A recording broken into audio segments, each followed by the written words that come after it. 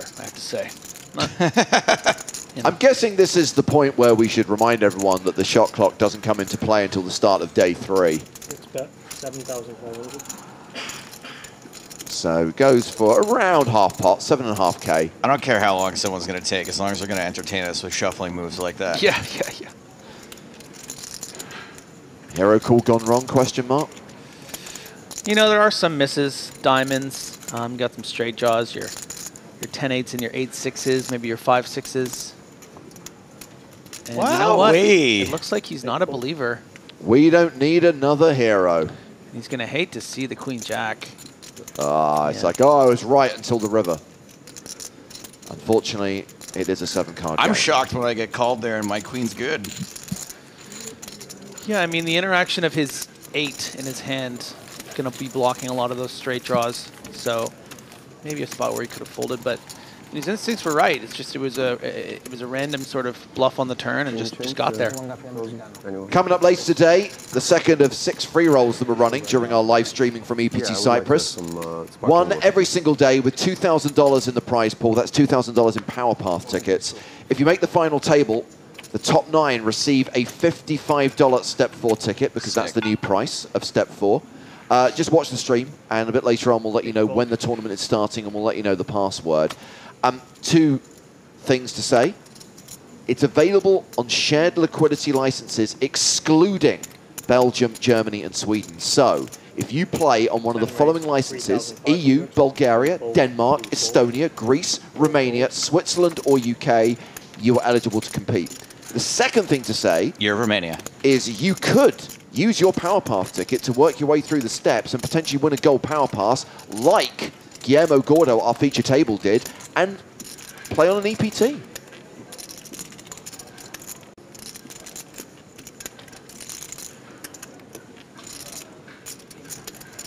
So we've seen the ace-9 raise. We have 5 call. Shotty on the button with Queen Jack flatting. 6 fold.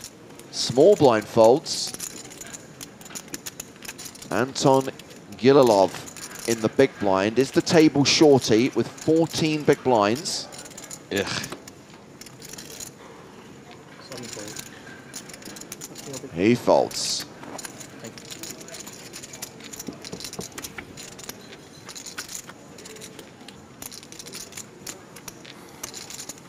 Ace high flop.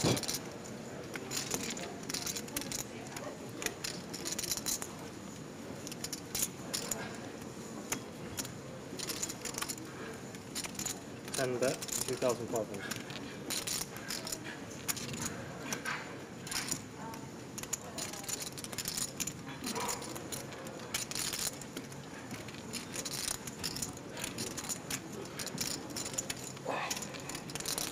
$2,500. The bet with top pair. Ooh, come on, you're just wow. Shawty wanna float. Needs a lot of help. Just do some quick calculations, and no, 7 of diamonds not. It does not help. helpful. In fact, it has Shotty drawing dead.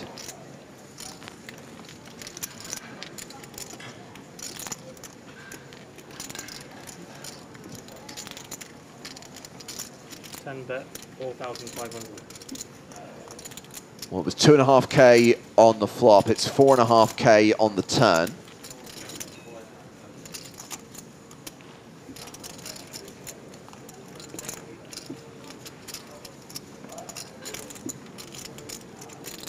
And now the fold from the Queen Jack. So 15 minutes of day 2 already in the books. 5 hands played at the feature table. Meanwhile, out in the field, around 20 players have already been eliminated. So I imagine by now, my preferred feature table option has already broken. We had Sam Grafton and Felix Schneiders at the same table today. Would have loved to have that on the main stage, but it was literally the second table to break. Sam Grafton finding his way to day 2 with 100,000. I'm surprised that 2 tables have broken already today. It always goes very quickly at the start. I mean, bear in mind, you've got a lot of people who are coming in limping into day 2. Well, people limping into day 2, but also people yeah. buying into day 2. Exactly. 55 people registering late last night or early today, and you start with 30K, which is what, 20 big blinds at the current level? All it takes is one ace-queen. Yeah. And you're back to the pool. 6 fold.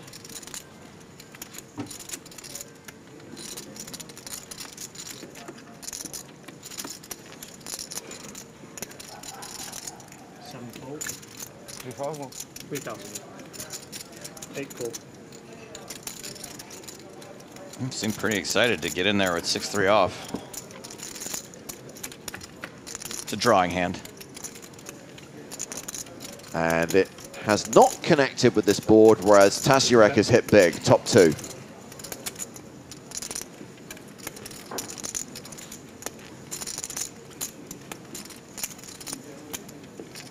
Did you ever read The Tazurek by Alex Garland? No. My overriding memory of Halil Tasiurek from last year was he had the Turkish flag draped over his back and over his chair. Right. 8 fold. And his continuation bet 5,500 gets the job done on the flop. Very confident open there to play its first pot. I like it.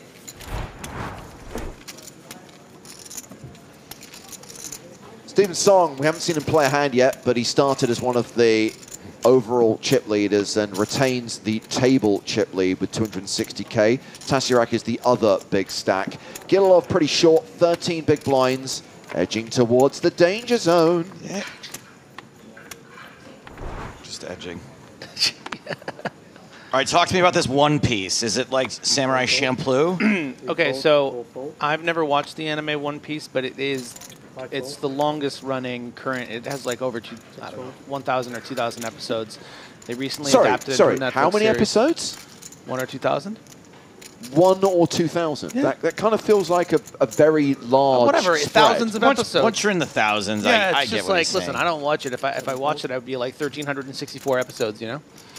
Anyways, it was recently adapted into a live-action adaptation for Netflix, which was actually probably the best and live-action anime adaptation they've done. It was really enjoyable. Yeah, I was not a big Cowboy Bebop guy, not going to lie. Tried it. No, yeah, they kind of faltered there, yeah. No, but One Piece was quite fun.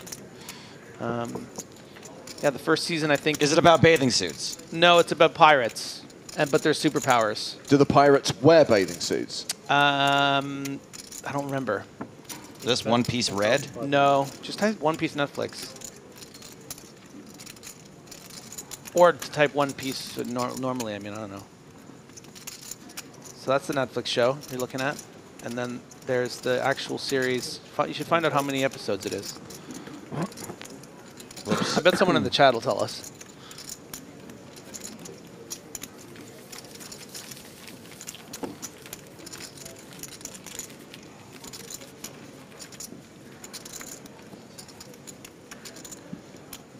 You'd think over 1,000 of episodes, they would have found the piece by now, huh?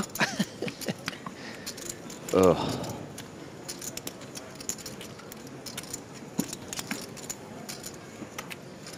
$1,122 episodes, apparently. Wowee. Well, I'm not going to start watching something that's going to take me several years. 3 raise, 3,500.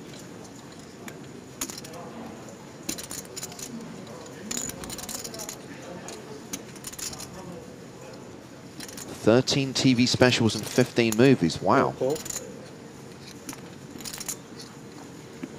fold. I'm sure every episode's amazing. 12. How long are the episodes? If I had to guess, 20 minutes. As that's pretty standard for There's a lot of anime. hours of content. Yeah. No, I've always been too. It's been too daunting for me. It's been on since 1941. Oh, hello. Ooh. We've got Gordo with the Snowmens. Hello. We've got Tasiurek with 6s, and now we've got Ivagaru with kings. So Gordo raised, Tasiurek called. I imagine we will see a re-raise from the small blind, which will look a bit squeezy. 10 raise, 13,000. One fold. 13,000 total, and action back on the original razor.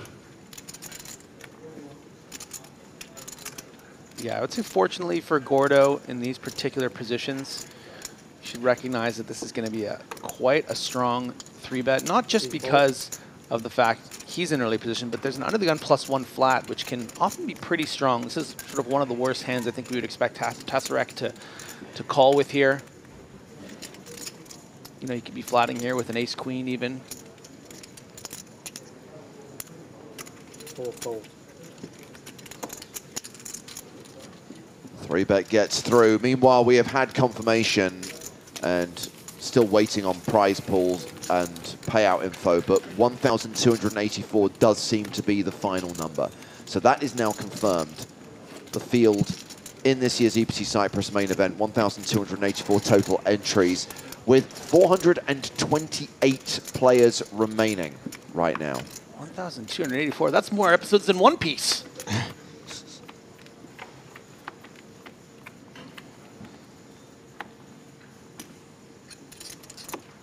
Four fold. Five fold. Six fold.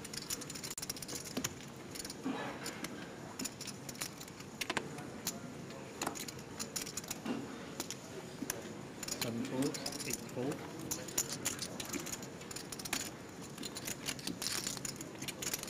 Ace-8 for Ivagaru on the button.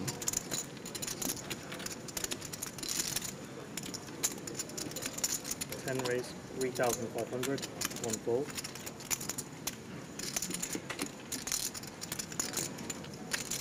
We call.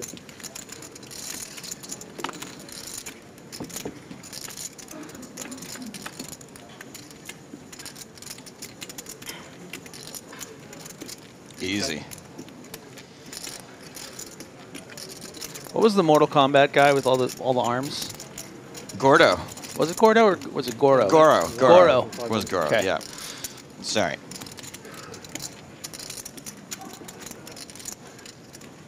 Always fascinated that you can take nerdery to a level that What's none of funny us... is that I was going to do a Goro reference, and I was like, no one's going to get that. Griffin.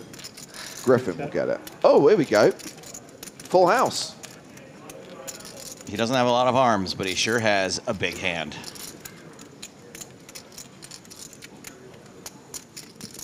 Turn back. 3,500.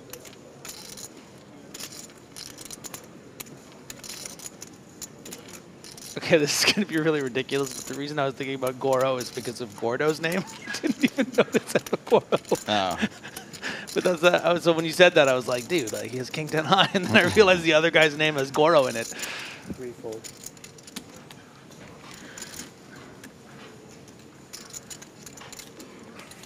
Just the nuts. Good fold.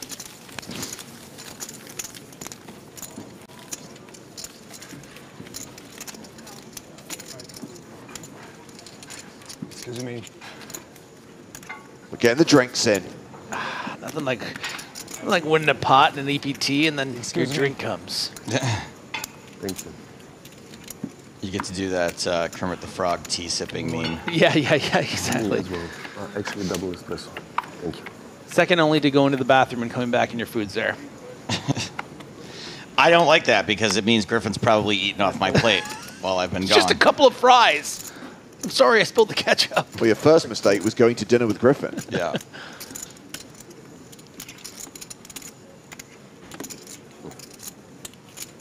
Seven fold. 8 ways. 3,000. Belinsky opening with ace-queen.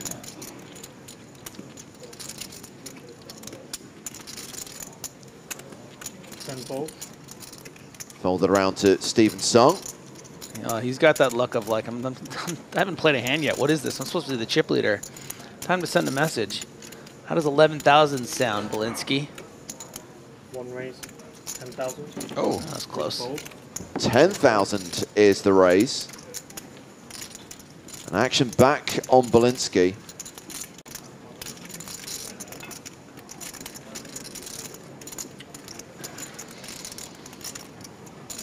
Mesmerizing letters, huh? Like they're moving. Big call. And he calls. Does have the best hand, but he's out of position without the betting lead.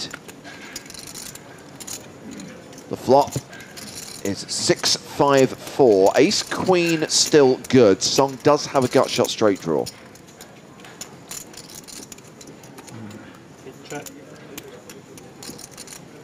Action has been checked to him. Well, Mr. No Yap has a suggestion on how to proceed. All in. Not sure which player or on what street, but all in. One bet, 8,000. I think Mr. Noyap was probably referring to pre-flop, having seen all the hold cards. Yes.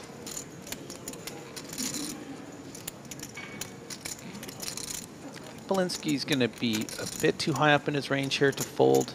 You know, you would hate to just be folding here and lose to King Jack, but you know what? You're up against one of the best in the world. You're out of position. I really Two don't more blame him. streets, also. Yeah, it's just you don't want to be playing the guessing game against someone like Steven Song. So a bit of a tight fold on the flop, I would say, but I really don't blame him. Steven Song from Connecticut in the USA, $8 million in live earnings, and it was just over a month ago that we saw him take down the EPT Barcelona main event for nearly 1.3 million euros. I didn't know he was from the tri-state area. That was a saga, right? Barcelona final table. That was pretty epic. That was a good one. Barcelona always delivers. Yeah, it really does. Every year. Yeah. Adam wants you to know, Griffin, that there is an Eddie Gordo in Tekken. 6 fold. Ooh, okay. All right. 7 fold. Does sound familiar. I like Tekken. There was one guy, the guy who lays down. Guy who lays Lou? down. Not sure. Lee? 10 fold. Law. Law. So Savage Scorpo asks, how many EPTs does Song have? 8,500. Just the one. I mean, bear in mind, the tour has been running for more than 20 years now, and there are only 3 players who have won 2 live EPT titles. Vicky Cord, Mike Watson. And the other one. Nikolai Paval.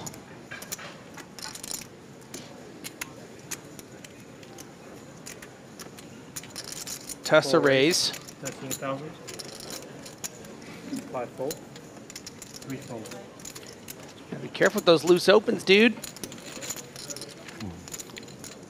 Thank you. You better Tazza check yourself before you Tazza wreck yourself.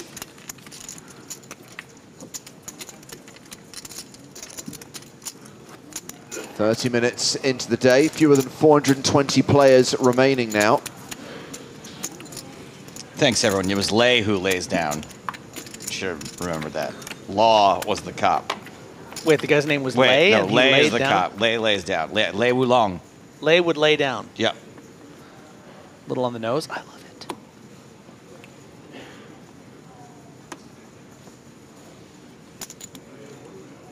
it. Ace deuce for Gililov. 7 folds. 8 fold.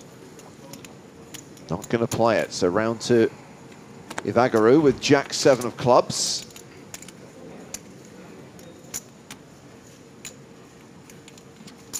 Ten raise. 3,500.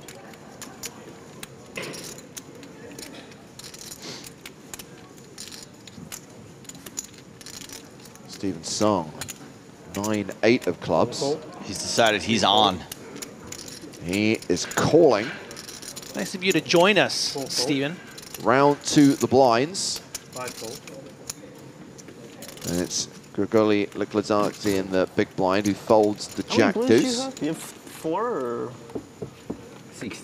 6? Okay, thanks. I just can't see. 10-5-5. 10 check.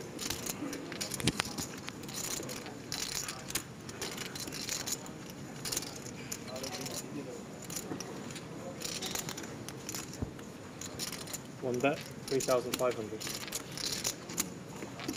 And with no continuation bet from Ivagaru, Song will bet 3,500 on the flop.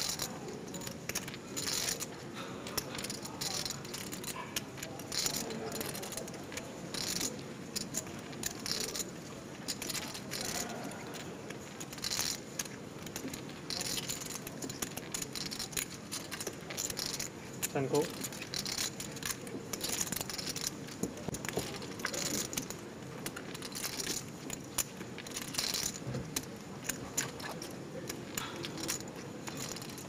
Four on the turn. Very curious check call here from Guru. Feel like in a situation like this, it's going to play cleaner either as a c-bet or as a check raise. Kind of capping your range a bit. You wouldn't really play over pairs as a check call.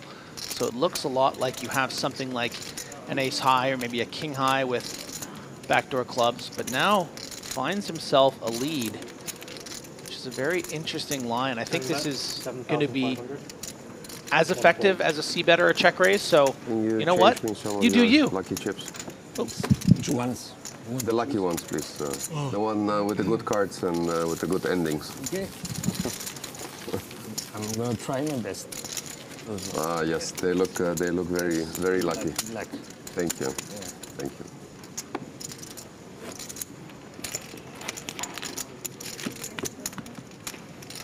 Thank you very much. Thank you. Thank you.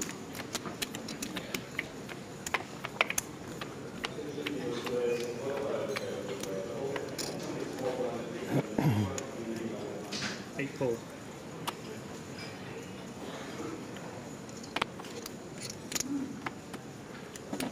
Fold.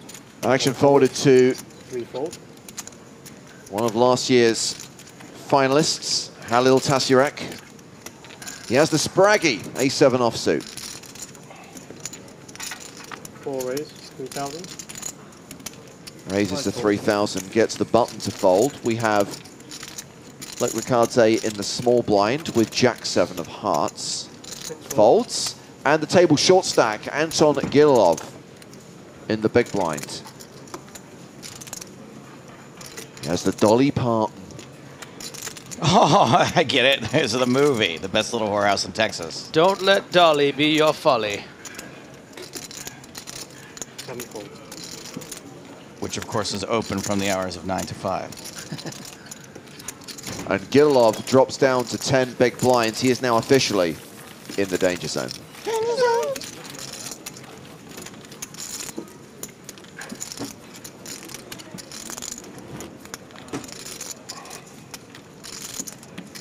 So we track across the room and see all the tables in action. We can see from the clock 410 players remain from a starting field of 1,284. The number will be officially confirmed. The prize pool info will be revealed probably at the start of the second level of the day in around an hour's time.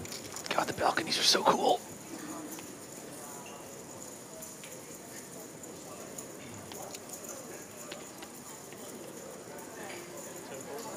Wonder which of these tables will be coming to the main stage for the second level of day 2.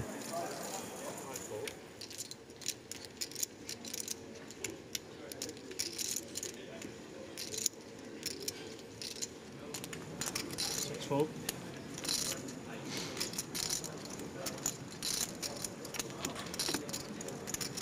7 fold.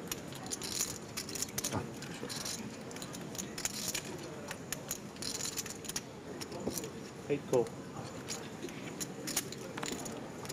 Song has opened with ace king of diamonds. Belinsky has called in the big blind with queen 10. The flop is king jack tray. Ooh. Top pair versus the open-ended straight draw. Yeah, pretty juicy flop here for both players. Draw into the nuts 2 ways and One bet. top pair, top kicker, backdoor nut flush draw. We have a hand.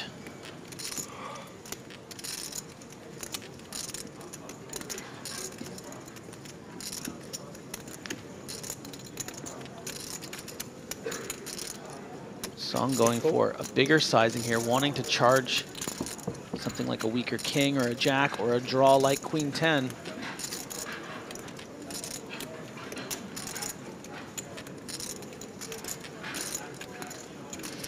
Big check. On a brick like this, I think that Song might find himself pricing Belinsky out simply because Song wants to charge those king 10s and king 9s to the max, right? Get 3 streets of big value. you know, wants to get value from a jack that might get stubborn on two plus streets. So I don't know how King 10 in particular, Queen 10, pardon me, is going to react to a big bet. Probably just make a fold. We'll see. I mean, Belinsky, we've seen him be sticky already today in that ace high call situation. This bet representing nearly 25% of his 60,000 stack.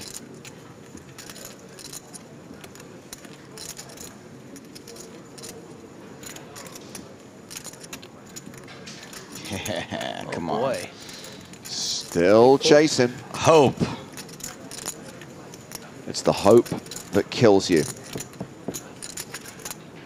He's got roughly pot behind as we go to the river, which is a queen, so he does not get there as far as the straight draw is concerned. He has rivered a pair, but it's no good. Big check.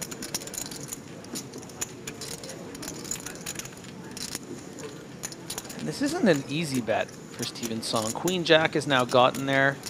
You're not very concerned about ace 10 or 9-10 because I think we would find folds from those. There were no turned flush draws here, right? So if you had ace 10 or 9-10, I don't think you'd be calling 13,000.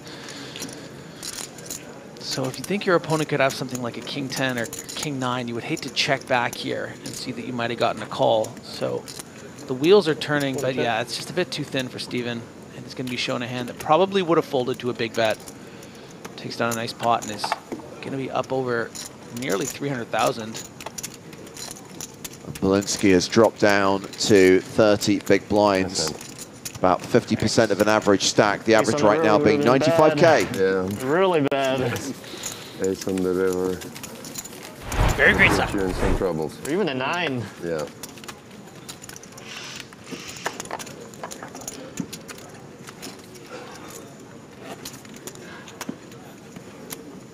So approximately halfway through the first level of the day. The second of 6 days of this EPT main event that will conclude on Sunday, and we'll follow it live every single day, right up to the moment that a winner is decided, a champion is crowned. And then, once we wrap on proceedings here in Cyprus, it's off to the United States of America for the NAPT. That's right, North American Poker Tour, NAPT Las Vegas, happening in November. 2 days of live coverage. The last 2 days of the main event, but more importantly than that, 3 days of filming on a new season of the big game on tour with live qualifiers running at Resorts World, giving you the chance to earn your audition spot to be a loose cannon. Check out the details in the PokerStars Live app.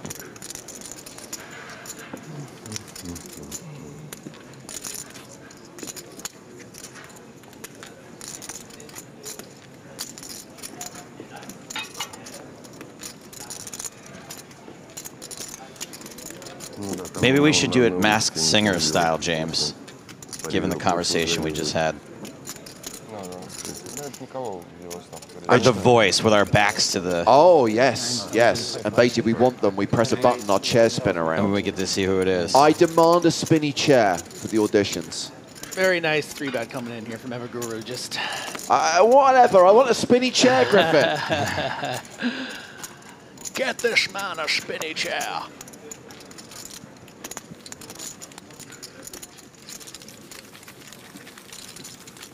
Turning that ace blocker into a bluff instead of just completing. Really can go either way. When did we start there. calling a bad ace an ace blocker?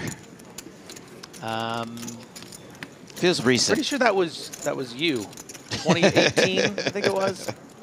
No, I'll wait till everyone starts using it, then I'll take credit for it.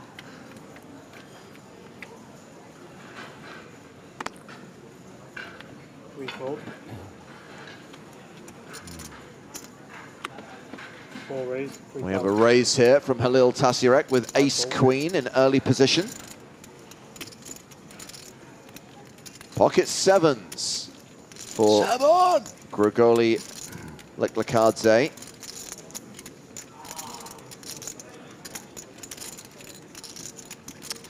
Yeah, unfortunately, another situation where you're a bit handcuffed with these small middle pocket pairs, you know, only playing 23 big blinds against a stronger range in the under the gun +1. You know, certainly your opponents can have something like an ace-queen. You could be flipping, but there's a lot of players behind.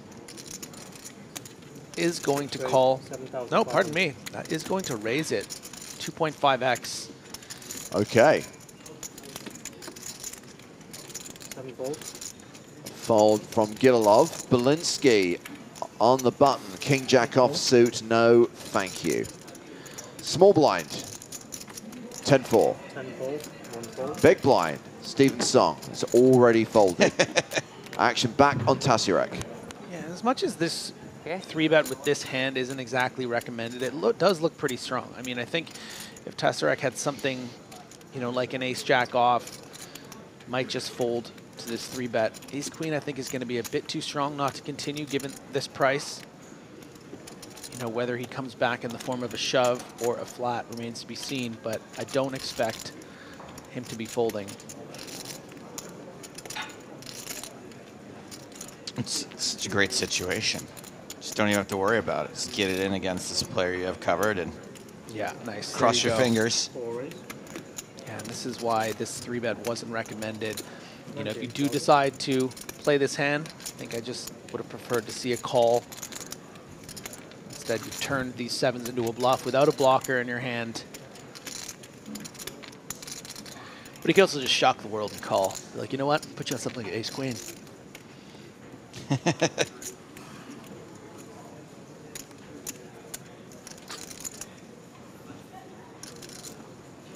fold. Yeah. Forced to fold the 7s. Yeah. And Tasirek What do you chips want? up Yeah, 5 is okay. to around 125k, more than 80 bigs. Joe's grimacing, but he didn't like that one. He likes to see, you know, let's see a flop or something, or no, didn't like the 3-bet fold. So it has been announced that when we go to EPT Prague at the end of the year, the first ever Spin and Go Championship will be taking place across the 14th and 15th. 81 players competing in a series of 3-handed tournaments for 100k in prize money. So this is going to be 74 qualifiers and 7 invited guests. Those qualifiers, 17 from Italy, 24 from Southern Europe, 33 from the rest of the world. There are leaderboards, qualification running now until mid-November. If you want to participate in this promotion and potentially win your spot in the first ever Spin and Go Championship. If you win one of those leaderboard competitions, if you earn your place, you will get a package that will take you to Prague, which will cover effectively the buy-in and your hotel and expenses. Cool. Is the final boss Nick Walsh? I think Nick is hoping that if he doesn't qualify via the leaderboards, that he just might be one of the 7 invited guests. Question. Yes. Has anyone seen the spin? How are they going to do the spin? So the prize money will be decided. Part of it is ratcheted, right? So for I think the winner of the overall tournament is guaranteed 25k. Yeah. But some of the other prizes will be randomly decided for some of the preliminary I want to know matches. how they're going to do. Is it going to be a wheel? Is it going to be digital? Is it going to It's going to be be a digital wheel? a digital wheel? Are you going to throw darts at balloons? Ooh. Back in the day when we did live Spin and Goes, they did have an actual wheel, like a wheel of fortune. Brick and mortar wheel, yeah. I figure in the year 2024 we might be going digital. Everything's gone digital. I don't trust it.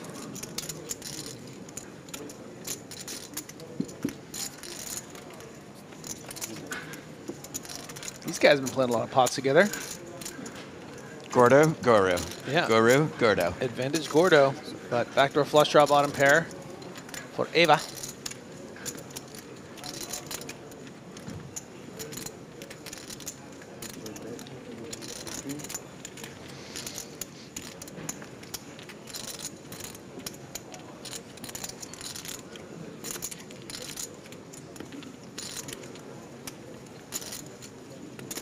$1,500 apiece.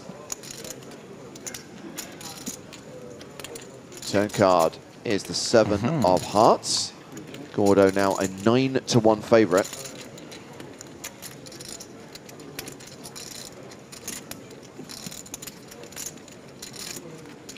And with the action going check, check, we get the 10 of diamonds on the river. 2 pair now for Gordo. But it is a straighty board. Yeah, we did see earlier in this level Gordo block bet in a similar situation with a 4-card straight and 2 pair. Let's see if he elects to go for that, you know, 25% bet or instead checking. I mean, we highlighted that Gordo won his way here via Power Path. He used a gold pass to get an EPT Cyprus package, but he is a pretty accomplished player. 600K in live earnings, has cashed a number of events on the EPT, was in Monte Carlo earlier this year.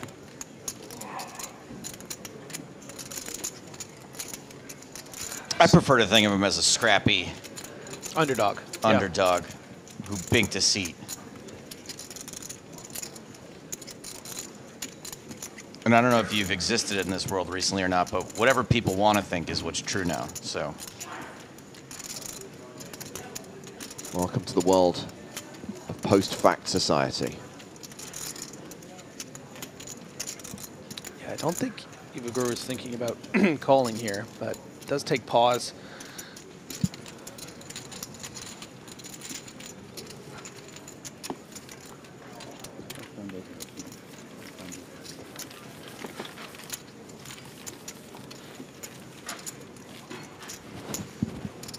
Well, Gordo is playing around 67K, so we've only got 2 players at the table with above average stacks, those players being Tasirak and Song.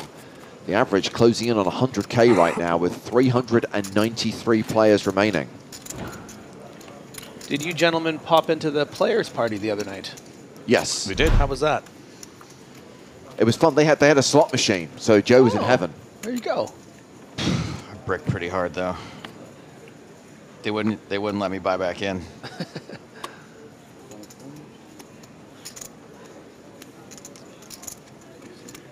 It was actually that one that we played that night in your hotel room. Oh, yeah? With the lightning bolts. Okay, okay. So you're right at home.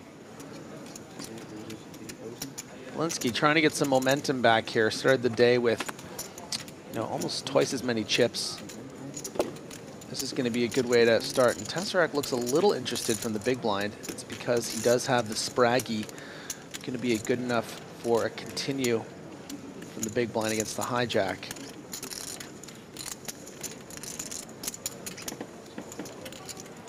Tread carefully when you play the Spraggy.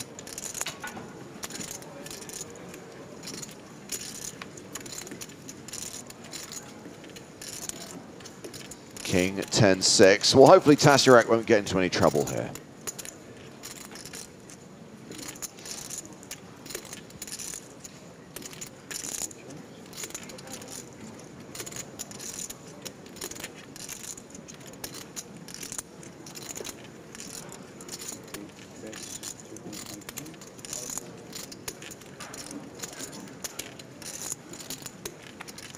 Continuation bet of 2,500 and a fold.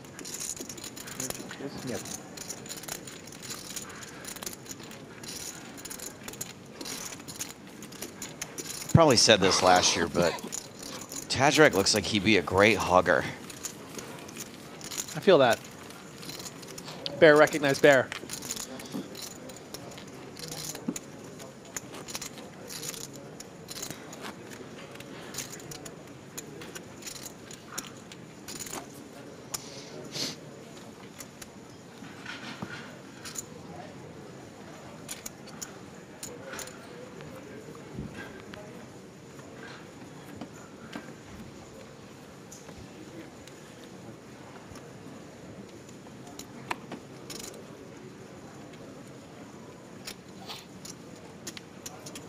Action starts with Liklikadze. He folds. Gililov still hovering around the 10 big blind mark. Passes. Round to Vagaru. King 9 of diamonds.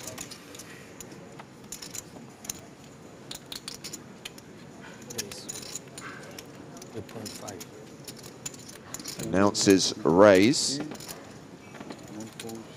3,500. Tasirak, Queen 10 in the small, folds. Soti in the big blind, 4-3 off. Folds.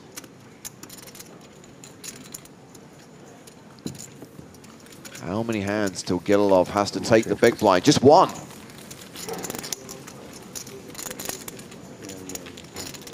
I'm very comfortable with the 10 big blind stack. I know you are. It's my home. Yes, yes, maybe. Now the cards became a little bit better. I had only 2 in the first. Okay. Now it's up till 7. You know. Sometimes I see 7, 10 offsuit, and I'm happy with it already. To survive another like half an hour. Half an hour. Ah, okay. Yeah. It's not too easy, this task with my stack. But Being card dead, something everyone can relate to. Yeah, right. it will all depend on the cards. Yeah, it depends, yeah. Good luck, I wish you good luck. Thank you very much. Very kind. No, camaraderie. Fault.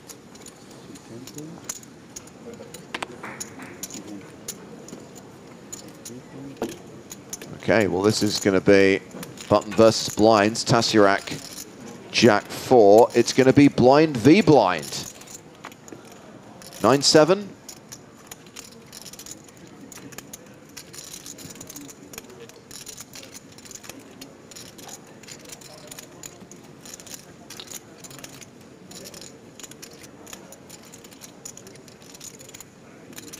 Completes at ace-5.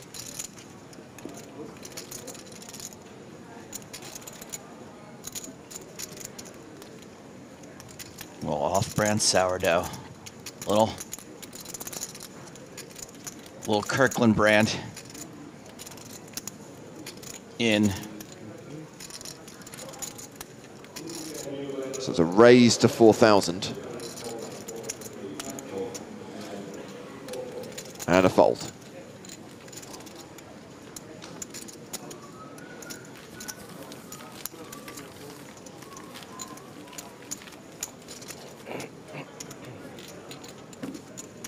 Did you have 500 back? Sorry? Did you have 500 back? You put 2,000. Oh, did you get 500 back? yeah. No. No. Yeah, you should. Yeah. Thank you. I wonder how many chips I've missed out on over the years because I just don't pay attention to any of that stuff, and I just assume the dealer's going to do it all the time. All ins, everything. I'm like, guys, you can handle this.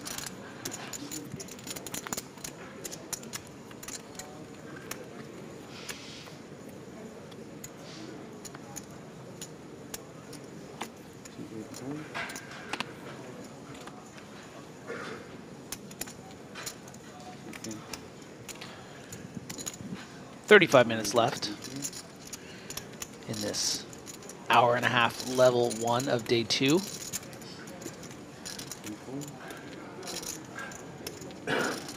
Steven Song, Queen 5 suited, makes it 3,000 and is going to run into the ace of Halil Tazarek. Flats, no re-raise from the aces. I love it. I do too. And Gilov in the big blind with a awful hand. Yeah. And there's so many hands you could just complete there with 10 big blinds. I mean, part of the utility of this aces flat from Tesseract were the short stacks behind, you know, including very primarily the big blinds short stack, hoping that, you know, he would find something and shove, and then Song might have something like a king-queen and isolate. In this case, though, Song with just the queen 5 of clubs, the big blind getting out of the way, and he's going to proceed a bit cautiously against, you know, one of the tougher players on the table, someone who is no stranger to success here in Cyprus, having final tabled last year. Song just immediately recognizing that maybe this isn't the spot for a C-bet. Yeah. Goes check on the jack 4, deuce of hearts on the turn, 2 flush draws out there now. And just a great check from Tesseract too. You know, recognizing Song might just be waving the white flag, wanting to give him an opportunity, but Song just doesn't bite. You know, Song doesn't want to bet here and just get called by an ace-10 or. And now, finally, Tesseract's going to kick that door down and say, all right, here's something. And look at that, Steven Song. Just so fine with it. I was trapping you. Oh, don't tell him. Don't give him the confidence. Oh, man. Me to shove it, yeah. But, as usual, I That's got cute. Something like, I don't remember. 3-8 of suit, and it's difficult. Difficult. I didn't find the knowledge in me. There's some information on little Tesseract and Kara, Turkey. 4th place last year for 358,000. You were thinking for a second what to do. And That's why you folded the 3. yes, of course. Otherwise you would have shot it. Of course. Of course. Good read. Good read. Yes, good read.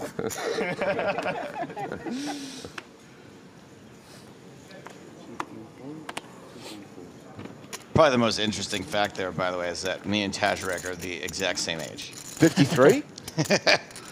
Did we bump it up? Griffin, I don't know if I told you this or not, but when I first started on the tour, we used to joke around about, we used to give a joke age for me. It was much older than my actual age. It was like, Stapes is this age. I'm that age now. I'm the joke age. Also, the joke didn't really work because only one person ever questioned it, and their response was, huh, thought he was older. Poor Gililov just wanted a little something in that small blind, but it comes in the form of the 7-3 off, technically dominating Belinsky. Yeah, technically somehow worse than the 8-3 he had last hand.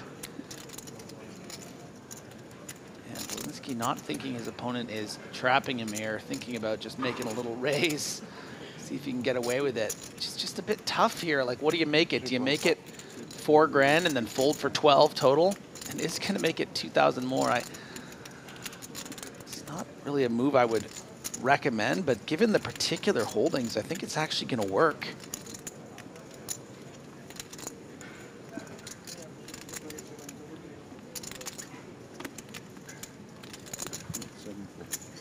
There you go.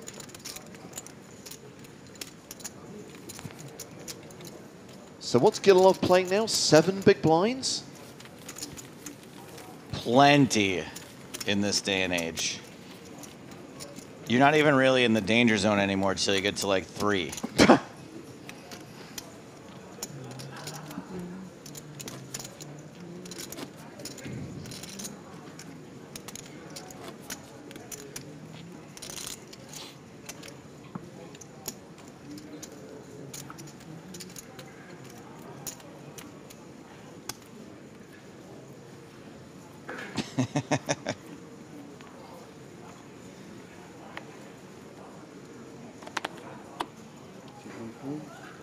Stephen Song was first to act. He's folded. It's round 2, Tasiurek.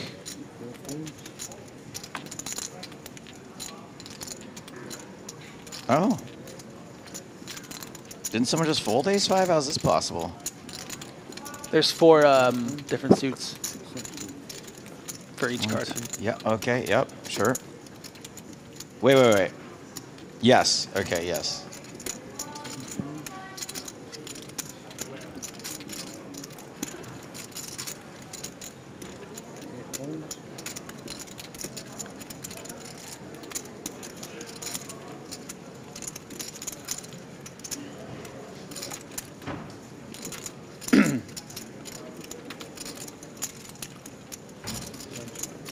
Jack 8 of hearts limping in. Nice and easy. Dominating the 9-8.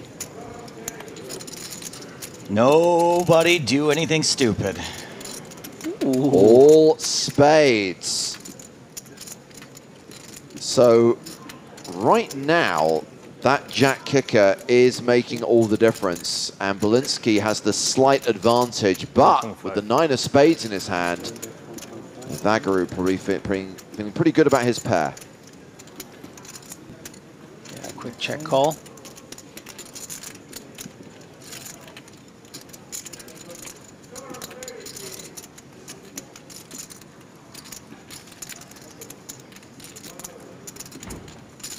You're not surprised he's wearing Armani Exchange and not Balenciaga.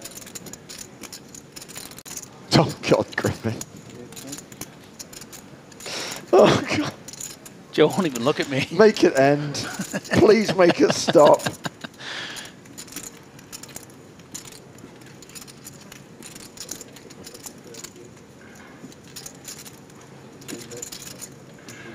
Coming out with the bet again with the 9-8, thinking this 8's probably good a lot of the time. I can get I can charge a hand like an ace high with a spade or a king high with a spade.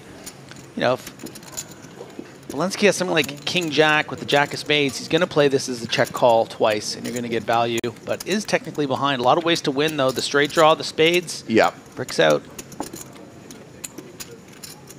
Wow. I would have definitely taken the 9-8 on the flop, and I would now be losing. I do think that's only fair, though, if you're going to be out-kicked, that you have the flush draw to go with it. At least you have a shot.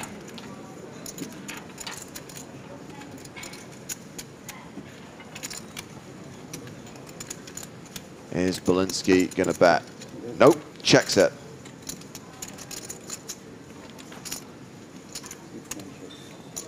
And Ivagaru checks behind.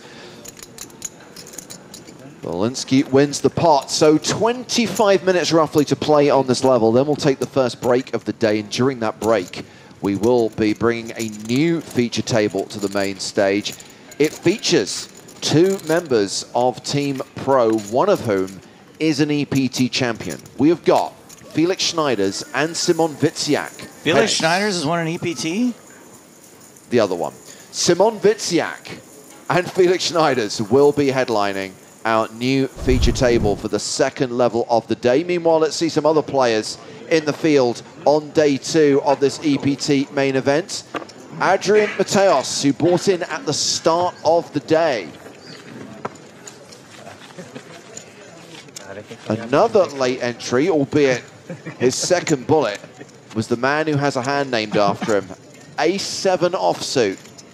It's Spraggy. Did not get through day 1B, but was back in at the start of today. How much? 10,500. Bye-bye. 10,500. So he's trying to avoid the camera. Oi, Marquez! Anna Marquez. And talking of EPT champions, we have a player who has an EPT title and made a pretty deep run in last year's Cyprus main event.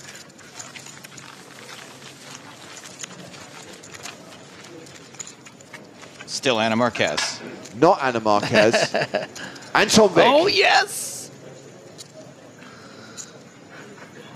Love me some Mantis Vanties. PC principal?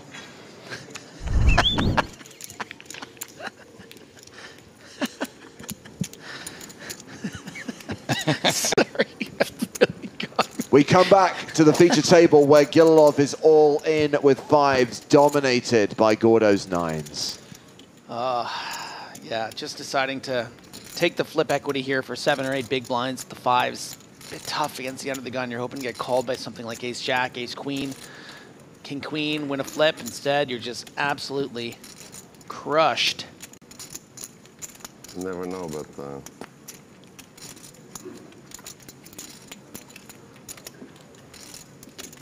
that's not too good. Ugh. Not looking good for Gililov. 2 immediate outs, 2 5s in the deck. 5-5, turn river. 5-6.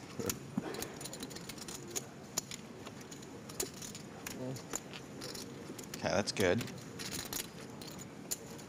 Only a 5 saves him. 2 outs, 2 cards he can hit.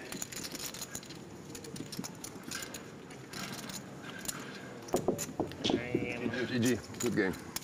And that we'll see. Anton Gililov eliminated on day 2. We no longer have a low love.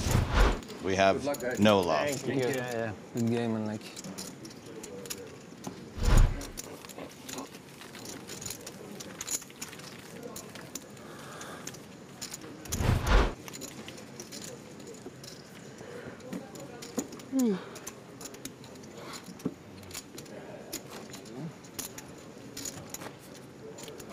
So Gordo playing 82.5, which is 55 big blinds. It's a very good stack, but the average right now is more than 100K. Fun moves, yeah.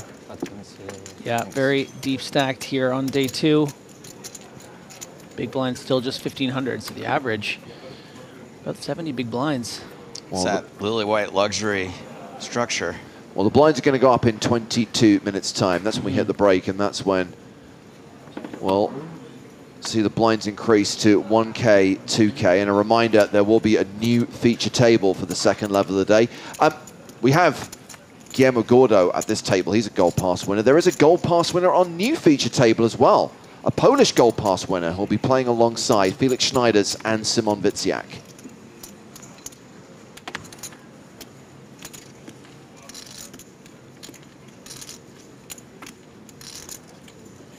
Not only is Simon a EPT Barcelona champion, but he came close to defending his title when you consider that he made the top 30 in a huge field in Barcelona this year, the year after he won it. Yeah. Pretty solid achievement. Very impressive. Not only that, looks really cool in reflective glasses. He's a cool looking dude. Yeah. He fits in real well as a team pro too. He just feels right.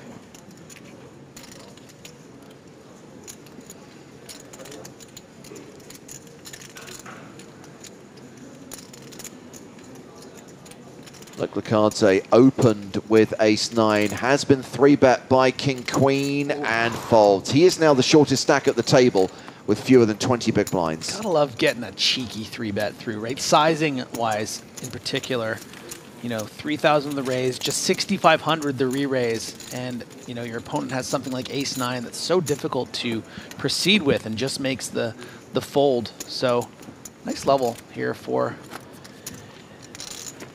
Ivagoras.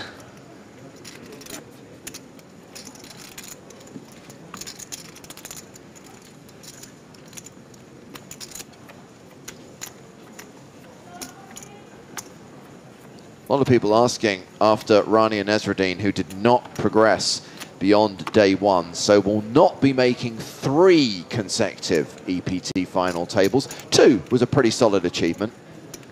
But I believe that Rania is coming to Vegas, Joe. We'll see her at the NAPT. I think we will not be able to keep Rania away from Vegas.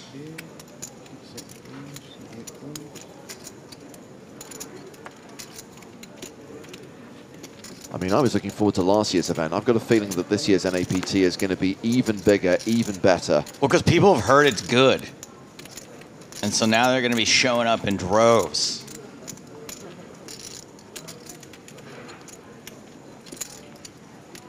Shotty here with Jack 10 of diamonds has raised. Stephen Song was thinking about doing something with 8-6 of diamonds, but folded. Gordo, King 8 of clubs in the small. Will there be any 1K hyper side events at NAPT? I'm sure there will be. Just want to know if I need to defend my title. I'm sure there will be. Okay, okay. What I like is the main event is now a 5K. Yes. As it should be. As it should be. An event that should be on the same tier as an EPT. There is also like a 25K high roller as well. But alongside that, you've got like a $550 mystery bounty for the opening weekend. You've got the $550 cup for the closing weekend. So you've still got that kind of recreational player friendly tournament either side of the big buy-in events that bring the prestige and bring the pros.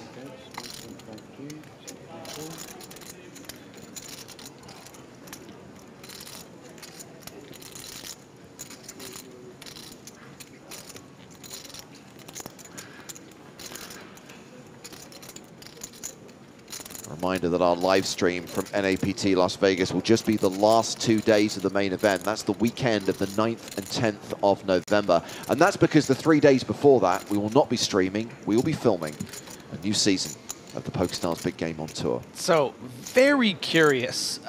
Yes. Check call here on the flop from Tesseract. I mean, must be aiming to misbehave at some stage of this hand. Doesn't get the turn card, I think, that he would have wanted to get a little weird, get a little freaky. Was probably looking for something like, you know, a heart or a 5, maybe a 7, maybe a 7 hearts. But this is definitely not recommended. And you know what? With that river jack, I think it's going to be motivated. You know, when you find yourself at the bottom of your range, one of the worst hands you can possibly have, you're going to need to bluff here. You don't want to, you know, check here and see your opponent showdown King 10 or something, or pocket 9s. This is a mandatory bluff from Tesseract, and unfortunately for him, Shotty is all over that river. I mean, King 10's okay, right? But pocket nines is bad. What do you mean? I mean, facing a bet, they're both difficult to deal with. Against If a bet. Yeah, sorry. I thought yeah. you'd say if it goes check, but yeah, all right. Yeah, Chips into the abyss for Halil Tasirak with the rivered full house for Shotty. I think like my showdown value is pretty good here with Jackson threes and an ace high. might even want to raise.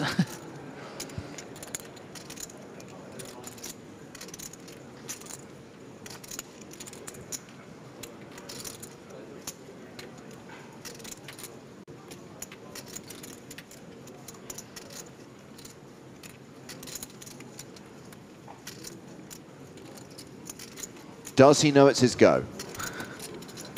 Okay, Joe. Over under 18,000. Under. James? That much. He always does this. Well, I didn't have a chance, and then I felt, well, I could say it. Hey, James. Or Joe, rather. Good job. So what can you get called by? You gotta go under. How low can you go? 16 minutes until the break. New player coming to the feature table. It is Omar Del Pino, a player with more than $1 million in live earnings. Looks like ace jack. Close enough. He's bringing a 22 big blind stack to the main stage. No women, no kids.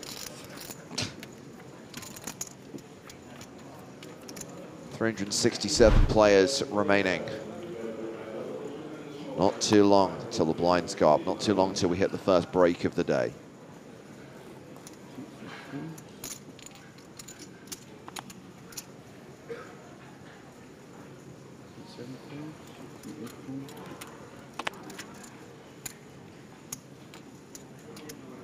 Ace four of clubs for Vagaru.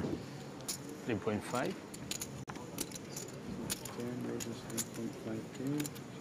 Yeah, I like the little smile of someone who's having a pretty good level and who's able to play a lot of pots. I mean, Vagaru's had a lot of reasons to play a lot of hands. It's nice to just get in there, get involved, you know?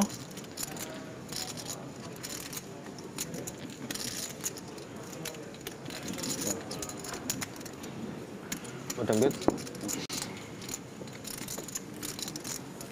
What's not to smile about?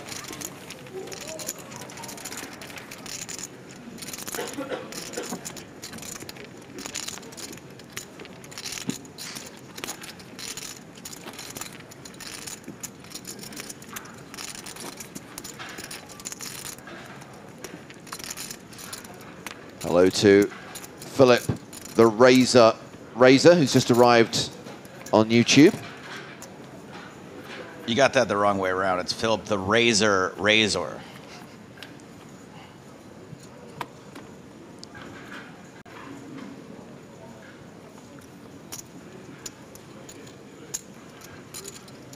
Welcome to the table. Ace queen off under the gun.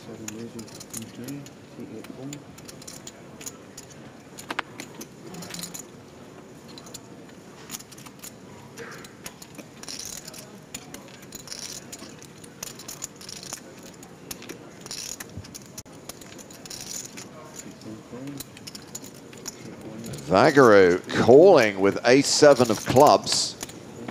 As we get round to the blinds.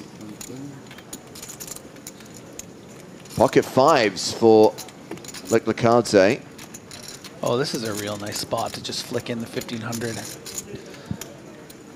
Let's go. Let's see a 5. I do love flopping sets. It's just so fun. It's like you have a dirty little secret, you know? Queen 10 deuce with just the one club. So not a great flop for fives. Awesome flop for Del Pino. I guess with the backdoor draws, if Vagaru might stick around.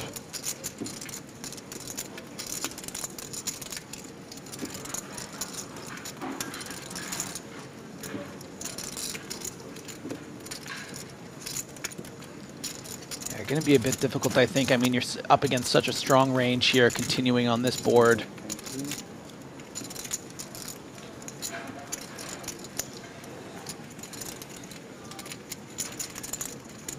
But it's taking pause.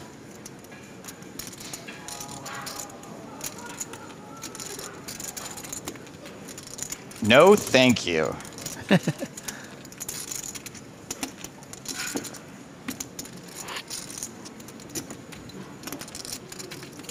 Anyone who seriously considers like their backdoor outs here has had way too easy of a life. Oh my goodness.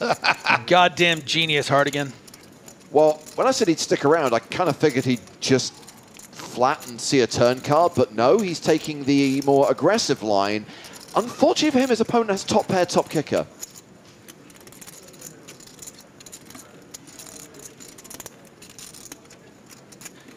And I don't see Del Pino not playing this aggressively right now. He's only got 17 bigs behind.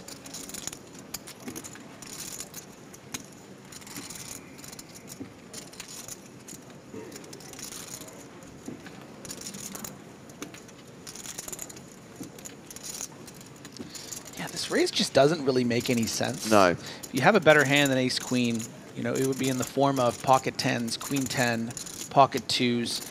These hands would all really just call in this spot. You know, you wouldn't want to scare off your opponent who might have something, you know, like a bluffy draw, like a king jack, ace jack, or an ace 10.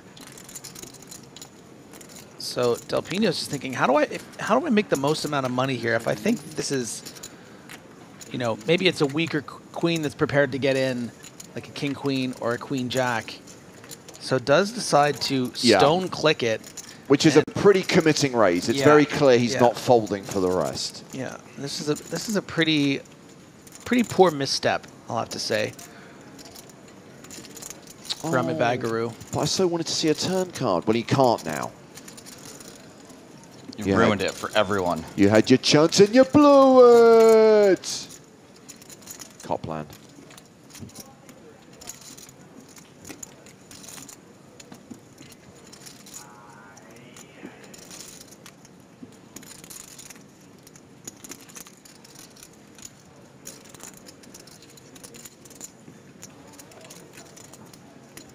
There it goes.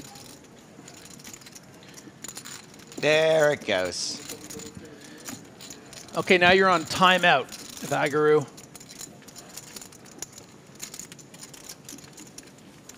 Still has 49 big blinds.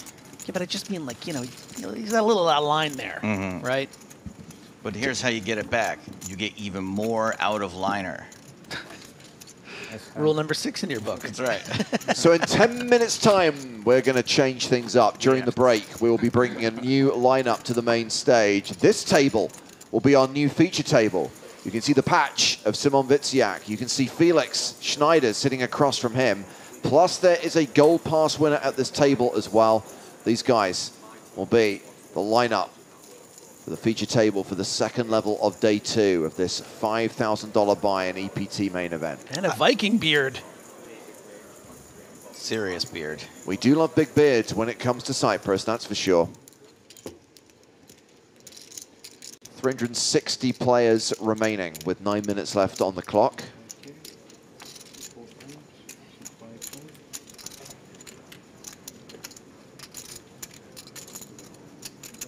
Do it.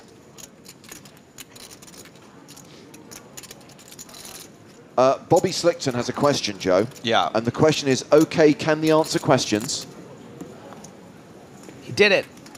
No, I'm not a question answerer. I thought about it, but I don't want to answer his question. So no. Griffin, can, Yes. can the answer questions? I feel like it's in my best interest to be an ally to Joe and not answer the question. Thank you. Stick with him. Be in his corner. Don't undermine me.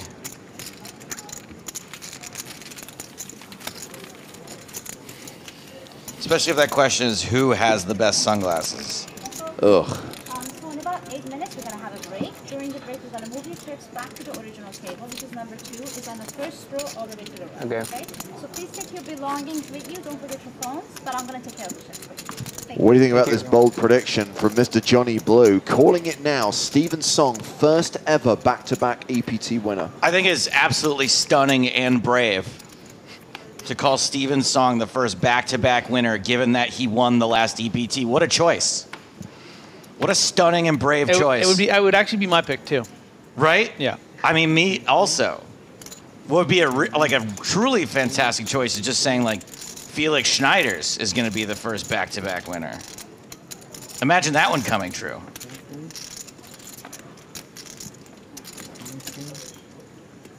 You pick the one guy that's halfway there.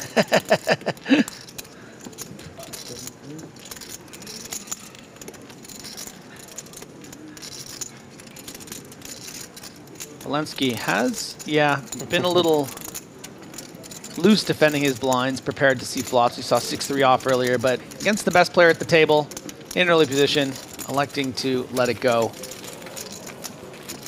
What I do like a lot about Stephen Song is he probably is the best player at the table, but doesn't act like it. He's just there goofing around. People make their little silly comments. He plays along with them. And it's weird.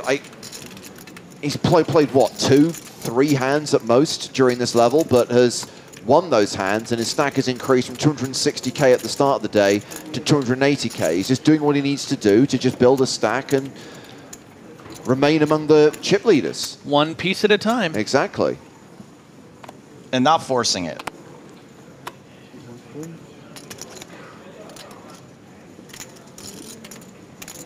It's not like he raised ace-7 of clubs with one club on board. Yeah. And to answer your question, Happy Letty, yes, Adrian Mateos has won an EPT title. He won Monte Carlo back in 2015. After which, Griffin wrote a piece of fan mail to him. He'll get back to me eventually. Dear Adrian, I love you. Speak to me, please, Griffin. It was weird that you included your baby teeth. They were adult teeth. I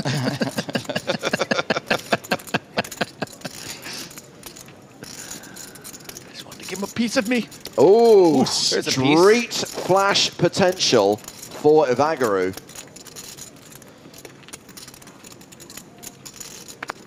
That would be pretty dirty.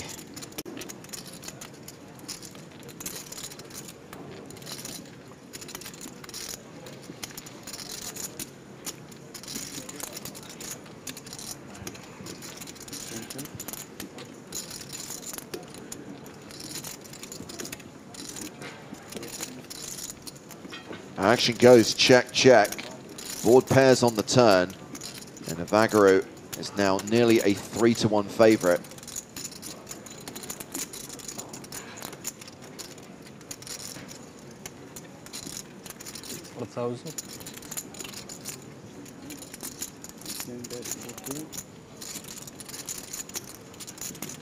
Evagaru leads for 4K.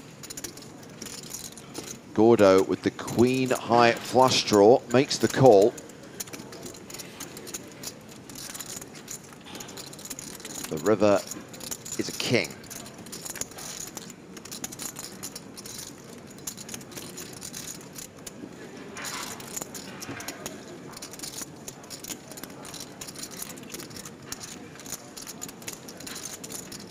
And this is why we have to celebrate street flash draws, because so rarely actually see a completed street flash. Yeah.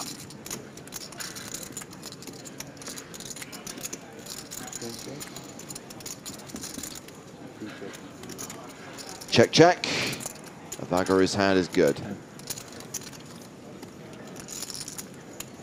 Should be able to squeeze in another hand.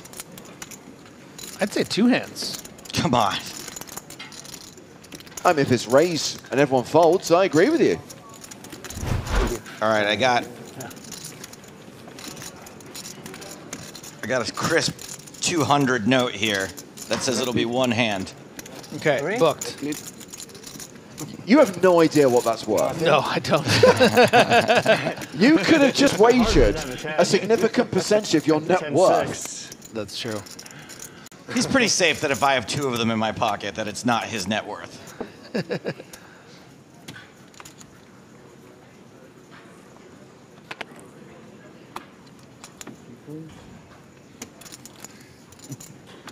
2 minutes and 51, 50, 49 seconds left in this level. In case anyone wants to take sides. Just put a Team Joe or a Team Griffin in the chat so we know who you side with. Belinsky raising the button. Just put Joe Pocket Money, Griffin Net Worth. And Vagaru, ace jack in the small.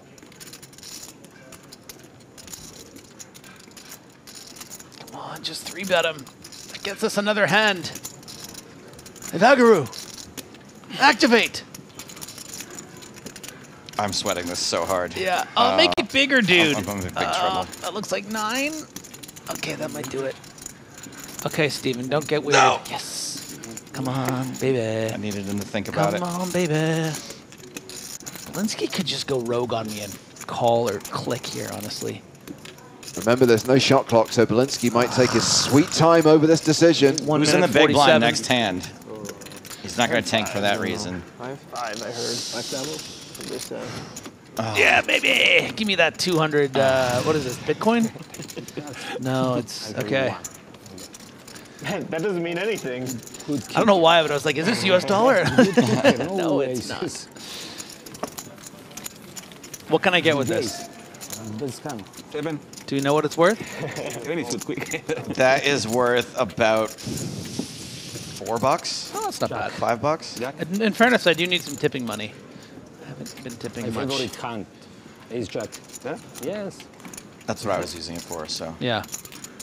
Strong hand. Actually, I did tip aggressively when I got here with pounds. With big Oh, pound yeah. outs. You know what? I gave someone 10 pounds in 10 the casino the other night, and all my friends laughed at me. I gave 10 pounds to the gentleman who brought my bag up, and 10 pounds to the taxi. You lose more with That's all I had. Last hand. Little more about it. More. Shoddy with the ace-10. Would love to just raise and get it through and then move off this feature table. End on a high note. Maybe even win a nice pot. Time will tell. Is the raise to 3,000? All right, double or nothing on another hand being done after this one. I'll tell you what. You can double or nothing that. Okay. No, if someone continues in this hand pre-flop, like calls or whatever, you can pick one of the two players. Okay. I don't know if I have it. Oh, do I have another one? All right. Yeah, hold on. So Evagger is thinking about playing. Yeah. Oh, he's in there. Okay. So if someone else joins, you have to pick, one of the 3.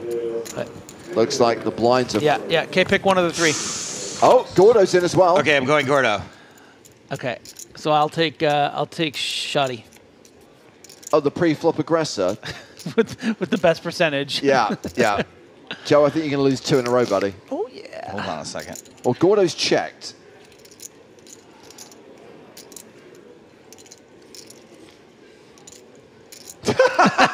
He prepaid.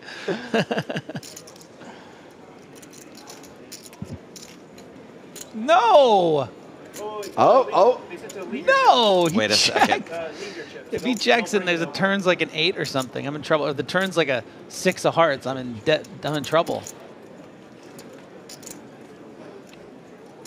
Oh my God, he's losing. No, why didn't you bet? Well, that's right, because if it's a chop if Agora wins, right? No one wins. No one if wins. Agora wins, okay, interesting. Oh, that's why you prepaid, because you had Gordo. Yeah. Right. Yeah, but you only need. Yeah, you'll get your 200 back if Vagaru wins. I'll just leave that. I think it's about who leads, not who wins. Hmm? Oh, I thought No, who it's wins about the hand. Wins the hand, yeah. Yeah, but I'm going to need a Jack, Ace, or a 10 here, and not an 8. Ugh.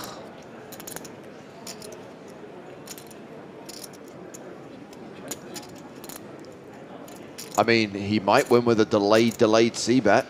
I mean, he would hate to lose at showdown to a 5 or a 7. Yes, from the agreed. blinds. So he needs to take a shot. Yeah. T at this pot.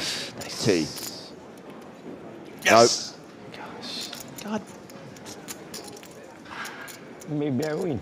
You do. You do win, dude. And that will conclude the opening session of day 2 of the EPT Cyprus main event. And we are going to bring you a new feature table on the other side of the break. These guys going back out into the room. It's a decent level for Steven Song, despite the fact he didn't play that many hands. He's increased his stack and is still among the tournament chip leaders. Only one shorty at the table. Gregory Liklazadze approaching the danger zone when the blinds go up to 1,000, 2,000. But when we come back, we will have an EPT champion, Simon Witziak, and another Team Pro, Felix Schneiders, on the main stage, plus a different Gold Pass winner. 17 minutes on the clock. And then we will return with more action from the main event here in Cyprus on the PokerStars European Poker Tour.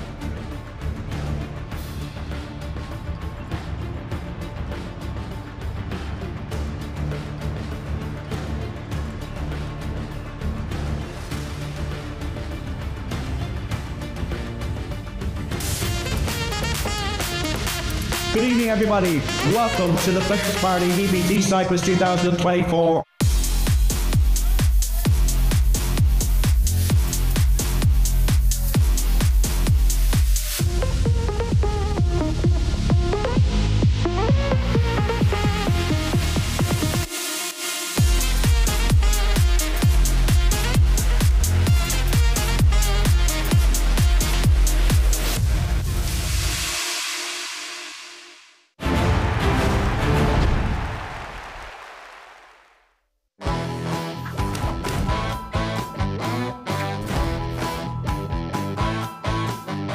At the time where I knew I'm gonna be a team captain, it was pretty much, I thought top 3 is gonna be the goal to get it. Just get a podium and it's fine. But I was quite lucky in the draw, and obviously all my team members are playing and grinding a lot, so that's really cool. And it is kind of what I am really good at, is leaderboard grinding, making points, playing all different games, and that's where I come from, and that's what I actually enjoy the most, just playing everything and having fun and try to make points.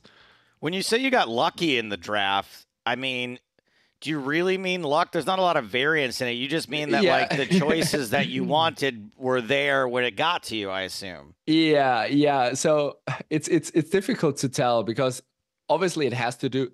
For example, we have 2 different examples. We have Lex, who got a little bit unlucky because he got adrenaline, and this guy makes normally 700 points more, so he's a little bit underperforming, and my guy is a little bit overperforming. So we're gonna get a bit of more points there against the top regulars in the leaderboards, because they are probably just running bad or whatever the reason is, or not playing as much as they used to. On the other hand, we have Spraggy, who just picked very, very bad teammates. So that's no luck involved at all. So it's always a bit tricky. I was just happy on the first day when I see all my team members playing, and that means already that we're doing well. And you sort of caught some. Now, I've apologized a few times on this podcast for your final pick, I believe. Was Wistern, and everyone laughed, and I laughed along because it seemed like the right thing to do, and I'm eating my words because he's performing quite well also, right? Yeah, no, he has almost as many points as I do, so obviously we're doing a lot together, we're good friends, we're having a lot of fun, and it gives us more of a positive mindset and vibe as well for both of us to keep just going. And we both are doing fine, and I know he can play different games as well, and he's not that bad, so he brings the points to the team. And the best part of that pick was I knew that he was playing everything, and that's pretty much the most important part of the whole system. It's just who plays the most gets the most points.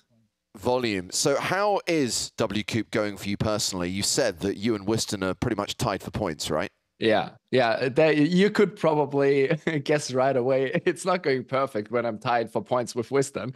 So oh, now Wistern's catching strays from his own captain. Love it. No, but yeah, the first 1.5 weeks were terrible, but the last week is fine. Now we're getting some runs. Now we're getting some results. So we're still fighting for the first final table. We had a couple of deep runs, but it was really tough the first couple of weeks. But that's a bit sad, obviously, when you try to perform as good as possible yourself. But yeah, that's how the game goes. Yeah, what is your general approach to one of these major series, like a Scoop or a W Cup? Are you literally firing at everything? Are you firing at just the lows and mediums and the occasional high? You know, how many of the 350-odd tournaments are you actually playing? Yeah, so it always depends a little bit how good I'm running. Normally, I'm playing pretty much almost all low and mediums and some highs. But it turned out that I'm not running good and sometimes not playing well either. So I cut out some highs and pretty much focused on most low and mediums. And if I can satellite into some highs and stuff like that, it's good. But yeah, I think I always have to adjust quite heavily there. So it just depends on how we're doing. When you say it's performance-based, is that based on like you're just taking an assessment of yourself and saying, hey, I'm not playing very well, therefore I'm making the decision not to play, or hey, I really need a couple of scores here to have the bankroll to play the bigger events, or is it a combination of the two? It's definitely a combination, but more as well. So nowadays, the higher you play, the tougher the fields get. And sometimes the fields are really, really tough and you can get destroyed. And just sometimes you need some confidence booster as well in the lower binds to just feel ready again to test your really, really good opponents as well, because they don't scare away. There's just everyone is fighting back on every pot. So there's quite some tough tournaments. Speaking of fighting back and tough competition, I noticed you posted a video and then an EPT champ decided to chime in and give you a bit of a hard time. Can you explain what video you posted and how Gilly came at you pretty hard? So there was my $55 deep run. 11,000 players started the tournament. It was the mini Sunday Million. Huge run. I had kings, flop top set, and a guy on the flop by flop top set, and a guy check raised me and blasted it and got lucky on the river. And I posted a clip. Obviously, I was super disappointed and whatever. And for me, it was pretty clear that I let him blast and whatever. But I got quite some to not put with the nuts, to put everything in on the turn to prevent busting right away. And yeah, I totally agree that there might be different opinions, and I shouldn't be too single-minded. I should just be open-minded to everyone that it might have been a good idea to shove turn. Could be a bad one too. I don't know. I take obviously all the hate and the love and whatever people have for me. And yeah, it's just nice that they are commenting on my posts and I get a little boost. So I'm happy with that. Not gonna lie, that's a good attitude. I like this kid's attitude. I'm glad you brought up Gilly though, Joe, because we come to the Dare to Stream competition. And I think I'm right in saying, Seb, that you might be the first and only player to win their spot on Team Pro. Yeah, I think so. Yeah, I think so. And this was in Dare to Stream 2, right? This was the sequel to the original. Wait, Dare to Stream 2? Dare to Stream 2, yeah.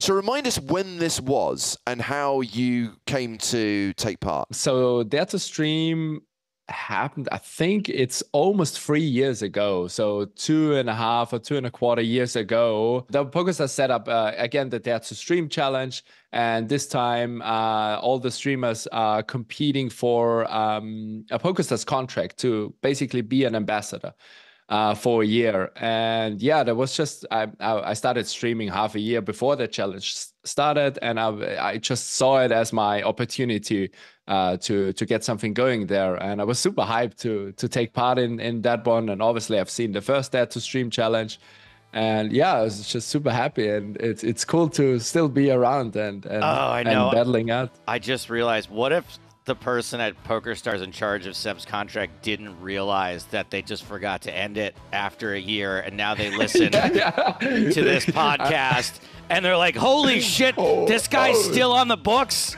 What the? What? We're still playing him? What is going on? It's time to fix the glitch. Fix the glitch.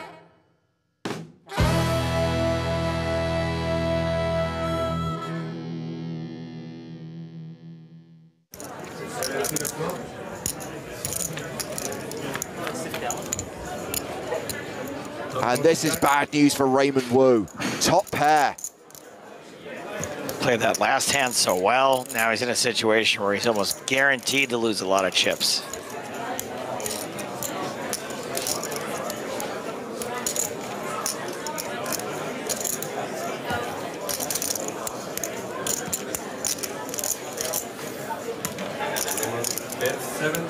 A continuation bet of 75,000.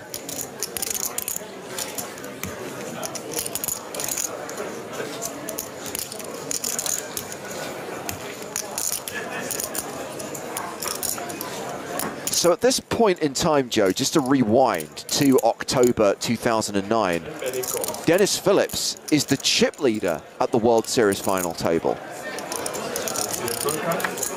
Dennis is chip leader. Kid Kata's in there. This is the Darwin Moon year, right? Yeah, that's right. And Ivy would have been at that final table also. Yes, of course. Most, if not all of them, in London for the EPT/WSOP double bill, as Spindler takes over the betting on the turn, 112,000. Here's a funny story about that final table. When Phil Ivey went broke, I was in the commentary area, which had a delay. That should be 15. And by the time I left the delay world from Ivy going broke to getting into the real world, Ivy was already online on full tilt playing high stakes cash. The glory days.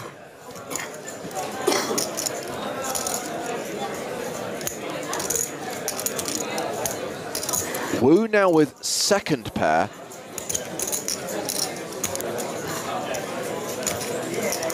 And he will call Spindler's bet, this hand going to the river. Wu not drawing dead, but drawing thin. He's also drawing live that maybe another scare card gets Oh. Nope. And now he is drawing to the win. Hits trips on the river, checks to Spindler.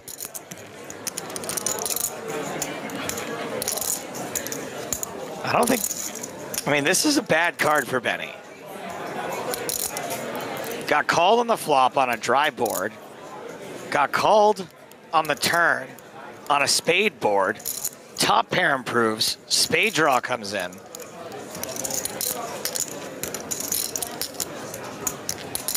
Yeah, but you don't tell Benny Spindler what to do. Now Benny's gonna bet 255,000. 5,000. This move. Oh, Raymond. Is there concern in Wu's mind that he's up against Queen Jack or Ace Jack or backdoor spade that got there? Yeah, for sure. I think there's plenty of reasons to not be like moonwalking around the room before you make this call, but you are going to make the call. It's Benny Spindler. I call. Wu does call. Trip jacks are good. He'll take this pot off Benny Spindler. Benny shows aces.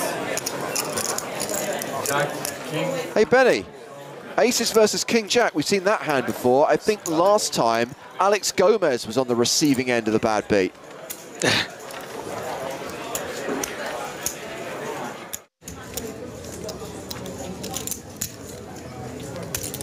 Raise. He'll raise to 135,000.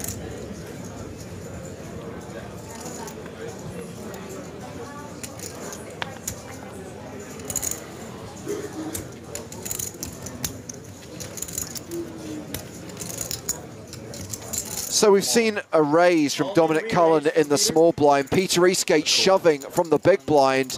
Cullen calls, and it's domination nation in Eastgate's favor. Ace Jack against Ace 10. Dominic has ace 10 suited in diamonds. All right, Tomac's got some hope. He can hit that 10. He can hit some diamonds. Let's see the Can flop. make a different straight.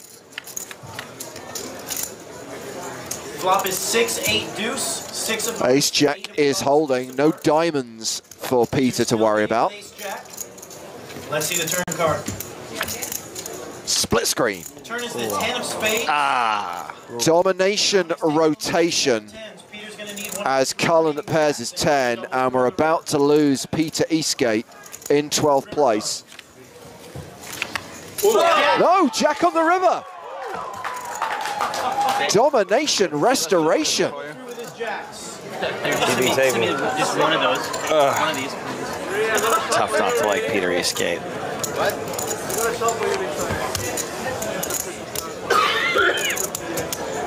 Think of how much sooner he would have retired if that Jack didn't hit the river. So horrible. Horrible 10 then.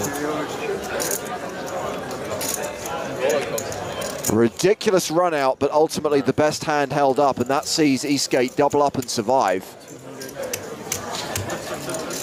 2, 4, 6. Kareem and Aaron have the blinds. Martin's first.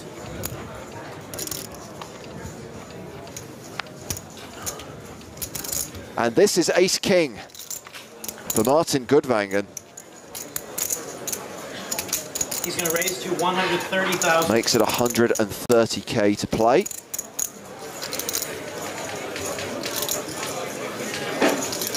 Round to the blinds.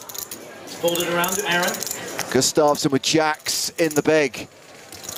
Goodvangen, Gustafsson going at it again. Round 2. He's going to make the call of 130,000. This time, Gustafsson's got a real hand. They're going to go heads up to the flop. And just Gustafsson, calls. yeah, decides just to call and flops a full house. Jack of clubs. Aaron's first. Good thing he already had that hangdog expression on his face. He doesn't have to change it, pretend like he's not happy with this. It's great, just looks so disinterested, and yet leads into the pre-flop aggressor. Chucks out 160K. I really like this lead. You got reputation now for going bananas with 8-4. Nobody's ever leading with a 3 here. 160,000. It just looks so bluffy. Let's see the turn. Turns the 8 of diamonds. I kind of like a check back here. There's really no bad river cards for you. Sorry, check back. A lay off the gas a little bit. I think it's really tough for your opponent to have a hand they can call you twice with. You're blocking jacks. There's a flush draw. They're not really going to have a 3. They're not supposed to have hit that 8. I guess you're going to be up against overpair sometimes that can call again. I think this is optimistic. But again, your reputation's as a crazy person. See the river card. So 430K each, and unfortunately for Goodvangen, he pairs his king on the river.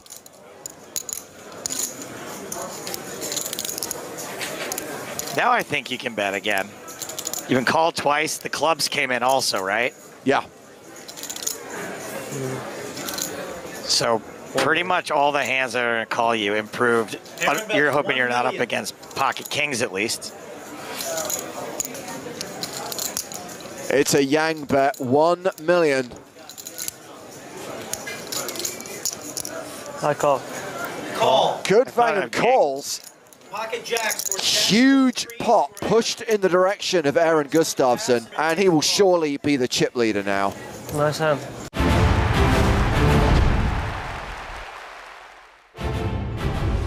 Fast forward to the year 2024, and here we are with the PokerStars European Poker Tour in Cyprus. As day 2 of the main event continues at the Merit Royal Diamond Hotel, Casino and Spa. 1 level down and 4 levels still to play, and we do expect to go hand for hand. We do expect to have world-famous bubble coverage during the final level of the day.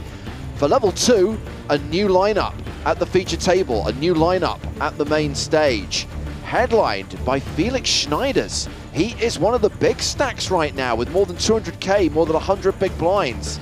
His fellow team pro, Simon Witsiak, who is a former EPT champion, has a playable 90k, 45 big blinds. Also this table, one of our gold pass winners, Przemysław Gebrat from Poland, who is the second biggest stack at the table with just shy of 50 big blinds as we go to level 12. 1k, 2k with a 2k big blind ante. It's James Hartigan alongside Nick Walsh. Hello, hello. Thank you for having me. Nick, while we're waiting for the action to restart, one of the things we touched on during the first level of the day was the upcoming Spin and Go Championship at EPT Prague before the end of the year. Am I right in thinking that you've been involved in the format? You've been involved in consulting on how that's going to work? Somewhat, yes. I have been speaking with the organizers and sort of going over what we believe to be a solid format to recreate the feeling of Spin and Goes in a more tournament format. And actually, I'm also very excited to discuss the format of the free roll as well and how that's going to look. That will, in fact, also be three-handed and also be zoomed. So that feels like everything is Spin and Go themed appropriately, all the way from qualification down to the free roll and then eventually on to Prague. So it's going to be fun. I'm very excited about it. We know that some of the payouts are set, right? The 100k in guaranteed prize money. We know that a decent chunk of that's going to go to the eventual champion, but I know that there are going to be some random prizes awarded. What Joe wants to know is, how is that randomization going to work? Do we have a real spinner, a digital spinner? So it's my understanding that it's actually going to be handled with envelopes. Okay. Individuals will receive envelopes, some of which will have prizes, some of which won't. What I actually don't know yet, James, is exactly how and when that they will be selected. Is it on elimination? Is it during a designated time? Is it round 1, round 2? In any case, guys, if you want more information about that, Google the Spin and Go World Championships. You'll get a little bit more insight into what that means, how to qualify. And also, James, don't forget that if you are late to the game, there are several periods of qualification. Yes. There's actually 3, I believe. So if you guys have missed this leaderboard, it is a very involved qualification process. You will have another shot starting from 0 points. So definitely check it out if you want to get involved.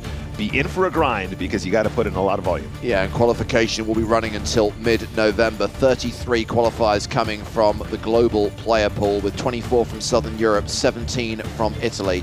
As I said, running until mid-November, and then the event itself taking place in Prague. Well, I think Toby Stone is down on the floor to announce the field and the payouts. Over to Toby. Attention, main event players, we have a confirmed prize pool for you. We had 1,284 entries, generating a total prize pool of $6,227,400. We will be paying 191 places with a minimum payout of $8,400. The winner of EPT Cyprus 2024 will go home with $1,030,000. A milli up top.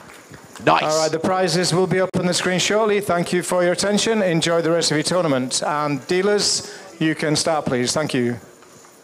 Tournament director Toby Stone, will be hearing from him later on when it's time for the Stone Bubble, which of course will be smooth and controlled. That's right. So 191 players getting paid, min cash $8,400, and more than $1 million up top for the winner. This event rather confusingly being paid in US dollars. In USD, that's right. Don't forget it, chat. So level 12 underway, first hand of the new feature table. The under-the-gun player here is Kemal Aslan from Turkey. Queen 6. Fold. Faults. 5 fold. Round to Felix. X-Flix came into day 2 with a decent stack and has increased that stack over the first level. It's raising here to 4,000 with King Jack, and we get the accidental flash of a card from Samir Mukwem. I'm really excited about this, James. We actually don't get a chance to see cards up Schneiders too often, although he has been on the live scene a lot more in recent years. So this is cool, and I hope we get more action from Felix. Huge fan. I was watching Felix's content basically since I started watching Twitch, so it's really a full circle thing to actually work with him on Team Pro now. So Gebrat, the gold pass winner, has flatted with 3s, and Emilian Petervi also calling in the big blind with Jack 10. We are going 3-way to the flop.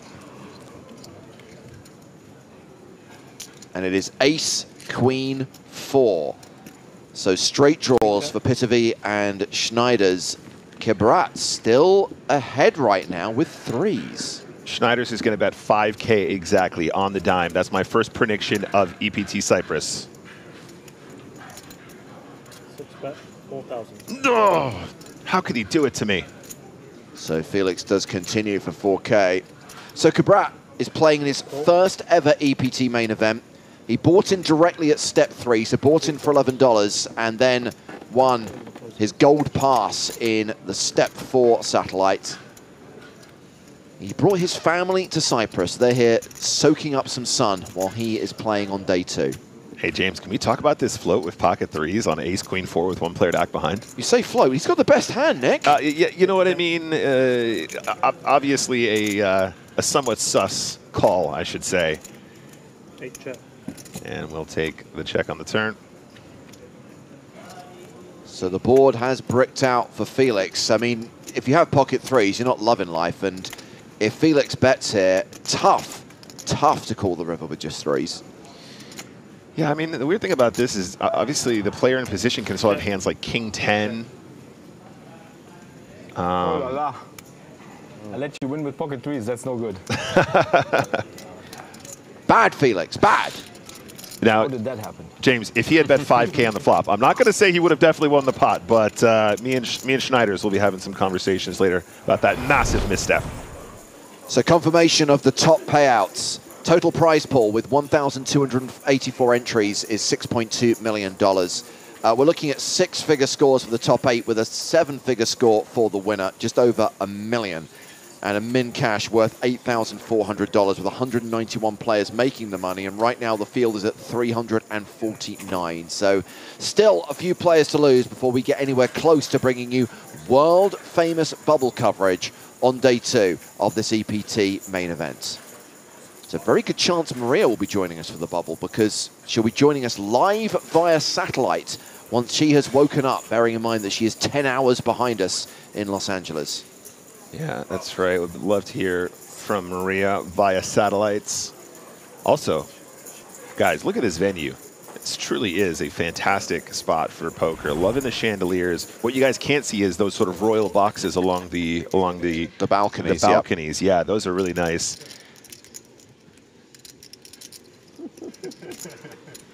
This time I go. Only. We all it. You have to look. I have to look. He doesn't have to.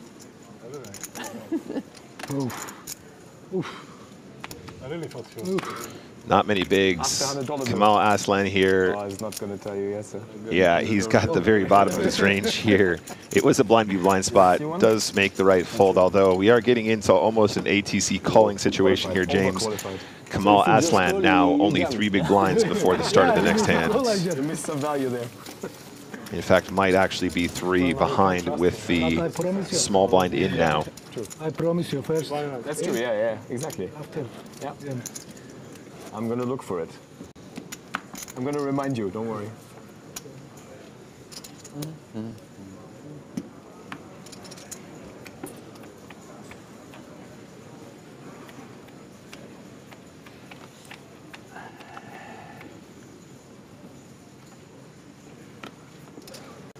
Fold. 7 fold.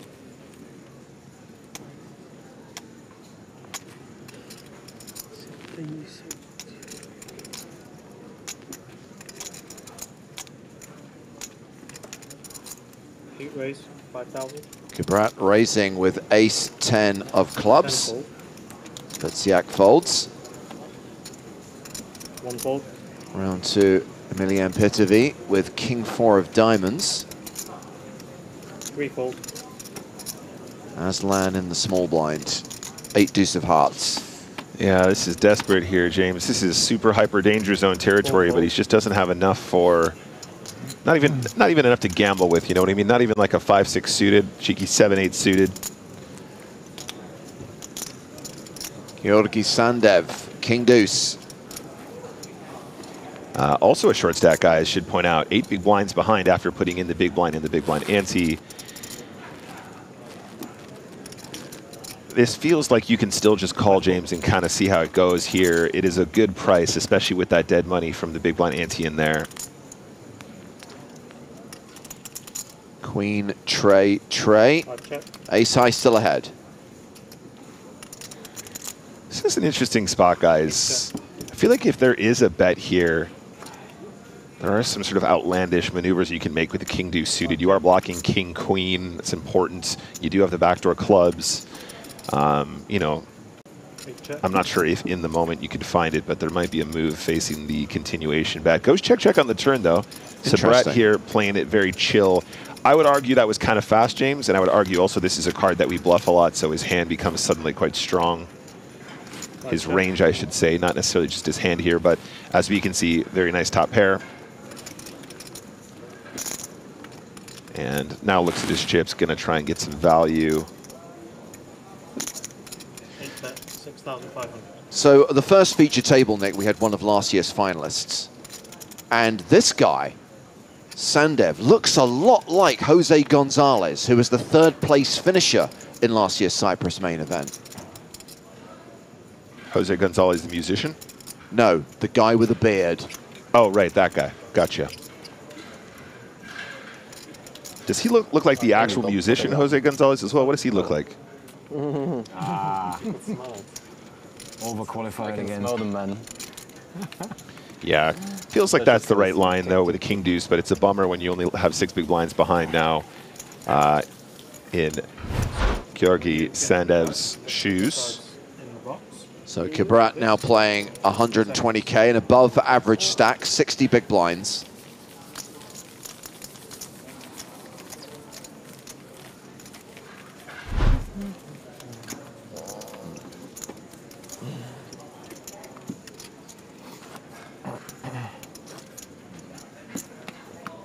So you just check me down with aces? No? But you had aces. No. He had an ace. No aces.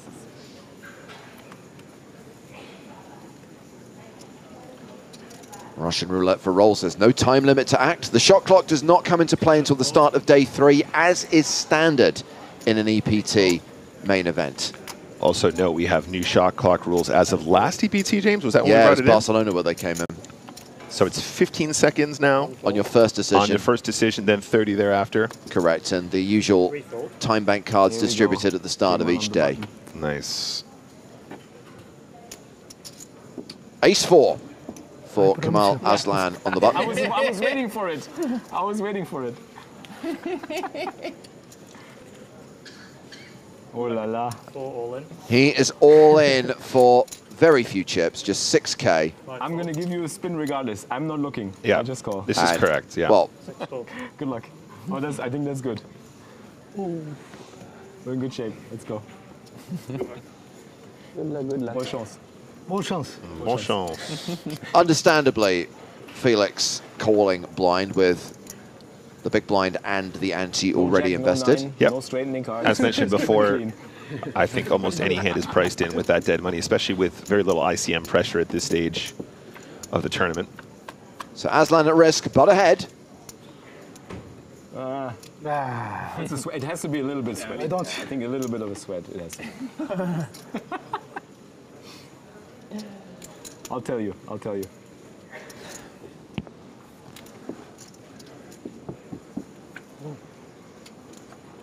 And there is the 10 on the turn to give Felix the straight. Aslan drawing dead and KO'd. I tried my best. Good luck. Good luck. Thank you. Bless him, I genuinely believe Felix wanted the guy to double up there. Felix is that kind of guy, though. He's very personable. He's a very kind soul. I think also aware of the fact that he had an ATC call regardless there, but yep, seems like very fair. And Ace-4 does find a very clear spot to shove. Both players pretty much doing the right thing, and it's just going to be up to the cards to decide. I think I'm going to copy him. The $100. I love it. I love it. He checked the 50 ones. Oh, you did that? Maybe that was. No, he checks a random one. It's not the same. It's not a $100 one every time. No. And he checked the $50 one. As his lucky talisman, he still has Grogu. with the ice spiders, which the nerds in the production team tell me was season 2, chapter 10 of the Mandalorian. Back when the Mandalorian was still good, before they ruined it with the Book of Boba Fett in season 3, which was a disaster of a series. That was a shame, wasn't it, that one? And now they're making a movie. Unnecessary. The first 2 seasons of The Mandalorian were stellar, and then it just went so off the rails. It's a shame. Yeah, the Book of Boba Fett, a.k.a. The Mandalorian. Mandalorian season 2.5. Yeah. It's your time. Here it is. Okay, another very clear spot. Button, ace 8 offsuit. I'm out. Plenty of opportunities to actually get called by worse here. It's 12,000. Okay, king 9 is not that ridiculous. Yeah, makes the call. So Georgi Sandev at risk with ace 8, and Mokwem does have live cards. This is for about 6 bigs. Yeah, this is getting pretty close, isn't it, guys? And it's a fair fight.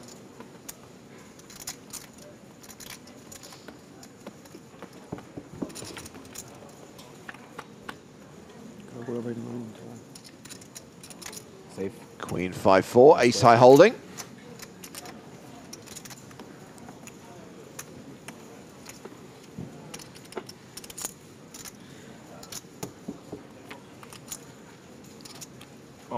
Oh, that king on the turn is brutal, and now Sandev needs Barry Greenstein to make an appearance.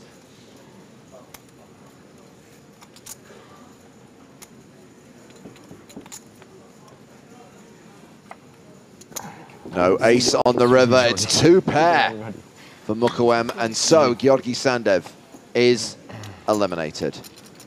GG's again, fairly standard stuff from both players. Final thought, by the way, on the Book of Boba Fett. Yeah. For so many years, fans thought they wanted a movie or a TV show about Boba Fett without realizing that he works best as a minor character who is an enigma.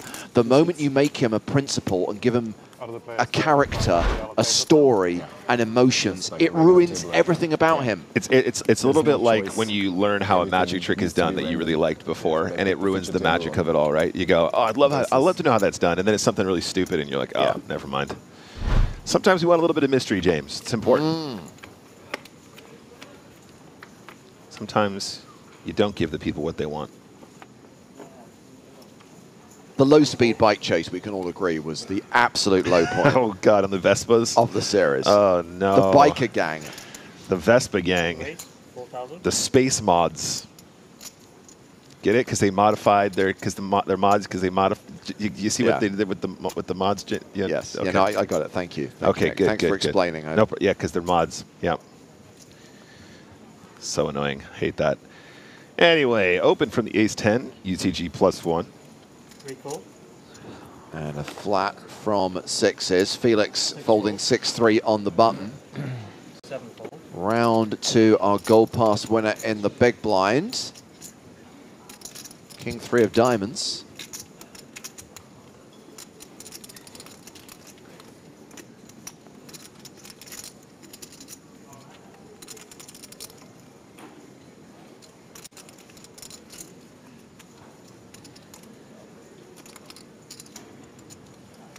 Wonder if he's considering a little tree bet here.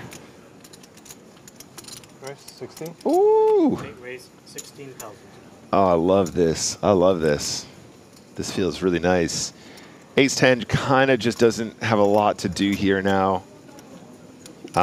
This actually might be a reasonable sort of click back 4-bet with this combo, but I think calling is kind of out of the question at this stage.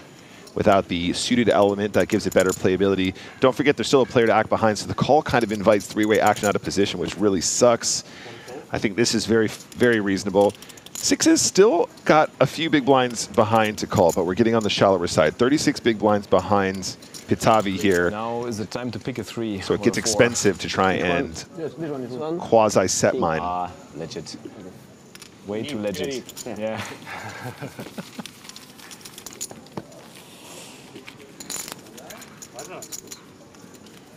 329 players remaining. Harry Potter says, we're down to that number fast. And a reminder, if you would like to be considered to be a loose cannon on the next season of the Big Game on Tour, we are running qualifying tournaments at Resorts World Las Vegas, October 30th and 31st and November 4th. Now, anyone who won a gold pass to NAPT Las Vegas automatically gets fast-tracked to the auditions. Everyone else needs to play one of these satellites and win their spot in the auditions. We're not doing it as a shootout this time around. It's going to be a win-your-seat type satellite. So you're going to start with 10K chips, and if you get to 50K chips, boom, you're through. Your chips go out of play. It's like winning a satellite, Nick. Yeah, exactly. And, of course, the opportunity to be involved with that, just so exciting. And I, for one, am very, very excited to be involved and to be out there in Vegas. It's going to be a lot of fun. Last year, I think, was a huge success. And if you guys want a good excuse to go to Vegas, why not make it the NAPT? Check. That pizza place that's downstairs from the room. The one that Joe bought an entire pizza from, which he then proceeded to eat in stages in between naps. Yes. Yeah. Yeah, that one is very good. I'm not allowed to be in America for more than like 1 month a year total. Otherwise, you know. 4,000. End up a few pounds heavier every year. Look at this flop, though. King 9 suited. Woo. Keep your big chips in the front of your stack, please. So first time we've seen Witsiak play.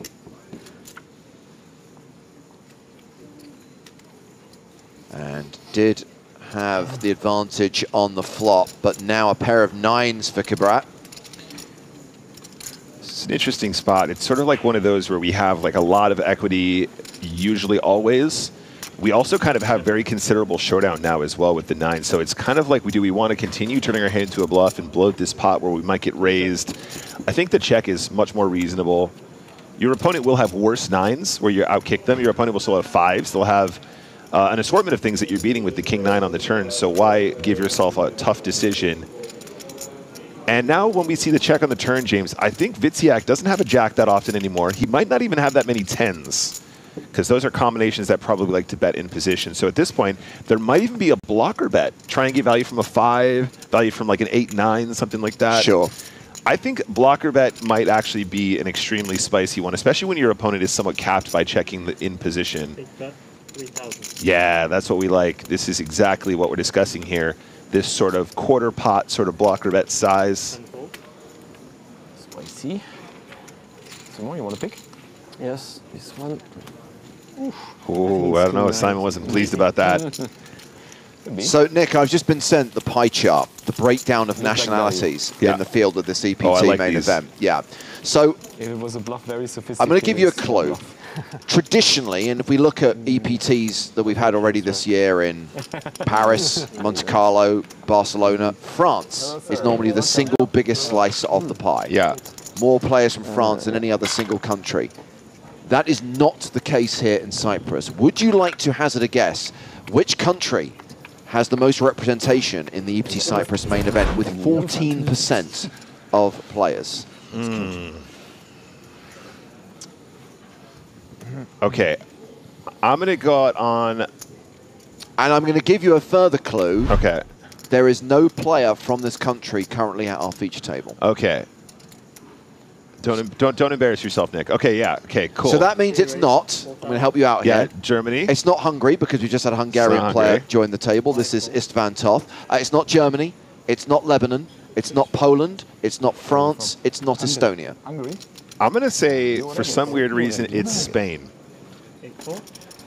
Spain make up 5% of the field. So 3 times that is what we're talking here. 14%. Okay. I can tell you the UK is second with 7%, Germany 6%, France 6%, Turkey 5%, Spain 5%. Okay. I'm going to tell you that the answer will probably not be popular with some people. My tattoo artist is Hungarian as well. I think he's from Budapest. All right. Put me out of my misery, James. Russia. Okay.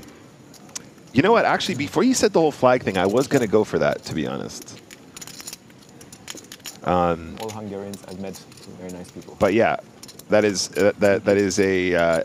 I love the pie charts. I think that's really fun to see how the flow of players goes round. Very, very different, and some countries represented in this EPT main that we don't see at any other stop on the tour. In the beginning of the match. Recheck. You go there sometimes? A few people thought it might be the US. No, the United States is not out in forces often. 2%. 2%, yeah. Generally speaking, tons of poker played in America by United States citizens, not so much internationally, right? Yeah. Okay. And you work as? Restaurant. Restaurant? Oh, restaurant. Nice. What sort of food? I mean, Food, yes. the entire European poker tour is played in the country of Europe, James, so I don't understand why that would be a problem for Americans, but I don't know any Hungarian food. just joking, guys. I'm only joking. Calm down. Anyway, this is a little spot here, guys. So it goes raise call pre-flop. Check on the flop, and now there is a bet on the turn, which was full pot. I'm kind of assuming at this stage, ace-9 can't really get out of the way. I think your hand is way too strong here. I mean, your opponent could even be betting some 9x that you have out-kicked, so seems like a very reasonable call.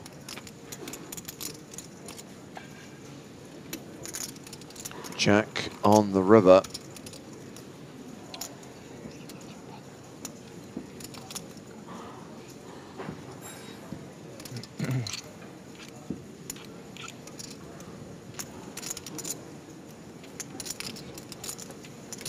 How long have we been on air?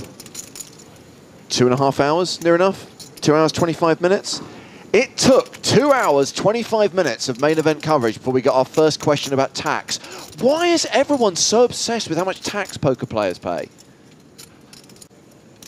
One bet, 17,000. I think it's jealousy, James.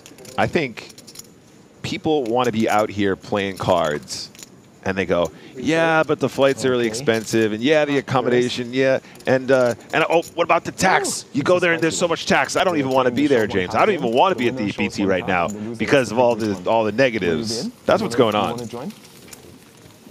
So if you win a hand, the loser of the hand gets to pick one card. Oh, Felix is trying to get some little side hustle going. I thought they already had it agreed. Well, if he's out, okay, then we start the game. Then we probably start. Oh, okay, they had it set up ahead of time, but he's not interested. Okay, that's a bummer. So that was actually a really good fold from the ace-9, though. There was a little bet and then a fold. Nice fold from the ace-9. It can be very easy to get sticky there. Pitavi has managed to avoid a couple tricky spots so far.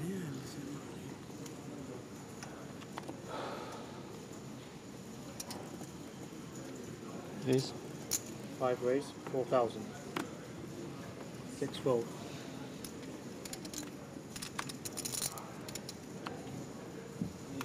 7 fold. Of course, it's actually funny we're talking about taxes, James, because of course last year's winner, Gilles Simon. I believe his online handle is Taxation is Theft. That's correct, yeah. which, by the way, he is very keen to point out is an ironic name. Yeah, I know, but I actually, that lives rent-free in my head for some reason. He's one of those players I'll always know by his online handle. So much so that when I meet him in person, I forget his real name. 3 fold.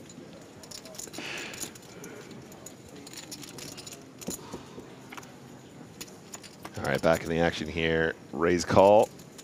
Yeah, and Kabrat still with the advantage with ace high. 5 check. I think you can kind of do a little bit of both here. I think betting probably gets it done a lot of the time. You could even get him to fold something just a smidge stronger here, depending on how you size. Both players kind of with that sort of weak high card showdown. 5 bet, 2,000. This is an interesting line here, James. This is unusual. This 2K into 13. This to me is, it's starting to feel a little bit like a feeler bet, James, for lack of a better term, because I don't think it's a thin value bet. And I feel like when players do these mini bets, they continue mini betting again. This is a line we see a lot when players are unsure. Does find a check. Ace-7 will probably feel good about checking as well at some point. Sabrat, in his position, might be concerned about losing to bigger ace combos, though, right? Ace-Queen, Ace-King. That's kind of what it feels like it was when he sort of bet small in the turn. Checking is reasonable. I think betting for that reason also makes sense. C4. And Ace-7, of course, will be good.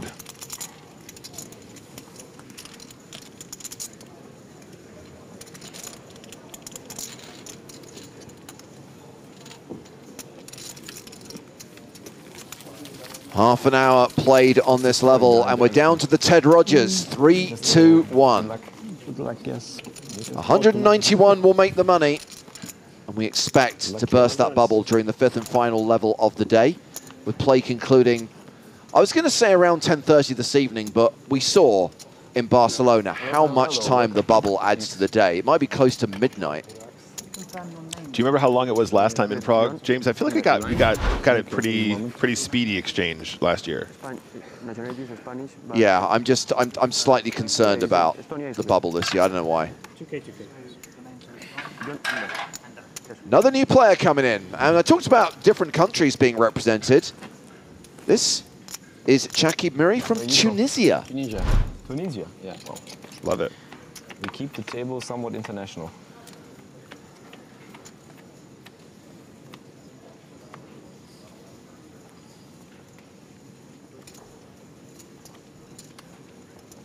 Five fold. 6 fold.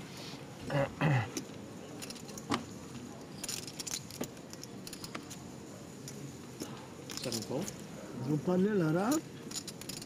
Oui. Fuck. الحمد لله مليح شكرا. English or German, please. 10 fold.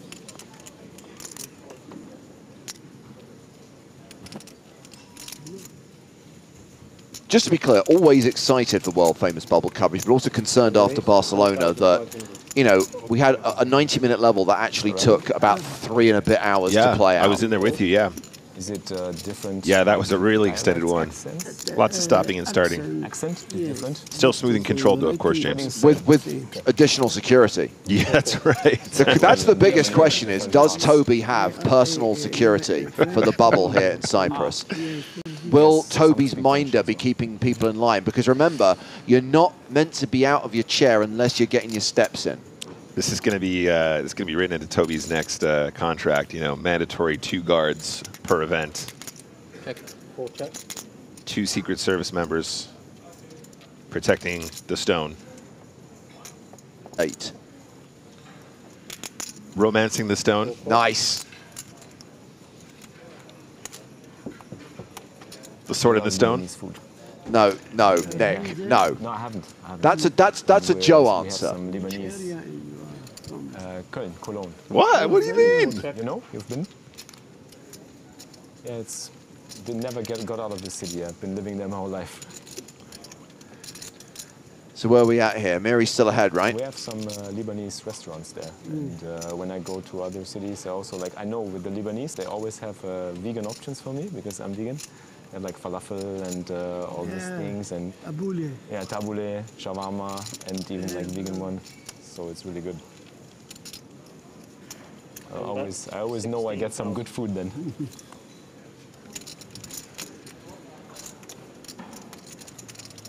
Play poker only? Play poker or only do something else? No, follow-up question, Nick. What was the name of the author in Romancing the Stone? But we usually stream. Oh no, I'm terrible at this stuff. Live event to live event, and we broadcast it on my Twitch channel. We have a Twitch and YouTube channel. And Joan Wilder? On it. Oh, okay. No, I'm terrible at that stuff. You got a much better brain for that kind of stuff, James. 16,000 apiece on the turn. The river. I have a big shipping. Another queen. Shipping company. I used to be agent of Hamburg Süd. Hamburg. Hamburg. Ah, okay. But unfortunately sold to, has been bought by Maersk. Okay. Uh-huh. Got you. Yeah, I'm in Hamburg quite often. Very nice. Hamburg. There's the new marina is very nice. The new marina is nice. We just came from a poker tournament in Hamburg. They have Casino Schenefeld. Have you been before? Yes? Time, yeah. Nice. One check. King high. For a book tournament? Yes, a PokerStars tournament. And In Hamburg? Yeah. king high is good. 1,000, 1,100. 1,000. 1,000. Too much people? Too much players? It's very small. It has only 20 tables. Ah. So it was like 700, 650 entries. But very nice because we don't have much poker, not much tournament poker in Germany anymore at the moment.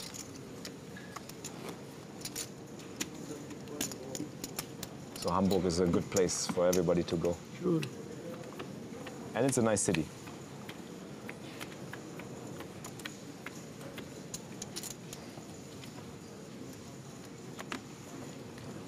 Six fold. 7 fold. 8 fold. Action has been folded around to Simon Witziak, who has king 9 in the hijack. 10 fold. Folds. So we've clarified this player is actually John Ander.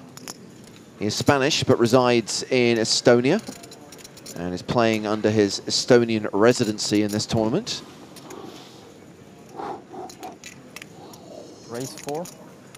Emilian Pitterby opening here with 9-6 of spades on the button. Shakib Miri with ace-4 in the small.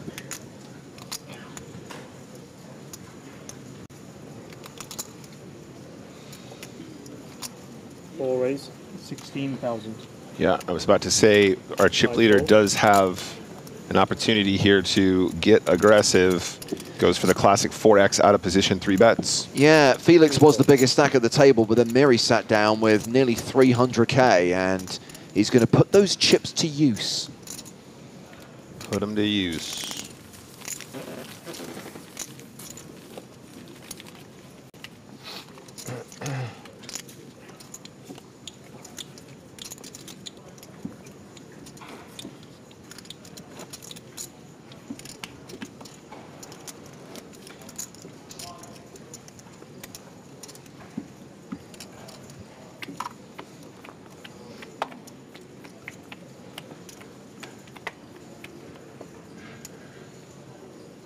Better with the sliding now on the feature table, huh? The last CPT was a little bit like the sticky felt. Yeah, change the felt, huh? 7 fold. I love the sounds that they make. 8 fold. Yes, we did have felt problems in Barcelona, which made it very difficult for the dealers to keep their flops clean. But big blind. that problem's been resolved. Always got to keep the flops clean. So Witziak is open with queen 10. 3 fold. Round to the table, chip leader on the button. Miri with 7-3 offsuit. Folds. Istvan Toth. Ace-king in the small blind. And interestingly, he has not re-raised, just calls. Yeah, this is interesting. Off of a 40 big blind stack, just opting to do something a little bit deceptive. Does invite Felix into the mix, though, of course, which reduces your equity immediately, regardless of holding.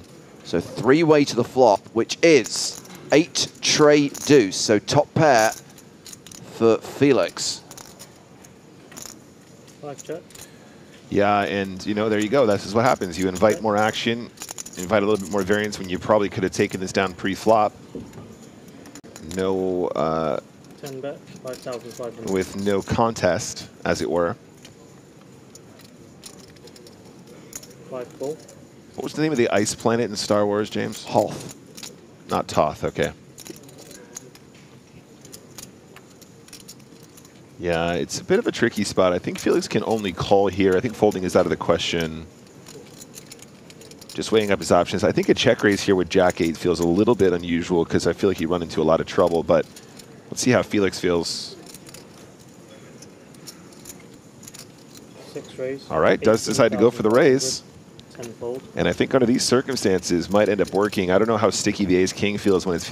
They might feel like they're under rep pre-flop, James. Whoa. Now he decides to get aggressive with the ace-king? Wow, and this is kind of the action that I was making reference to. Not necessarily that I would expect him to shove here with ace-king, James, but Didn't expect that. reactivating the action with the Jack-8 does invite chaos. Doing this? It's not nice. You've got top pair, and What draws is he doing this with? Yeah, exactly. That's the tricky bit. He's played it unusually, but this is a very strong line. But also, isn't it this the guy that Felix needs to get rid of so he can play his game? Exactly. that does increase your equity. Yeah, this is wild. This is really, really wild.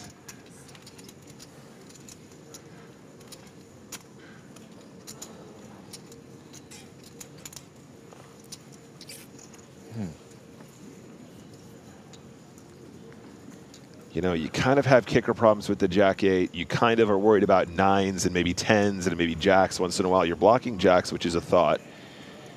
But, you know, if there's a flush draw on this board, James, I think we can kind of just go, all right, give him some draws and call. But yeah. On this texture, you're just thinking, what draws does he have? 4-5 seems pretty outlandish. What do you think I have? Ace-3 seems, say Ace-4, excuse me, feels pretty outlandish.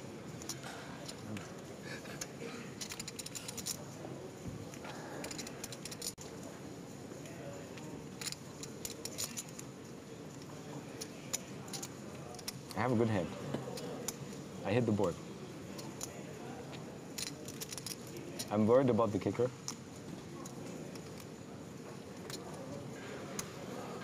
It's a long time since I saw Ace King played this unconventionally. Let's see if it works out for him. It's a bold strategy, Cotton.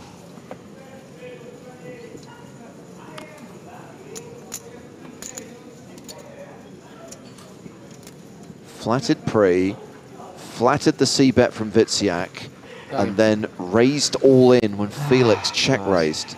I fold and you show 4-5 or Ace-5 or Ace-4. It's humiliating. My viewers will hate me. Yes, they will. It's too late. They already do. Just kidding. We love you. We love you, Felix. I'll do the show 1 for you. Right. I fold. Yes. It's okay, I fold. It's for you. Shows the 8. You show 1 card? No? Nice try. I will look in 30 minutes. Solid attempt, but wow.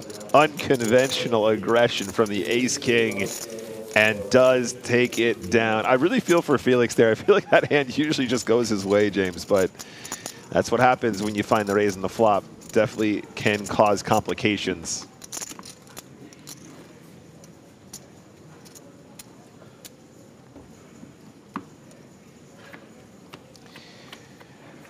Yeah, he's going to think about that one. See it in 30 minutes. I suppose he would be seeing it around now, wouldn't he, James?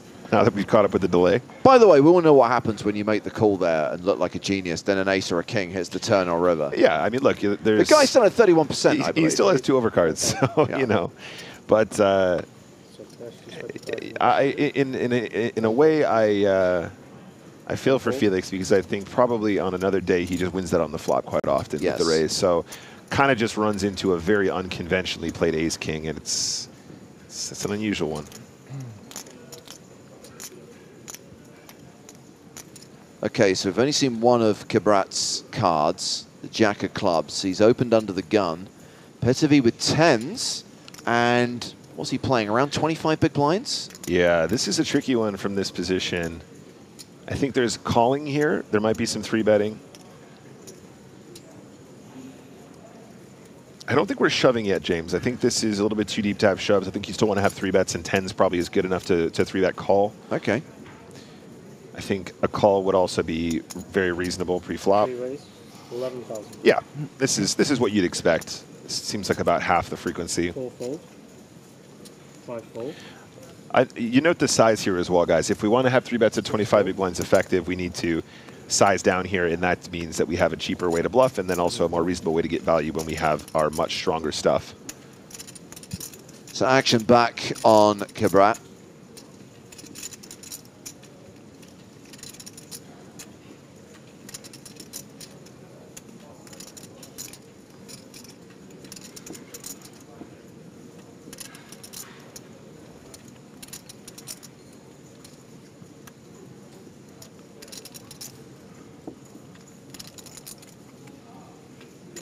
And he faults.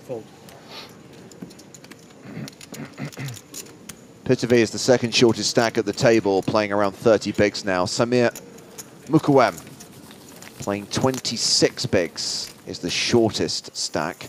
Meanwhile, we're going to look at some of the faces out in the field. players competing on day 2 who don't happen to be at our feature table. They include someone we saw make a deep run in EPT Barcelona a month ago. That is Yelet Murno, who eventually finished 15th in the EPT Barcelona main event.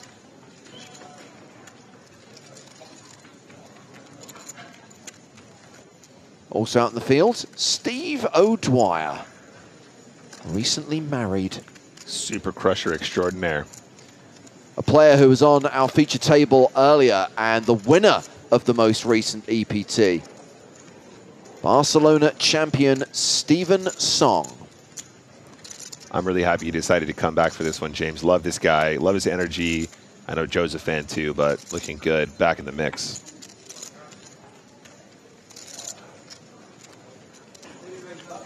That is the Spanish streamer Theros Elias Gutierrez, who had a win, I believe, in a 20K warm-up event for better part of $500,000. Yeah, this guy cannot be stopped. He's having an absolute sun run recently, and he's a hard worker. He deserves it. And EPT Reg, Vladimir Troyanovsky. Always a smile. And sometimes a cheeky wink as well. Just celebrated his 32nd birthday.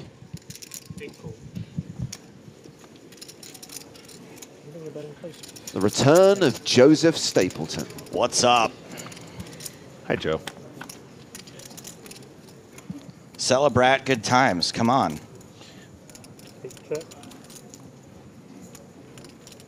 Has 7-5 of clubs up against Ace 8. Second pair versus bottom pair. Check, check on the flop. No help for either player on the turn.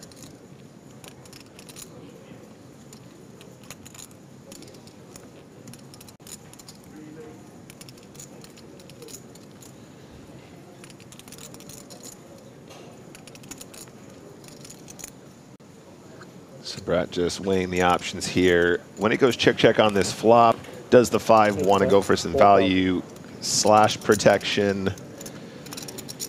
I can tell you one thing, Ace 8 is not folding on this turn.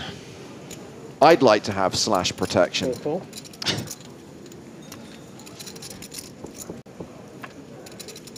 4,000 apiece, and we have the King of Diamonds on the river.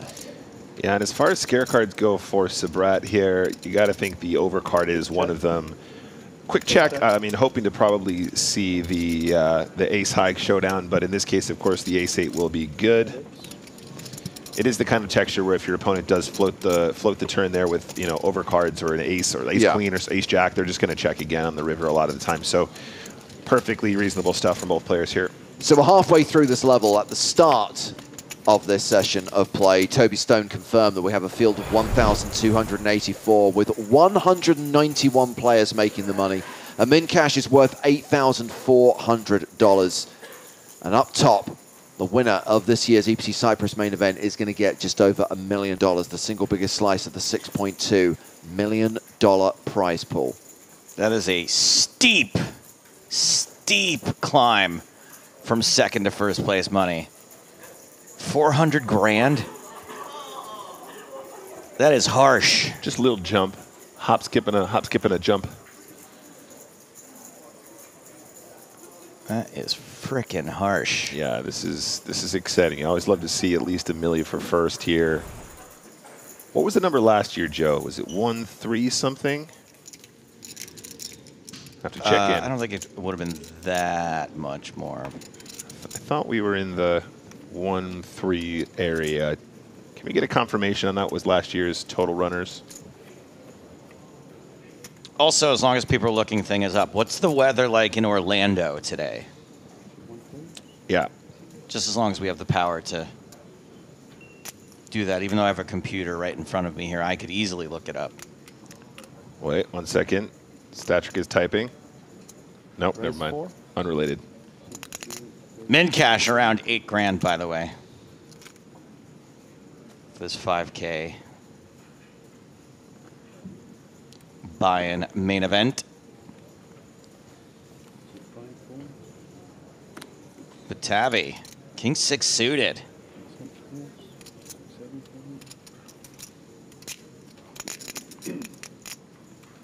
So Brett in the small, 7-6.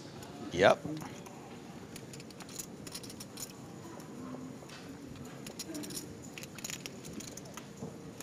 And Simone with a very defendable Jack-9 suited. In with the diamonds.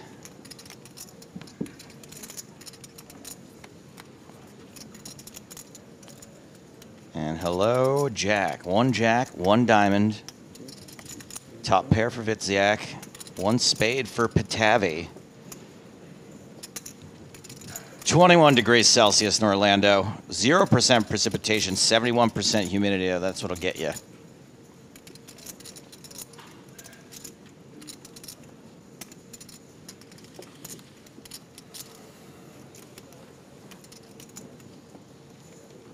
Witziak checks to the pre-flop aggressor, who is going to feel compelled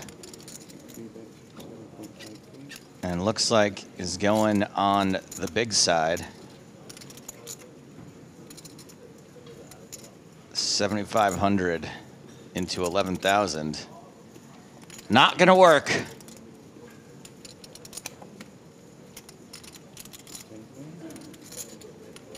And this pot's getting pretty big in a hurry, just a little under 2-to-1 stack to pot ratio for Patavi.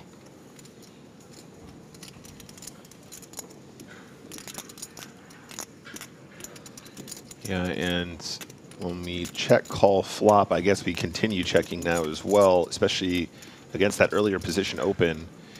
Patavi does pick up a gutter here. I mean, I don't know if trying to represent 5-6 is necessarily something that's on our radar when we are UTG +1. That doesn't seem like it's part of the range. So it might just go check on the turn now.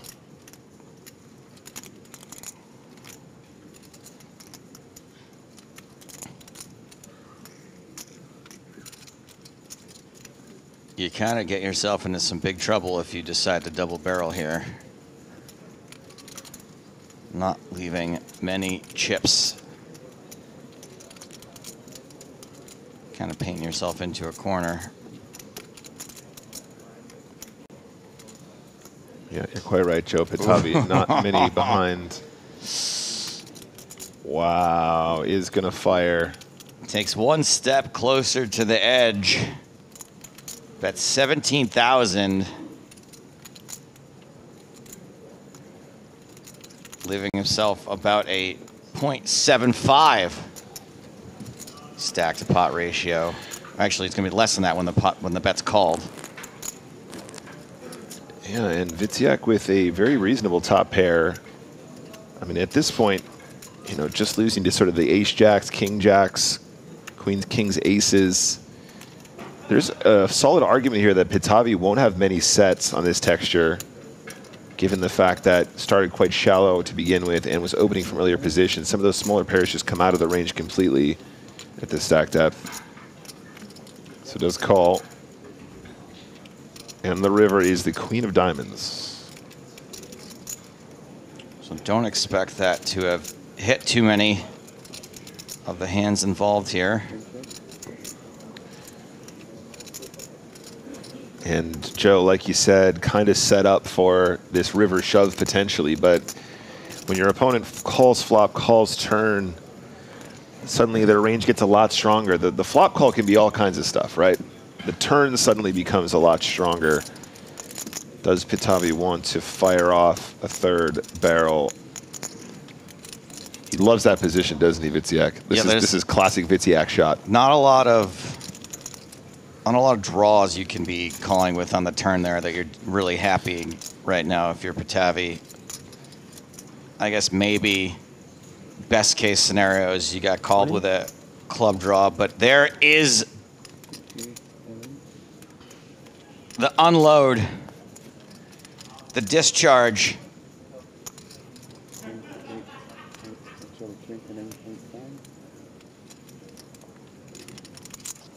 Squeezing the last bits of toothpaste out of the tube. River bet. And yeah, obviously the glasses come up now. No need to hide any more tells. It's a call or fold situation. And at this point, Joe, the issue is he's got a great price in a spot where his opponent is probably incentivized to fire 3 as a bluff, but he's going to have a strong range from that position. It is not going to be King 6 of spades very often, is it, Nick? No, it is not, no. Oh, we all would love to see one. Vitziak does lay it down. Nice move. We cannot share the on the river. Yeah. And you have to think, Joe, if it's not an overcard to the board and it's more of a brick and the river shove comes in, do we still see the call from the Jack-9? But nice move there. And kudos to Pitavi for finding a pretty aggressive move that worked out. Is that river card that relevant? Don't you end up just thinking like you're up against Ace-Jack? Well, right, no, of course, you're concerned before the river, right? But I think the river just kind of gives you even more reasons to be worried, you know. But yeah, really, really interesting one there, and does make it work for him. Sets, I guess. Well, your team probably will have a report for you. Oh yeah, for sure. I mean, after this level, I'm gonna get so much hate. I know already it's gonna be, oh, how can you play it that way? What do you do there? Easy call, easy fold, easy 3-bet. Easy this, easy that. You're too tight, you're too loose. Yeah, it's easy when you are not playing, right? And there you go. There's we were just discussing those smaller pairs going into the fold category, so that's confirmation that was somewhat true. From, what about this small pair? Oh, this what this pocket jack small pair? Jacks are going to open here, but yeah, confirmation that some of that analysis might be right. Even after stacking up there, we do see Pitavi just getting away from the small pair, even at now 44 big blinds effective. And Jacks are going to open the action on this next hand. It's funny, I can do whatever. I can, like, if I'm not talking to people, they'll be like, why is Felix not talking to people? If I'm talking to people, he's talking way too much to people. Like, he should really, like, focus on the game. That's why I F him, Felix. He's eating again. Why is he eating? Why isn't Felix Just eating? tell him they're banned. Sorry, whatever you do, it doesn't matter. Somebody will always have something to say about it. Yeah. And there's 2 people that will have something to say about you later as well, Felix. Influence the way you act, or not at all. I got used to it. Before I did 8 years of online poker streaming, so I'm used to everything. I've seen it all, like all the comments. I'm like, okay. Nothing new. Of course, if they catch a nerve, like if I'm thinking the same thing, I'm thinking, I should have done this, and then somebody just puts this in the chat, like, yeah, maybe he's right, But other than that, it's like. Some triggers, man. Yeah. Does anyone else think this Felix guy talks too much? Well, now I'm starting to see it, actually. Just kidding. I'm just kidding, Felix. I love you, mate. Felix is a guy that I would fight you for. Like, if I saw someone being mean to Felix, I would probably throw hands. I would step in. Yeah. No, you can protect him at all costs. What a sweetie pie. Yeah, no, I love Felix. So I did He's super tatted up these days too.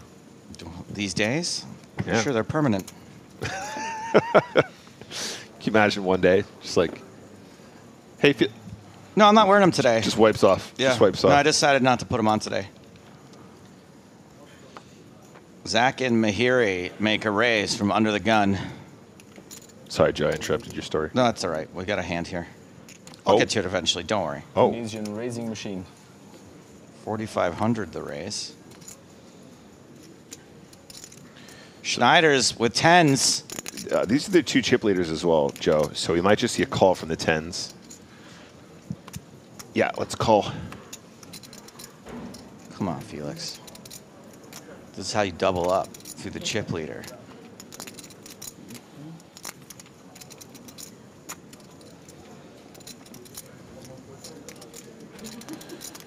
Vitziak got a little something. King 10 on the button.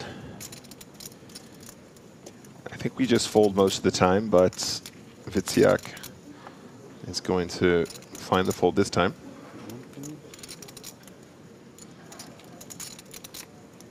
Here's a pretty hand you can call with.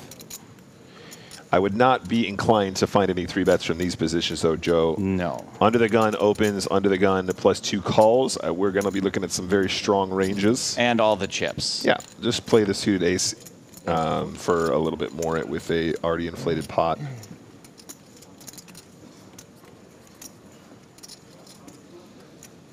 $9-5-4, top pair for Patavi, a dangerous top pair.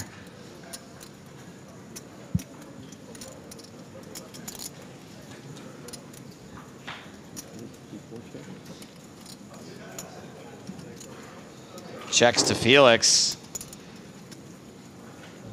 Any desire to protect on this 9-high board? Just value bet, yeah, absolutely. Just feels like a very clean spot to just put some chips in.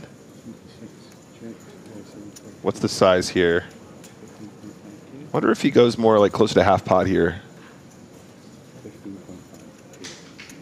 Looks like it might even be more. Yeah, actually. Ooh, wow. I like the size. This is actually very, very cute from Felix.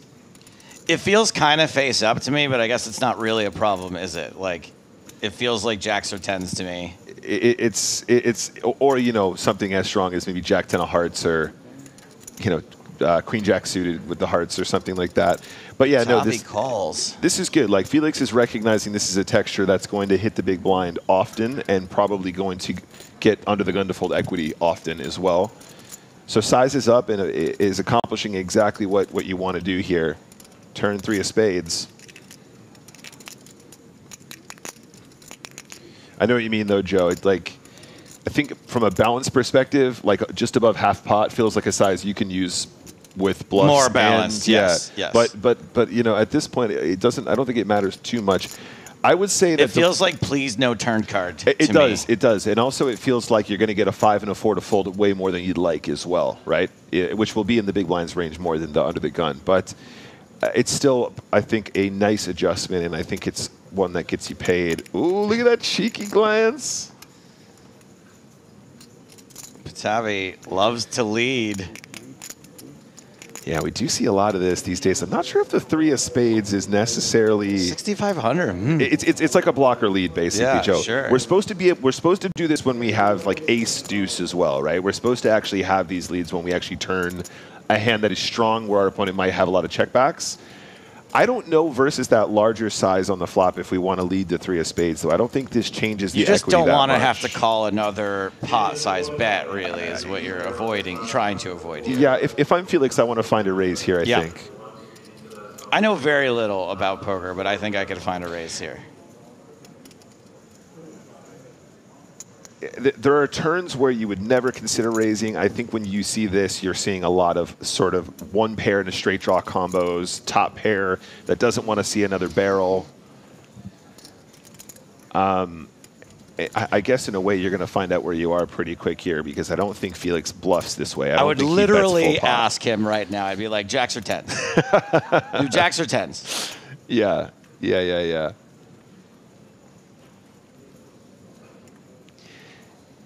It would have been interesting if it was the 3 of spades. I think those are the kinds of turns Patavi can actually start leading small.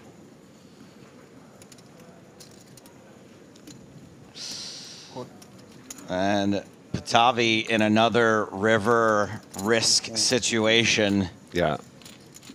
Just about half pot again. A little more than. And I think the river goes check, check now, Joe. Yeah. I think Felix feels like he got his value. We know Patavi can ship it. Well, Patavi can still have ace deuce and you know, hands like 6-7. Does go check, check. Felix is going to win. Yeah, I think Felix played that hand really bad, but I'm just kidding. He's Felix. kidding. He meant badly. Badly. It's the adverb. No, I like that line for Felix. I like everything about it. I like the larger flop sizing. I like the raise in the turn. That's a really nice little pot to win there. 117 big blinds now for Felix Schneider's, a.k.a. X-Flix. I like how if he bends his arm, he can make the lady sing. Yeah, and then, I mean, if you have the best line, obviously you have to call. But It's a really, that's an awkward angle.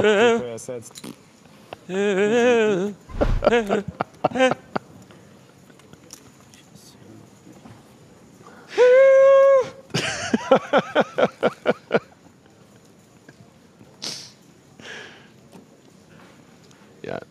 She hits the high note when he reaches out to grab the chips.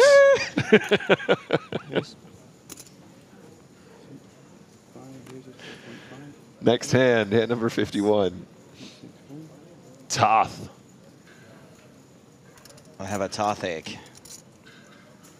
4,500. Fold, fold. Vitziak, fold. Ander out. Patavi, nuh-uh, in the small blind. Shaka Miri has a 7. One of the best 7s. Top 4-7. Top 4 indeed.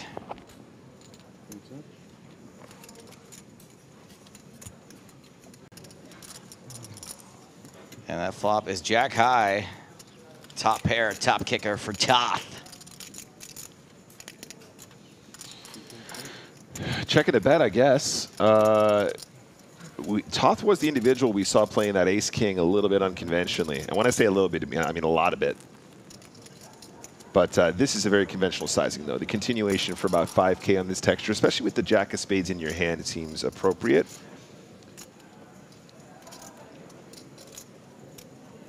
Your opponent very unlikely to have sort of a top pair in a flush draw scenario. Of course, almost impossible when you have the jack of spades. And therefore, just the sort of 1/4-ish, a little bit less sizing is fine. 1/3, excuse me. That's what I meant to say. And after those exchanges, that's a look at our feature table chip counts, Joe. Miri and Schneider still on top. Schneider's a little closer to Miri now. After those 10s held.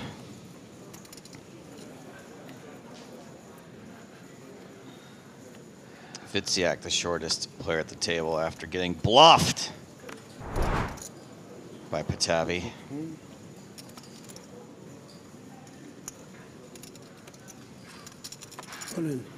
All right.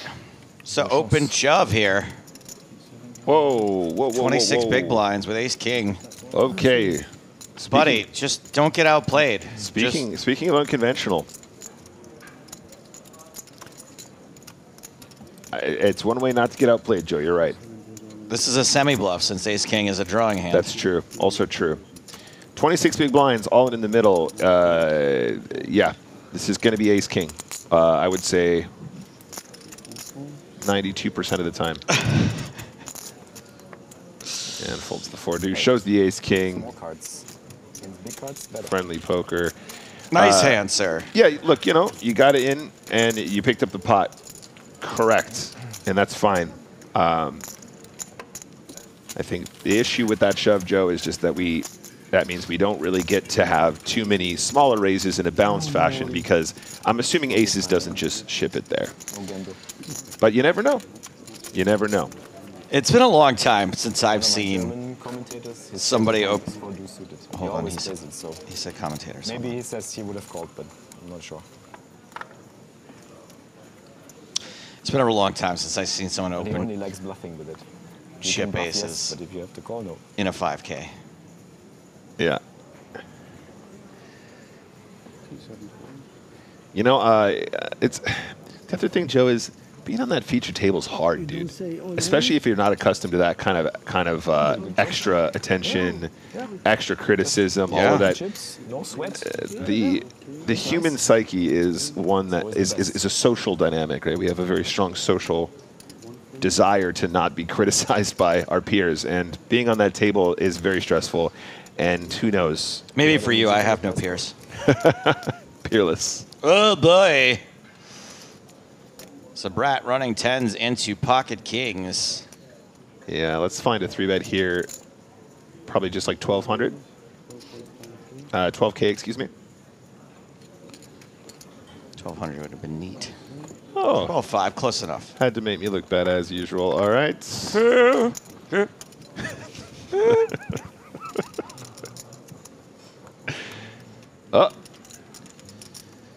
Yeah, we're deep enough to call here, though. 64 big blinds effective, pocket tens. I think if we're folding this hand to a 3-bet from the button, we might be getting run over a little bit too often. But who knows? We might have some additional reads, additional history. I think generally we just call and just play the hand and just see how it goes. So far, Miri has not shied away from aggressive 3-betting, so certainly the correct sort of player to follow the more conventional GTO line. Just one overcard for the tens. A couple of diamonds relevant to both players. Yeah, and I mean, do we just go for the 1/3 here, Joe? Something in the region of 10K. Let's see how Miri feels. Yes. Having the king of diamonds is really nice here too, because it means you're unlikely to be running into flush draws or hands like ace king of diamonds that might do something weird on this texture. You're going to have a decision against perhaps a perceived set. Yeah, so about 1/3 on the flop as expected, and of course a mandatory call.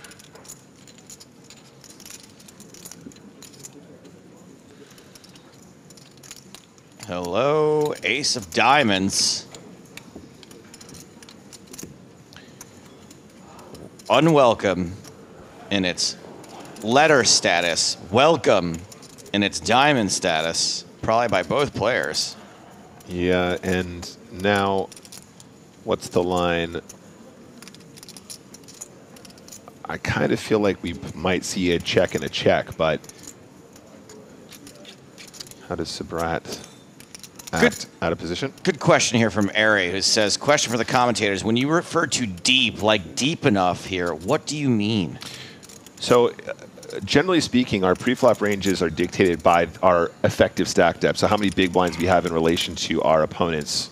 Stack depth, same as stack size, by the way. Yeah, so for example, if I have 60 big blinds and my opponent has 100, the effective stack depth being 60 and therefore should dictate what we should play pre-flop. But then when we're looking at how we're going to respond to aggressive action, the stack depth also comes into play. So for example, we don't want to be calling 3-bets with small pocket pairs when we are shallower, as in getting closer to 10 big blinds, 15 big blinds, 20 big blinds, because you want more behind to win when you flop a set. That's a good example where we have to be concerned about our stack depth, because flopping sets is only valuable if there's chips to win after you've hit the set.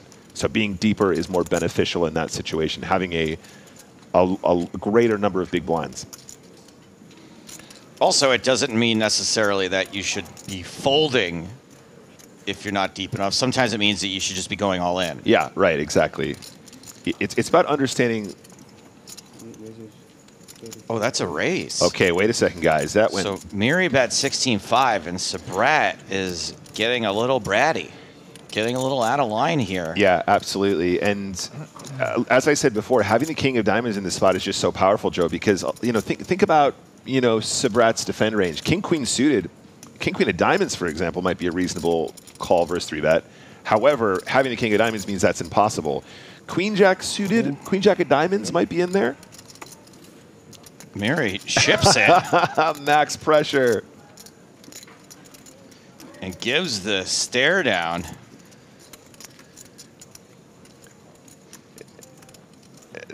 This is an interesting one, though, Joe. Yeah, you gotta go. If your opponent is bluffing here, you just have the best hand with the nut draw. I think the call actually might end up making you more chips. But as played, nice work, and Miri does take it down.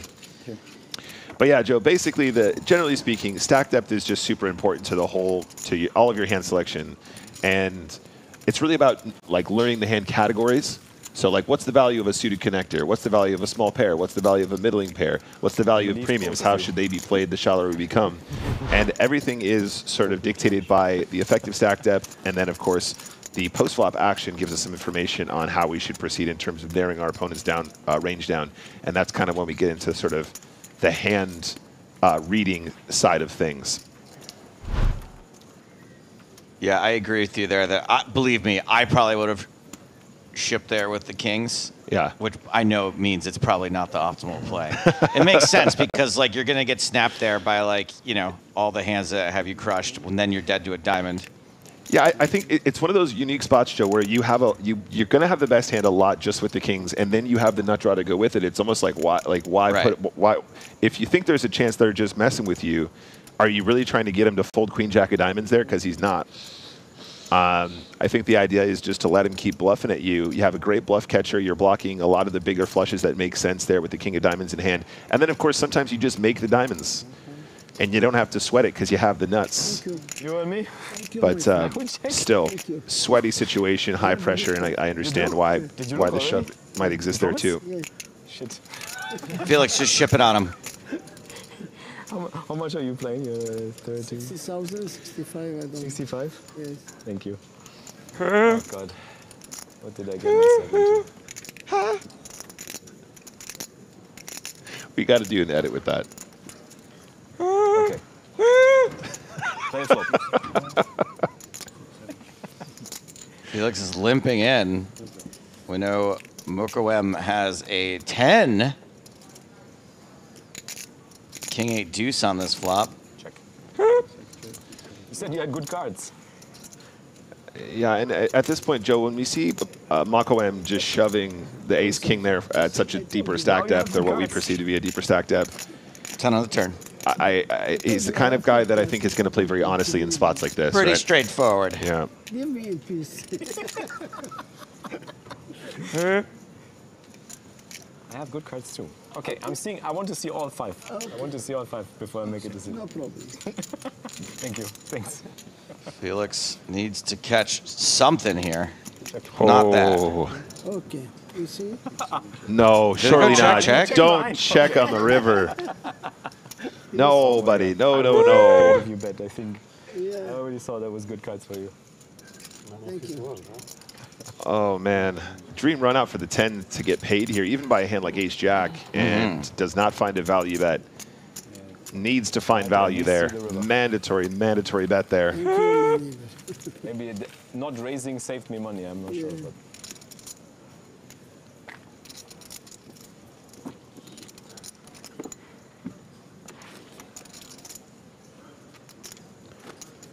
Speaking of which, I need to find Felix and get some of those, get my new grind t-shirt, my GRND shirt. Grund. My grund.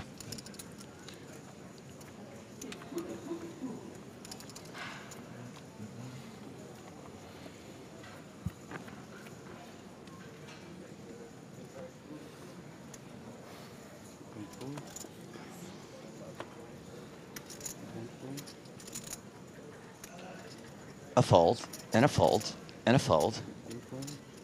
Chip leader time. 7-6. Not going to play. Toth says nay. Felix, ace tray on the button. 4. Makes it 4,000. It's Mukawem. Uh-oh. Sabrat, domination. Oh, blockers.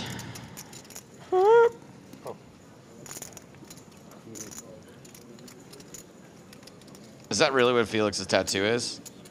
Okay, it just looks like that. You feel?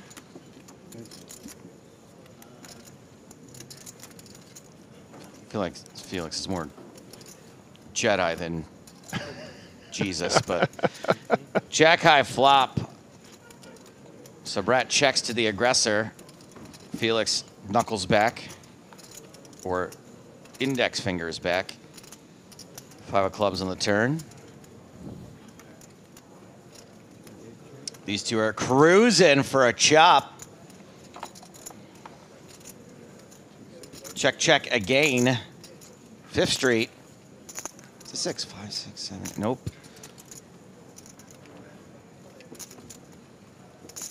And unfortunately, Sabrat's 8 is gonna play. Same. But I think your kicker plays. Yeah, you kicker plays. It's do play. Yeah, both players kind of with the same so close strength hand, but the kicker will play.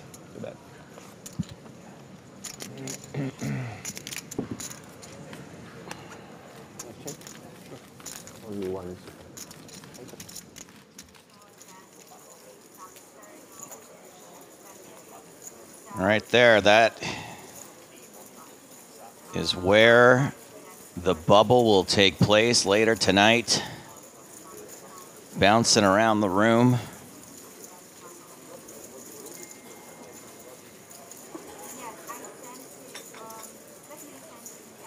Can we spot anyone here that we? I see Nicholas Eest Ept. Just looking.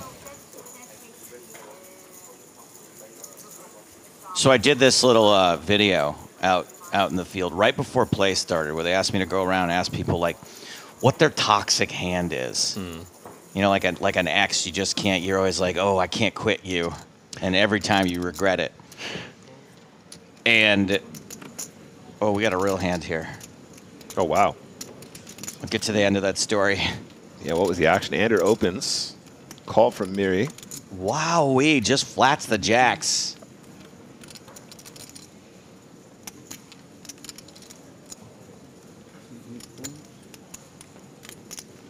Coming back to 3 pocket pairs.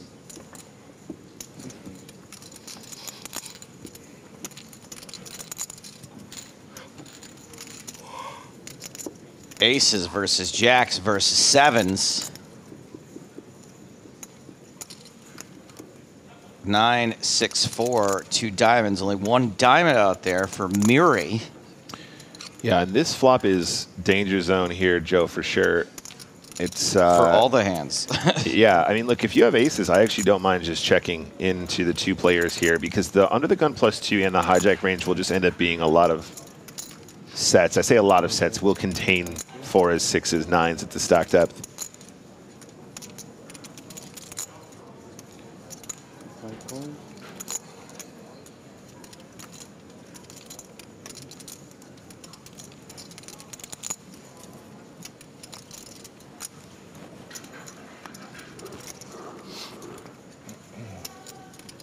$6,500 called by the sevens. When it goes back call, he's going to be real tempting to raise, right? So Ander here, 33 big blinds behind. You can definitely consider finding some check raises on this texture into 2 players, but again, I'd be really concerned about just blasting off into sets, so I might still find a call here and see how we proceed. Not having the ace of diamonds is useful, though, because it means your opponents are a lot more likely to have ace X of diamonds, which is good for your situation. I think there's a call or there's a raise here. That's very reasonable. Obviously, folding out of the question, and there it is, the raise. Okay, I'm going to go out on a limb here, Joe, and say, based on Miri's play thus far, I think he's just going to put him in for the rest with the jacks. Ladoy. Yeah. Was not afraid to just bang in the kings with the king of diamonds on the ace of diamonds turn just now. And this is obviously going to be a run for the aces. The speed at which he did it as well does not give me I have a set vibes, Joe. Not all in, by the way. It's obvious. Now all in. Yes. 2 times, huh? Run 2 times. I mean, you know, you have to think if Miri has top set or middle set, probably not going to find any raises, try and keep the other player in, probably slow it down, make sure that he keeps his customer with a very strong holding on this texture, but as played, aces is going to be a huge favorite, 84%. You can't pay for that. It's too expensive. And I was hoping for a pair to jam. You? Oh, shit. Miri with only 2 ways at the moment to end Ander's day. And those 2 ways remain 2 ways after no diamond on the turn.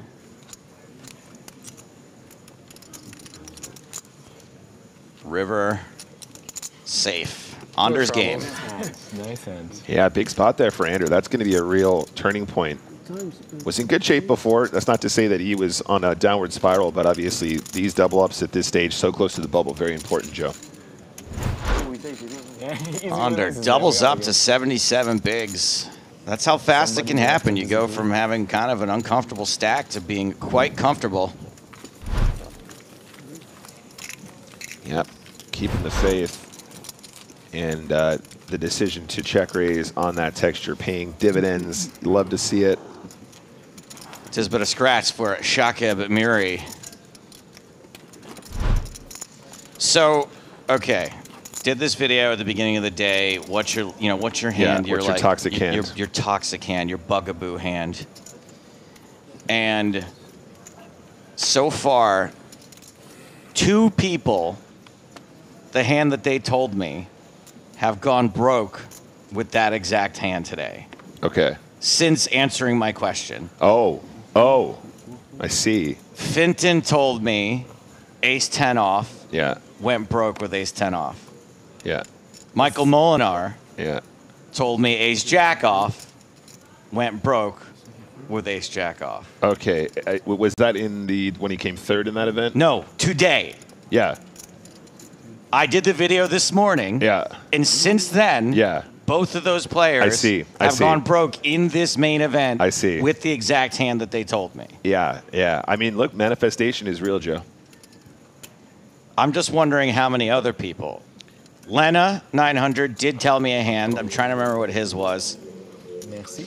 His was more normal. It was like King 10 or something. Okay. Got Felix and Andre going heads up now. Another jack high flop.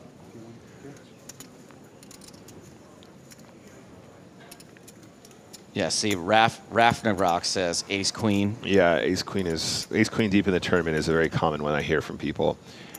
Look, Joe, never forget, you create your own reality. No, I create everyone's reality.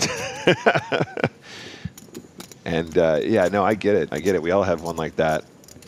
I feel like Jack 10 for me is always a bummer. I don't think anyone said Jack 10. Everyone always loves Jack 10 suited, but I just think it's like the biggest conspiracy ever invented. Because it looks pretty and you feel like it's going to do something and it never does anything. Never does. Now, Queen 9 of Hearts, something like that. I feel like I'm always in with that. I'm always connected. There's always something going on. I would have said Queen 9, personally. That's your toxic hand? It's 2.5 after or 1.3? 1.53. 2.5, huh? 1.5, yeah. It doesn't say, huh? Yeah, true. 2.5. Like, it feels so good to play Jack 10 suited and flop like a straight flush draw, but it just happens so infrequently. Yeah. It's just heartbreaking because also anybody that watches my stream knows Nick Walsh and combo draws do not mix. It's easy to miss. You get it all in, you're like, okay, guys, so we got 2 overcards and a straight flush draw. We got half the deck. We got half the deck. Brick, ship it. Deuce of diamonds, deuce of clubs. Okay, great. Thanks for coming, boys. Appreciate it. All right, Toth with the ace-king now. Anyway, there was only one player. I'll put it out there to the chat. Now, I did ask this question in the room, and producer Paul nailed it right away. There was one player who was like, I'm a professional poker player. I don't have a least favorite hand. I'm gonna let you write down your answer because I don't want you to. I feel like you might get it too, Nick. Okay. And by the way, I think that's a perfectly reasonable answer. Like I was expecting more people to say that to me, but even Nicholas Ostet was like, he gave me a hand. So, yep. Yep. Did I nail it right away? Yeah. I shouldn't say it though. Don't say it. Okay. I can imagine him saying that. So answers coming in. I'm not going to say whether you're right or wrong. We got Mateus coming in, Spraggy, Tonka, Lex Feldhaus, Helmuth, Ace, Jack, Deuce. Both players flopping a top pair.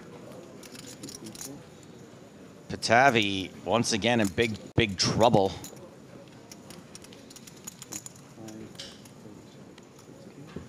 Felix is a guess. Martin Cabral is a guess. I can imagine Martin saying that.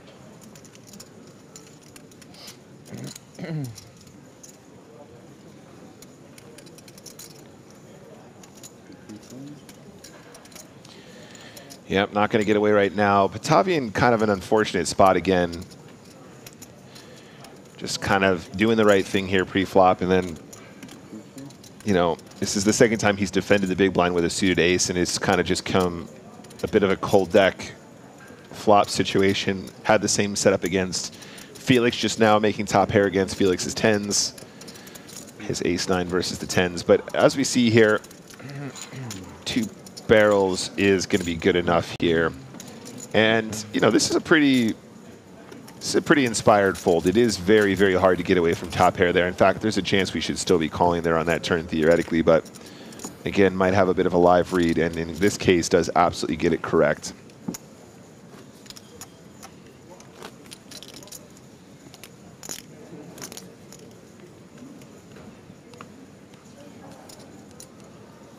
closing in on the end of this level.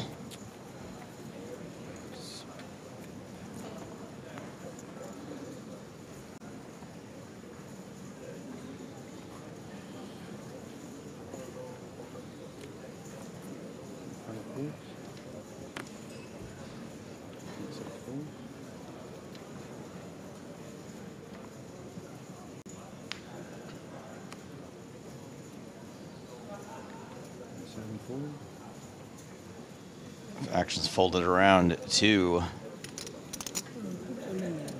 I was going to say his first name, and now I regret it. Sabrat. Premislav. We're going to go with that. Premislav. Raises ace-5. Witsyak ditches king-10.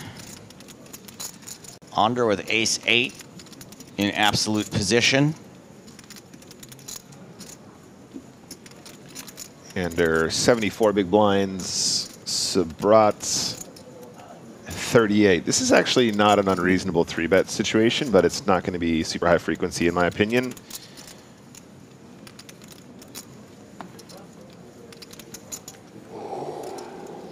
Tavi's out, but Muri is going to defend the big blind with king-9 off.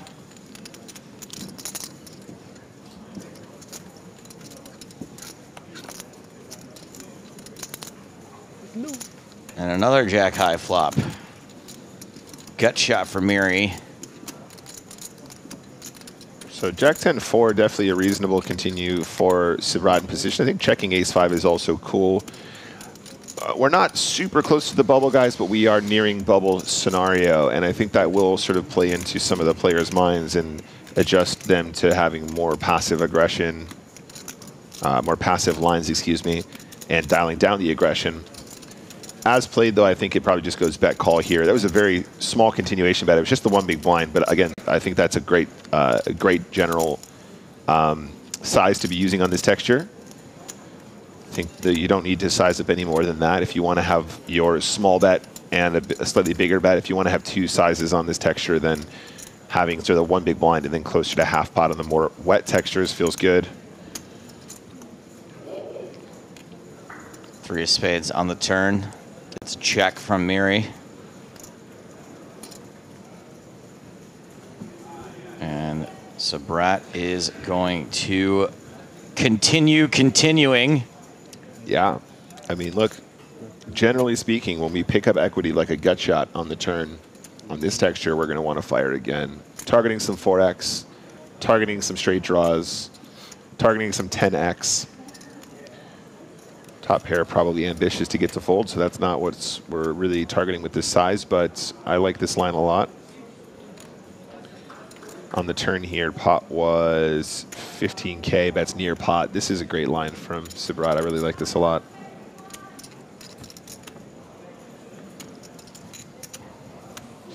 Slightly resigned. Are we still after break here, or do we change? And a fold. Nice work there. Usually they change after break. We are keeping this table to answer your question and theirs.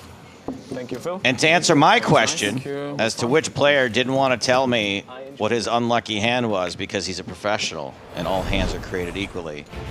Steve O'Dwyer. Nailed it. Paul and Nick nailed it. These are the chip stacks of the players who will be returning to the feature table. Muri and Felix Schneiders, still top dogs. Our gold pass winner, 35 big blinds.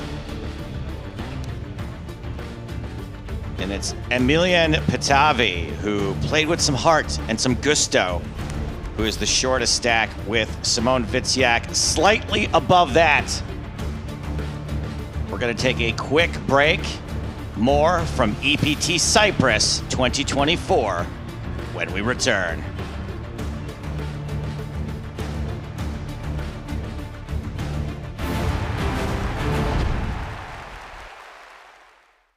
Tony raises to 2,000 with a legit hand.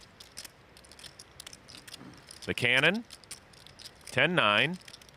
Calls. I'm known as the tightest player. You are. The tightest player in the world has joined me and made his presence felt.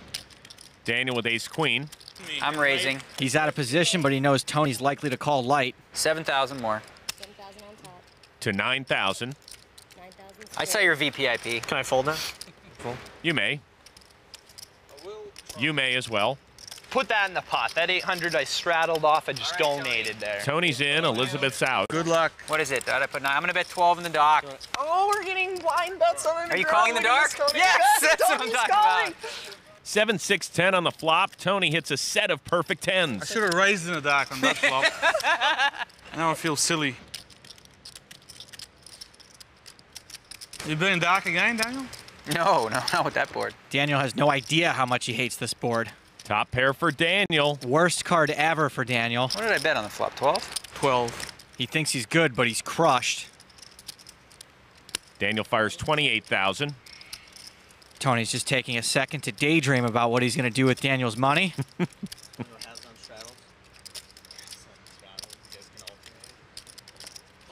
He just calls.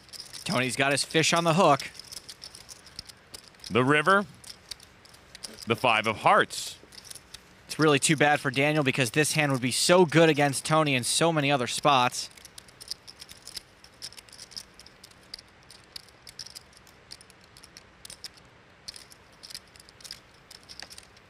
Daniel bets 60,000. Tony puts Daniel all in, raising to 275 grand. The river may have saved Daniel a little bit, even though he's frustrated. Straight and flush draws both just got there. Not that easy with the G. What's the G? It's not that easy. No, I mean, I put a lot of pressure. You're running good on me today. Running good. I run good too. I've been running good the last couple hours. Daniel frustrated. Let's see if he figures it out. I didn't even see that it was a heart, to be honest with you. I really didn't see it was a heart. I might have checked the heart. That full 3 of hearts is... Oh, that was stupid to check a heart. I mean, Tony's known to have a lot of heart. And commitment. Heart and commitment. Both Daniel and Tony's reps would suggest Daniel will stack off here. He doesn't. Good lay down. thank you. Nice river. The river didn't help me, it hurt me. Oh, you had me already? I had you on the flop. Nice turn then. I had ace queen. Yeah, you were drawing dead. Yeah. It's always nice. Flop top set. Barry Greenstein straddles, so action on Antonio with pocket aces. Always nice to wake up with 2 pieces of ace. Raised to 2,400. Chow folds. 9 high for Rick Rahim. On the button. Folds. I'm amazed. Not my kind of hands, just my kind of game. 8-7 offsuit. The loose cannon's out. Queen, queen, uh-oh. Viffer could get in some real trouble here. Just calls, and Barry folds. Does anyone else feel it getting cold in here? The flop. Queen, deuce, 9. Viffer flops a set. This was going to be a cold deck either way, but this is just ice cold. And he slow plays it, checks over to Esfandiari. Antonio's in a very tough spot. Impossible to know he's beat right now. Bets 3,400. Viffer's in a great spot. He's got the nuts right now. Comes over the top to 10 grand. Very difficult to get away from this hand. There just aren't a lot of ways to be beaten, and there are a lot of draws out there that Viffer could be betting. Since Antonio has the ace of hearts, he knows Viffer isn't on the nut flush draw. That may help him a little, but even still, it's tough to get away from a hand like this, especially against an aggressive player like Viffer.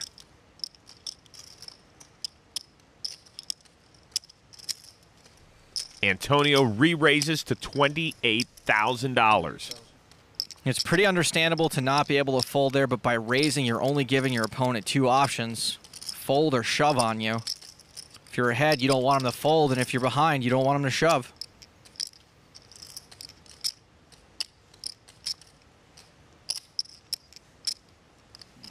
Viffer shoves. Oh, it's so sick. Antonio probably has a pretty good idea he's beat now. It's been over 90,000 put in on this flop when there was only 7K to begin with. Pretty tough to imagine now that 1 pair would be good, but Antonio may feel as if he's pot committed. This would be for the rest of Antonio's stack. This. Probably got me, you know? But I'm pretty tilted and steamed.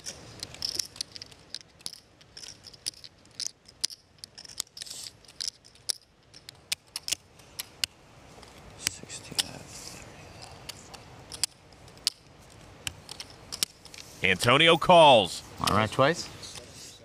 Whatever you want. We'll run it twice. Deal. I have 3 queens. God, you just own me, Biff. You really do. Looks like the magician's about to get the rabbit pulled out of his hat. So they've agreed to run it 2 times. We will see the turn and the river twice, each time playing for half the pot. Antonio's apparently agreed with himself to not show his aces to the table. Jack on the turn. Chow folded an ace, so you can see Antonio's got 1 out singular. The first river card. 3 of clubs. Viffer wins half the pot. Oh, I think I'm gonna quit. Oh. It's not your day, it's not your day. Right, Chow Chow? Yeah. Me and you and It's not your day, it's not my day. I think it's time for me to go. Me and you, Sambo. That's exactly what I'm thinking. Do you have outs? I definitely have outs. Run number 2, 10 of hearts. It's a very good card for me. Antonio can hit hearts now. Looking for outs, that can't be too bad. Do you have flush? It's a very good card. The river. Antonio is saved. Ship it. He's still here. Oh my God. I don't want you to leave here. Oh my God, I'm staying. I was about to quit. Raises to 2,000. Ike on the button. Out of here. Pocket pair for Jason Mercier, who's been awfully quiet so far. It's just a baby pair, but he's ahead of Tony's cutoff range. And calls. Oh, pocket kings for Phil. Raise pot. Raises to 8,600. Now Helmut's got a real hand. Let's see if his giving action will get him some. Not from Tony. Tony G folds to another Helmut 3-bet. Can somebody please call for cocktails? Jason's got good implied odds to try to flop a 3, and he doesn't know this, but Russ folded a king. You got a couple of hundred on, and I'll play every time pre-flop. Why don't you add some more money on, Phil? I'll give you a flip every time then. See what sort of a genius you are then. Tony would rather flip a coin for $500,000 instead of a measly 100K. Jason calls. So Phil does get some action. Jason's a big dog here. 9-queen tray. Mercier flops a set and checks to Helmuth, who has a flush draw.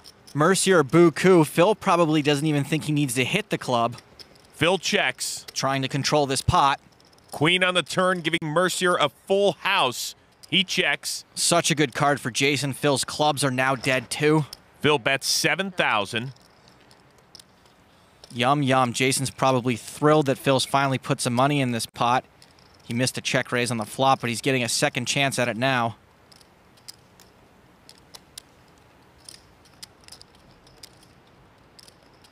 Jason raises to 20,700.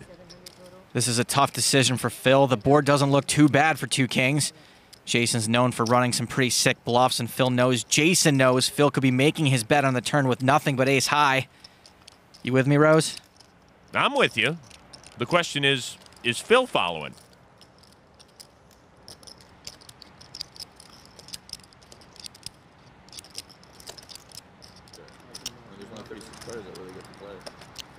Oh, you got 9s full? Close. I got a bad feeling about this. I got a bad feeling about this. Have you ever seen like the Star Wars movies where the guy, Harrison Ford, always says, I have a bad feeling about this? I think he says it in Indiana Jones as well, and Jason Molara Mercier over there is about to pluck your heart out. Phil calls and hits a flush on the river. Jason's got Phil in really bad shape right now. It's just a matter of how big a value bet he wants to make. Come on. Mercier all in. Come on. What in the heck is going on here? This is ridiculous.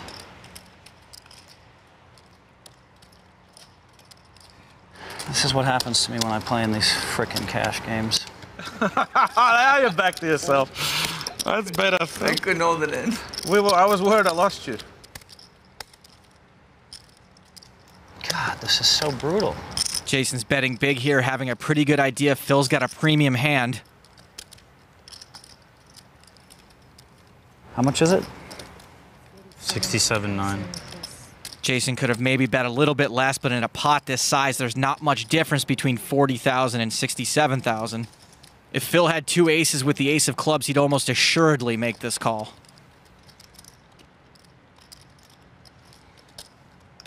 But Phil folds. That's what we gotta show. Phil gets away from it and saves himself almost 70 grand. Donnie with pocket kings.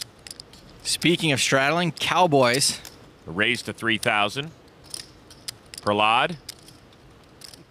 Folds. Right? It's like, I don't want to play that high. 5 out of the 6 times.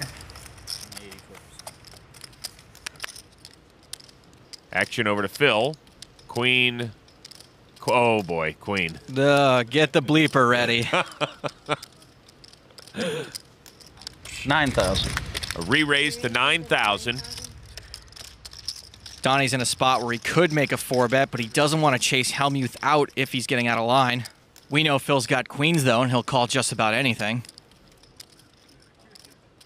Call. See, that's already a big game. Look at that. He just put in $9,000. That's because there's a straddle on it, Phil. We're not asking for a double straddle, just the one. Both the straddle and the cooler hand are to blame for the size of this pot. A juicy pot pre-flop, which comes out Jack 8 King. A set for Stern. All Donnie needed was for Phil to not flop a set. Phil checks. Donnie's in position, so if he bets here, it will look like a continuation bet. 11,000.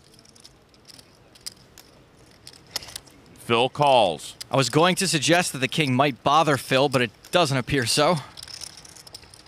Jack of hearts on the turn as Stern fills up. Phil's now drawing dead to someone pulling the fire alarm. Hellmuth checks. Phil put Donnie on a jack. Maybe the second one hitting will save him some money. Donnie's trying to figure out how to get max value. He bets 30,000.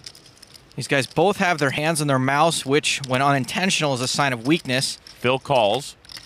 In Donnie's case, it might actually be a reverse tell. Phil just called 30,000, drawing stone dead. The river. The 10 of diamonds. Phil checks. Can't really tell how many that is, the yellows. About 60. You have about 60 left? There's 100K in the pot, and Phil's only got 60K behind. It would probably look stronger if Donnie didn't put Phil all in. I'm all in. There goes Donnie putting Phil all in. At this point, all Phil Hellmuth has is a bluff catcher. I think he knows it. There's no way Donnie would be value betting any hand worse than a pair of queens in this spot, so Phil's either crushed or Donnie's bluffing in his eyes. Why is it just funny to watch him in anguish? I don't know. 6 is the sickest stuff. I mean, why do I even come here? I mean, I just ridiculous. This guy probably has ace jack and just hit some miracle jack like it was nothing. Maybe he's just bluffing it all off. I mean, Phil's trying very hard to convince himself he can call. See you, Daniel. He knows this could be a while. Here's my thinking, okay? Can't be shit 35,000 when you want him to call. I think this time he's not bluffing at all. I think it doesn't look like he's bluffing to me. I think he's betting because he thinks Phil is just sick and annoyed and he's gonna call. 52.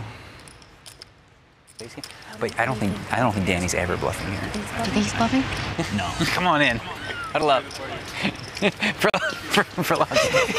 Oh, 100%. Everyone here.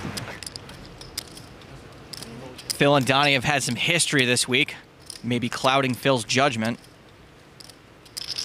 Oh, you might be bluffing here. I don't think there's any chance he's bluffing here. Like almost like zero chance. Close to zero. He wouldn't have even bothered betting the turn. I think Helmut has ace king.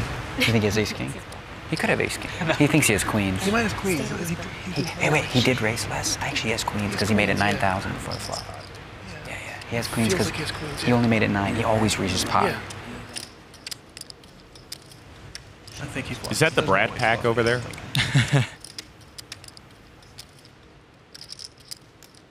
Boys, he might be bluffing here, boys.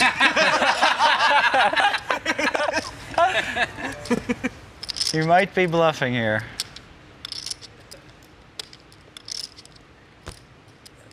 He wants to be a hero right here for sure. Wow, I have a feeling he's bluffing. I don't know if I can call it though. Oh, if he's bluffing and he calls, he'll feel like he'll feel like Superman. Yeah. He's supposed to have me beat. I mean, I don't think Phil has a feeling he's bluffing. I think Phil wants him to be bluffing.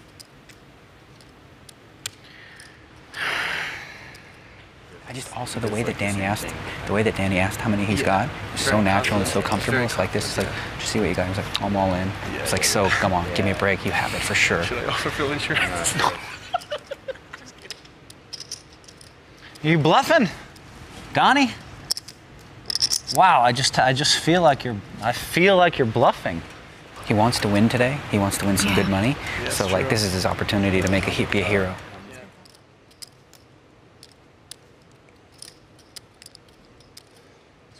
$68,000.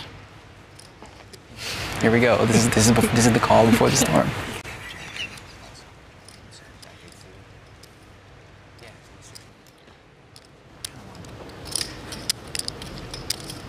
I want to see it when it happens. I want to get back. Go back? Yeah. Based on pot odds, Phil's not getting nearly the right odds for how often Donnie would be bluffing here. But I don't think this decision is about pot odds for Phil. All right, well, now that everyone's back and Phil's sure the cameras are back on him, we should get a decision soon.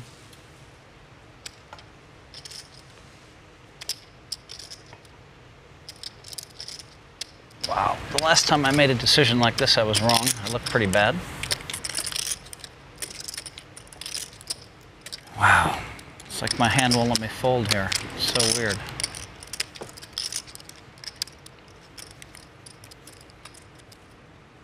Once someone picks up their cards like that, they usually fold. Just queens, boys. That's all I have. Pocket queens. God, I hate to give this one up. Just hate to give it up. My read has not been perfect lately, though. That's the problem. You just can't wait to flip over that queen 10 or those two deuces or whatever.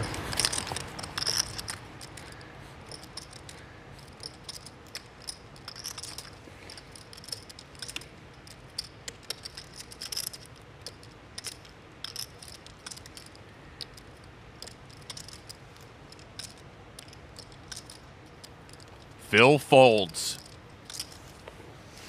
The contacts are drying out.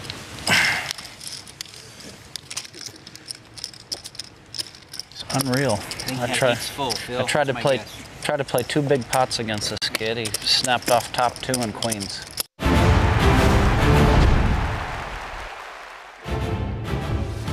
Welcome back to Cyprus and the PokerStars European Poker Tour, and a quick reminder, there will be a new season of the Big Game on Tour filmed at NAPT Las Vegas next month. We'll talk about that during this session. It's the third level of day 2 of the 5K main event, live from the Merit Royal Diamond Hotel, Casino and Spa. James Hartigan alongside Griffin Bencher. Hello everyone. And Griffin, these are the chip leaders as we return from the first break, and among the top 5 right now is the announcer, Andrea Dato, last year's Cyprus runner-up. Yeah, heck of a player. Good to see him. A good start today on day 2. He's got around 400k right now. It is Ivan Zabekin who's the chip leader with more than 570k. Meanwhile, we're keeping the same lineup on the main stage that we had for the previous session. That's right, we still have Felix Schneiders from Team Pro, who is a decent stack right now, 228k. We have another Team Pro, Simon Witziak, EPT Barcelona 2023 champ. He only has 14 big blinds. He and the other French player at the table, Emilien Pitavi, moving closer and closer to the danger zone. Yes, very, very close to that danger zone. Especially with the blinds going up now to 1,000, 2,500 with a 2,500 big blind ante. And time to get the action restarted. The third of 5 levels to be played on day 2. Earlier, the payouts were confirmed. 191 are going to make the money, and we do expect to go hand for hand, and we do expect to burst the bubble during the last level of the day. Fewer than 100 players to go now, Griffin. Yeah, about 90 players left, and I know that sounds like a lot, but you know they'll start coming out fast and furious. Yeah. When you consider we started the day with around 460, and we've already lost near enough 200 of those players. One raise, 5,000. So this is John Ander opening here with ace deuce in the cutoff. Okay. And it's Istvan Toth in the big with ace 4. I would say domination situation, Griffin, but as we know, this hand does result in the pot being divided equally the vast majority of the time. 52% of the time pre-flop, 73% of the time post-flop.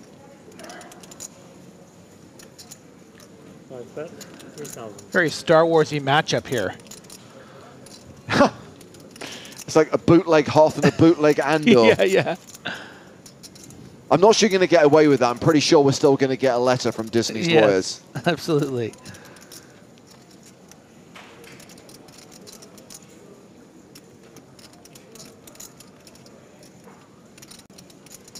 So a lead from Toth of 3K, called by Ander, who was the pre-flop aggressor, taking us to the turn, which is the 5 of clubs.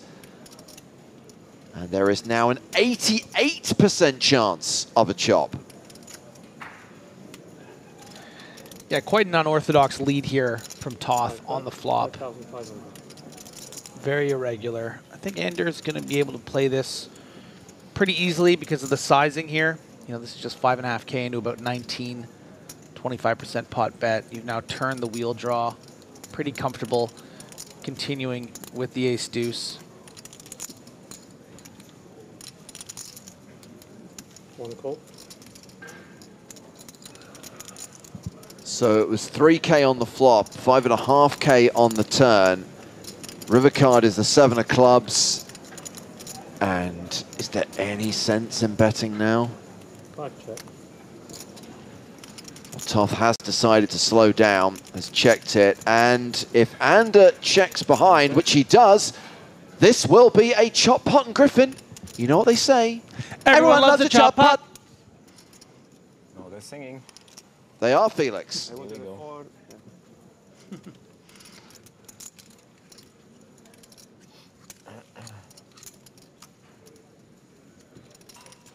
Loves to sing song, does Felix Schneiders. Karaoke King.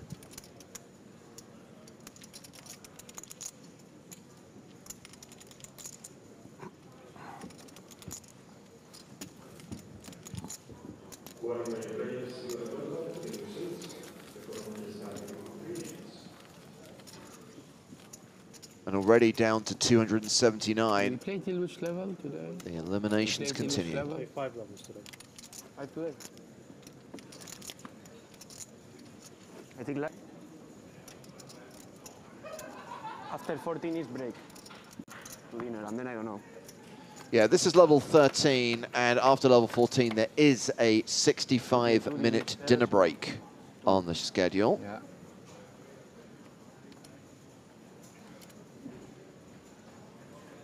Seven fold. 65. That's an interesting number. I guess it just gives people an extra 5 minutes after their 1 hour dinner break to get down in the elevator and back into the poker room. But yes, sometimes dinner breaks can be like 75 minutes, right? Yeah, I guess they need less time to get back because... of the buffet. Yes, Yeah. exactly. Ludovic Costa watching on YouTube says, everyone loves a chop pot except dealers. Ludovic, what part of the word everyone do you not understand? Did you see the smile on this dealer's face? Did you see how delighted he was? Did you see how jubilant he jiggled in his chair when that pot was chopped? Yeah, actually the song is part of the dealer's contract. They wanted this. This is really important to them.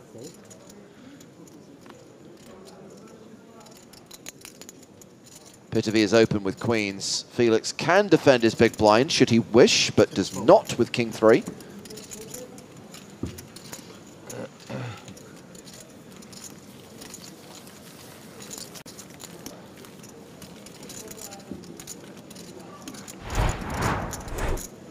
confirmation of the top payouts in this year's Eest Ept Cyprus main event. Total prize pool 6.2 million, min cash 8,400, and up top more than $1 million.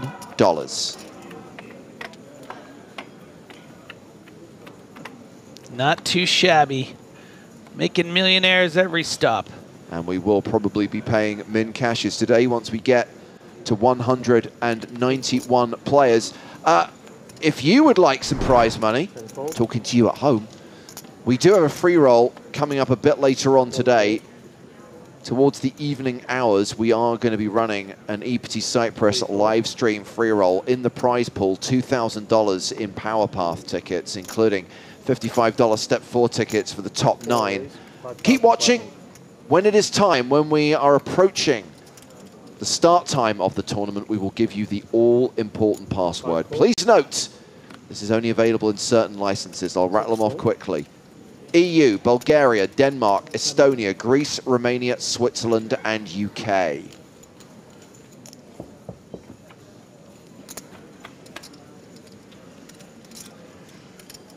What have we got here? 9-8 against King Deuce, and there is an 8 on the flop.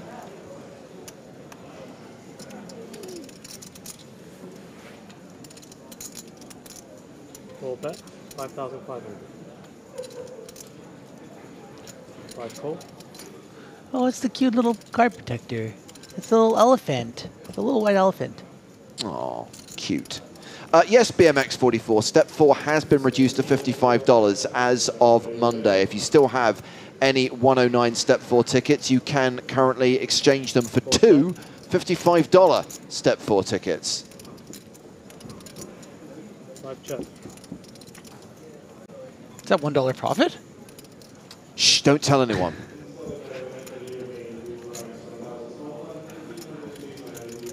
You know how much poker players love added value, Griffin, even if it's just a single buck.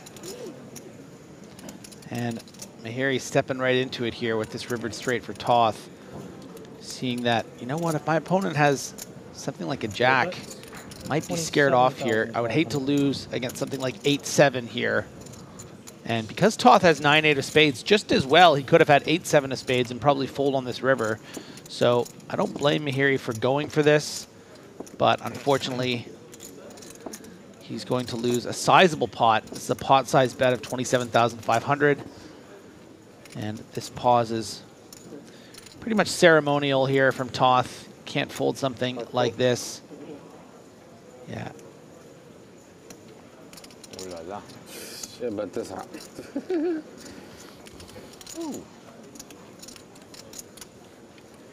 Why is king go? Yeah, the first the king and then king 9. King 9 also. Yeah. Ace king 9, yes. Only call. Nice call. 1.5 for 2 for Toth. Got a nice big win and a chop. Yeah. Currently playing 163K, around 65 big blinds. Average stack right now is 141K, with 273 players remaining. I mean, if we lose 5-6 players every hand, we certainly are going to be in the money soon. That's what's happened so far. 10 fold. 1 fold.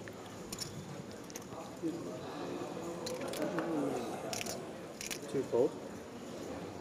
3 fold.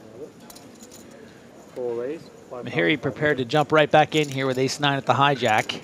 5 fold. 6 fold. Now, what is Felix Schneider's? It appears like it's Yoda, but there's like these little creatures on him. Interesting.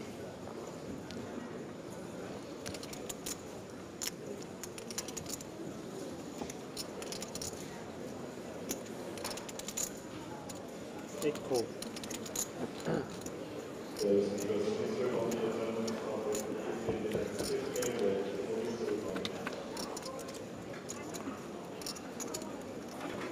King 4, ace high, still good.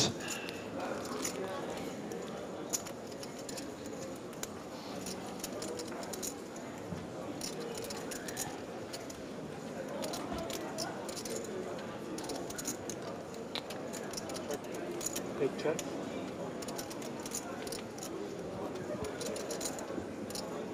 Small check.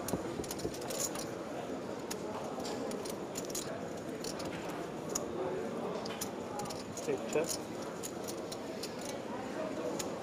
So check, check on the flop. The 8 on the turn hasn't changed anything. Miri makes a delayed continuation bet and gets a fold.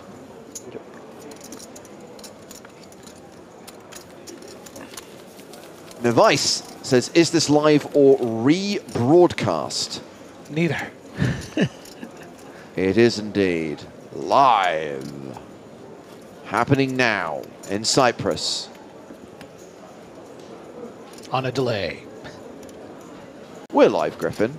As I speak these words, they are being heard by viewers around the world. That's true, I guess. Yes, we are live. And no one has seen these pictures before. I never saw it like that. One fold. 3 folds. 4 folds. I was going to try and prove it's live by reading some news headlines, and then I looked at the news headlines, and they're so depressing that I decided not to. 5 raise, 5,500. 6 fold.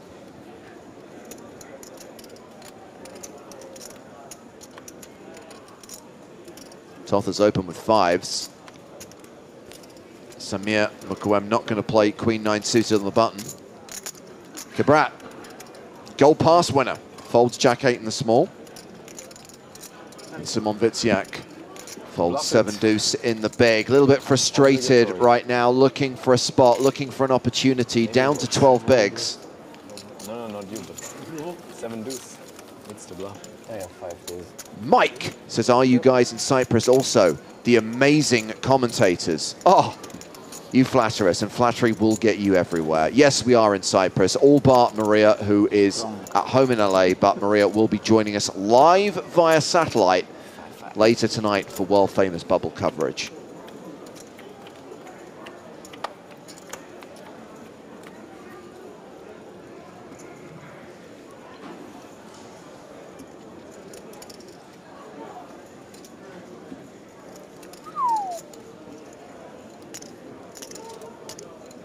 Lady Luck. Queens for Pitavi. 3 raise, 4 raise, and 3 raise, 5,000. Pitavi the fool, whoever comes after him here.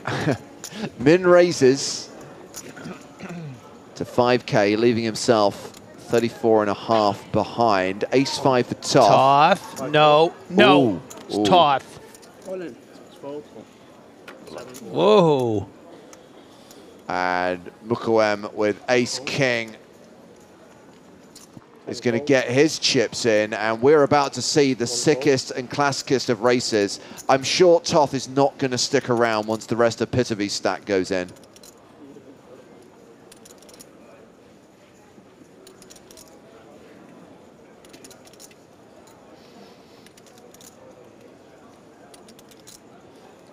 Cal says Phil Helmuth is one of the commentators. I just know it from the voice.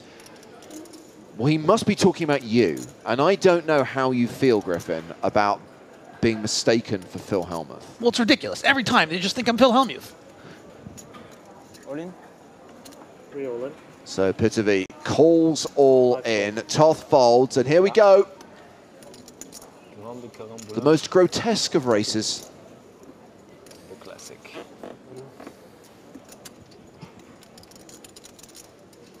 No one is happy. Yeah. Queen and she is Mother of coin flips. The mother of coin flips. I like it, Felix. We're stealing that one, Griffin. In this instance, Pitavi is not in bad shape, considering we saw an ace folded.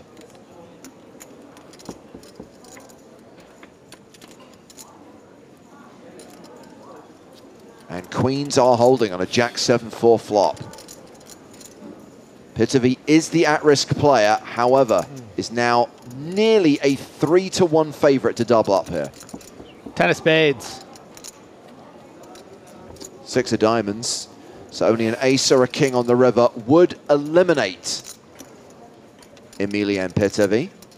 No need to stand up, dude. You're still going to have chips.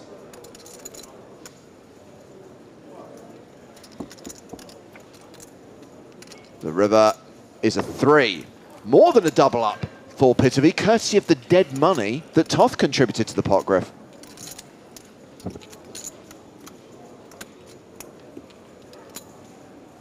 That is going to lead Samir Mukawem supremely short. He's going to have 17.5 left, which equates to 7 big blinds. This is what Ace-King feels like. Loser on your hand. Always. Big loser. It's a flip. Can you do? Understatement of the Day award goes to Brent, who says that man looks unhappy. Yeah, losing flips sucks. But that's not on him. It's on the cards. Law of attraction. Oh, yeah, if he believes it, It happens. it happens. That's the rule.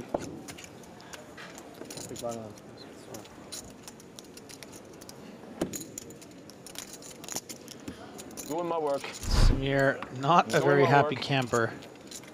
Doing my work. May have sounded like directed a little bit of the misfortune to the dealer, which is not something I recommend. No. Irrelevant. Snowman's Num Num. Mary opening with 8s here. Felix continuing to grund up a stack, has ace queen. Now these are the 2 biggest stacks at the table. Felix flats with the ace queen. There is the shove from Mukawem, who has the same hand.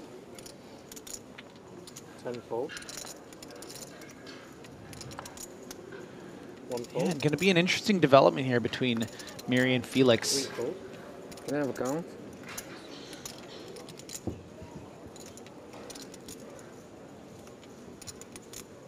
This all in for about 7 big blinds. Schneider's could be relatively strong here, flatting early position.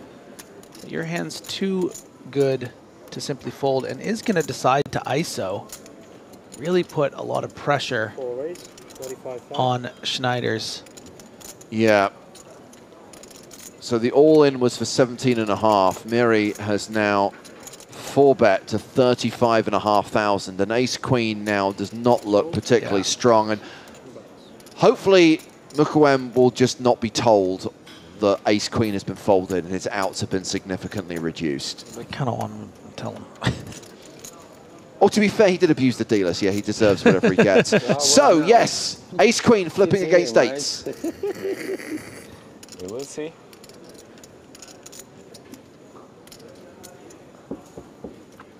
Felix is too much of a class act to reveal he had the same hand. Of course. I know, I am a big loser on his hand. Believe me. Oh, you play a lot of cards. You got a gut shot, dude. Aces, queens, kings, all live. 8 outs. Come on. Hearts. Positive thinking. Don't be a Debbie Downer. I will see, you will see. Wait. Now you can stand up. No, this I will allow. This gains him an additional 2.3%.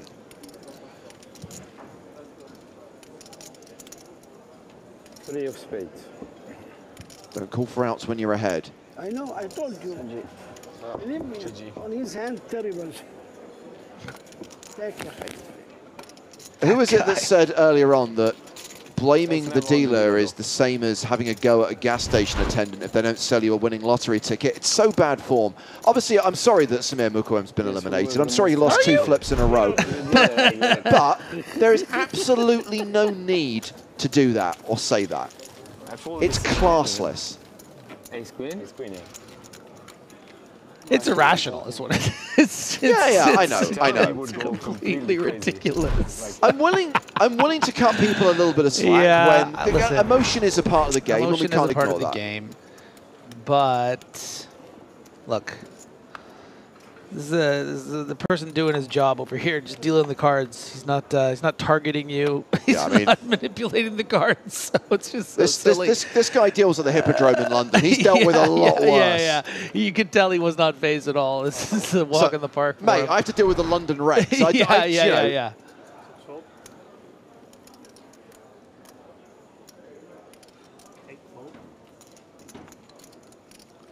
10-fold.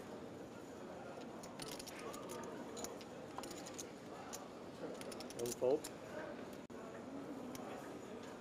Navarro asks what is the current payout? $0. That guy who walked away just got $0 because we do not make the money until we're at 191. Right now there are 261 players remaining. 78KB watching on Twitch says, I would blame Joe and not the dealer. That's fair. That's absolutely fair.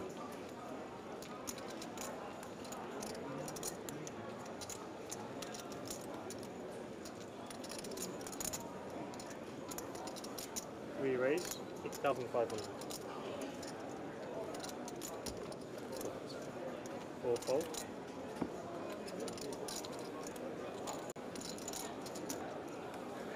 Nice little takedown there with the king blocker. Batavi electing to play it as a raise instead of a limp, which I think would have been a bit more standard, but the chip leader on your left might be coming after you with hands like a 5 deuce, make it a bit difficult to play. Of course, at the start of this level, he was one of the short stacks, but had that big double up and is now playing more than 35 big blinds. Reasonably comfortable right now, but still below average, which is 150K.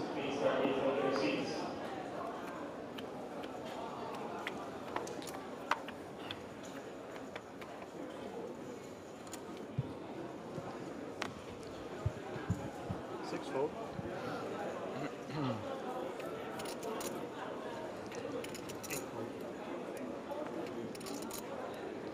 Andy says, will the commentators also cover the NAPT next month? Yes, we will. Thank you for your question. 2 days of live streaming from the North American Poker Tour. We'll cover the last 2 days of the main event. The reason why the stream is slightly truncated is we're going to use the first 3 days to film 3 different tables of the big game on tour. And I did say we discussed that during this level. If you are going to be in Vegas, if you happen to be in North America right now and are considering trying out to be a loose cannon, we have got qualifying tournaments taking place on the 30th, the 31st, and November 4th. If you check out the PokerStars Live app, you will see the full schedule, plus the all-important terms and conditions. Four check. Five bet. 3,000.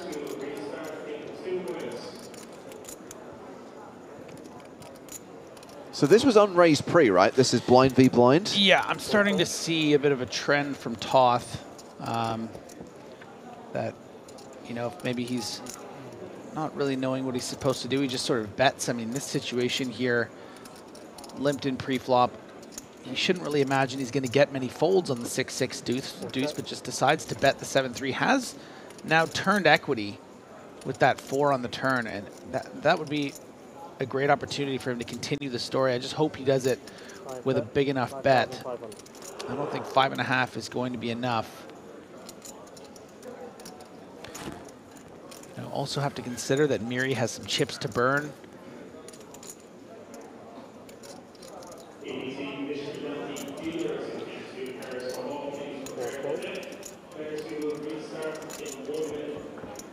Hardy's asked, who is playing the big game? We haven't confirmed all the players, and we haven't confirmed the lineups yet, but I believe Rob Gronkowski has been announced.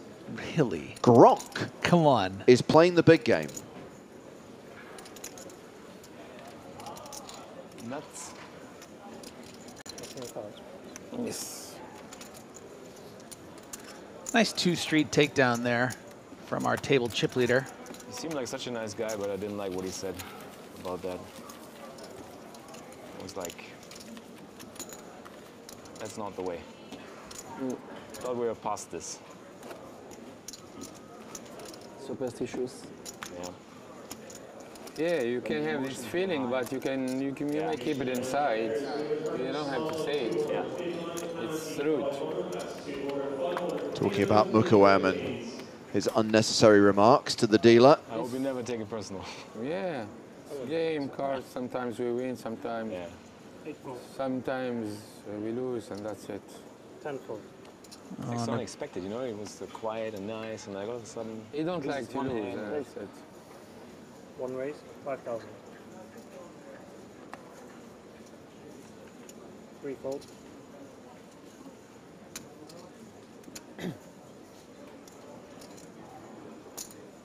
Four raise, 15,500. 5 folds. I think you're dealing me beautiful cards every time. 6 folds. Mary flexing those chip leader chips. Look at this. 3-betting with the 6-4 of hearts against the very playable 8-7 of clubs for Ander. But, you know, as we sort of get closer and closer to the bubble, do you really want to start jousting out of position against the chip leader? No. We'll find the answer in a second. Oh, so I thought you were asking me. If I was in this position, no, I would not. I mean, he does kind of look like a younger version of you. So let's see what that guy does.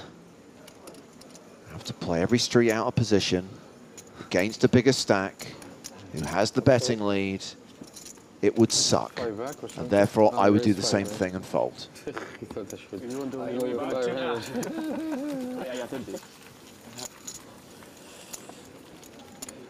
You actually didn't look that much like you, but you both have glasses. So you all look the same to me. Just the same way that everyone has a beard, they all look the same, Yeah, right? exactly. Yeah, it's like, oh my God, that guy looks just like Griffin.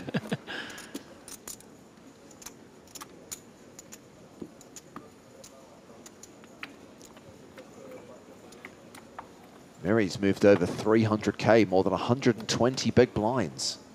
Still got an hour to play at this blind level. 10 folds. Patience, Simon, patience. What's he down to now? 11 bigs, and he's going to be taking the big blind and posting the ante on the very next hand. Oh boy. Play the rush, Miri. I like the way that he's been playing on this feature table, despite getting his hand stuck in the cookie jar earlier against Toth, recognizing that, you know, he's got a pretty decent seat here. You know, Felix hasn't been fighting back too much in the early stages of this, well, I guess second level. You guys had a whole level of these guys before. That suits. Jack 9. Jack 9? I would love to see a 3-bet here from Sabrat. You know, he's got that single blocker. He's gonna know how much Miri has been raising light. It's just a really beautiful spot on 30 big blinds, and does find it to the tune of 18,000. Nice. Ronnie asks, what's the prize pool? $6.2 million. 191 will get paid. Right now we're at 254. Mary not going to call the 3-bet. Next hand. You know, Brat Summer might be over, but See Brat Fall just started. Force jump. Gold pass winner from Poland. He brought his family here on a little vacation. And great weather for it.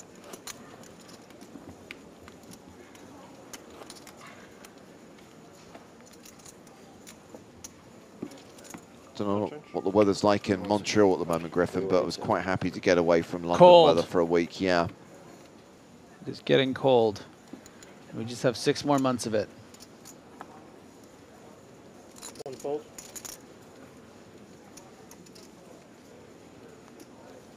Pocket jacks for Emilian Pitevi. Getting some big purrs.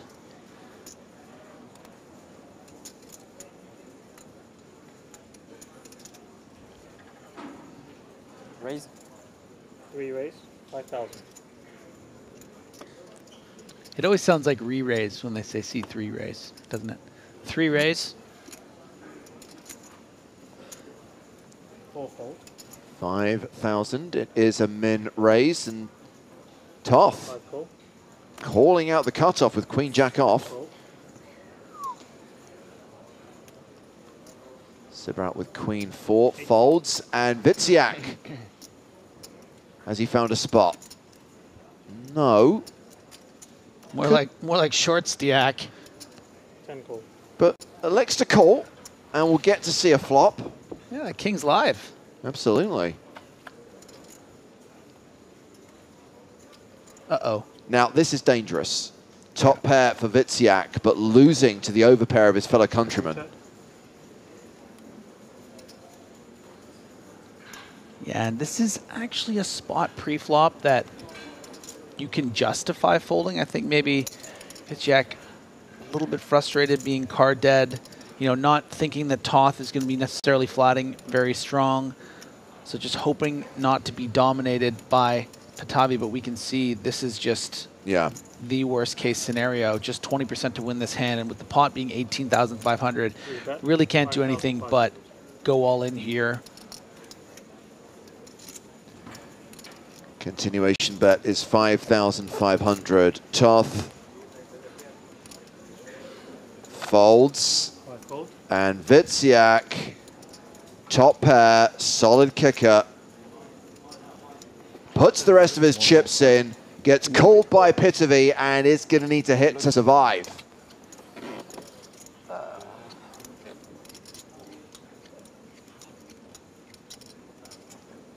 King or a 9 required. Simone does have that dog in him. Will somebody let the dogs out? Who?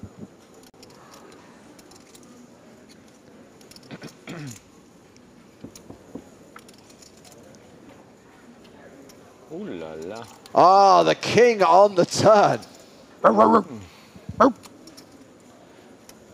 And no jacks live in the deck. So Pitavi doesn't know it, but he's drawing dead. So that is going to be a double up for Simon Witsiak. The Barcelona 2023 champion. Still alive. See what happens when you're nice to the dealers. And he and Pitavi are pretty much tied. 25 big blinds each.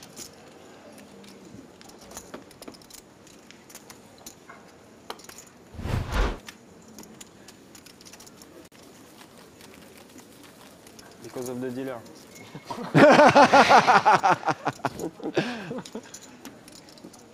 Too soon, too soon.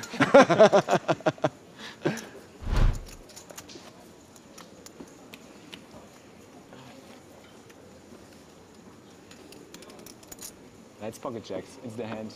Can do nothing. New player coming in. Hello, welcome. Hi. This is Paolo Gualano from Italy, who's bringing 265k to the tables. He's now the second biggest stack. 3 folds, 4 folds. Okay, so it's little like octopus spider things on a like. Is this from Legends Deep Comics? What are you on about? The Yoda that Felix has. It's a. Okay, I need Griffin, to know. Griffin, those are the ice spiders from Chapter 10 of The Mandalorian, one of the early episodes of Season 2. Okay, and that's Baby Yoda. Back when The Mandalorian was still good. Okay, and that's Baby Yoda then. Yes. Okay. I had this conversation during the last level. Ah, okay. We've Sorry. done the whole We've done it all. Mandalorian going off the rails, Book of Boba Fett being a crock of you-know-what. No? City? I actually kind of like Boba Fett until they made it just a Mandalorian. Anyways, we don't have to. No, there was nothing good about that series. Nothing. Bari. 15,000. Okay, nice. 10 folds. Just the old pocket aces. Just aces. And if I know anything about Toth, he will not be folding.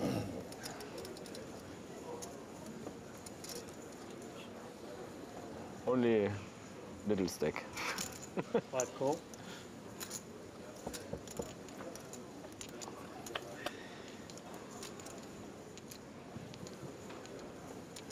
King, Jack 10. So Toth has flopped top pair. 5 check. Yeah, I mean, you'd much rather see something like King Jack Deuce or King 10-4 if you're in Sabrat's seat. But with 36,000 out there, 8 check. an interesting check back. Perhaps not wanting to find a situation where you would get raised here and then feel like you have to commit your whole stack. 11,000. I don't mind playing this defensively as long as you are prepared on a brick river to potentially raise if the bet size from Toth is small enough. In this case, the bet size is so small in the turn that, I mean, you have to imagine you're good. Maybe you want to get more money here from something like a Queen Jack or a Queen 10 that would call a raise. Perhaps that's what Seabrat's thinking about. but is, it appears, going to play it passively, sort of evaluate how he's going to get more value on the river, as long as it is a brick. A non-brick, of course, being something like a king 9. Yeah, that's pretty bricky. Sorry, we're keeping you up. And yeah, he's coming out with that exact bet that I think Seabrat can pounce on. Pounce like a limber cat. Yeah. And yeah, that's going to be a decent pot for the gold pass winner. Wow. Yeah, and perhaps deducing that, you know, maybe my opponent won't be willing to call a raise unless I'm beat. So a bit passive there, I think, from Seabrat, but plays it safe and is now up to nearly 130,000 chips. Was raise call pre-flop? Raise 3-bet call. Oh, you 3-bet. Check, check. Didn't miss. I missed it. So you need to use your box for your cards. See the box? It's for your cards.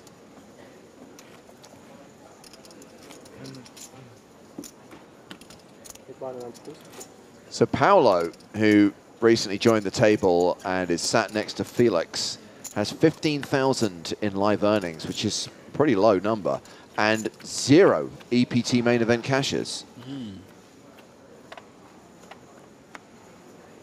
Full fold.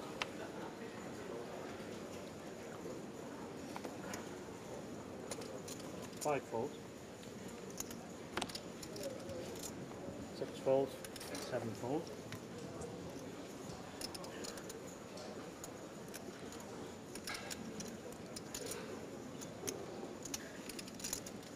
Raise 5.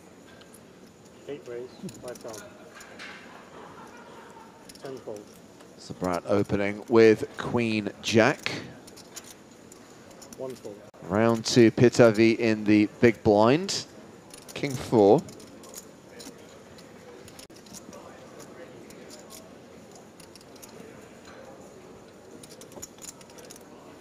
Fold.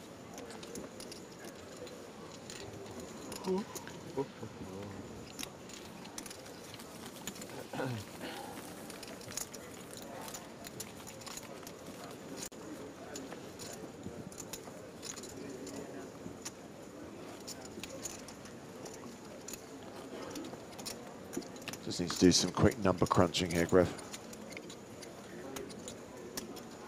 So, average stack right now is still more than 60 big blinds. But it doesn't seem to be slowing down. And from the pace of eliminations that we've seen during the first half of this level, I'm starting to wonder whether we'll get close to the money in the 4th level. There's a chance we could be sub 200 players by level 14 today. 7 fold.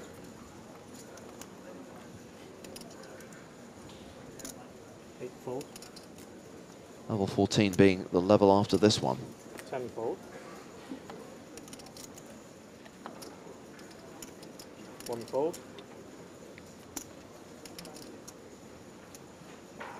Ace 5 the hand for Pitavi in the small blind.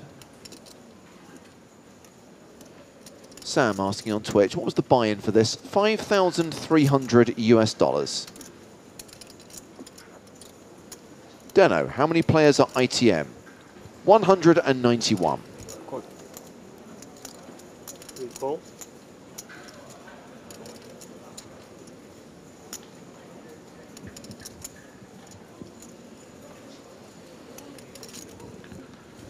Big trouble here for Pitavi. I think, Raise. you know, you can expect the table chip leader to be ISOing your limp a lot of the time here with some weak holdings. The dynamic that's been established from the previous blind on blind was when Pitavi raised and Miri just folded. I think Pitavi has too many chips to limp shove, but you know, if he was suited, we might see that. Yeah, it does it anyways. You know what? Expects to be ISO'd light and just runs into the kings. Very unfortunate here on 20, you know, 22 big blinds, 24 big blinds. Oh, we talked about the big comeback he was making. The hand with queens, winning that flip against ace-king, and then, of course, he had jacks cracked by Szymon Wicziak, and now he runs into these kings in this blind v blind situation. I guess we could see an ace on the desk. It has been known to happen when a player has kings.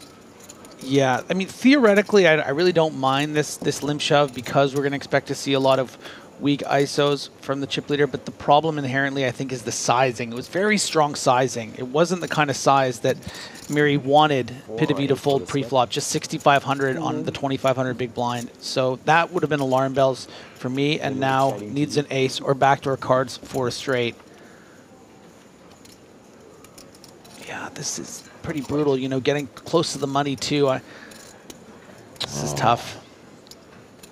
Will Barry Greenstein make an appearance?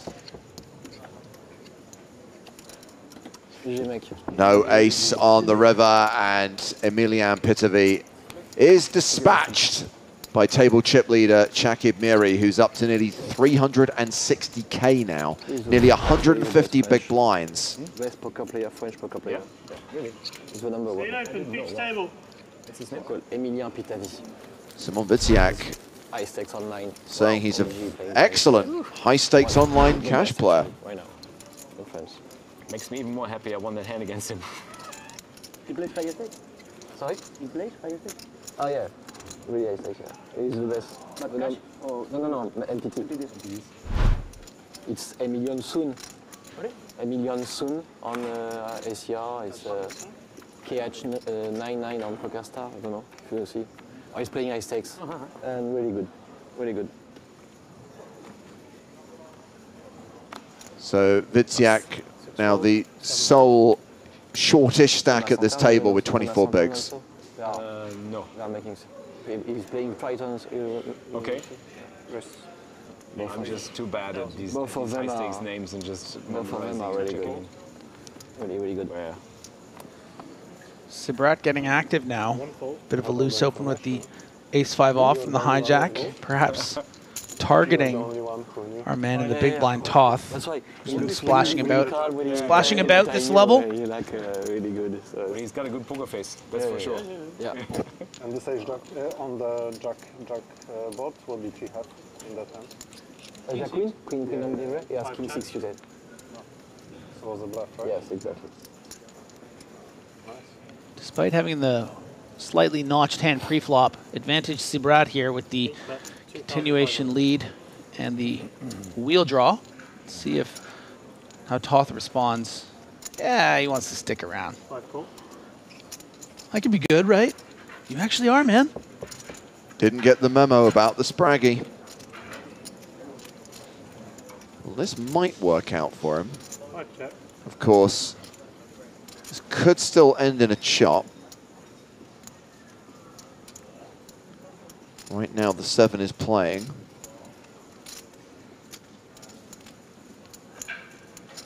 Check, 5,500.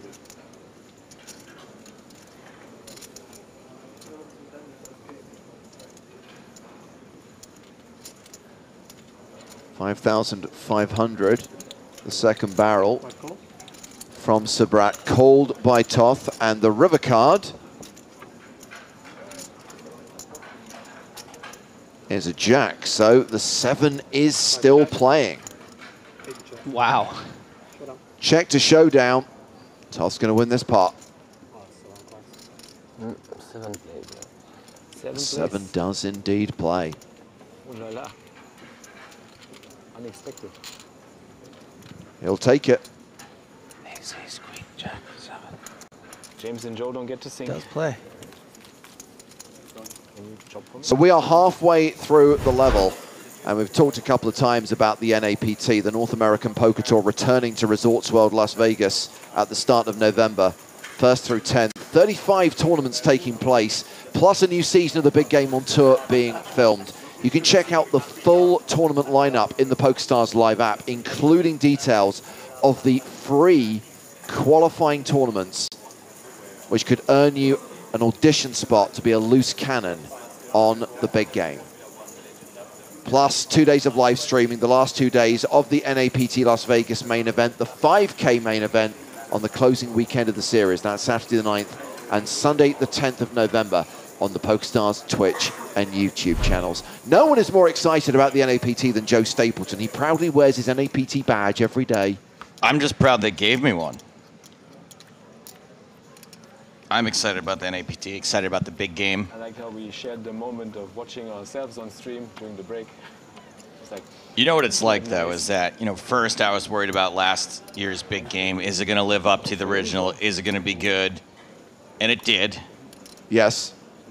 But now I'm like, is this year going to live up to last year? Vicious cycle. It is. It's the always on my big blinder. It's the vicious cycle of a performer, really, in general, is that every time you do something good, you're like, well, how am I going to live up to that? Last year, we didn't have a Super Bowl winner.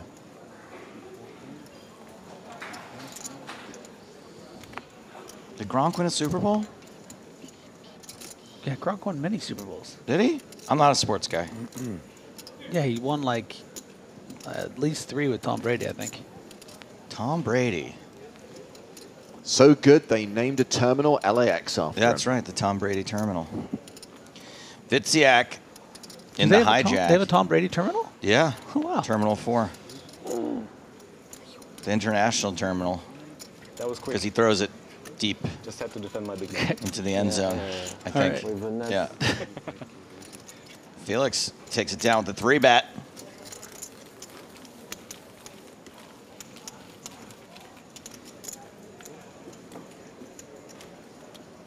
I like how mischievous and wiry Felix is. I'm liking the chip stacking energy. If you notice the lady tattooed on his arm, she sings, depending on how he moves his arm. I'll show you. Okay.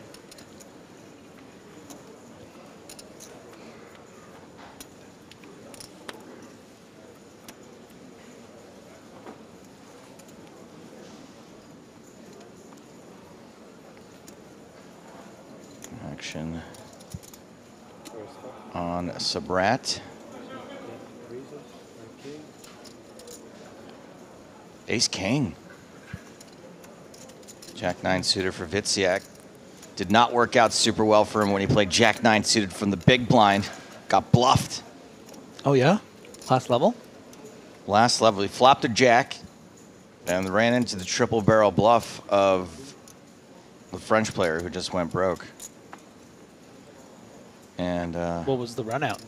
the run out, I mean, it was a queen on the river. So Jack High and the River Queen? Yeah. Jim. Vitziak is 3-betting this time. Yeah.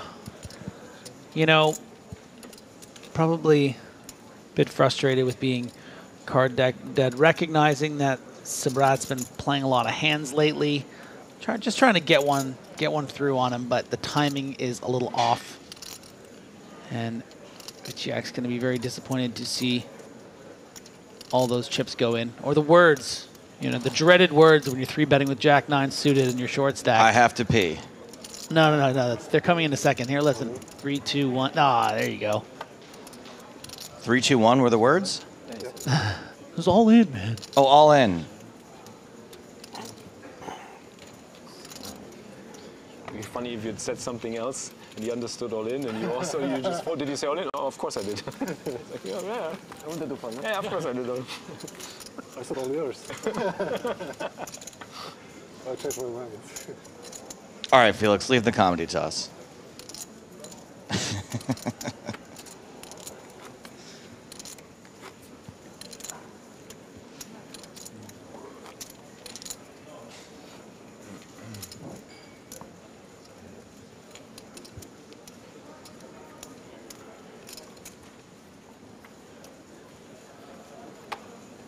Felix has got that Grogu deep into the table, over the betting line.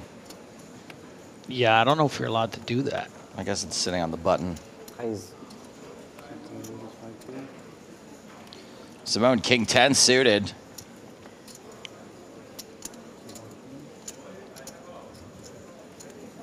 Ace Queen for Miri.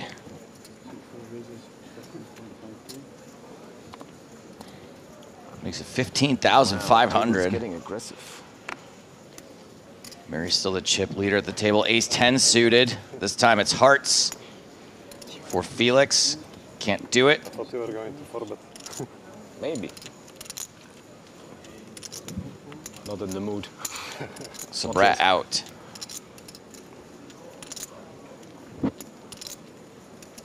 Back to Simone.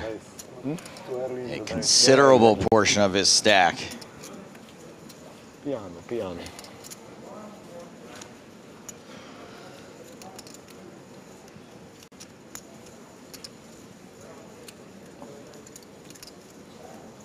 Simone's kind of getting beat up a little bit today. Just doing a lot of zagging when zigging is required. Well, but before he got here, Joe, he was actually had it all in for 20% on the flop. And, was able to hit a card, so I think he's still just grateful to be in here, considering how short he was in that situation and got the nice lucky double. I know this feeling. It always feels like people are bluffing you, right? So we could just have hands. It always feels the same, like someone... Chip counts. We did note that Miri was still chip leader. Paolo Gualano showed up with a pretty big couple of stacks. Sneaking in there between Shakib and Felix. Pretty significant drop-off from there for Sabrat, Ander, and Toth. And a major drop-off for Simone Witziak with 12 big blinds. And Ander, pocket queens, under the gun.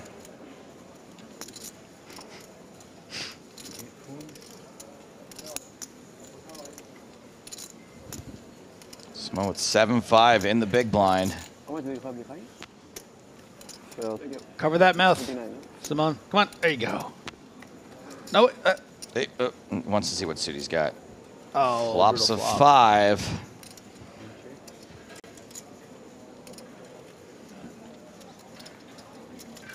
Checks it on over to the pre-flop raiser.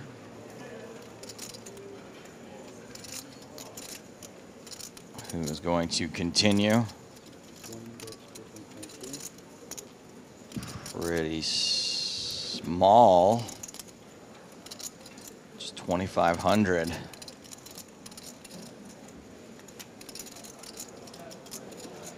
And I'm sure Witziak is a bit of two minds here, right? I can just call here, but it's going to become a bit difficult to play down the streets. Ooh, just a raise. Yeah, check raising here. It's really going to freeze up some hands that would have otherwise maybe barreled on later streets. Could still get some value from, you know, if Ender has something like ace-queen with a heart, ace-king, ace-jack, even ace-jack at diamonds, I think would call against facing this check raise here. Because you're not always just up against a 10. You're going to be live against a 5 when that's what is the raise, and then, of course, the bluffs. Do you think he's got a lot of bluffs here? Yeah, I think he has some bluffs here. You know, Ender doesn't always have queens. He's going to be making this bet with a lot of different hands. He's going to be betting this with king, jack of spades that'll just fold. So, I mean, Witziak is going to know that the hand strength of Ender is probably better than just the 7-5 now. But instead of just calling and then facing more barrels, oh boy, what? He's just going to go for it and hope. Simone puts it in, is very unlikely to get a fold. That's bad news. Now at 5%. How good can you run, Simone? Can you catch one of 2 remaining 5s for your tournament life?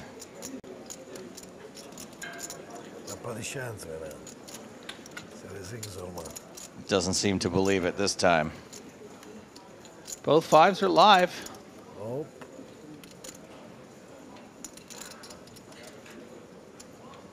Has to hit this river. Close, but no C5. And that's going to do it for PokerStars Team Pro EPT Barcelona champion Simone Witziak. And wowee, is that a Spraggy? just a tag in. We just exchanged one ambassador for another. Come on. Spraggy was already on his way to this table. See, we're never going to shake the conspiracy theorists that say that we put people on the feature table now. This is made-for-TV stuff. And look at him with that nice stack of blues. He's in there, Spraggy. Have a go. Matches his jumper. Now we are changing feature tables at the break anyway. So we're only going to get Spraggy for around a half hour. Organization, that's why. There's too many of us. Unless we decide to put him at the next table too. Ha ha ha. Just kidding, it is random. Which box is mine? Why are you winking at me? Do you know the numbers, baby? What is that? Of how many ambassadors we have on the team? At least one too many. I have no idea with all the different countries. Which one? His name is, it rhymes with Donka Palbert. I'd say 15. I guess.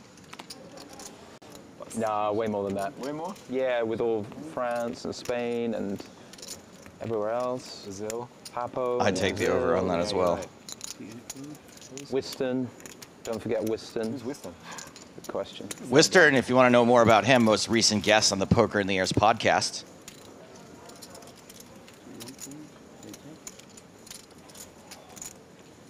The guy who scum runs the W Coupe League together with Seb. I don't want to talk about that. Dominated Jack for Mary. Uh-oh. Ooh. I mean, it's And easy if you pick the Miri, right team members. not realizing yet, but he's about to have a toth ache. My team let me down big time, actually. Uh-oh.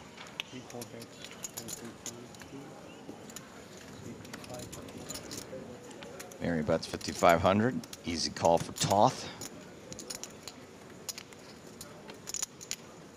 7 of clubs on the turn.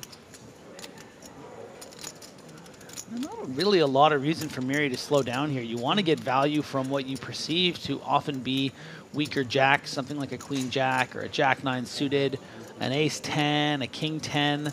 The Broadway draws. Yeah, you're happy to bet here again and get some value from those perceived weaker hands.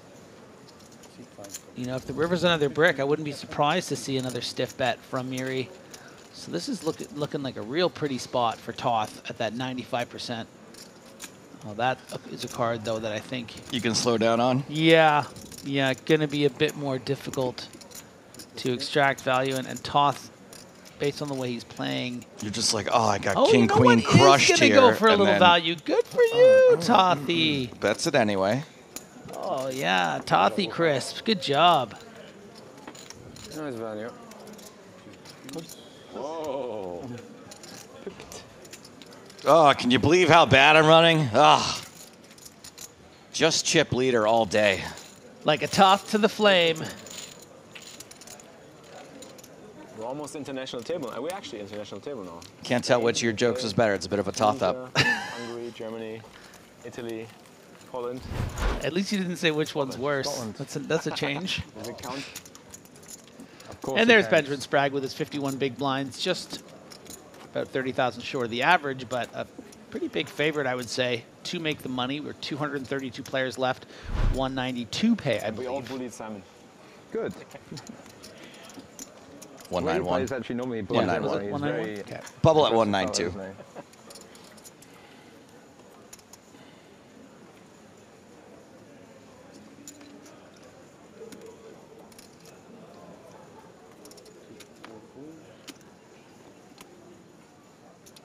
Toth with ace 8 of clubs. Crunchy.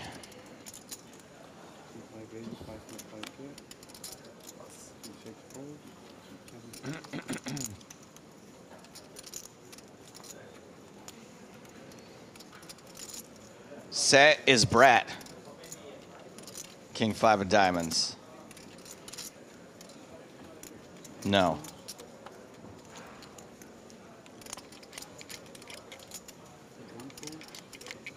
Maddie asks, are you going to get Mr. Sprague in the booth if he would happen to bust? Unlikely. 1K mystery bounty happening right now, and that field is packed.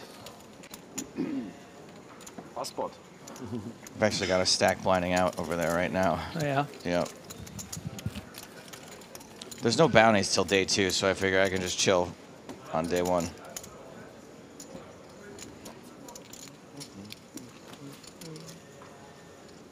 You played a lot of mystery bounties in your time? Just 1. I feel like you're the type that would get into the money with no bounties.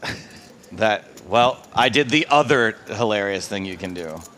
I played like a maniac because of like bounty equity, Yeah. not realizing that they didn't kick in until after Oh, the money. that is exactly how you would play it, yeah. And then I was like, cool, where's where do I go? I like busted someone in like the 3rd hand. Yeah. And I was like, where do I go? And they were like, what? I was like, yeah, where's the bounties at? They're like, you idiot. And then I was broke by like level 4. I want you to bluff me again. Oh, no bluff. Bluff no way. No good way. Pocket 5s for Toth.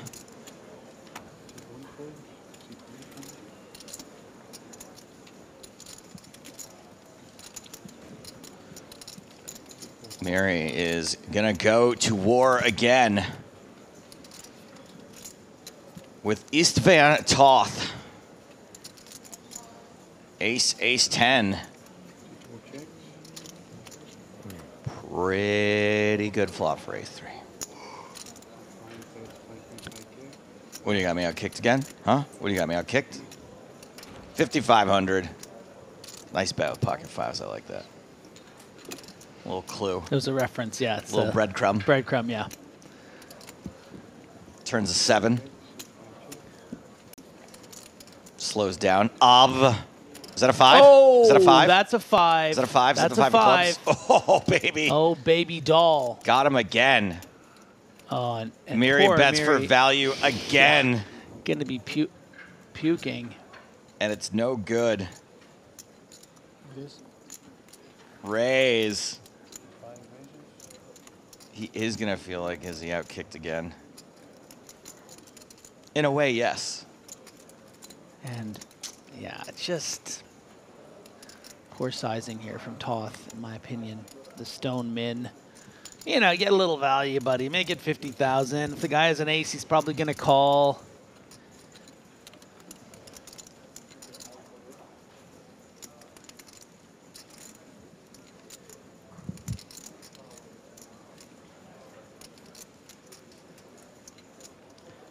He's not loving it, but with the price he's been given here, surely has to just click that call button and be seeing the bad news. And I'll tell you what, he's not going to be happy. Just got kind of coolered King Jack to Ace Jack against Toth. I mean, you just have to call just in case you're like chopping. I mean, no, it's just... It just feels a bit random, like what, like he has like... This is a hand that I fold live to that player 100% of the time. I just go sick for that amount. It's never good. Just never winning. It's the beginning of a long friendship between the two of you. Yeah. Between the one of them. He got me dominated all the time. All the way up to 213,000 and a big smile for Istvan Toth. Is that a big smile? No, he had one a second ago, I feel like. And then the timing was not great.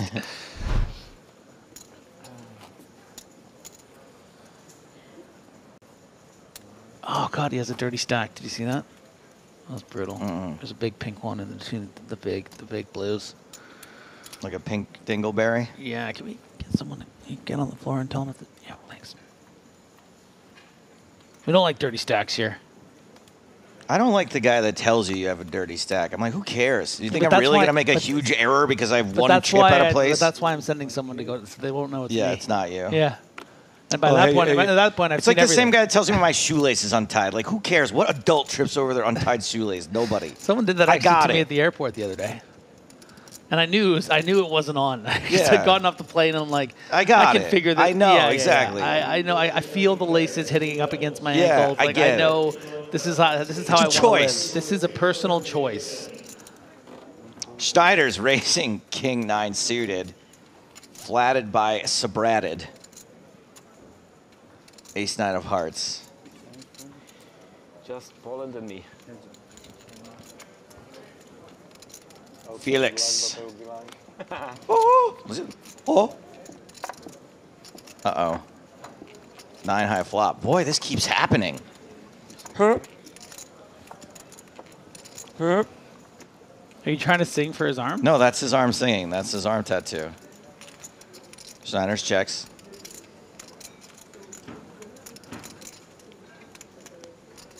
So Brat loving it.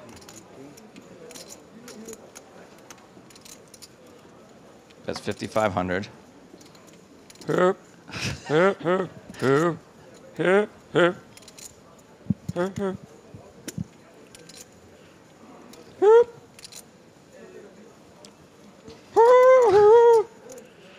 I got another confession.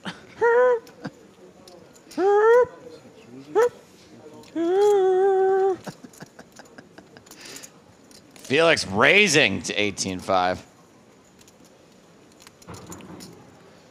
Perhaps just electing to take this check raise line because it's, I mean, Fun. easier to play. It's not the hand selection I would go with particularly. You know, you're just going to get continues from the handful of hands that are beating you and then the draws that are very live against you, and you're now playing an inflated pot out of position. So I don't love it. You know, Sabrat can still have something like 10s, jacks in this spot. I just don't really want to play too big a pot in this situation. I like check call, check raise. It's getting a little murky. I also don't want to be results oriented. I recognize that, you know, Sabrat happens to have one of the few hands that actually is ahead of King 9. But Felix, this pot's just getting big, and it's, you know, it's tough. Not slowing down. Keeping the grund up.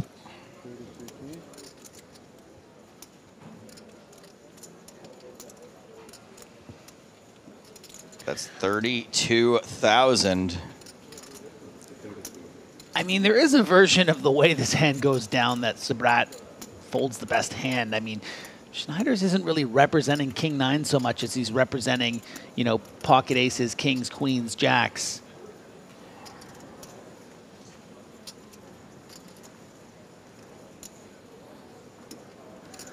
Felix wearing it a little bit, being like, this is getting a little murky here. I don't know.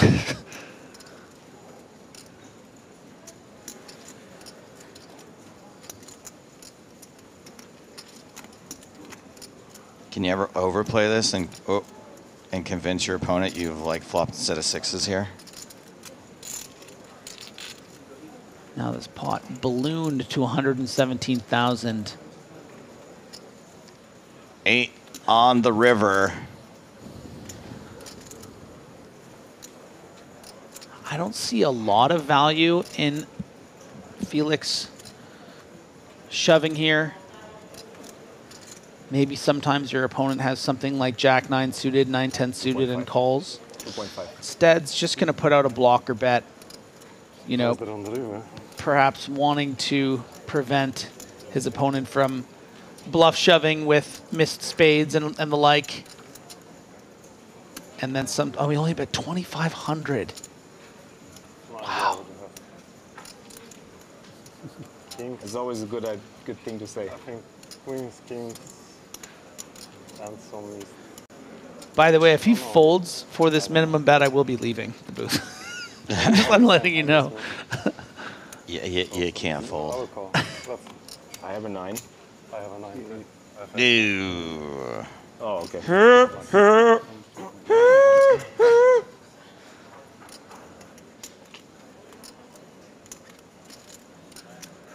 I don't think I can raise there. Yeah, I don't Well, know. tough for Felix, but it's not over until the tatted lady sings. Nice hand. Who dat? Welcome. Welcome. Sorry, mate. Sorry. Antoine has Bonnie. Miles away. Yeah, I think so. Being less than helpful. Where are you from? Hilfiger? Ah. I've seen that since the 90s. Hilfiger's a bit of a has-bunny, isn't he?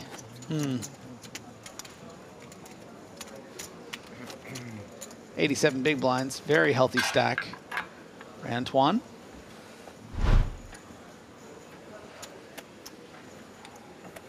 A bit of a has-been.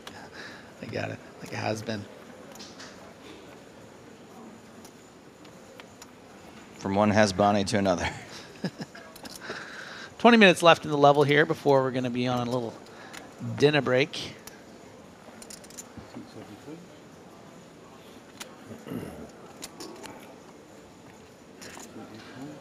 Felix, second lowest at the table now, but still 61 big blinds. This is a pretty this table's pretty thick. It's thick. Thick. You thick? Benjamin, you naughty boy, wanting to get involved. Big blind against Spraggy. This is a nice little game flow open, actually, if I'm being honest. Bit of a, and what I mean by that is just, you know, Win. Pardon? Beautiful. Yeah, Great it's timing. just like, I mean, look, if you can get past Miri here, you have Toth, who's, you know, a bit of an amateur player. You have Felix in the big blind, who's just lost a big pot. I like the open. Nice recognition from Ben. So I don't know if you can see my dad out there. Griffin, there he is. My real dad, Hossein Ensan. Yeah, legend of the game. World Series of Poker main event champion, Hossein Ensan. EPT champion. EPT champion, Hossein Ensan. And genetic champion of me. At this table with Nicholas Ostedt. Wow, that's a lot of chips there for Lena. Yeah, we're gonna need a cart to bring those up to the featured table, Yeah. Griffin, because that's who's coming up here. No way. After the next break.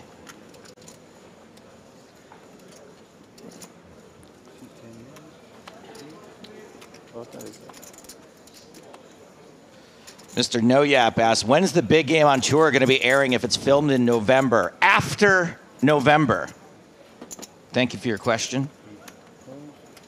Spraggy with the beautiful Jack-10 suited is going to flat here from the hijack against Hasbani's under the gun +1 open with black queens.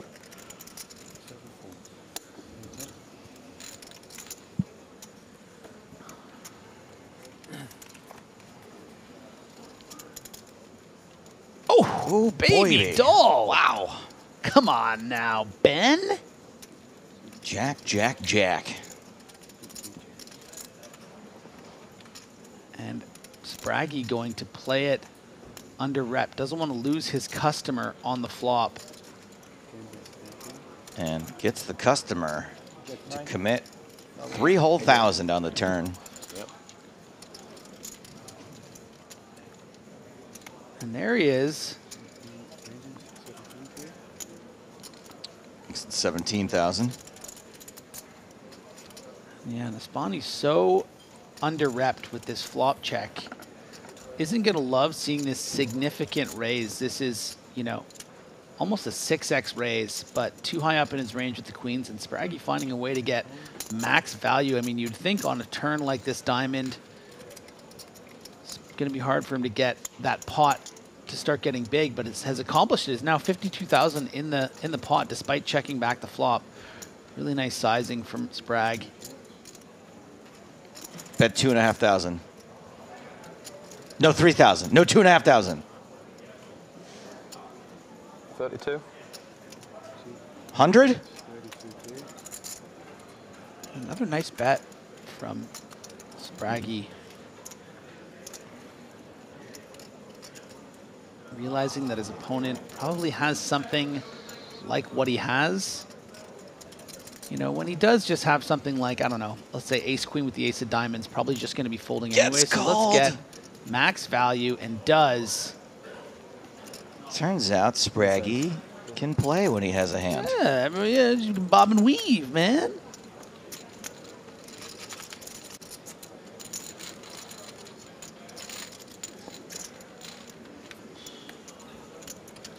Nice one. Oh, yeah, right into that Team Pro. Go right in there. I want to see it. Just so you guys know. That's one of us. Show off.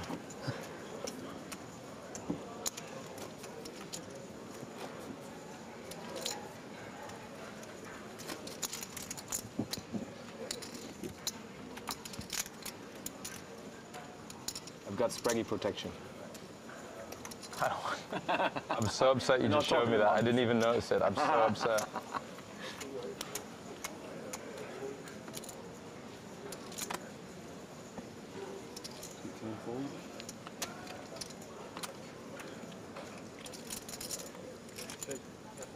Raise. Raise is 5K. 4 folds.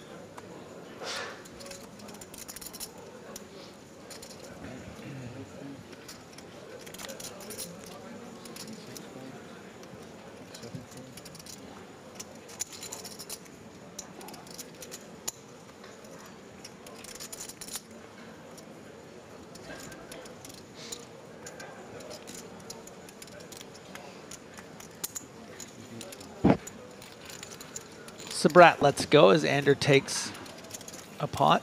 Bit of a slow level here for Ander.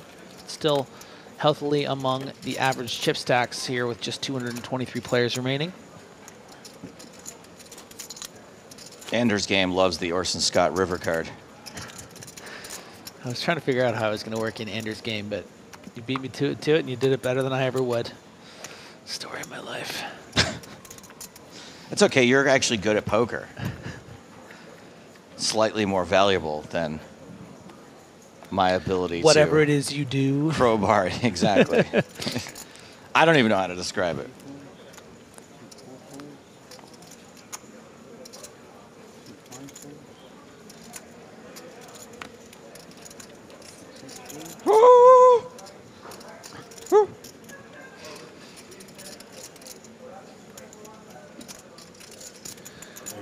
Guilano, the Italian, yeah, getting an opportunity to play here, is going to raise the button to the tune of $7 grand. 7-6 at Tomatoes. Hey, it's a pretty stiff open. Almost 3x. Gonna make a nice marinara. Hasbani with the king 3 suited in the big blind is gonna be his Huckleberry. That's funny because he's got trees. Trees for Lebanese, tomatoes for the Italian. Ace, king, deuce, pair of kings for Hasbani.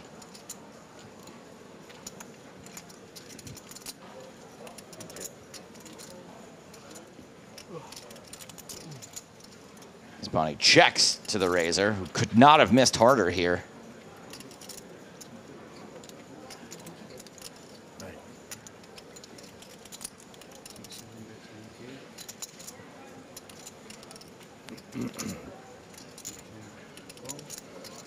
Bets 9,000, gets a call out of Hasbani.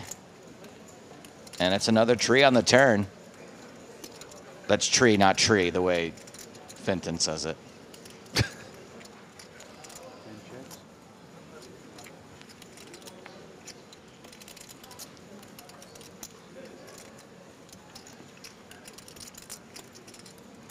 Oh, wow. Guilano wants to continue the story, and, you know, were this deuce, maybe the deuce of hearts, depending on the size, maybe Hasbani would find the fold with the king. What would Paolo Guilano do? Yeah, he'd be drawing near dead against the ace, which is what Guilano is representing. But with that deuce being a tree, and Hasbani having 4 trees, and only needing 1 more tree for a flush tree,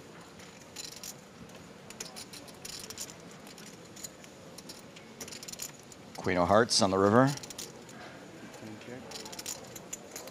and this is where Guilano really needs to attack here. Because even if he deduces that Hasbani can have an ace, it's really tough to call a big bet here, but you're going to have to bet, you know, half of Hasbani's stack, I think, to really convince him to fold something like an ace. Now, we can see, of course, Hasbani does just have the king, and that's not going to be... That's not a lot. A lot.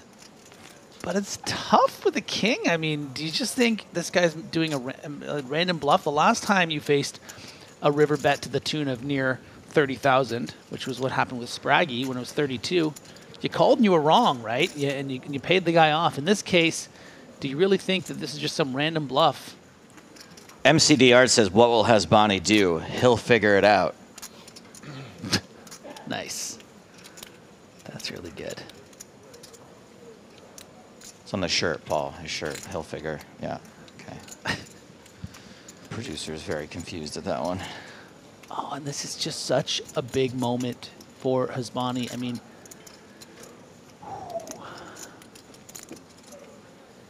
Clock. Oh, it gets away with it.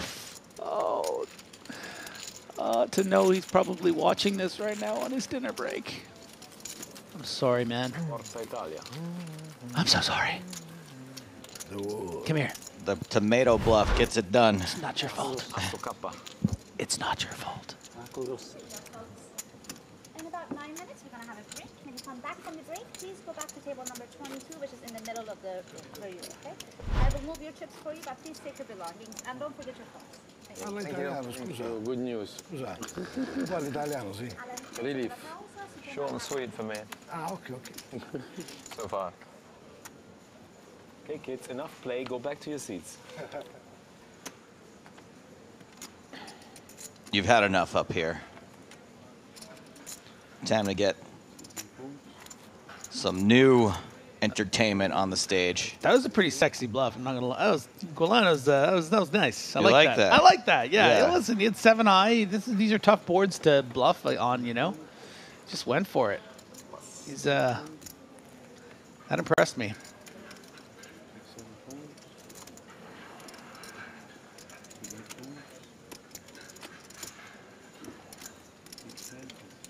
Miri with big slick. Which table were we before? Was it 22, I think. 22? We are coming back to the same one. Same table? We'll find you, Felix. Don't worry. We don't want to play without you, buddy. Okay, okay. Onder with Jack 10. They don't want to see anymore. We're too boring.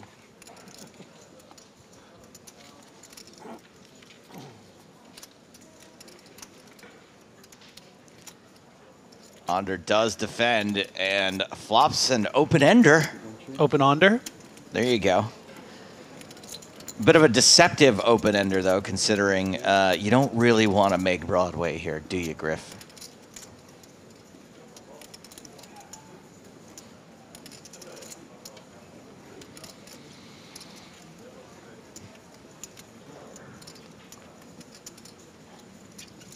Bet of 5,500 called.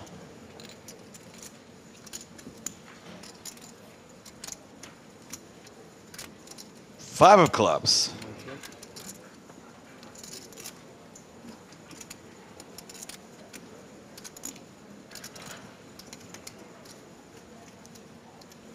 Onder checks. It's called an open dead ender. I don't mind it.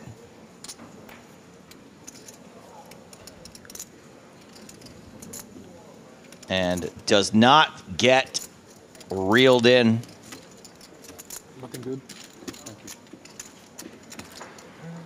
you. Miri still the #1 stack at this table.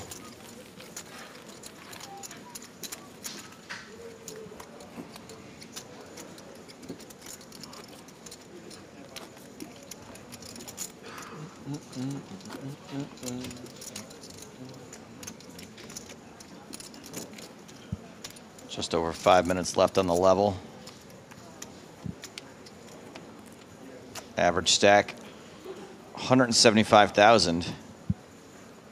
Still pretty deep.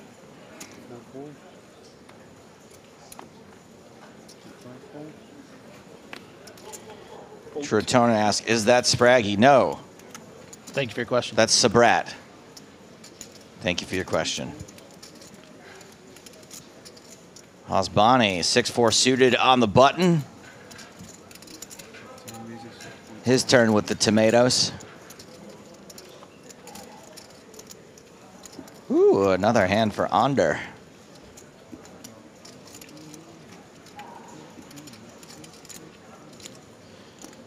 Possibly considering a re-raise against the button. Yeah, I think you could be a bit split here on 50 big blinds effective, which is Hasbani's stack, especially near the bubble. You would hate to 3-bet and be facing a 4-bet in this situation. You would probably have to fold. So sometimes maybe you'd want to just call. But yeah, I think I like 3-bet as well. But Ooh, walks right into it. Yeah, and this is going to be... I was going to say the benefit of 3-betting is that you get rid of the big blind, but that is not going to happen. I wonder if Spraggy ever shoves here. I mean, it's 60 big blind effective. The small blind could be light.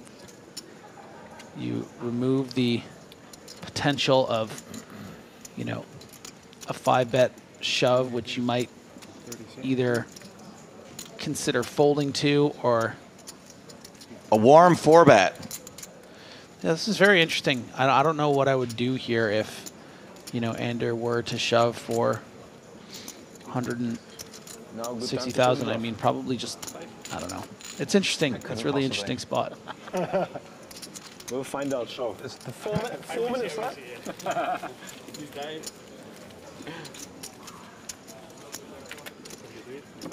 We played the show 1 game, but then one player opted out and we couldn't continue. I'm not going to say who it was. It is not warm, Joe. It says mini cooler. Oh, okay. He was in all the time. Sounds like big cooler, just trying to get me to describe things as not warm. Perfect timing to show. I guess because you can expect that your opponent's never really going to be 5-betting light there at all. You can you can turn that ace queen in a way into really big ones. A blocker. Really big cards. 4-bet fold, but I would hate to have to fold there.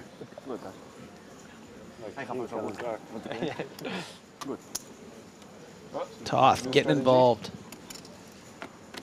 Queen Jack under the gun, offsuit. Oh, the call. Let's mix it up.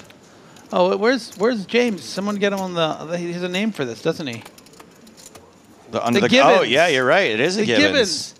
James, where's James? There's a Gibbons, James. I'll tell him later.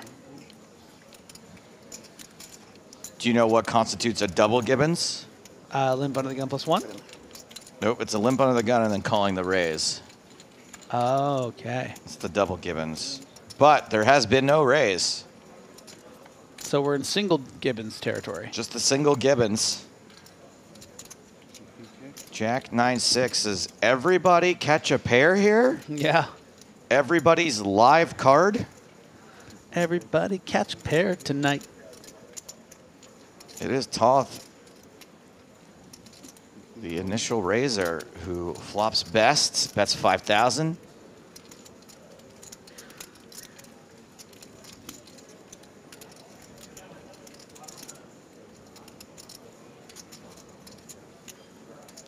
Whoa. Big boy poker from our table captain, Miri, deciding to make a big check raise here with bottom pair. This is very ambitious.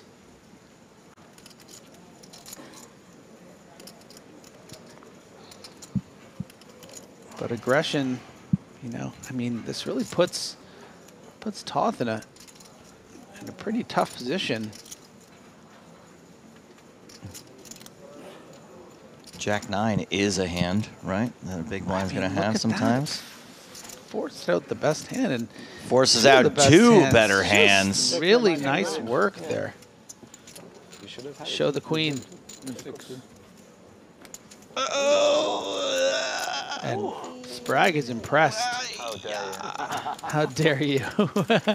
And yeah, Toth might be in a part against him. I didn't wincing a little bit. I mean, we will be the same table. But thank you. And that was a cute little conversation about how he really wanted to get one over on Toth there. It had nothing to do with Sprague. And collateral damage. Yeah, really got Toth to fold the best hand. I mean, Jack 9 you would raise. That's the problem. You knew you couldn't have that. Last hand of the level.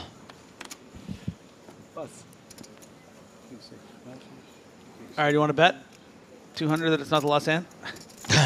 Yes, please. 14 seconds left on the level before these I really need that money back. very hungry poker players rush off to that delicious buffet and stuff their faces. It's not dinner break. It's just a break. Oh. Enjoy your break. What do I know? Thank you, Phil. Enjoy your break. Thank you, guys.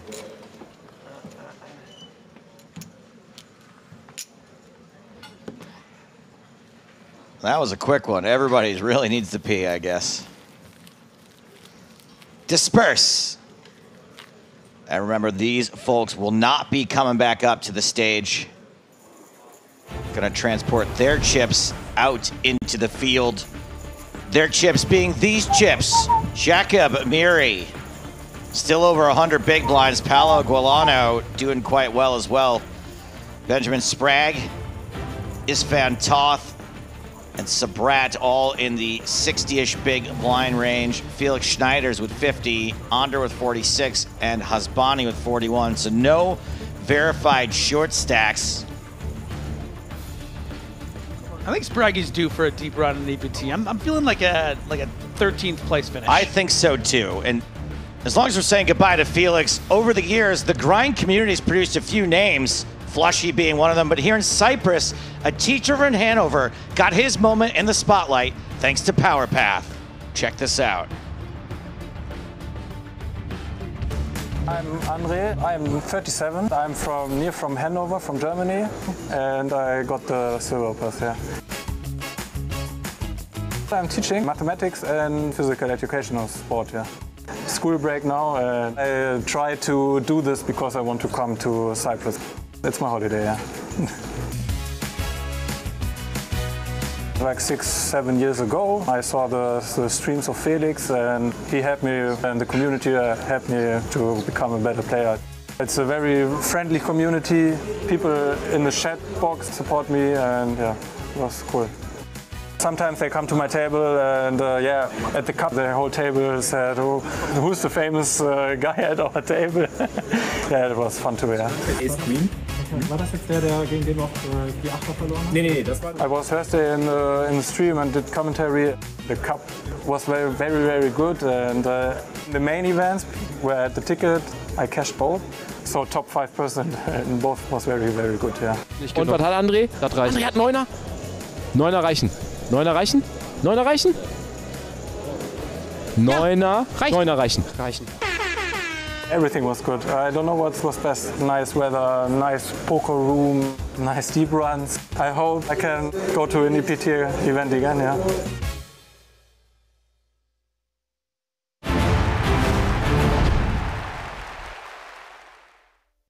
Okay, we have 3 all-in calls. Clock stopped, we're going to go table by table. Gael, with the 2 aces, is our all-in player. Gael Baumann is the player at risk, but huge favourite with 2 aces against Daniel Gomez's 9-5. Let's see the flop, please.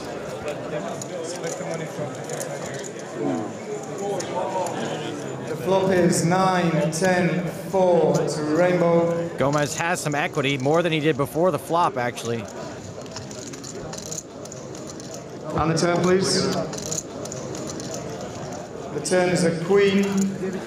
Baumann has to fade 9s and 5s. On the final card, please. The bubble's not bursting in. It's a king. Aces hold.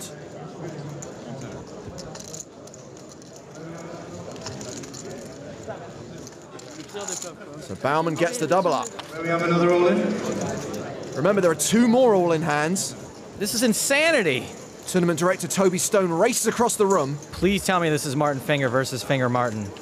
Thankfully not, because that would be epically confusing. It's Martin Finger with pocket jacks against Jesse Martin's ace queen. We have a classic race on our hands. Like clean sheets versus warm towels. Which one has the slight mathematical edge? Martin Finger is the player at risk. He needs those jacks to hold.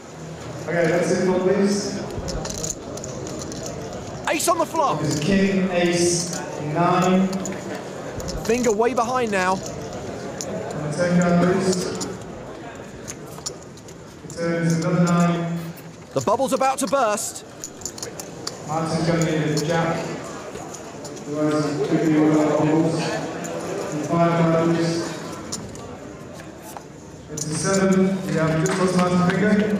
Martin Finger finishes in 97th place. He is our bubble boy, but we do have another hand. And remember, hand-for-hand play, these all happen at the same time. If we lose another player, if we lose Andrew Badaker here, they will actually chop the bubble. Badaker ahead, but at risk to the same guy who gave Maria Ho a speech for taking her time to make a decision, in case you're wondering who to root for. Come on! Yes. Off is King 7 Queen. Michael has hit both kings. Mikhail Petrov takes the lead. Baedeker on the verge of elimination. Turn is at 3. Andrew's going to need to see an ace. Otherwise, there's going to be one of 2 bubbles here today. And the final card, please. He's trying the walkway maneuver. It's risky. It's a 3. We've just lost 2 players. Congratulations, players. You're all in the money in the EPT Grand Final. So, Andrew Baedeker and Martin Finger will actually share 96th place prize money. Adam Levy, who went out in 98th place, is the true bubble. Thank you. Thank you. As we lost 2 players from separate tables, Michael and Martin are going to split 96th place. He means Andrew and Martin. Share? Blinds 2,000, 4,000 with a 500 ante. Action at the feature table is on Sethel Hansen. Pretty hand. Raises with Queen Jack suited. From under the gun +1, he makes it 10,500. Action folded around to Leo Fernandez. Ace Jack. Yes, I am Leo. I am contemplating what to do. He's in late position. And he's going to play aggressively from late position, 3-betting to 23k. And this is actually kind of turning his hand into a bluff. Joseph Bakar in the small blind. Decides to fold. As does Lucas Berglund in the big blind. Action back on Hansen.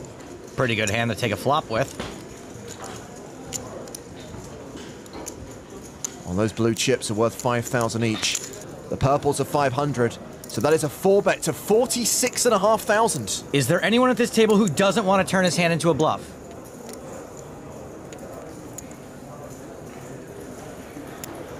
Leo folds the best hand.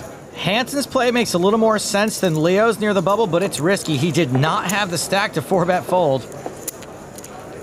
Hansen up to 156,000. 185 remain in the main event. We're 2 away from making the money, and we're hearing there's actually a player who didn't even show up this morning who's slowly being blinded out. Well, that's awkward. Mario Adinolfi had a deep run in this tournament in Season 8. He's facing a raise from Christoph de Mulder. What's he looking at? Picture of the Pope? Stall much. Play does tend to slow down around the bubble. Wonder why that is. Adinolfi folds. De Mulder wins the pot uncontested. Let's check on some of the short stacks, some of the players in the danger zone. Danger zone! Victor said he wasn't interested in a min cash. He may get his wish. Cedric Moreland has just over 2 big blinds. Alexandru Dilianu has just shy of 3 big blinds. I think he's fine. He's got like 4 chips. That's 4 times the required minimum for chip and a chair. On the chip side, he's only got 1 chair to my knowledge. Let's get across the room to table 5. Simeon Naidenov has moved all in. Action on Danny Covain. He calls. All in, call on 5. Andler gets out of the way. I'm no body language expert, but I think Covain's ahead. I'm the bubble boy, yes. Naidenov is a 4-1 underdog. Bigger dog now. Needs a 9 on the river. Doesn't get it. But he is not the bubble boy. He's the bubble boy. We are down to 184. Stop the clock. We've reached the bubble. Okay, attention, main event. We have 184 players, and we're going to continue hand for hand. Dealers, if you have an all-in call, you must stop and call the floor, and the cards must stay face down. Let me take a photo first, okay? Hello, Kitty. Quo. Okay. Tag it, Survivor. Hashtag Survivor. So we're going to play one hand. We'll wait for play to conclude at every other table in the room before we start the next one. Berglund raising from the cutoff with 9 deuce of diamonds. Trying to go all thief here on the bubble. 7-5 of diamonds for Pasi Sormanen in the big blind. And this would be kind of a loose defend. He calls. And what a flop for Berglund. 9-9 deuce for a full house. Flops him deed. Sormanen checks. and folds before Berglund's had a chance to bet. One check. Luckily no diamonds. I had 7-8 diamonds. So 3 diamonds. Ooh. 7-8 of diamonds, huh? Lol. Remember, the next player to bust walks away with nothing. Yeah, I was thinking that this table would be the one who was like breaking the bubble. Like, yeah, that's... There's always next hand. Over to the secondary feature table. There's been an under-the-gun raise from Albert de Hare. Petra Hryskova has called with ace-10 of hearts. Thomas Buttshammer in the cutoff has deuces, and he is counting out a re-raise. He 3-bets to 27,500. Bizarre choice of hand to 3-bet, but you know what I always say? When you want to burst the bubble, best to use a Buttshammer. Action folded back around to Hryskova. She calls. She's out of position, and she's got a hand that could be dominated to a 3-bet. Heads up to the flop, which is King 8-6 with 2 hearts. Nut flush draw for Hryskova. +1 overcard to the board. She's actually a statistical favorite. Since it looks like Buttshammer was turning his hand into a bluff no matter what, a bet here is expected. He continues for 24,500. She quickly calls. Certainly can't fold the nut flush draw. The turn card is red, but it's a diamond, not a heart. Hryskova checks a second time. Maybe giving a little something away with that check, by the way.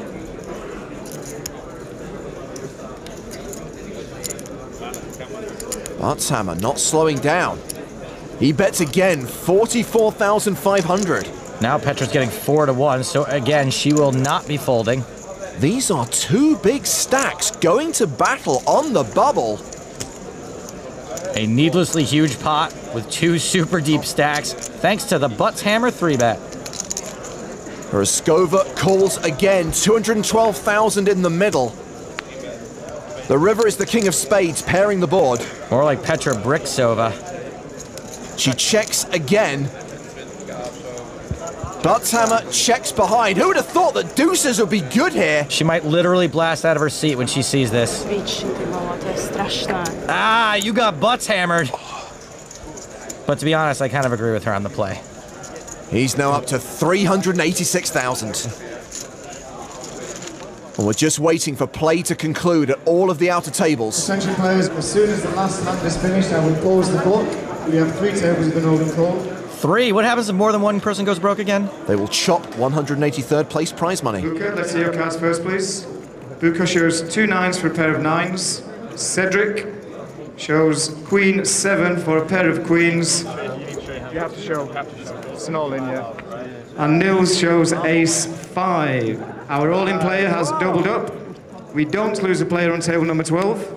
Look at them all congratulating him. We're all in this together. Not really, but still it's cool. Well, as Toby heads across the room, don't forget there is a player who didn't show up today and is now close to being blinded out.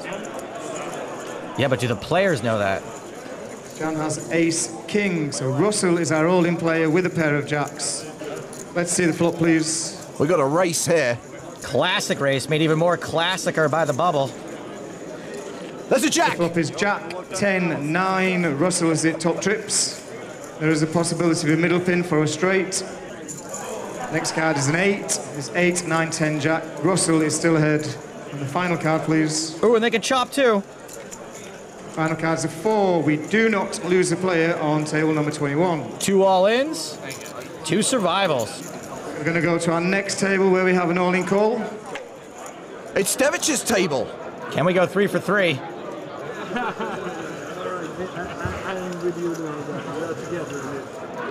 Mihails is our all-in player, but there is no flop. Mihails has Ace of Spades, Queen of Clubs, and Alexander is our player with a pair of 9s. Another race. The flop is 2, 3, King, and the turn is a jack. The final card, please. It's a 10. Gets there. Rivers are straight. He's the real champ, the real one. Have to win this tournament. Thanks, guys. This is the sweetest bubble ever. 3 players were all in, no one busted. Hello? No.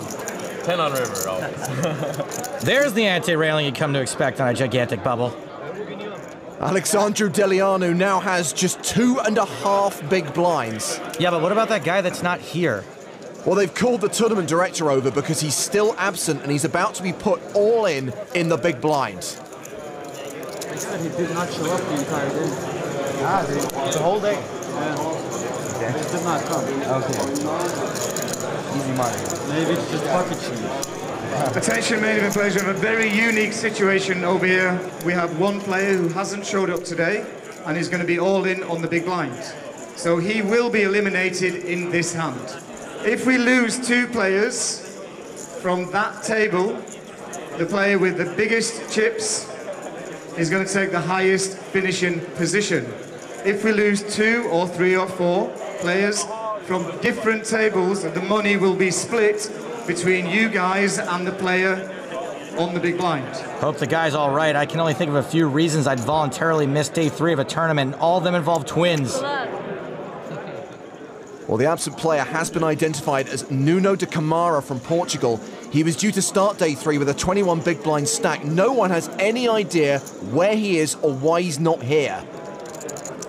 So once again, just to be sure, if I bust out right now, this hand, share the money with I share the money with the bubble. Okay, well. Stop the clock in the main event, please. Stop the clock in the main event. We do have an all-in. Okay, we're over on table number 5. Stefan is our all-in player. Let's see your cards, please, Stefan. Stefan has 2 aces. Ace that's of diamonds, Ace of clubs. And Christopher has 3 of hearts, 6 of clubs. Let's see the flop, please. We're all rooting for the aces here, right? Flop is 2, 8, 10, 2 of hearts, 8 of diamonds, 10 of diamonds. Stefan is ahead with a pair of aces. Turn card, please. The turn's a queen. And the final card, please. Aces double up. Okay, we do lose a player. You are all in the money. Congratulations. You've just cashed at EPT Barcelona. Weirdest bubble ever. We win. It's already done. We win prize. Congratulations, everyone. For the first time ever, literally everyone in the room is happy.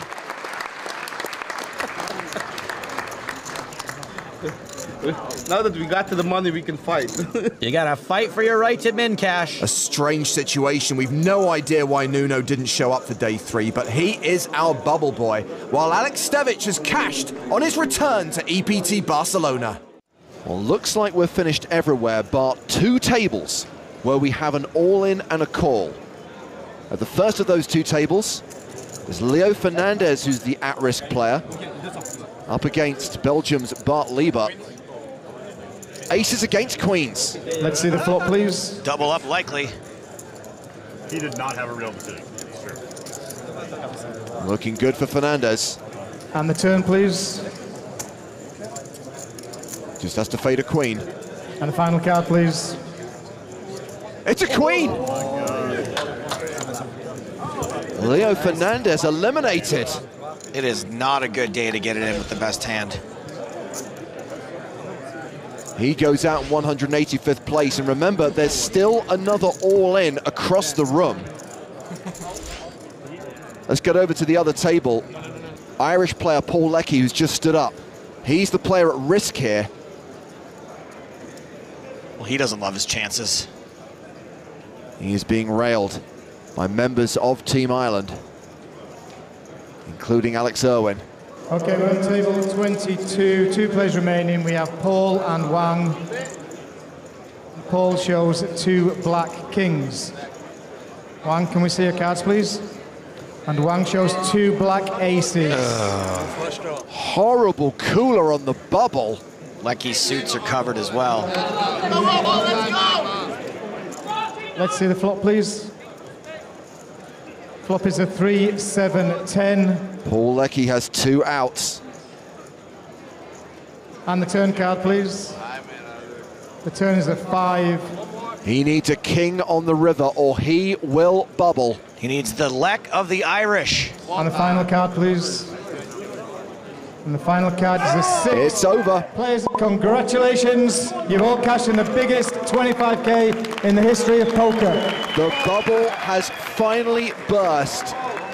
Smiles all around the room, but spare a thought for Paul Leckie. Unlucky. It's right here, man. In the money. Great result for all the Platinum Pass winners who've turned $0 into more than 25 grand. Good job, Shorty. Good job. Thank you Way very to much. grind it out.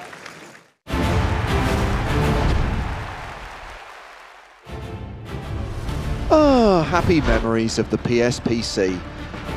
There is a blue sea outside and we are almost on a beach here in Cyprus with the PokerStars European Poker Tour. It's day 2 of the main event, the day we are expecting to make the money. I think it's fair to say we will make the money today because we come back from break with only 215 players remaining. 191 are going to get paid, and these are the chip leaders right now. Oliver Weiss is the overall chip leader. He is in the catbird seat with 580k. Blinds going to 1,500, 3,000. So that means Weiss has almost 200 big blinds. So we're going to play 2 more levels today. Pretty certain we will play through the bubble. There's a chance we go hand for hand before the dinner break. We have 90 minutes of poker to play before the dinner break. And then we'll probably start paying players. A min cash worth $8,400. Up top in this year's Eest Ept Cyprus main event is more than $1 million. That prize will be awarded on Sunday along with the main event trophy. Make sure you join us every day this week, up to and including Sunday, when you can watch every single hand live from the final table. And very soon, I would say probably within the hour, we'll give you details on today's EPT Cyprus live stream free roll, awarding $2,000 in Power Path tickets. Ooh, must be nice. You can get some very soon, courtesy of the PokerStars TV broadcast. New feature table on the main stage. By the way, it's James Hartigan with Nick Walsh. Hello, hello. Thank you for having me. Lane 900 on the main stage. Ooh, Nick, it is Nicholas Odstedt, who is a big stack right now. Top 15 and certainly chip leader at this table with 300k, 100 big blinds. We also have Hussein Ensan. He is an EPT champion. He is a World Series of Poker main event champion. And he's always champion of our hearts. The kindest eyes in the game. So yes, blinds are 1,500, 3,000 with a 3k big blind ante. This is level 14 of the Eest Ept Cyprus main event. Clock's running, let's go. Go. Go. Deal. Come on, go. You shuffle? Yeah. You shuffle? Before. This is so weird. Look at Lena's stack right now. Holy shit, they are large. 7-fold? Yeah, man.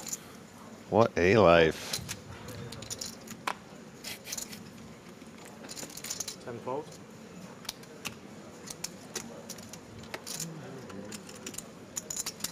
Action has been folded to Philip Hofbauer. Is this a Barcelona hoodie, James? Well, actually, Nick, I think you'll find that the generic black PokerStars hoodie has been in player bags for many events this year, so it's very difficult to pinpoint whether Hofbauer got that one in Barcelona. Yeah, I thought the red accent was the Barcelona one, but you think you're right. That might just be our 2024 black. 4 raise, 6,000. I'm a fan of the Team Pro black ones we got this time around, though, James. Thought that was cool. If it hasn't got a zip, I don't want to know. No.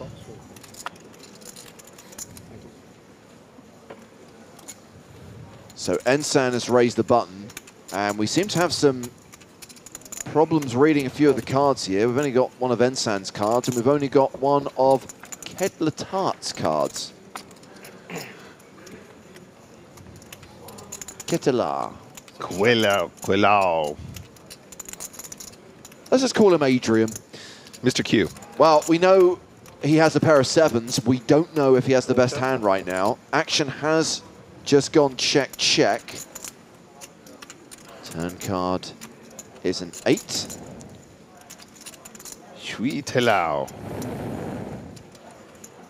stretching it.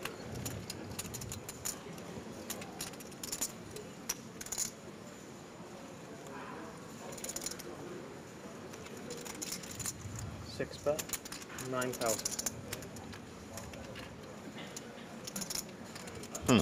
Okay. How will then Sam respond to this turn lead?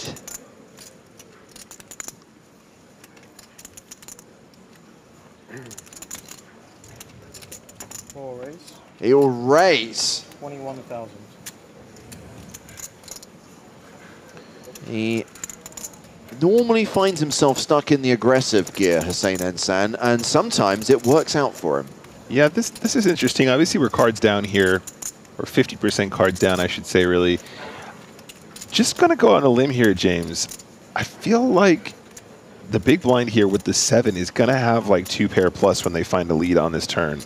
If they have a hand like 6-7 or 7-9, I feel like they just check the turn out of position again. So the lead to me is leading me. We have a 7-8 here, maybe an ace-7, maybe a king-7 plus, maybe even a set of 7s. 4 of hearts, a relative brick, though, under these circumstances. Check, check. Was so I we right? are going to see all of the cards. Was it king-7? Oh, he's so good. Good prediction. Solid prediction. Let's go. And that we'll see. Ketelar take down that pot. Now 28.5k to his stack. Second biggest stack at the table. Closing the gap between himself and Nicholas Ostap, Lennon 900, who is the table chip leader with 300k. Ensan has dropped down to 20 bigs. That's right, Dakota Wood. Joe's dad is at our new feature table. Joe's real dad, the guy Joe wishes was his dad. Yeah, absolutely. Mr. Q, 98 big blinds now. I think you guys already highlighted this, though, but we have quite a few big stacks on this table, guys. Yeah, we've got 3 players with more than 275k, 3 players with 90 or more big blinds. Yeah. And no one's super short, but Ensan and Hofbauer have 20 bigs each.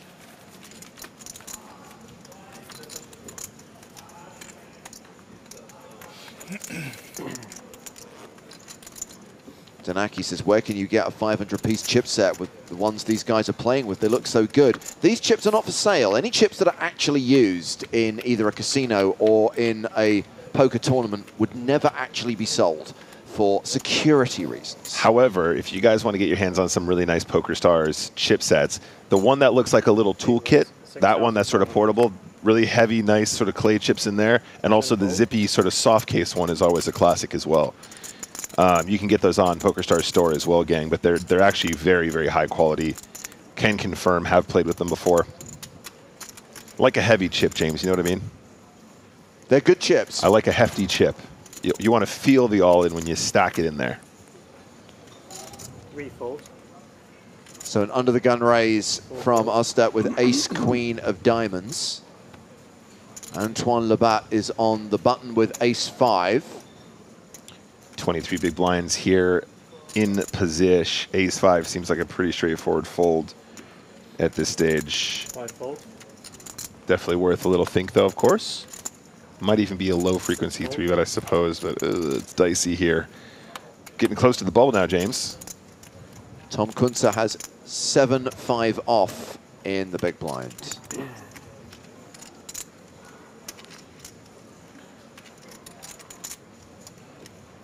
You want to play out of position against that guy, do you? Good luck with that. Yeah, smart play. Good decision. So the year Lena started wearing these I think, well, I forgot the name of them, but this particular pair of Ray-Bans, James, was the same year that I bought them. In fact, I think it was Barcelona when he started donning them. So I in some way feel connected to Nicholas Eest Ept. Do you also have tens of millions of dollars in online winnings? See, that's where I'm trying to find some parity. I'm working on that, though. It's a work in progress, James. Did you make the World Series of Poker final table this year? Not yet, but, you know, never say never. Well, it's already happened, Nick. There isn't going to be another one this year, so I am going to say never. Well, okay, good point on that, but...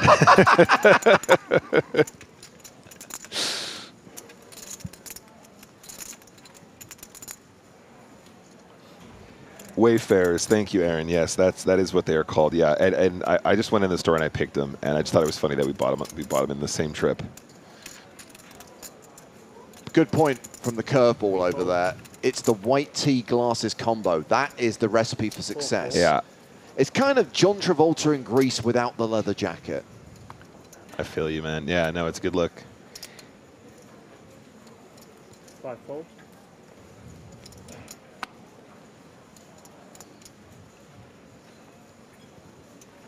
No, I am joking, of course, but to capture even 1% of the talent from this individual would be fantastic. So, you know, got to cling on to straws where we can, as we see the JT come in with a raise here from the button.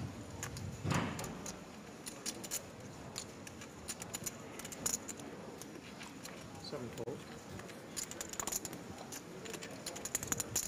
10-6 off. These are the spots where Nicholas is like, yeah, I'm going to defend this pretty much no matter what. He's got the stack to do. He's got the talent. And let's see how this goes down now, James. This is a really interesting spot now with both players making second pair. Jack 10 is probably good enough to c-bet here, I think. Solid kicker, second pair. Definitely getting action from spades. Definitely getting action from straight draws. 5x needs to call 2. And, of course, out-kicking some of the 10x combos that will defend button versus big blind range.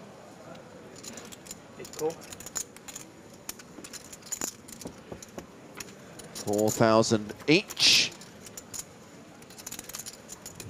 And Kittila is now a 4-1 favorite to win this pot outright. Yeah, and it's probably going to be about 50-50 whether or not you want to barrel this turn now. Might be strong enough to go for 2 streets, but I think checking is going to happen some of the time as well. I think if you want to just control the pot right now, that's fine too. Not a missed bet here necessarily.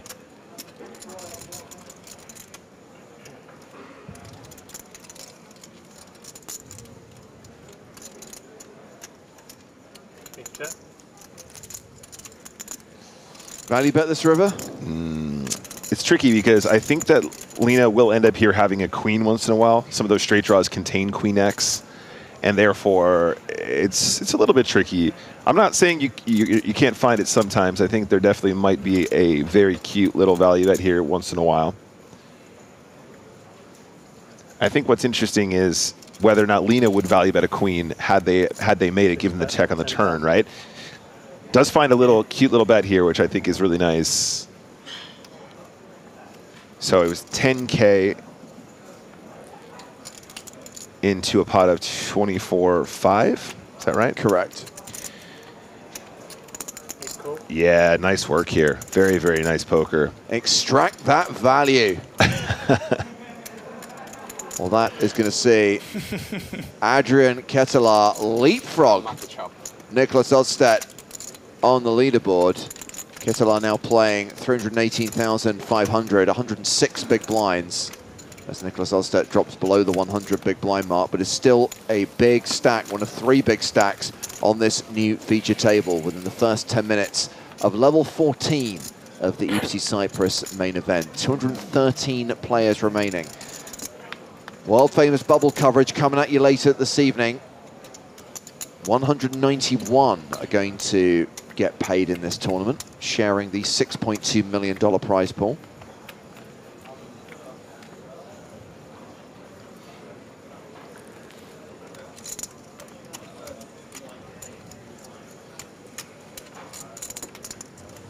This guy wanted to be Barry Greenstein. Was that in an interview or something? No, just he has kind of Greenstein vibes. He does. I knew where you're going with that. I'm just joshing, but interesting spot here. 19 big blinds gives us some thought. I think the fold is right though. Ace-9 offsuit with this many players at the table feels pretty gross. Fold.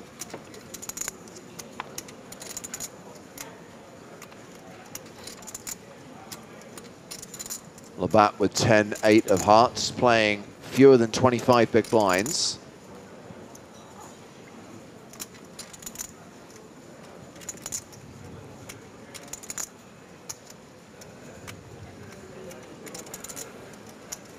5 fold.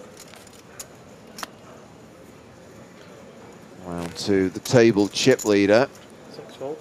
Who folds. Tom Kunter, Jack 8 on the button. Middle of the pack with a 40 big blind stack.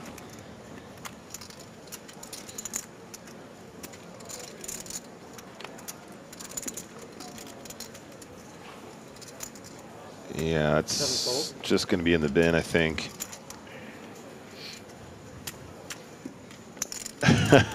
Raise 11,500. Now, James, I was gonna sort of weigh in here. Lena kind of getting owned there a little bit in that Jack 10 spot, right? Like a really thin little value bet going well.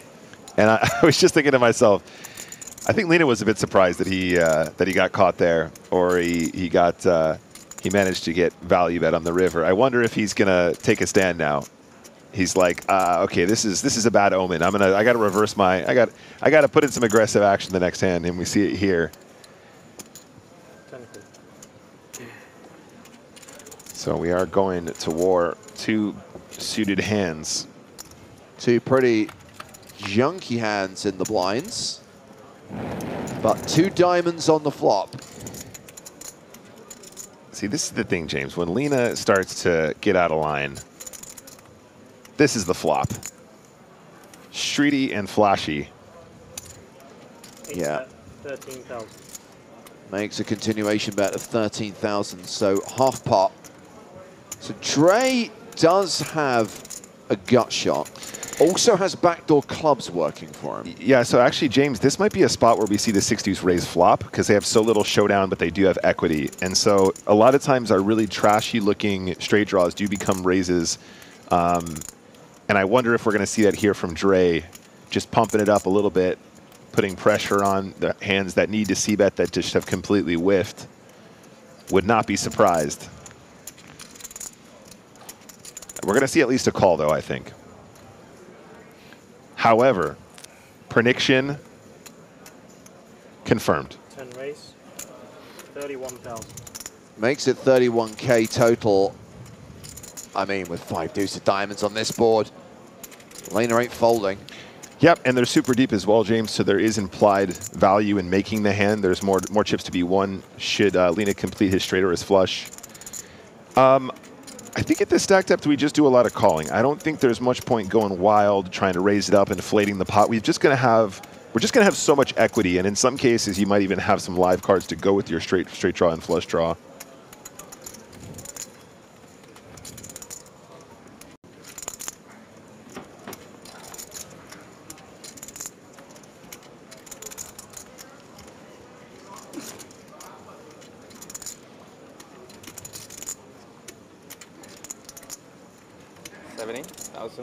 Re-raise. Never mind. We are going to see some raising.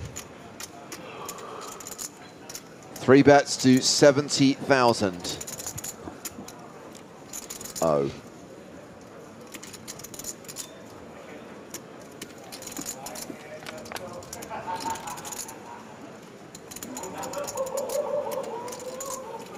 What have I done? Yeah, and I think it's a weird one now because it's a very small raise again, James. So calling in and making your gut shot does feel like an interesting prospect when we have such good pot odds. See, this would be my mindset right now. Well, I could call, see a turn, which is going to be a club, so I end up calling another bet, and then I completely brick the river, and I've lost like 150,000 more than I need to. Yeah, absolutely. You still have position here, so honestly, Dre might be tempted to just call and see what happens, but it is still a gut shot, James. You're right, and this is still not like feeling fantastic, is it?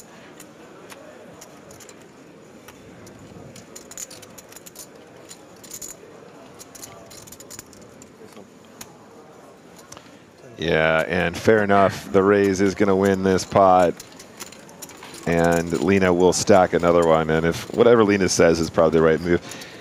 Shout out to my friend Black Elf in the chat. Says 5G suited is as close to a pure raise in this spot. Is close to a pure raise in this spot. It's not out of line at all. No, you're quite right. I don't mean to say that it's not right to raise that hand or that is getting out of line. What I mean to say is when Lena is raising with the bottom of his range, he's connecting. That's what I should have said. Sorry, buddy. Thank you for joining us as well, Josef. Always a pleasure. So Nicholas Ostedt reclaims the table chip lead, 330,110 big blinds. 211 at the bank. No, 211 players in the tournament. 20 off the money now.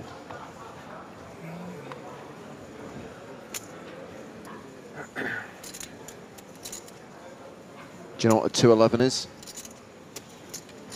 If a police officer like Inspector Callahan of the San Francisco Police Department were to call in a 211, what would they be talking about? Domestic disturbance. It's an armed robbery. Oh.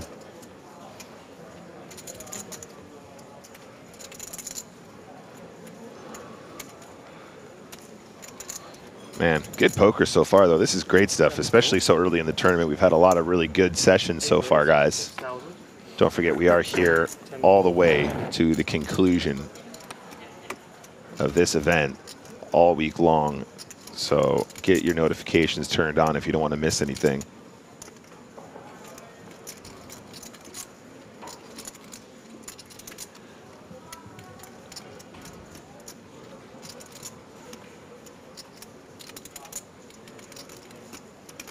Just prod me when Hofbauer's folded. Just going to take a quick power nap. 3 folds. No.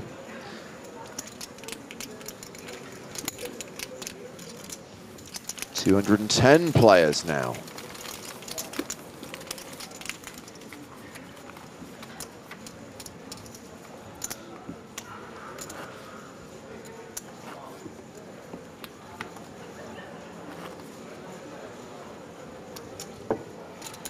So we're paying 191, James. Is that the? That's El Buble? Yep.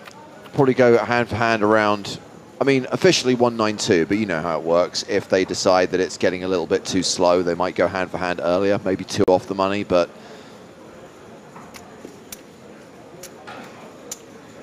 what is undeniable is that we will be on the pure bubble at 192 and we will be in the money at 191.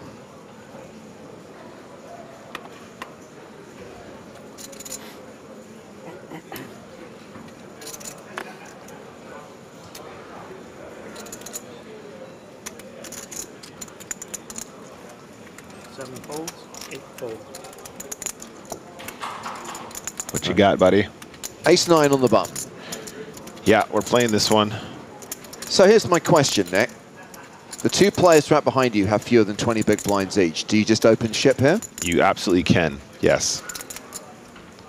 And in fact, under ICM conditions, that actually might be the best line. 10 raise, 6,500. On the flip side, just the min is fine too. These spots always confuse me, James, because in all honesty, you know, I need to do more study when we're near bubble but not quite bubble, right? Yeah. Because you could say, right, we're just going to ship, we're going to max folds. People are sweating the almost bubble, and that might be an appropriate way to proceed. But at the same time, people, if they're going to feel that way, are also probably not inclined to 3-bet bluff you that often off of a 20 big blind stack. From those positions. So, you know, is this just more effective? Is the min raise more effective at this stage in the tournament and people just stay honest? I guess it depends who's in the blinds. So, Ensan 360 decides to shove from the big blind with a7, putting Dre to a decision. Yeah, and so this is why perhaps we do want to default, right? So this is basically almost like we started discussing why we might do this, and this is exactly why it's a dangerous game to find the min versus the shove. Not to say it's a mistake, but this is exactly what can occur should you open the door to allow your opponent to have the last bet.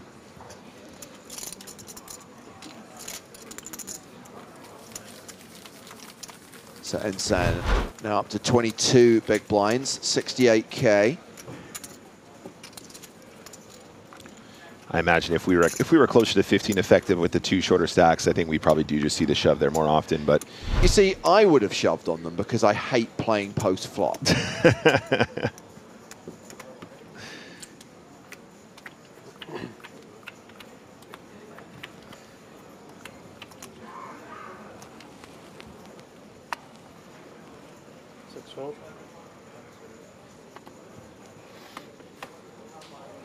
Exactly. I'm a great believer in playing results. So when Rezan says shove is better because he would win, exactly. Yeah. Can't argue with the chat pros. Although, I would encourage you all to save it for the Chat Pro Poker Show. Link in chat now. You should come play one of those one day, James. I think you'd like it. 10 raise, 6,000. Sounds like your idea of a good time hanging out with chat pros. You do realize that the combination of those two words, chat and pro, sends a shiver down my spine.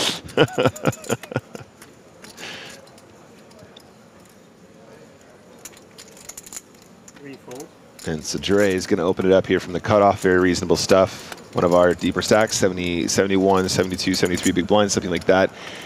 Hussein might take this spot again, James. This seems like a very cute little shove spot for Ensign. 22 big blinds, ace-8 suited. Against that wider, deeper stacked open from the cutoff. Calling also cool.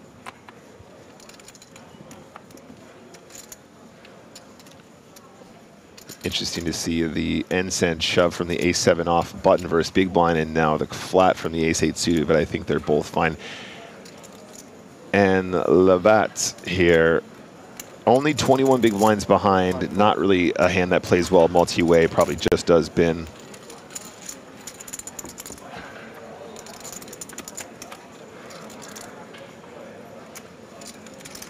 King, queen, deuce.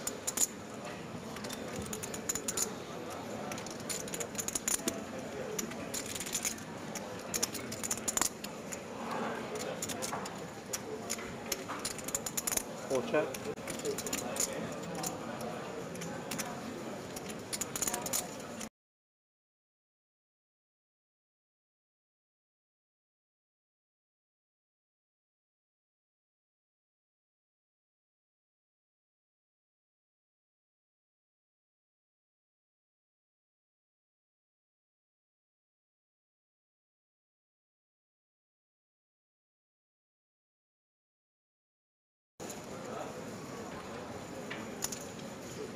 Bet, 7,000. Apologies for the break in transmission.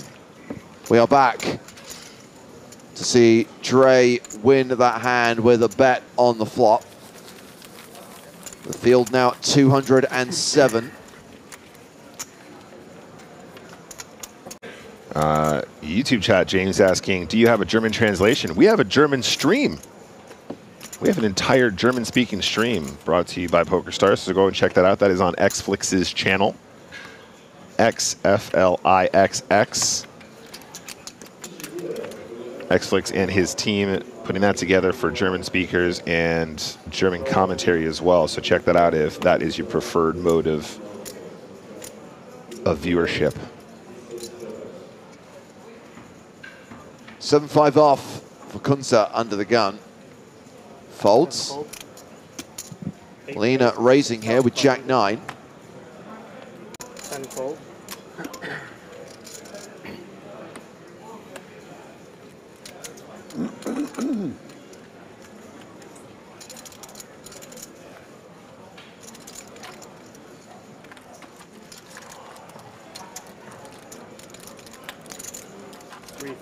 Bauer folds Jack-6. Ensign on the button. Jack-7 throws it away. It's Labatt small blind.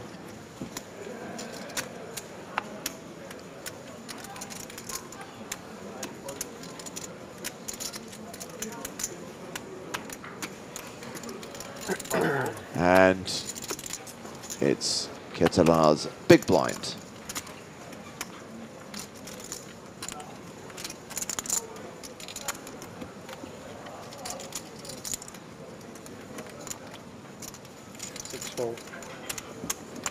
And as we get ever closer to the bubble, expect more of this from Nicholas Oster. After we burst the bubble, expect more of this from Nicholas Oster. He is really like that, yeah. No, I like that. Just always at it, always working, always grinding, always finding ways to make chips. New player coming in, taking the 1 seat.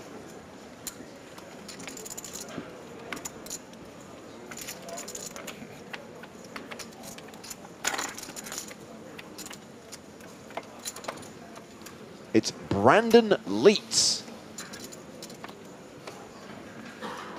8 fold. 10 fold. Brandon is another big stack, bringing 326K to the table. I like the pajamas.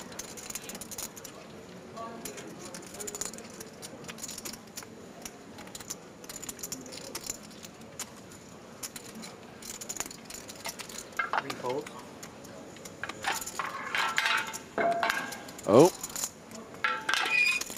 Those chip trays are causing a lot of noise. Nobody likes the sound of an empty chip tray, James. Nobody. Especially when it scrapes like that. Ooh.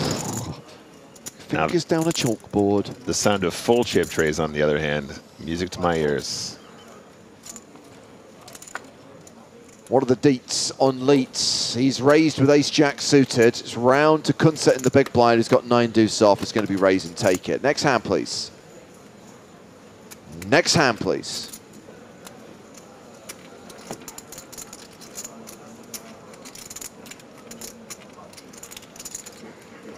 Thank you. 7 fold.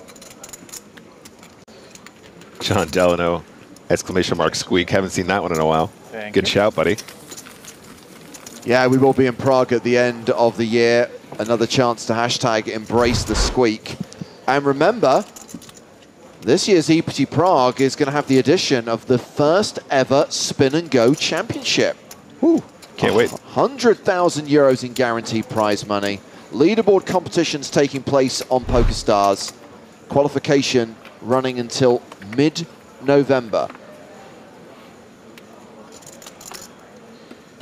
Yeah, all jokes aside, dig in the outfit from Brandon Leitz does bring a lot of chips to the table as well, James. Man, 111 big blinds, 333,000 plus. Looks like he's out here doing the work. Meanwhile, registration has opened for today's free roll, which I believe is due to start in 30 minutes' time. So if you are in a part of the world that's eligible to play in today's free roll with $2,000 in Power Path tickets in the prize pool, you are going to need the password for that free roll. 2 important details about the password that you need to understand. Capital letters, uppercase, required. Uppercase characters. Second, spelling matters. It's the online handle of a well-known poker player, and they do have 1, 2, 3, 4 A's in their name. The password for the free roll is Tonka. He recently won 5 W Coupe titles during the 2024 World Championship of Online Poker. So we have made Tonka the password for today's free roll, but that is Tonka with 4 A's. So that's T-O-N-K-A A.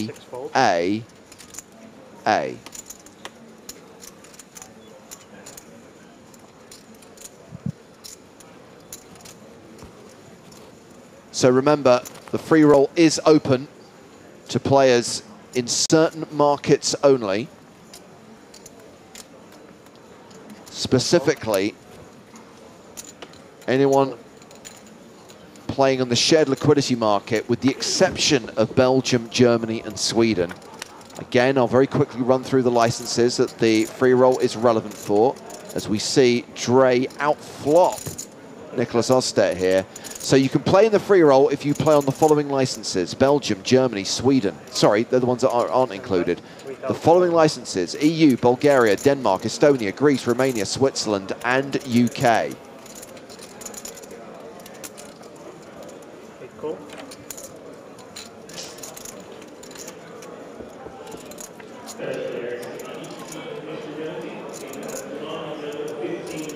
Check.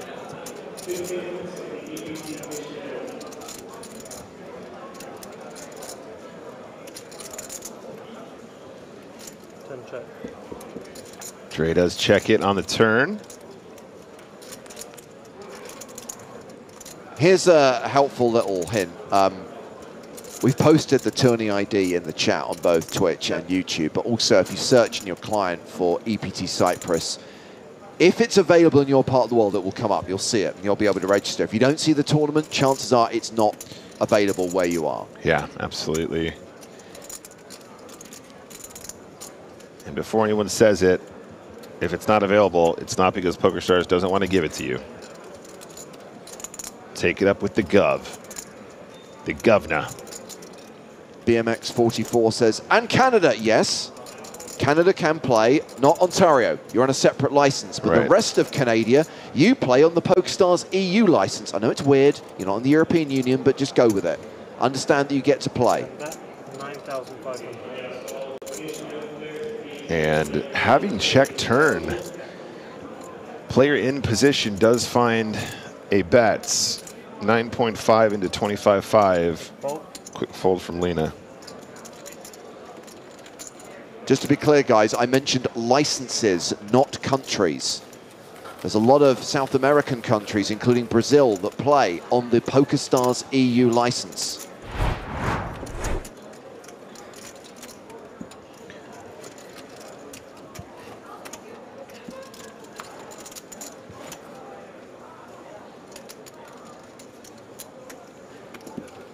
Not going to be before break is there, is it? Nope.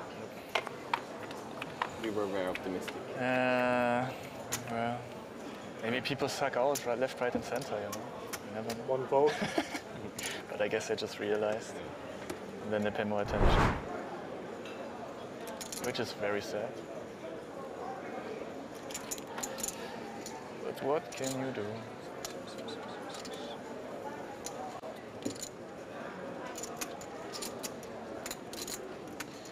Hofbauer here, only 16 bigs. I can't tell if Hofbauer's expression is related to the quality of his cards. Like, if he got dealt aces, would his demeanor change? Or do you think he'd still have that kind of dour? Yeah, I think that's the default poker face, is what we're seeing there. 7,000. And Mr. N-San is going to open up kings.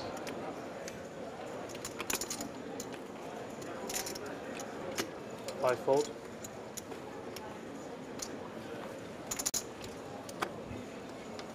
Six fold. Rounds the button. Tom Kunze.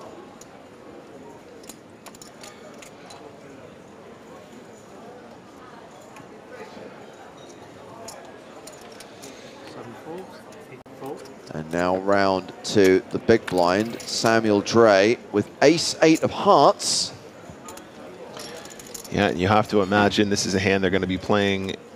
Hussein Ensan opens off of a 20-ish big blind stack here from +2. I don't think this is a spot where we do anything other than call, but Take us off the next break because we're such a fucking boy. see what Dre says. Yep. Then we won. Very pretty hand to defend in the big blind for just a few, a little bit more than a min raise. When you have kings, always an ace on the desk. Yeah, this is a rough spot for Hussein because the big blind defend range is going to be so much stuff that doesn't contain an ace, as well as an ace combo. Like we see here with some suited aces and even some offsuit aces don't mind appeal once in a while too. I know what you're talking about, Nick. When you have kings and there's an ace on the desk, your opponent always has an ace. Well, you say there's, no, the saying is there's always an ace on the desk. That doesn't mean your opponent always has the ace. When I play, they always have the ace. Okay, fine. That's actually what I like most about this place. And Ensan's better at poker than me, so he knows this guy has an ace. Yeah, this is a rough one. Hussein's going to be aware of the fact that he has the best hand here a lot. Kings actually might be good enough to go for 2 bets. How many times were we here already? What? And I think he might feel the same. 26.5 in the middle. The bet is... Ooh, Ensan, no. 9,500. 9,500. He is going to invest an amount which makes it approximately pot to shove river, which is what you're supposed to do in these situations if you do decide to bet turn. And I think ace-8 just calls again.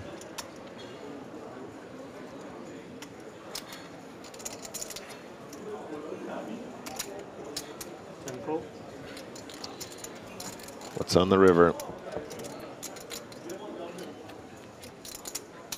A 3.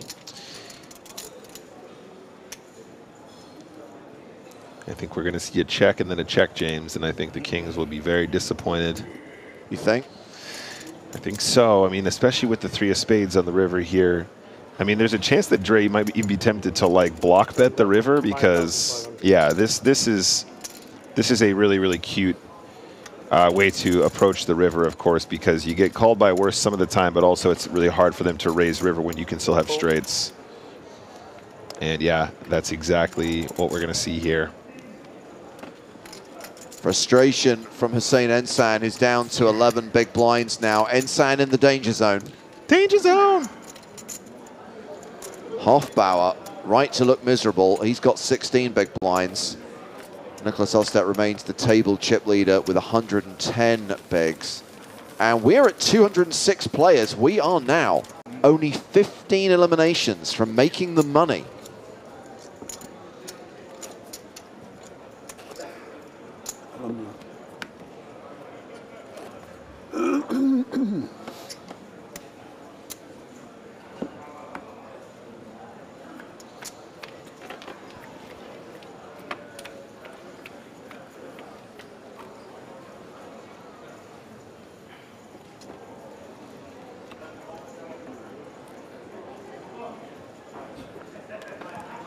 Another maudlin glance from Philip Hofbauer as he folds another unplayable hand.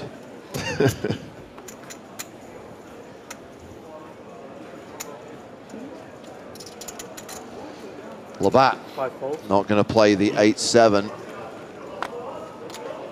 Jack 3 for Adrian Ketelaar. He's third biggest stack at the table. One of 3 players with more than 300k.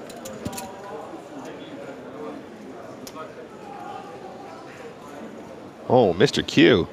Mr. Q. 6,000. Mr. Q. Why not? 6,000. What a cheeky monkey. I think this one is definitely going to be in the OOL category. Mr. Astet folds it. Dre's given up the small blind, so it's round to Brandon Leitz in the big blind with Queen 5 off, and he folds. Yeah, there you go. I hope we see more of that. Loving that poker. Wheeling that big stack. There we go. Good bad lookalike from Philip Razor. Andrew Garfield.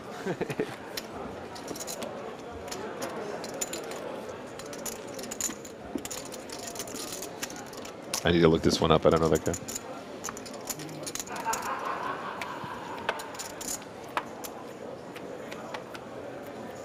Spider-Man. Not the most recent Spider-Man. Yeah. And not the original Spider-Man, the middle Spider-Man. Yeah, I like this one. I like this one.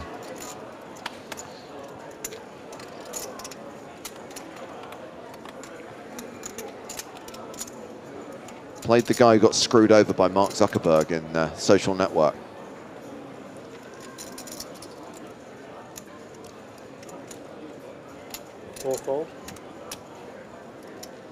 Actually, to be fair, quite a few people got screwed over by Mark Zuckerberg in that movie. The main one who got screwed over by Mark Zuckerberg in the Social Network. All right. 5-4. All right. Come on, let's see it again. Let's see it again. What do you got this time? Perfect. Pump it up. Let's go. Show him who's boss.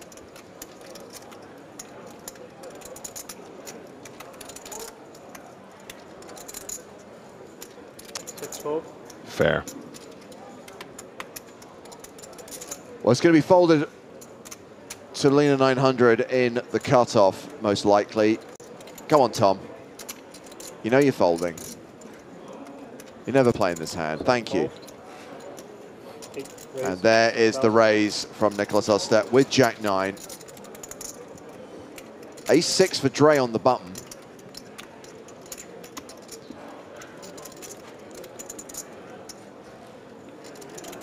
Fold, 1 fold.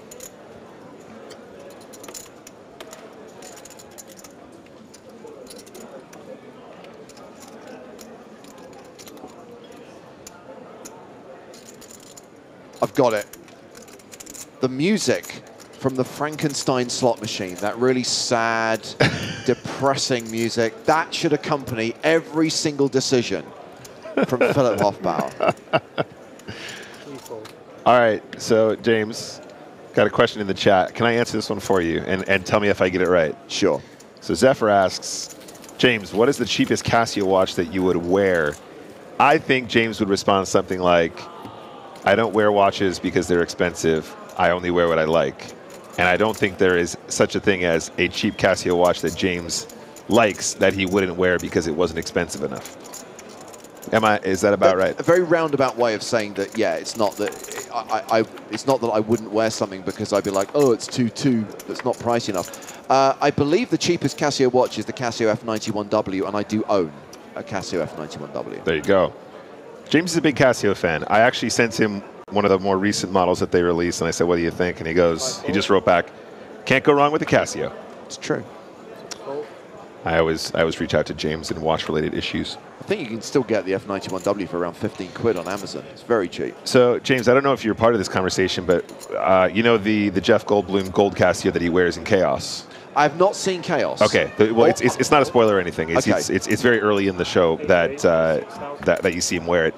But what I've discovered is I can find the same model, but the inside of the strap is painted is either gold-plated, or you can see the silver plate on the inside of the wrist strap. And I want the original with the gold plating that goes all the way around.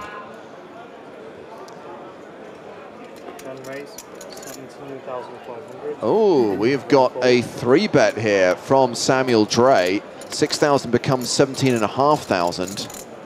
Cue the music.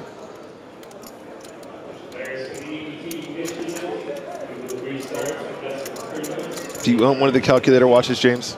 I don't. You mean the Back to the Future watch? Yeah. No. You can still get it to this day. Oh, yeah.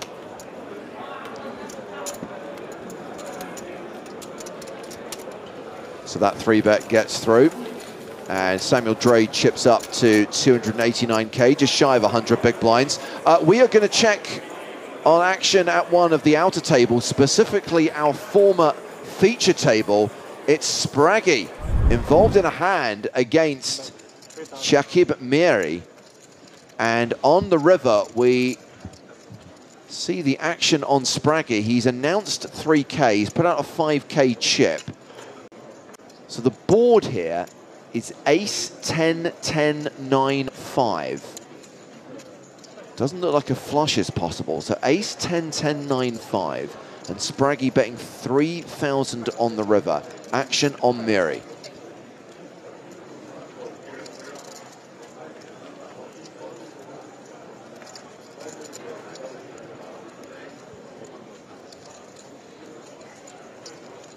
Those aren't calling chips, those are raising chips. Miri's made it 26,500.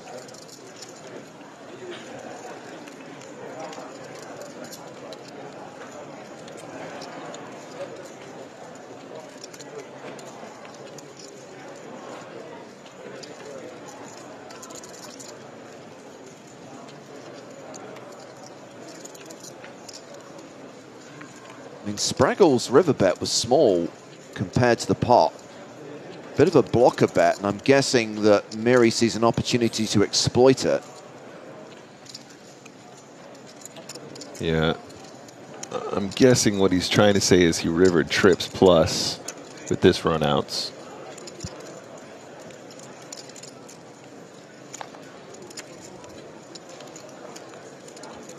And if you are going to have that smaller size, just being aware that that might induce aggressive action is an additional layer to the onion.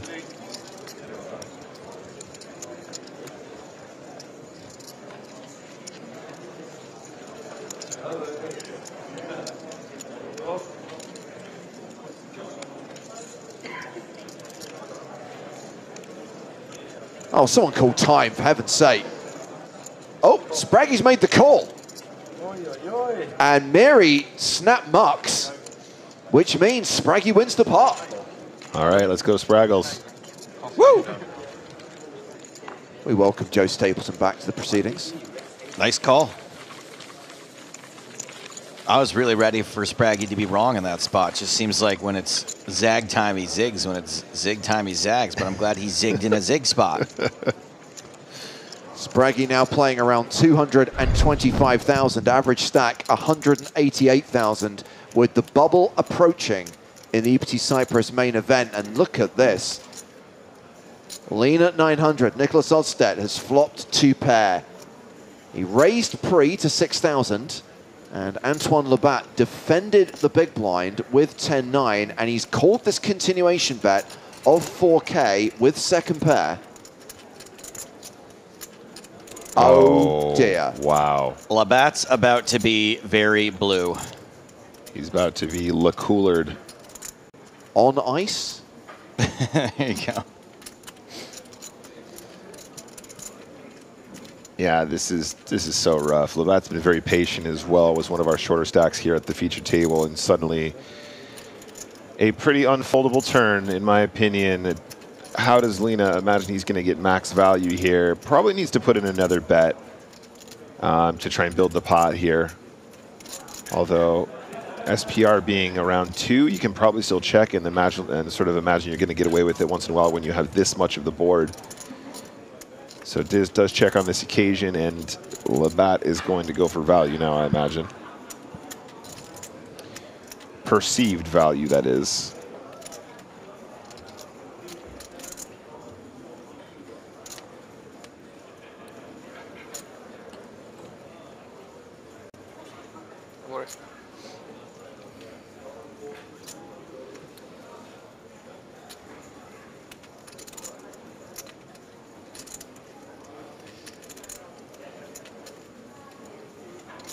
Is there any chance you don't do all of the damage here?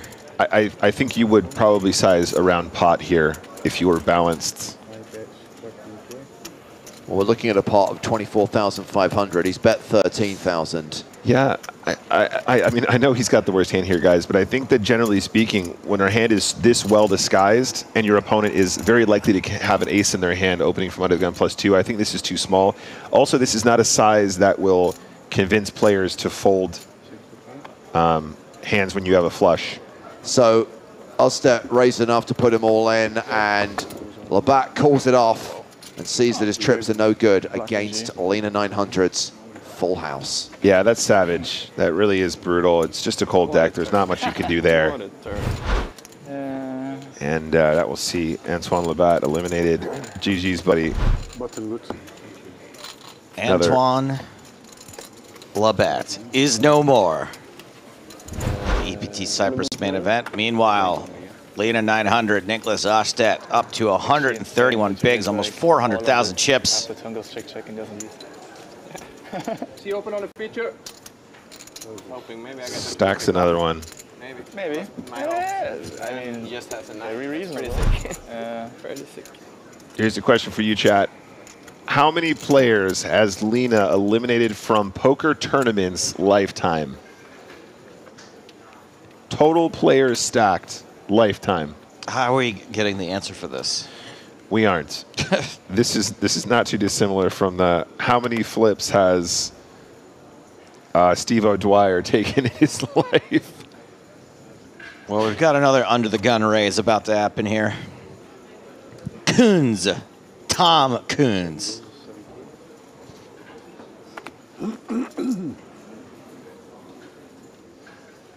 And Nicholas, under the gun +1 with a suited King Jack, is gonna re-raise.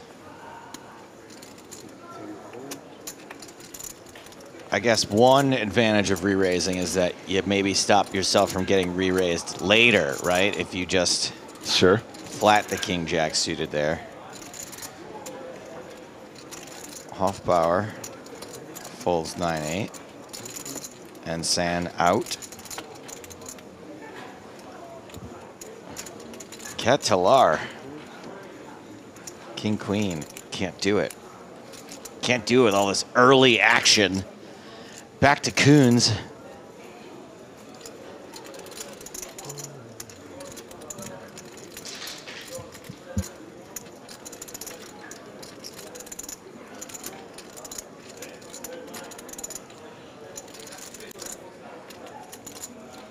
Probably can't fold ace-jack suited, right, Nick? A little too strong to fold? Against Lena, I think we should just see a flop. Now, Pinolin says Lena has 2 outs. Let's see how pure he runs. There's other ways to win the hand than to just spike a king here. Yeah, like when it comes 9 tray, 2 clubs. That's right. And I mean, we see in this situation, Lena probably just happy to fire a quarter, maybe a third. Yeah, feels good. So bets 11K into 42,000. This board might be dry enough for the ace-jack to continue against 1/4 continue, but also don't remember Kunze is 32 big blinds effective after calling the 3-bet.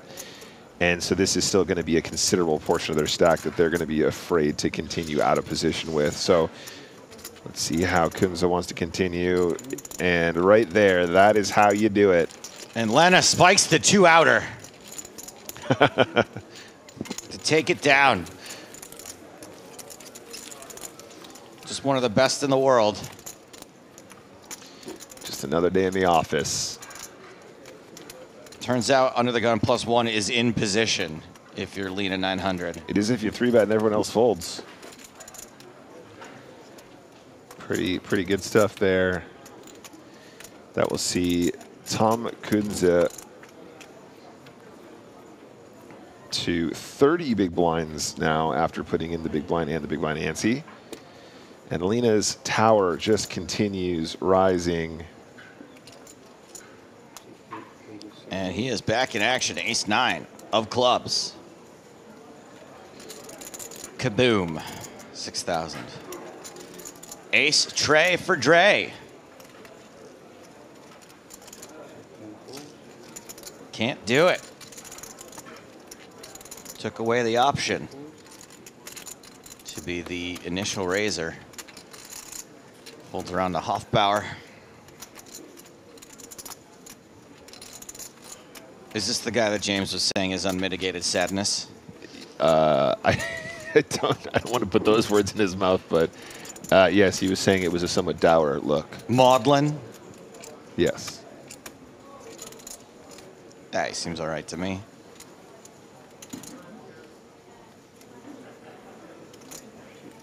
Patient. Patiently awaiting the money that we are 12 players away from.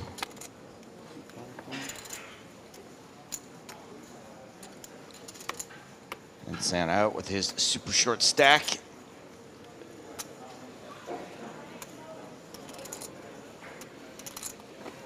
Kunze versus Ostedt again, potentially. No. Raise and take it for Nicholas. Who is chip leader? Asks Gladarin. That would typically be that, well, not typically. It is the player who has the most number of chips. That would be the chip leader. Thank you for your question.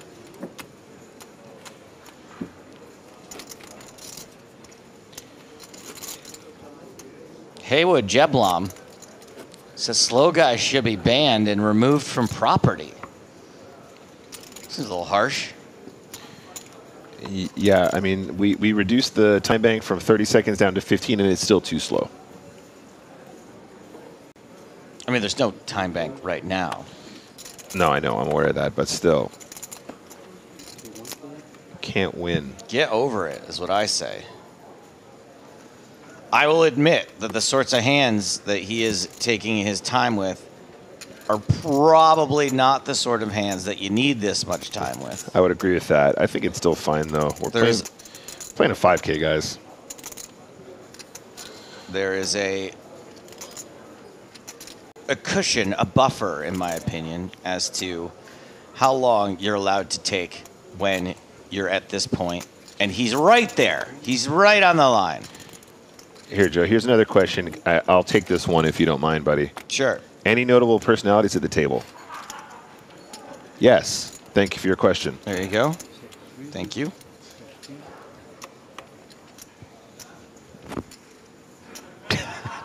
Joe, are the commentators also delayed as much as the stream is? Is he asking us if we're slow? I think he is. In the answer. is yes. Thank you for your question. Human on YouTube says commentator is deliberately obnoxious. Yes. Thank you. Thank you for your question. I mean, is there any way I could be accidentally obnoxious? I think if you're accidentally obnoxious, it's no longer obnoxious. Yeah. Yeah. In any case. It seems unnecessary, the deliberate part. Like, of course I'm being deliberately obnoxious. It doesn't come naturally. I have to work at it. It's infectious, too.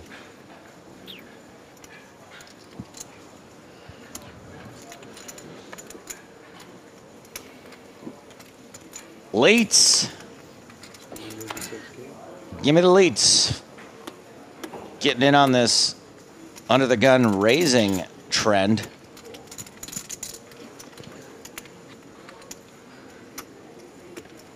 There you go. No, ban him from the property. No, ban him and remove him from the property. Remove him from the property. Yeah. This is fine, guys. This is fine. This is a reasonable pace, honestly. Had a pretty critical moment in the tournament, guys. Very close to the money. I don't think any of this is particularly egregious.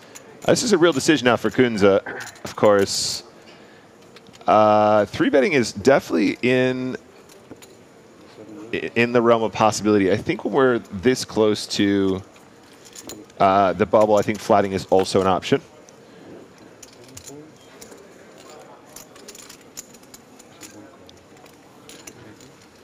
Decides to find the 3-bet and elites. Okay. Calls. All right, just cool. Decided I'm swinging at this pitch. Oh, my days. This is an interesting one, guys. A tale as old as time. Top pair versus a draw. Yeah. And now... And probably a pretty disguised draw, I would imagine. It is. I'm not sure 5-4 suited conventionally would open and call a 3-bet here, but it's if you're going to take a shot, it's a pretty hand to do it with for sure. If you want to see a flop. You drill the 6 here, you can get a lot of chips. So what's the sizing here? 9K into 37.5. Keeps it nice and small. 5-4 has a really easy call now to try and see a turn. Of course, if your opponent bets flop and checks turn, you can sometimes start repping Queen X as well. 7, no help for the draw. But it is a pretty clean card for Kunze to go for a second barrel, in my opinion, Joe. Fresh and clean. Maybe just like 20K would do it. I think 20K is nice. Then you can shove river nice and easy. Oh.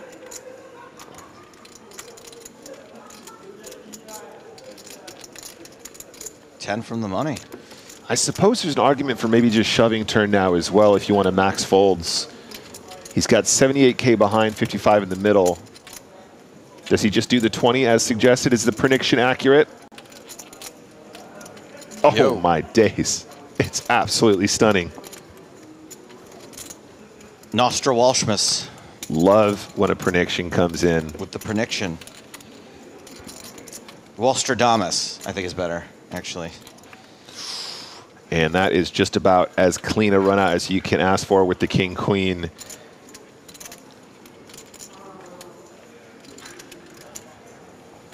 Leeds looking at the board like, can I do anything at all? Is there anything I can do at this point? Leeds.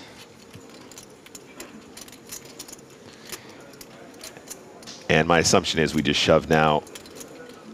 I don't know, is he really concerned about a hand like ace-queen at this stage? Would he be really disappointed if he shoved into ace-queen? Would ace-queen really have a flat here pre-flop? I suppose flatting this ace with ace-queen is pretty reasonable, but you're blocking it pretty heavily. I think we're going for all of it and hoping to get called by jacks, 10s, 9s, 8s. Yeah. And queen jack suited. And also queen jack suited, sure. All in, 58,500. 5 high gets away from it. Yeah, nice work, like it a lot. And that is a nice little pickup when we're getting closer to the bubble. And Joe, you heard that little poppy noise. I did indeed. Tell us about that. It just means we're getting closer and closer to that cash, to that money bubble. The money is at 191, which means the bubble is at 192.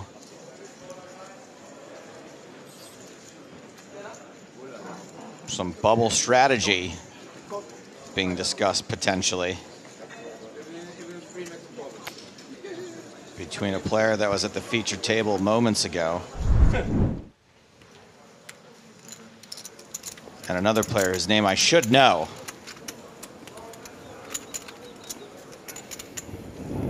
And that's on me, and certainly not on anyone else to have just randomly cut to that without any explanation whatsoever.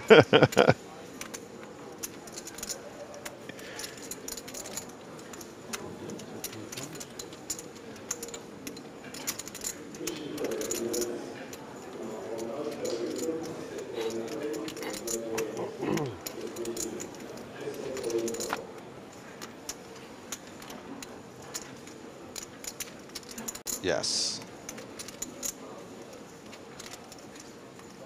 John Ander, the player who was at the feature table earlier, speaking to Gerard Carbeau.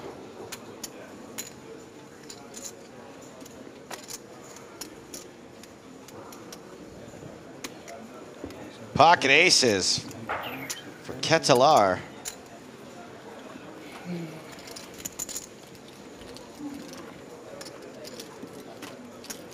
You guys had that the W Group challenge, right? Like with the teams and stuff? Yeah, I mean, that was more like their thing, but then they some of us.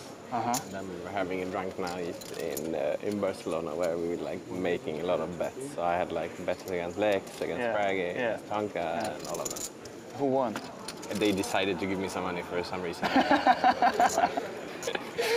Very cool. Thank you. Come again. Yeah, just briefly, whenever I tuned into anyone's stream, really, I mean, Tonka had a lot of deep runs, for example.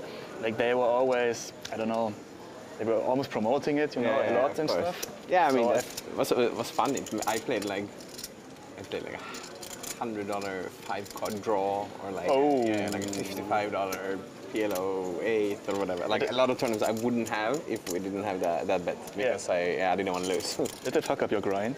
As in like no, too many tables? Actually, no. No? No. It was okay. fine. Yeah, it was that is fine. actually insane. Yeah. I just no.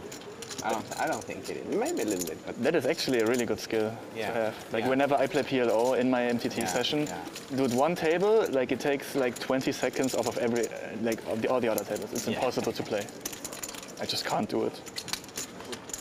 5-card draw is a great skill to have if you're going to become a prospector in the Old West. I mean, when it's a game I barely know myself, of course it's going to fuck up a little bit. But no, I don't feel like it hurt that bad. Cool. The worst is an 8 game when you mix Raz and Stud. It's like the complete opposite, right? Yeah, sometimes so many times you find yourself after like two betting rounds. Oh, wrong game. Yeah, exactly. But it happens to everybody then, right? Yeah. But if you're only playing that table or maybe 2 tables, I mean, maybe not having that much, and then you have like a lot of other tables. Then you're going to be the victim to it more. But then you're missing a lot of EV on other tables, right? Yeah, I guess so. Cool to get a little insight into Lena's W Coupe grind. Kunze ace-9 of hearts in the hijack.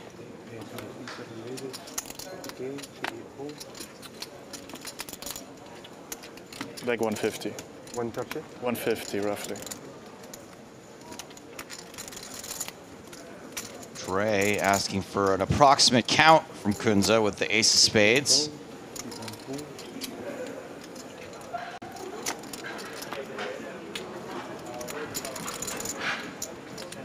Hofbauer.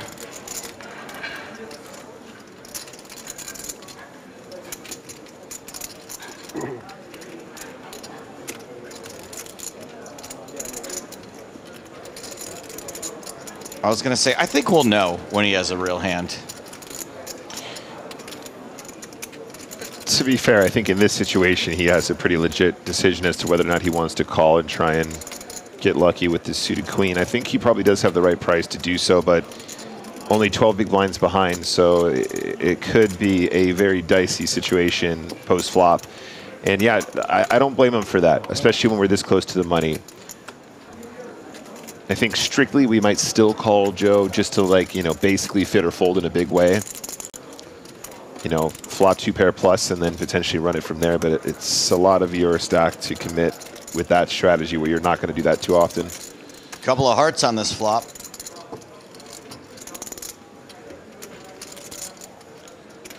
So just to catch you guys up here, Kunz have 49 bigs, Dre 91 behinds. And is the nut flush draw good enough to find a continuation bet here, or are we going to check? Looks like a check. We can't see what Dre's other card is, but does have position regardless.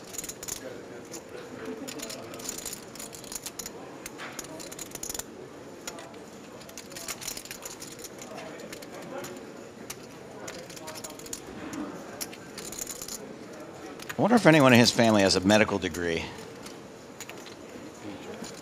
Must be awkward introducing people as, hello, I'm Dr. Dre. Dr. Dre.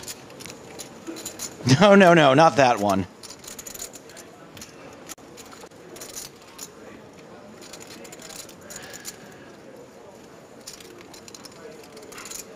So check on the flop, guys. And Kunza now thinking, all right, nut flush draw, ace high. Can I rep this king? Just decides to check it over.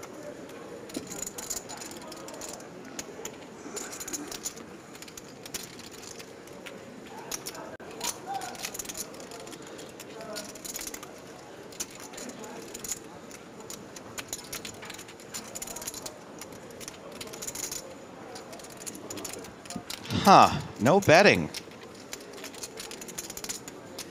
Repeat 7 on the river. No flushing either, Joe. I know, that's why you gotta bet that. We gotta bet that and you just win. Yeah, I might have found a bet on the flop. The cool thing about having the nut flush draw in this texture, Joe, is even if you get raised, you know, you're probably going to have tons of equity with a call. You know, probably plenty of situations where we don't want to be betting our flush draws, especially from out of position. But I think with the nut flush draw, it's been okay. Nice little...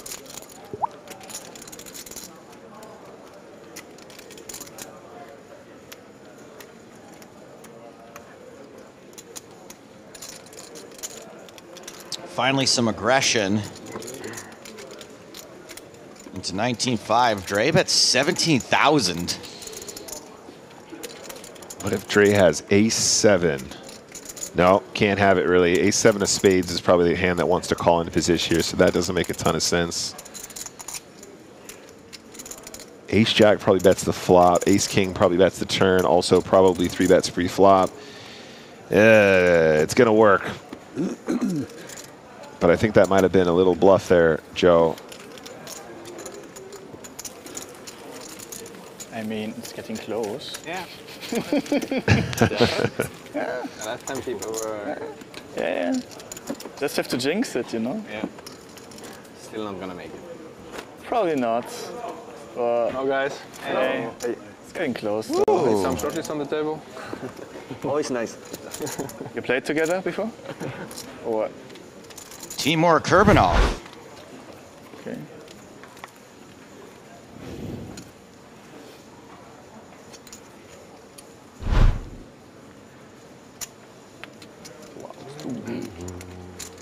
And Timur gets a hand right away, under the gun. Over and out, good buddy.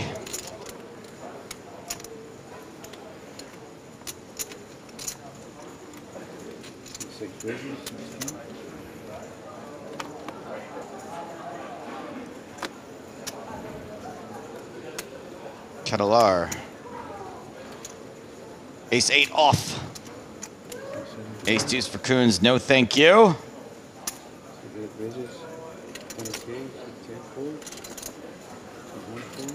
Jack-6 for Elena, 3 bets. The bubble bullying has begun. Yeah, I'm here for it.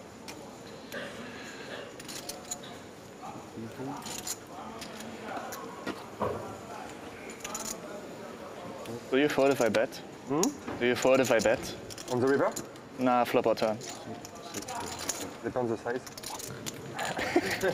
They're just discussing the ace-9 suited spot, Joe. Okay. That's good enough, thank you. I think that's a good response when people try and get information from you, Joe. They go, "Hey, would you fold if I bet the flop?" You go, "How much?" Yeah, right. What's the bet? Situational. Yeah, I don't for turn. Maybe we have the same hand. Maybe? No, I don't think so. You wouldn't bluff that on the river for sure. I mean, I'm curious what you have. Okay. I will set my spies on it, you know.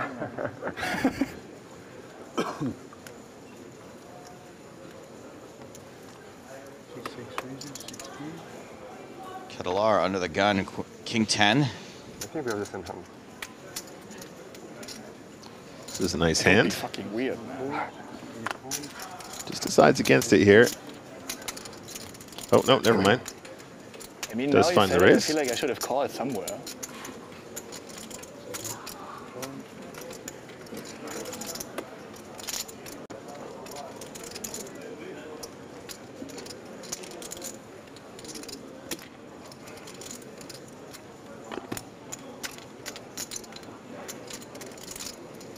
Leeds is in with just the jack of hearts that we know of.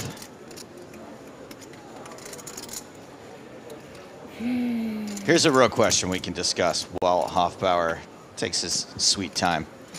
Is he going to make it? Is he going to make it with 11 big blinds? Is he going to make the money? Is he going to outlast 5 more players? I think yes. The break if we come back here or not? He's been really patient Yeah, so far. I mean, we saw this hold from the Queen-4 suited just now, which was probably a fringe one. Hossein Ensan not going to play it safe to make the money. Yeah. Is going to get it in with what he hopes is the best hand right now. I mean, you probably have more Ketelar than me. It's actually my first EPT asking for a count. I've only ever been on like WSOP once. Yeah, in Vegas it was quite sick. Like there was days. Like I was doing 10-hour streams. Yeah, 10 hours a day. Yeah. Some days it was In the main? crazy. Yeah, in the main. Yeah. Even brighter lights than this, and you know, I know. no phone. It was I like how Len is talking about I mean, the World Series of Poker main event like with Hossein Ensan right at the table. So it was both of us like every day. So we always got in. He's got a little experience with that as well. He does. So Ketelar has made the call. Pretty cool then. And so is Leeds, so Ensan could potentially triple up, but does have quite a bit to fade. Oh, wow. I was the guy who donated everything to Aspen, basically. I was Ace never high, on the 3 main spades, feature looking pretty good that for entire run. Hossein. This is an above average flop for ace-10 with a 10 of spades. Korai and like Papo MC and all those guys, they always put them on that one. Oh, he wasn't all in quite yet. Now Yeah, he is. he left himself a smidge. But it's such a small smidge, Joe. I think king 10 cannot fold yet. I mean, if you're deep in the tournament, then there's a few tables left. You're gonna have to do it. But I feel like the first few days they should rotate a lot. Like to show I agree. I mean, it's much better for the viewers too. You know, because I assume there are a lot of really cool tables. You have big sideboard now. So why they keep the set? I mean, Leeds also staying in. 1K. It's worth to battle for. I guess one thing Hossein has to worry about is Leeds having a bigger spade. Yeah, I suppose so. I mean, obviously a jack probably still clean for Leeds too. Okay, king on the turn. Could be trouble potentially for Ensan, depending on what that other Leeds card is. Oh, you think that it could be pocket jacks for Leeds? No, I just mean that he can still make trips with the jack, right? That would still be enough. But I think it would be weird for Leeds to have jacks here. Like, I think the action could have gone that way pre, but I think once Ensign shoves in Kitalar calls, I think you end up getting it in. Yeah, or raising in some fashion. This is a very technical spot now. This is very, very strange. There is a check. How does Leeds feel with the jack? Quick check over there as well. And the river is a spade, so Ensign will have the best hand here unless Leeds somehow has a larger spade in hand. King of spades, queen of spades. That's right. Did we like the river or no?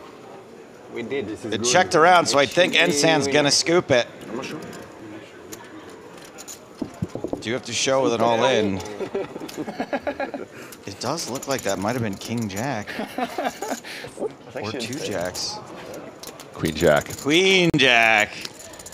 Oh, man. And that is a huge moment for Hussein Ensign. Good job, Dad. Triple up, Papa. That's how you do it. A triple up this close to the bubble. Yeah, tell me more about your main event run, Lena. Tell me more about how to run like that when you are just a few positions from the min cash. I didn't read this chapter, Joe. I don't know how this works.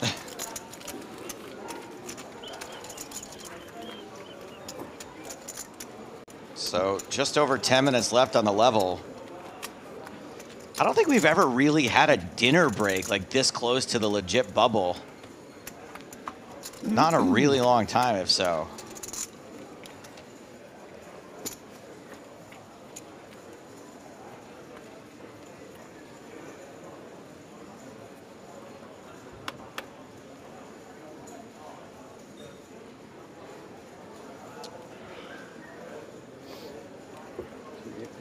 And here comes Bubble Bully Nicholas.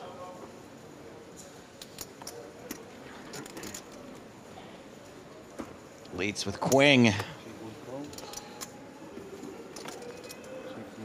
You got me saying that now, Joe. I always say Queen. Love Queen. Queen suited is a hand so good it's like getting 3 cards.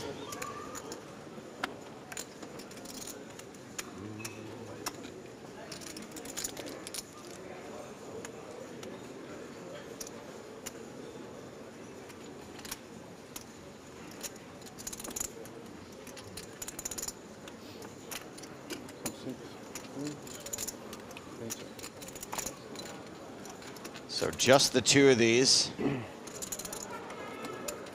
Headed for the 3 of these. Queen, 9-6, top pair for Leeds. He's so good. Look, he's so good. He is really good. He knows exactly So when to speed good. up, exactly when to slow it down. Turn jack.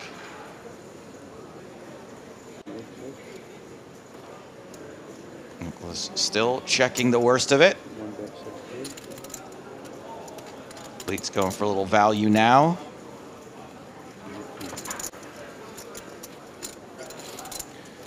As that folds. Very, very studied.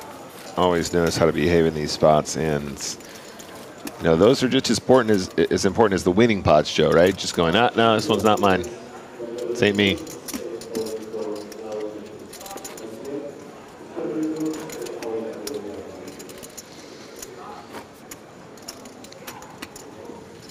Still at 196. Still 5 from the money.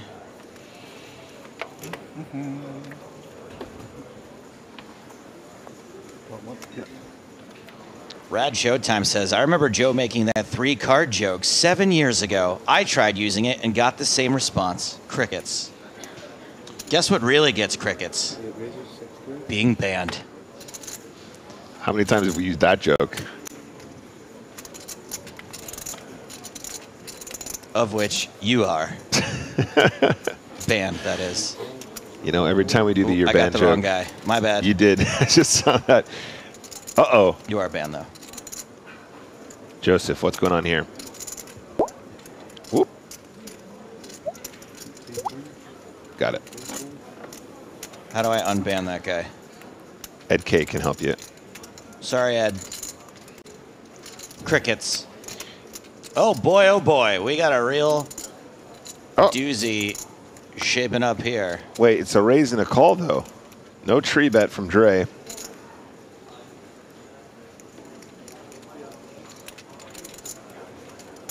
Pocket five, so deep. So tempting. Yeah. If you don't think you're going to get squeezed. Oh, boy. Oh, my goodness. Sweet, sassy Mo Lassie. Kunsa has 47 big blinds. And there's a lot of dead money out there, Joe. Can't rip it on the bubble.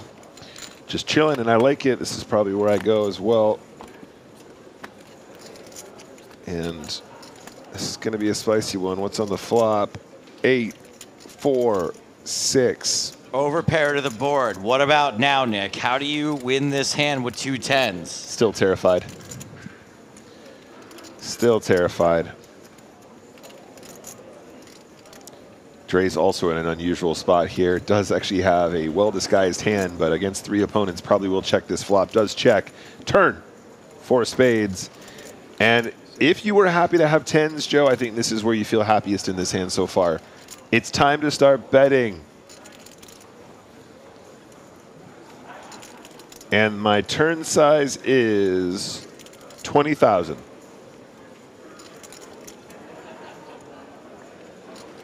Let's see what Kunsa thinks.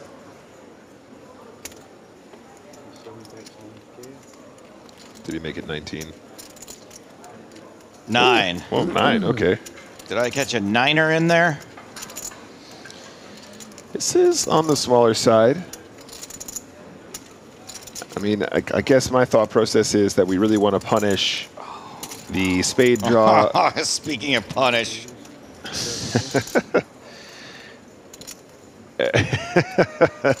And of course, when you have that smaller size, you do invite some of this as well, Joe. It's a lot easier to raise a 9K bet than a 20K bet here.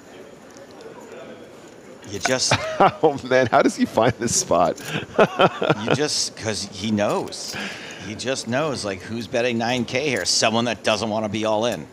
It is... Someone that doesn't want to go broke on the bubble. This is really spicy stuff, man. This is really spicy stuff. And Lightning Soul says, why raise the 30K after you check the flop 4-way? Lol. Your lol is misplaced, sir. This is a clinic on how to play on the bubble.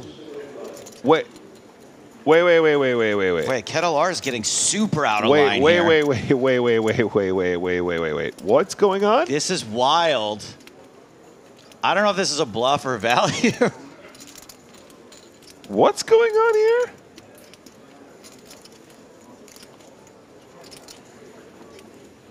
Wow. What's going on here? You just got attacked by the third raptor you didn't even know was there. Mr. Q. Mamma mia. No good. Oh, man. Get the clip on that, guys. That was some wild, wild stuff. Hand was really good, actually. Still a misplaced lol, by the way. No, absolutely still is. Yeah, it's obviously a good line, but I'm gonna shake your hand, my friend. Oh man, Would be a nice one. I'm not that good. He did have Lena beat. He did. Yeah. Should have let me sweat. He was bluffing with the best hand, Joe. Lol. Although he didn't have the 10s beat, to be fair. Can I misplace that lol too? Oh, the guy who said lol thinks it was a perfectly placed lol. Guess what? This is a perfectly placed ban. Enjoy it.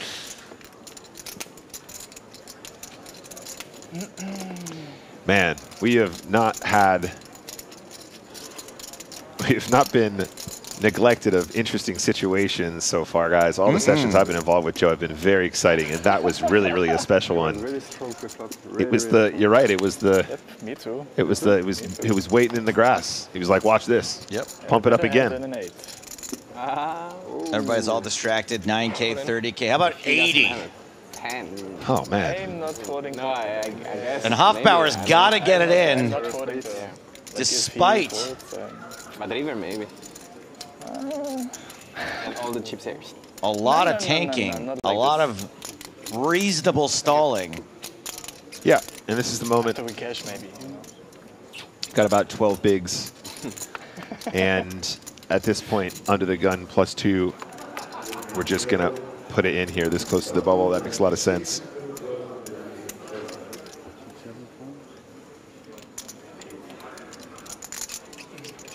How much is it?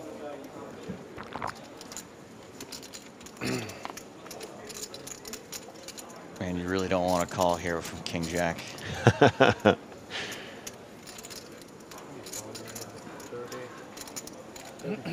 So a couple things you need to consider here, Joe, is the, what does that shoving range look like in a vacuum? Then how is that adjusted by the fact that we're this close to the bubble? Sorry, for those of you in the UK, that's what does shoving look like in a Hoover? Thank you. And I think all rows point to a very strong range, basically, is what I'm saying. So even if King Jack is close, it gets a lot further away when you consider that we've had a player that's been very patient, playing relatively tight, waiting for good spots, and of course now just a few spots away from the buble. We're gonna wanna probably call tighter.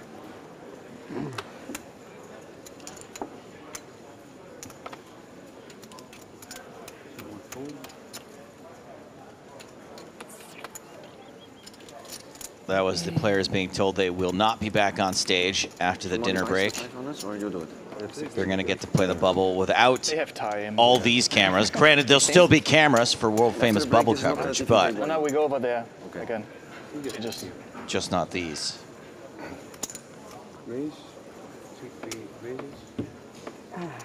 Hofbauer again with a hand he'd probably rather not have right now. Just going to min raise under the gun +1. Good luck getting this through.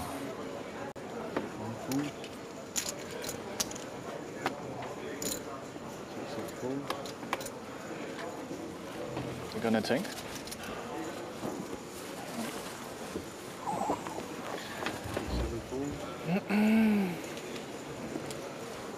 East Step. With a dominated ace. Folds.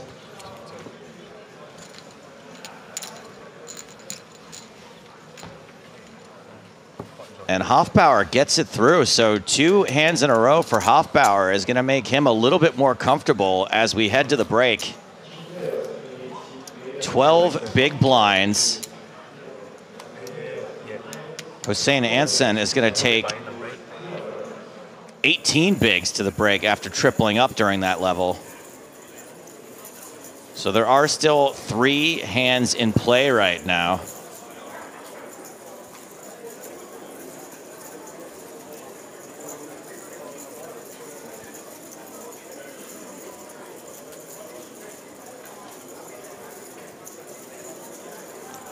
Are we going to see some of that action, Joe?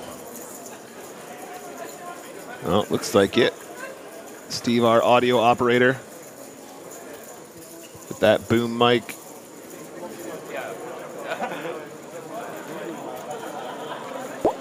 Is that MIDI? We have another elimination. So we're 3 from the money.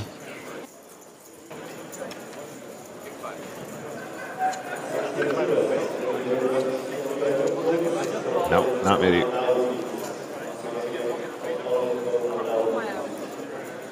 I feel like we should maybe be seeing some of the hands that are in play instead of this conference. There we go.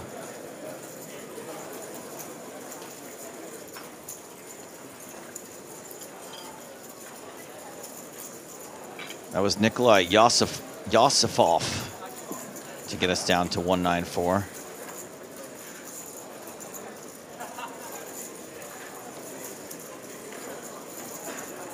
And anywhere that people are still sitting. Okay, yeah, right in the center of the screen there. Clearly a hand still going on.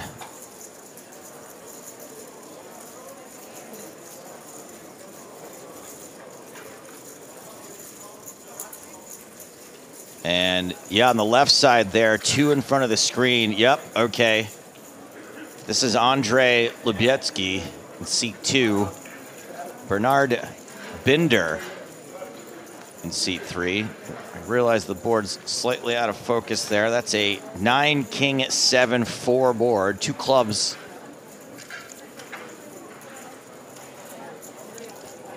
Bernard checks. This is Andrei Vyubrovetsky.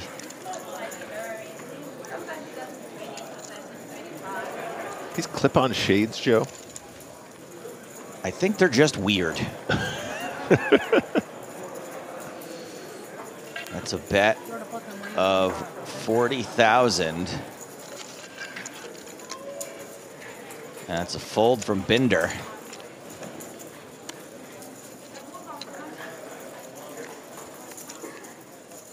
And I think there's at least one more hand.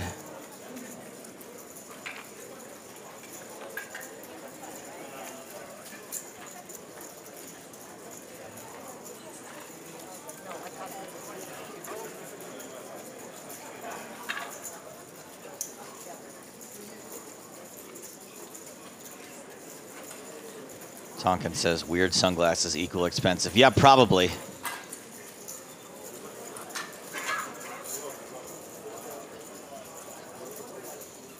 Looks like we've got Felix giving an interview. Where's this hand? Oh, the Anton Wig table over there, right under the big screen. Looks like it's multi-way. There's 3 people sitting.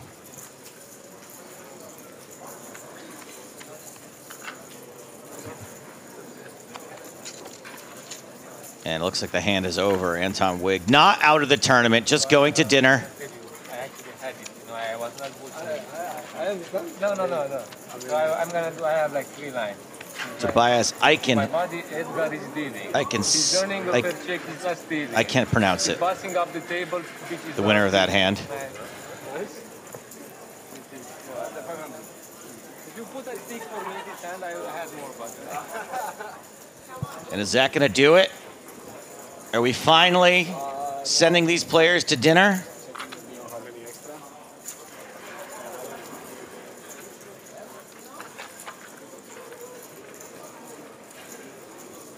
Oh, there was a table still going, but it looks like that has ended as well. On the left side of the screen there.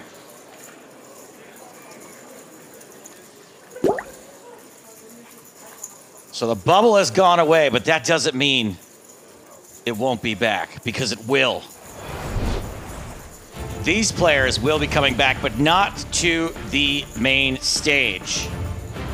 Nicholas Ostedt, the bubble bully, headed out into the field with the rest of this table. 3 sub-20 big blind stacks at the table. Hossein Ensan, Timur Kurbanov, and Philip Hofbauer. All surviving thus far, have just a couple of players to get through. 3 players until we hit the money. Now, if you haven't seen season 2 of the Mystery Cash Challenge, you should stay tuned. There's no reason that you have to go on break. We do. But the Mystery Cash Challenge will keep you entertained for the next 60 minutes, and we will be back with more from EPT Cyprus and world-famous bubble coverage.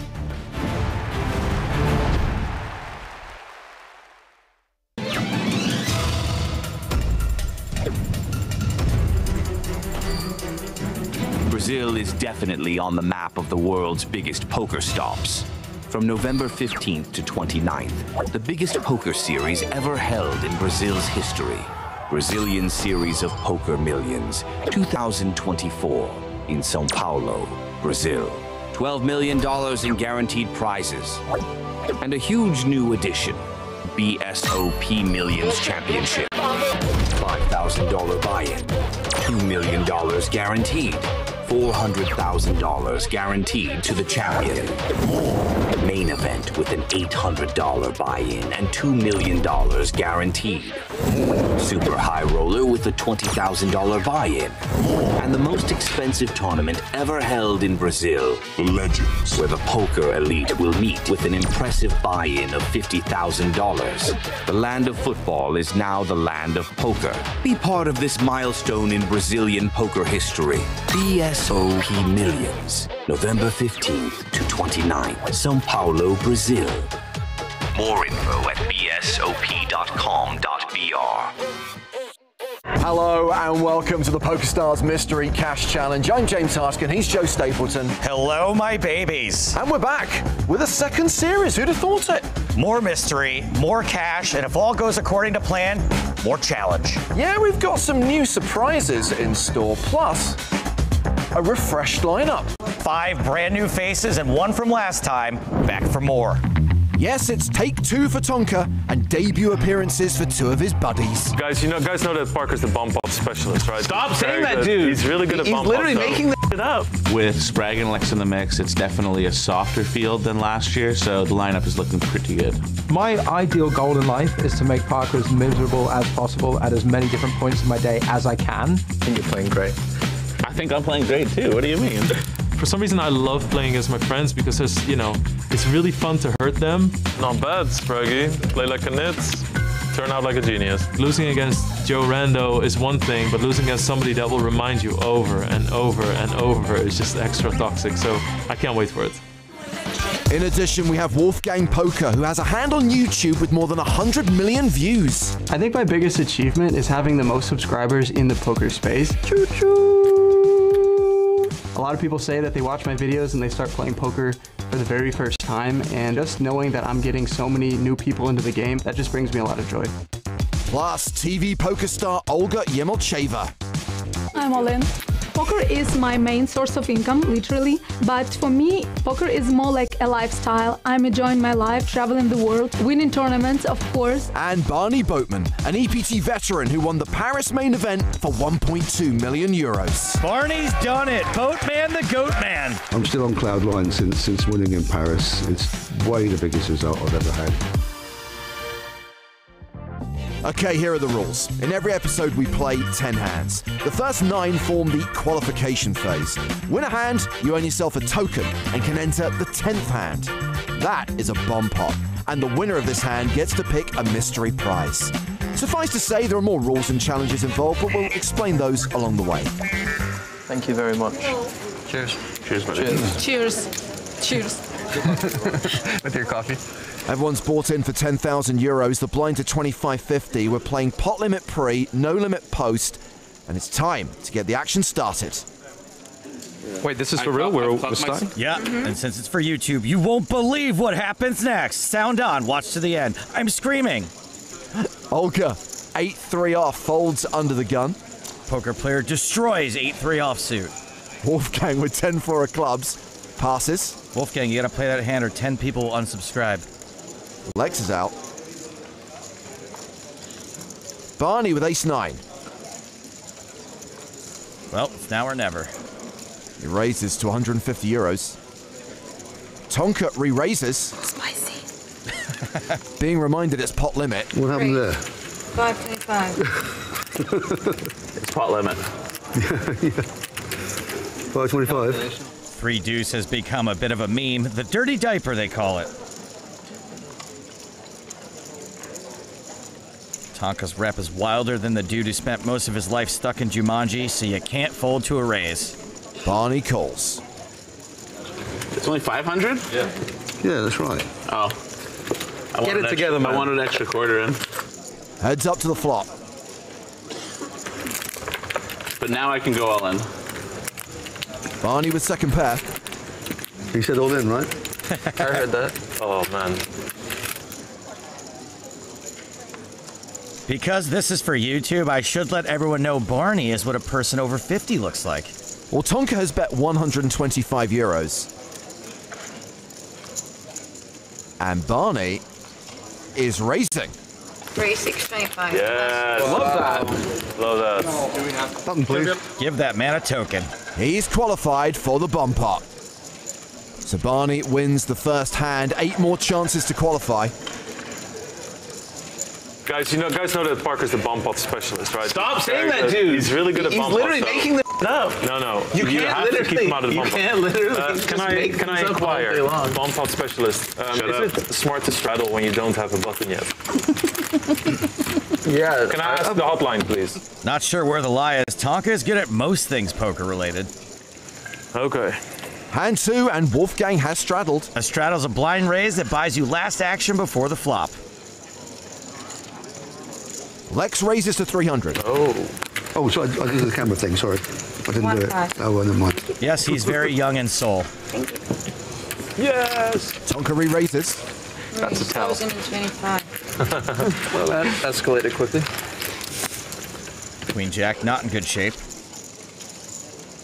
Round to Olga. These cards are so big.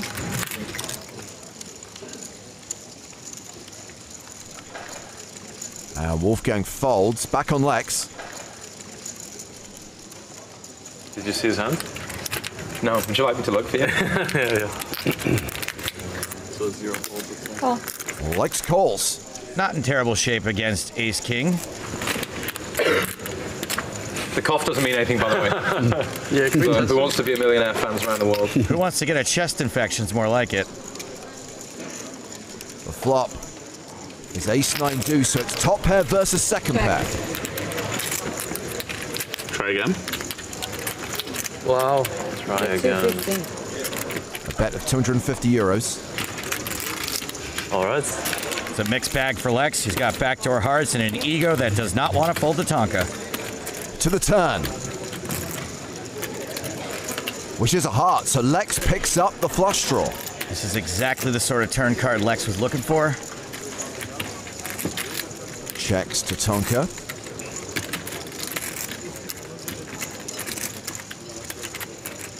Not giving a free card. Yeah, bet's pretty big, 2,200 euros. No shot, Lex folds.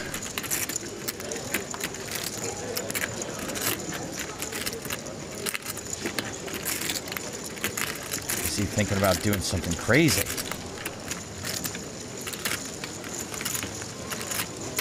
Just a call. Neither player's got a pot-sized bet left. The river. There's the 5 of diamonds pairing the board. Tonka is a lock. All in. And he shoves. Lex probably can't call, and he certainly can't bluff.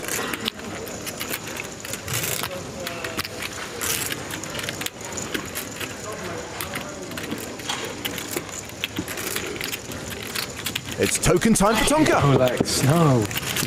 You let the bomb pot specialist in. You can pick one. Doesn't matter. Why? May I have a look? He doesn't want to know. He doesn't want to know. He already knows. Picking one doesn't matter. I can't believe I showed Spraggy my hand and then he didn't look at him. The biggest hell box in the game. I was staring him down. And I showed him my hand. I was staring at me playing against him. And I'm like, full on crazy eyes. I'll not give anything away. So Tonka has qualified for hand 10. Time now for hand 3, and Lex has straddled. That means Barney's first to act. 8-7. He calls. Ooh, a limp. I've already won one, I'm good. Actually, remember those new twists we were telling you about? Olga with King Queen.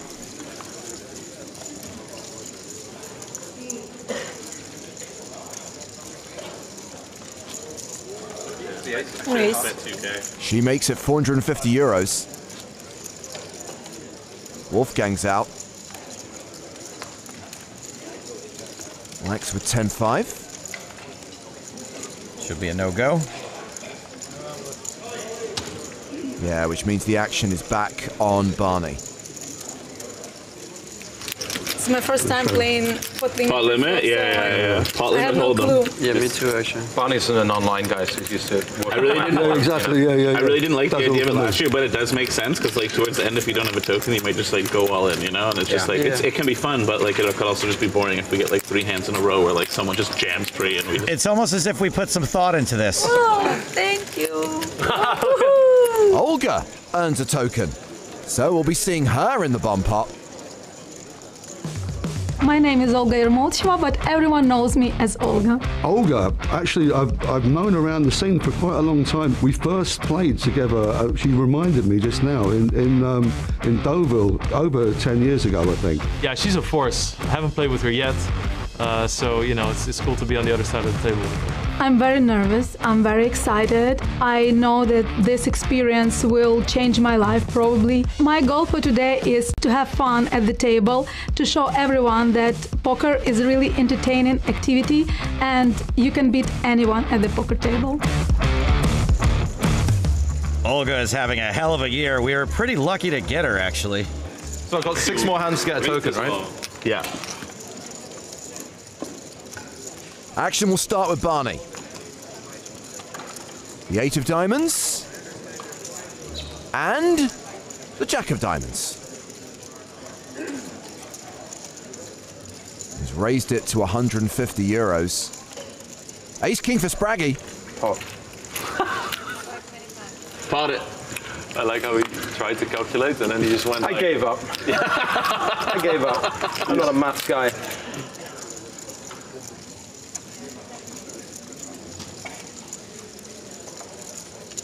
Maths. 2 + 2 is 4. Kinda trailed off there, Wolfie. Ace-7 suited for Lex in the big blind. Lex definitely not folding. Contemplating calling or raising.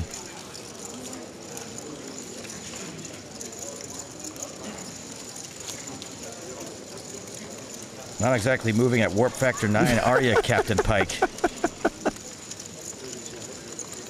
Fucking clock, Jesus. No, your club, Jesus. That's your nickname.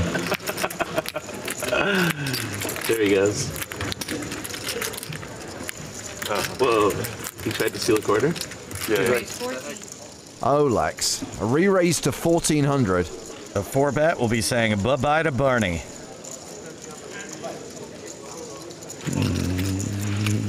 Yeah, he gets out of the way. Please, sir. Don't count my chips. Half stack over Yeah. Literally licking his lips, looking at Lex's chips. Lex will be topping up from 2,500 to 3K. Pot. A re-raise and a fold. Show him a 6. Show him a 5. Whoa. Oh my god. It was so tempting to pot and then commit myself to oh, yeah. Mono. Thank you very much. No worries. Oh, this is going very well. I can't believe you're on a big TV cash game down swing. That's crazy. Lex lost hundreds of thousands on the big game recently, and he certainly isn't winning today. Don't forget the one from 12 years ago also. So Spraggy's in to the bomb pot. Folds this hand. Wolf out. Isn't that Wolfgang shtick? Yeah, IP, schmip. By the way, Tonka, I wouldn't recommend straddling when someone else has the angels. Raised to 350 euros.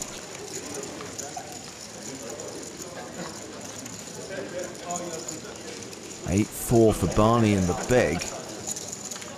And he re-raises. Barney getting OOL. That means out of line. I'll have me some wine.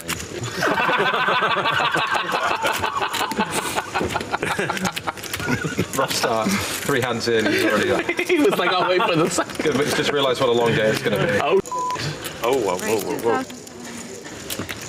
Nice try, Barney, but no. This would be a very loose call and a very, very quick jam if Barney re-raises.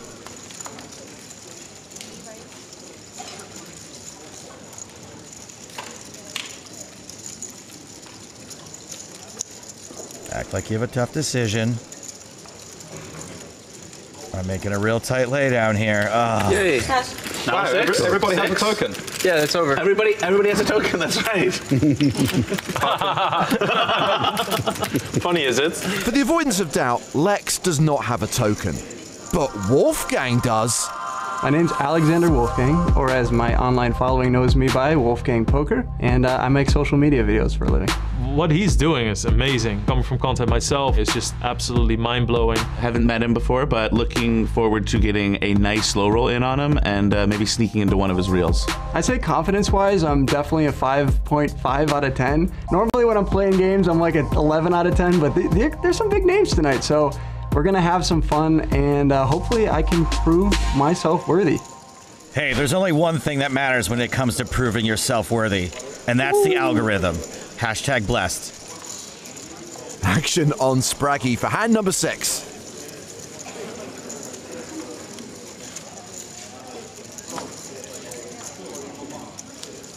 Four more. Four more? Yeah, including this one, yeah. 10-6 for Olga. She's out.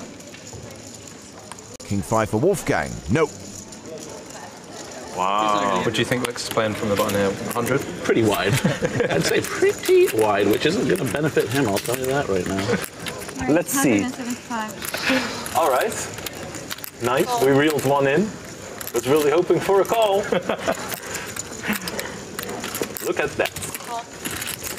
Wow. You do the commentator job as well? As well as being the best player at the table? We're right here, Barney. Come on. All right, no more wine for Barney. 3-way to the flop. Yeah, do that job. Ace, 7, deuce. Misses everybody. I'm on the button, I have the ace. And I will put a hefty bet out, because that really serves my strategy here. On you, sir. Thanks for the sir. It's hard to know whether this is good or not. Or maybe I'll just... Look at Barney, all trying to play off this Mr. Magoo-like image. I'll clear one off and find out on the turn. Ooh, nice. In that case, I'll fold. You're playing great. I think I'm playing great too. What do you mean? Heads up to the turn. Which is a 5. Oh, that's a great card. Yep. It's one of my favourites. If you like the card, I'm going to have to check to you. Yeah, check. Barney has a straight draw, but he bricks the river. Ah, another beauty. It's a whiff for Lex as well. Oh, he's bluffing. Let me see. 13, 15. Yeah, keep Lex out of the bomb pot. 2-1 to Barney. Thank you very much. Three more, come on. Who else? Free money. You can reload at any time, I believe, Lex. I don't think you have to sit there with that. I wonder what the... You know this is going out to the world, right? 2. Playing the long so card. funny. Even the little breaks are already tilting me. It's like already on tilt. I just want to play now, you know? Oh, they want you playing too. So Barney has earned a second token. Still none for Lex. Hand 7. Jack 6 for Olga. She folds. I'm such a neat. Yeah, nobody's playing that under the gun. You're net with a button. Ace 10 for Wolfgang. And a raise to 150 euros. Wow.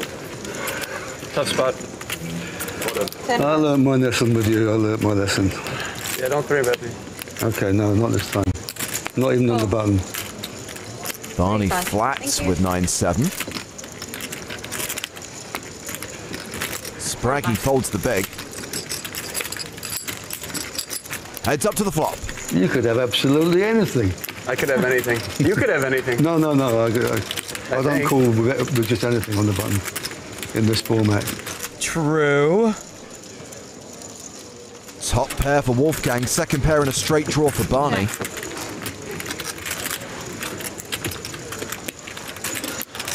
Looks like Barney's gonna fire right in a top pair.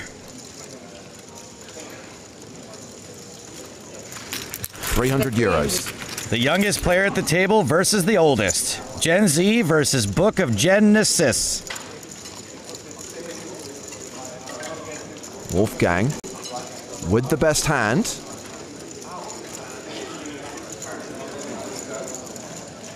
Makes the call. Turn card is the 8 of diamonds pairing the board. Everyone improves. Wolfgang checks a second time. Barney checks it back.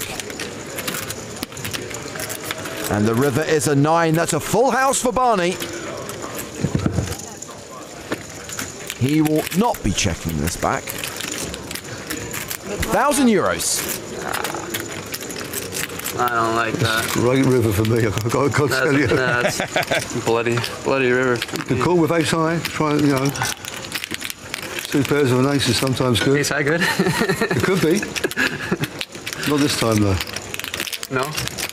Nah. Not once you fold anyway. Barney, he still got it. It's only chips, right? Yeah, that's true enough. Right. They represent... Yeah, no point getting stressed about it. They don't represent money, do they? Oh, Oh, come on, what do you think? Ah, there he is. nice hand. Thank you. Definitely still got it. Tokens, right? And the steel card. Oh, look at the steel card, yeah. Oh, Wow. yeah. And never This is being cruel. What the heck is a steel card? I'm so glad you asked, Joe. A new addition this year, the Steel Card. It's earned by winning at Showdown, and the player who shows the best hand, in that example it was a full house, gets the Steel Card. But later on, if someone wins at Showdown with a better hand, for example, 4 of a kind, they would get the Steel Card from the other player. And if you have the card, after 9 hands, you can take a token from another player. So they can potentially block players from entering the bomb pot. I get it. Exactly. So really, you need 2 tokens to be safe. Or 4 tokens if you want to play Time Crisis. Well, everyone has a token now except Lex. He's first to act because Wolfgang has straddled. Wow. Jack 10 of clubs. Pretty solid hand. All right. Things can get kind of spicy here with people trying to hoard tokens or block others from getting them. 375. You both have tokens. Is this the last hand? Stolen as well. Okay, Second to last. Wow, we've seen Barney call with 6-3. See, Lex has already given up because someone else is going to be miserable. He knows he's not winning. It's quite sad. Spraggy's out. Is this a kind of power move, like shuffling those? Yeah. Yeah, he's got so many. Oh, haven't you got any? Shuffling the shit out of me. 375. Yes. Well All right. played. Very well played, Wolfgang, so far.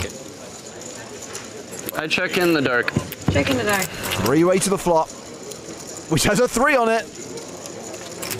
This flop is all Barney. But Lex is going to continue with 650 euros. Like the American version of Kath and Kim, this isn't going to work. How's that for a reference you'll get, YouTube?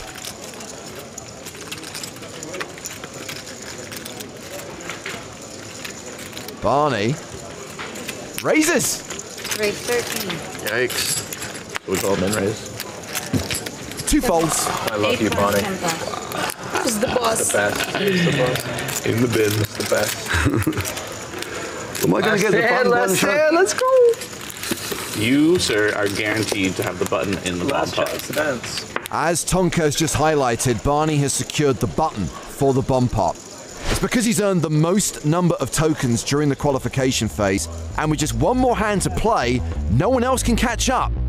Now, there is huge value added to hand number 10. 3 gold power passes worth 10k each. 3 silver passes worth 2.5k each. Those passes, by the way, can be redeemed and used as tournament buy-ins at PokerStars live events. Oh, there's also an additional fun prize which is worth significantly less. So, it's really important to win a hand each round. I get it now, I swear. For real this time. All right. Oh, he's actually going to have to add on if he somehow gets a bomb pot. Yeah. Oh yeah, it's minimum 3k, right, to play the bomb pot? Yes. 22. Everyone loves bumper. Those are not the lyrics. All right, last hand before the Madam Web pot. I mean bomb pot. Yeah, hand 9, which sees Lex straddle and Barney pick up kings.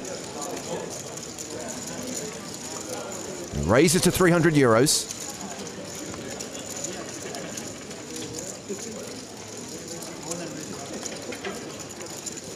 Round to the blinds. 8-7 for Olga. She's out. Wolfgang with ace-6. Probably the worst ace.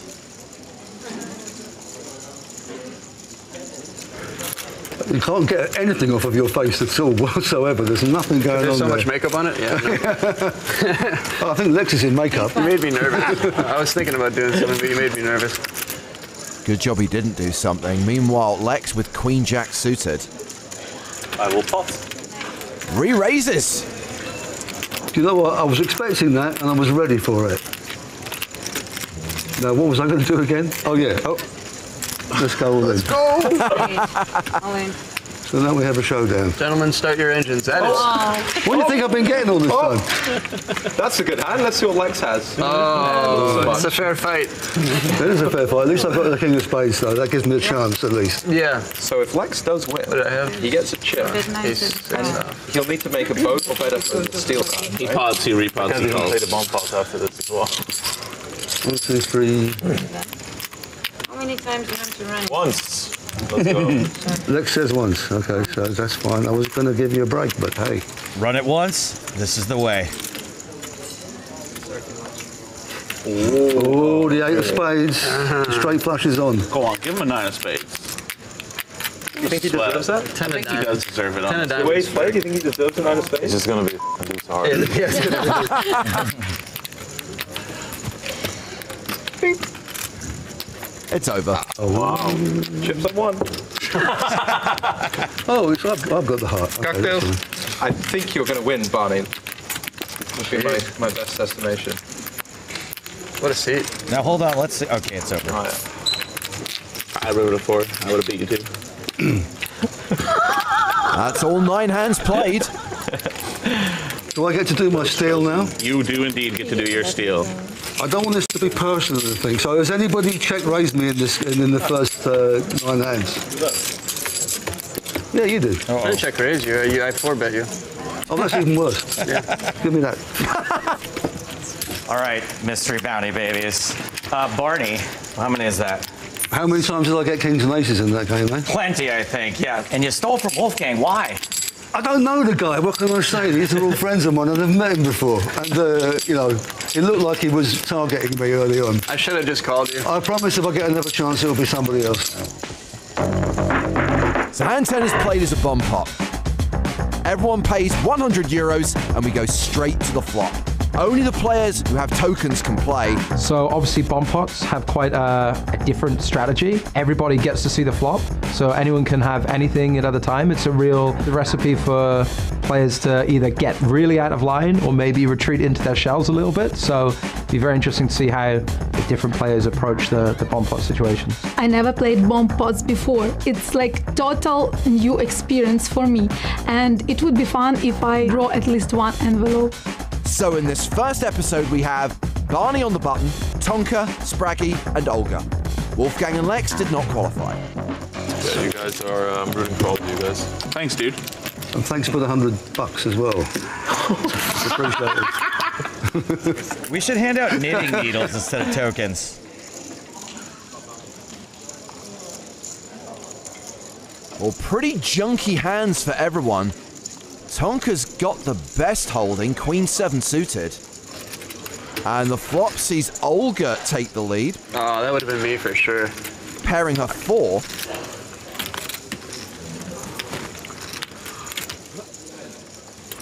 Tonka bets 50. It's like torture. Told you guys. He's so good. You see, strats. Spraggy calls. Floating like one of the kids from It.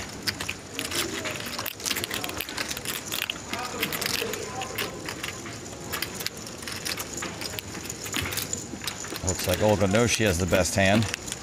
And really, who can play back at her? She raises to 350 euros. What's Barney thinking about with 10 high? Well, well, well. Someone can play back at her. 3 raises to 700 euros. That's going to mess up Spraggy's plans. Olga's maybe too.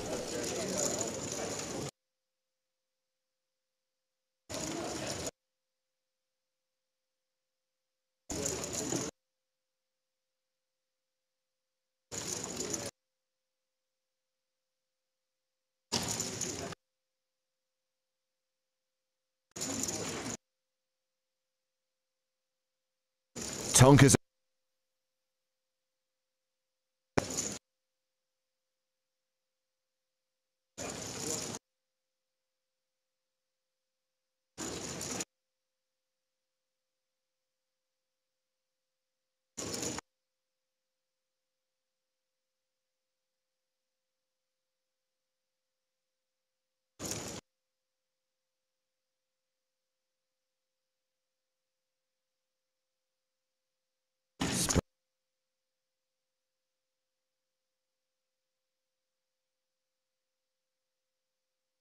It's your go.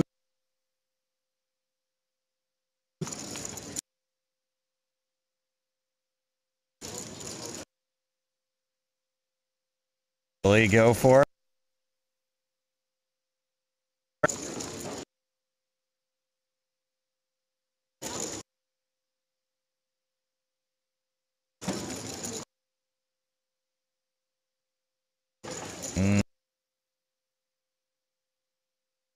Nope.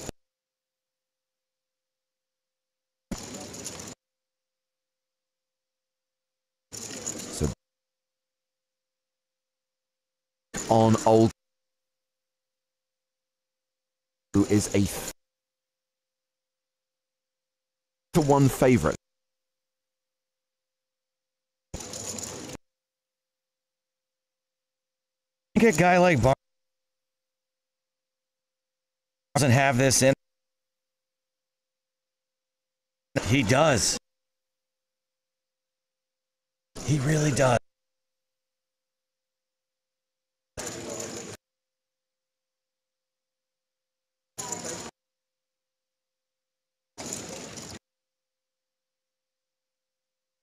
She calls.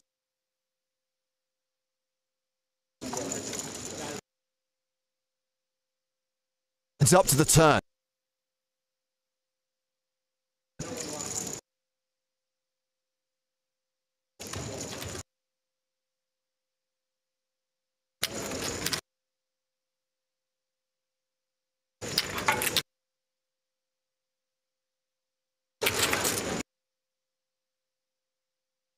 Queen of Hearts, and Olga is better than a 4 favorite. Full Tonka.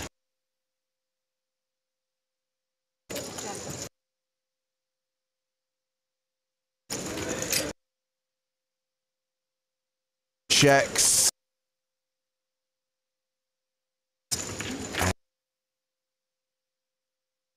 Arnie's loading up. Oh.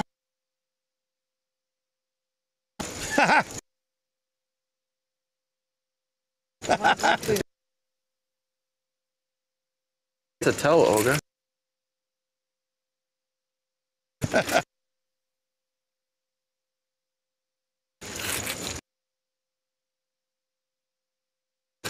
Yes. Upset. There'll be pods. But now if you shove it, let's see.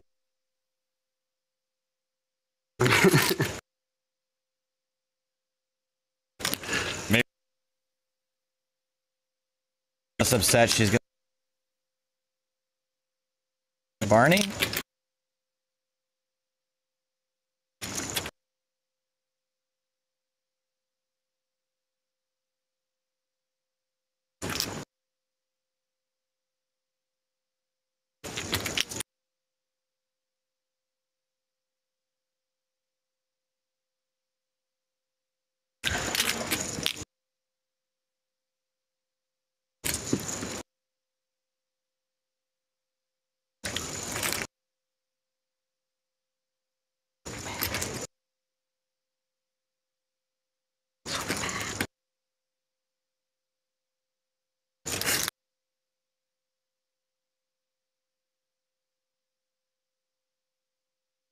The best hand.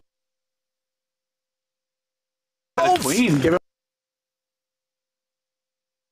Bonnie, show us a little.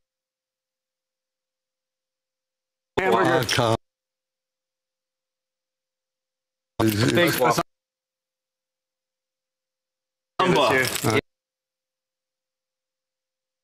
Joel. This is what.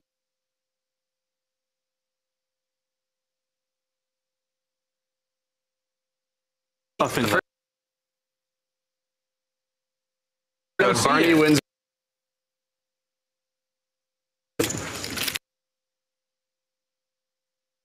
Bonnie Boatman Show. Episode 1.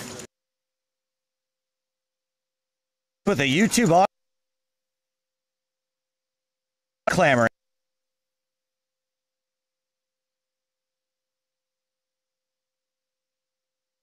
So round 6 in the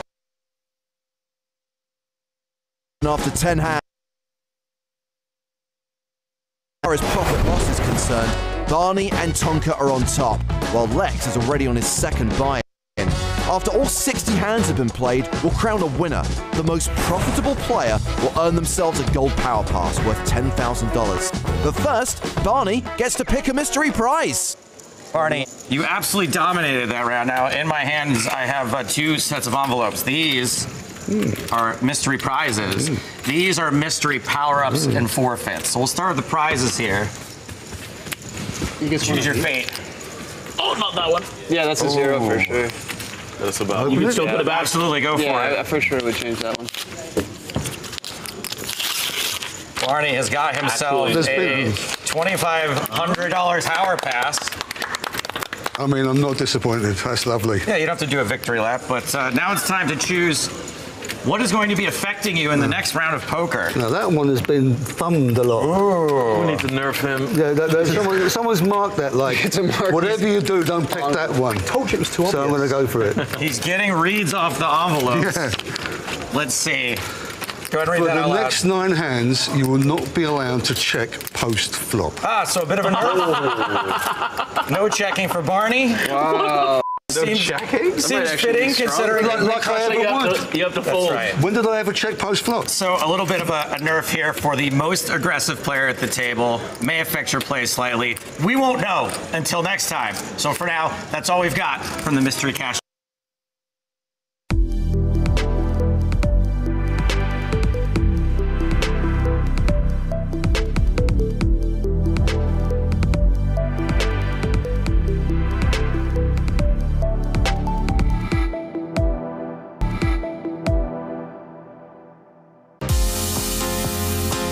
This is Eest Ept Cyprus. Poker Stars bringing you fun on the beach.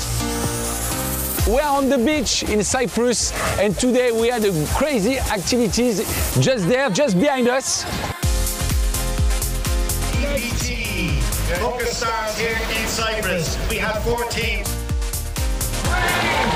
2, 1, go!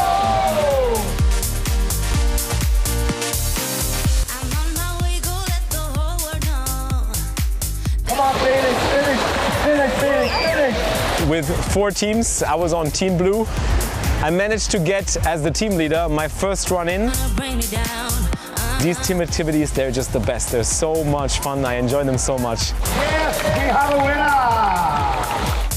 We were head-to-head on this one, and I beat him like very easily.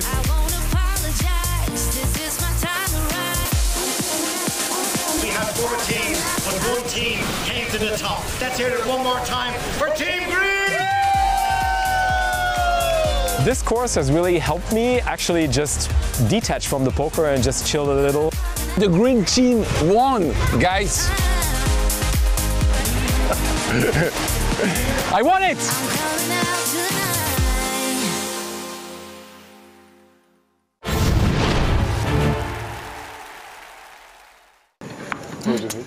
But you had aces. No. He had an ace. No aces.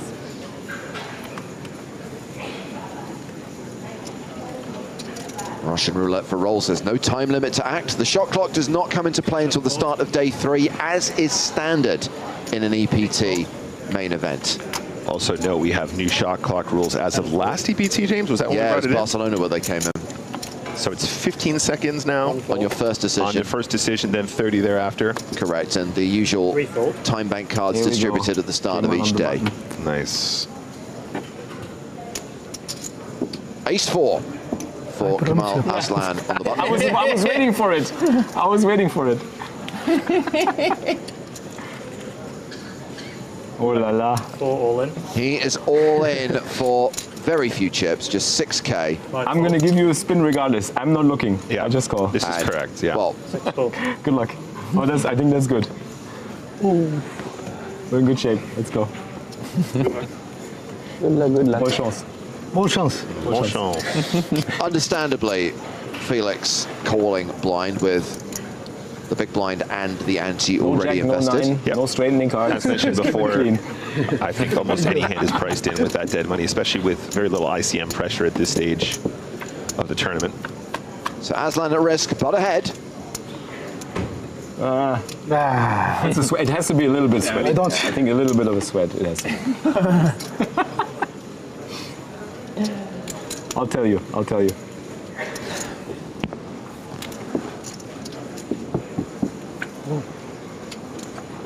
And there is the 10 on the turn to give Felix the straight. Aslan drawing dead and KO'd. Pleasure playing with you, Kema.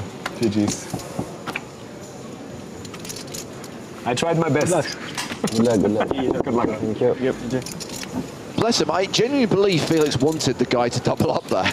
Felix is that kind of guy, though. He's very personable. He's a very kind soul. I think also aware of the fact that he had an ATC call regardless there, but yep, seems like very fair. And Ace-4 does find a very clear spot to shove. Both players pretty much doing the right thing, and it's just going to be up to the cards to decide. I think I'm going to copy him. The $100. I love it.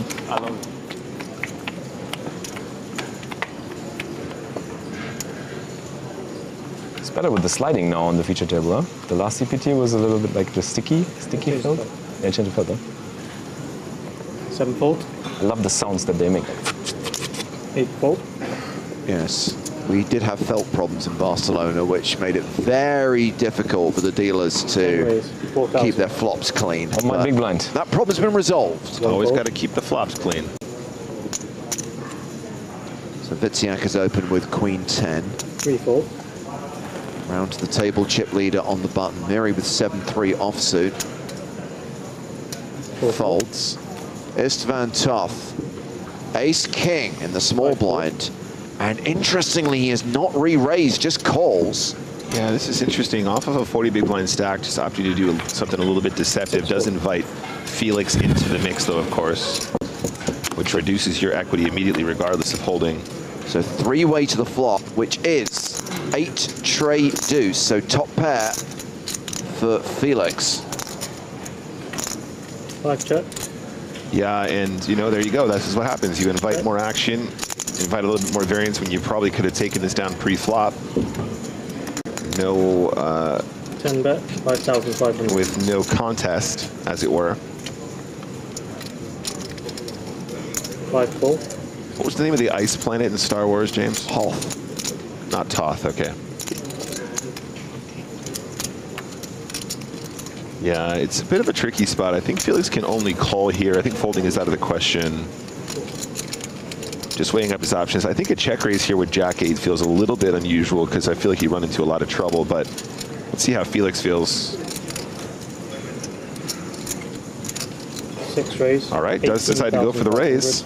10-fold. And I think under these circumstances might end up working. I don't know how sticky the ace-king feels when it's... They might feel like they're under rep pre-flop, James. Whoa. Now he decides to get aggressive with the ace-king? Wow, and this is kind of the action that I was making reference to. Not necessarily that I would expect him to shove here with ace-king, James, but... Didn't expect that. Reactivating the action with the Jack-8 does invite nice to me, chaos. And now you're doing this? It's not nice. You've got top pair and... What draws is he doing this with? Yeah, exactly. That's the tricky bit. He's played it unusually, but this is a very strong line. But also, isn't that the guy that Felix needs to get rid of so he can play his game? Exactly. that does increase your equity. Yeah, this is wild. This is really, really wild.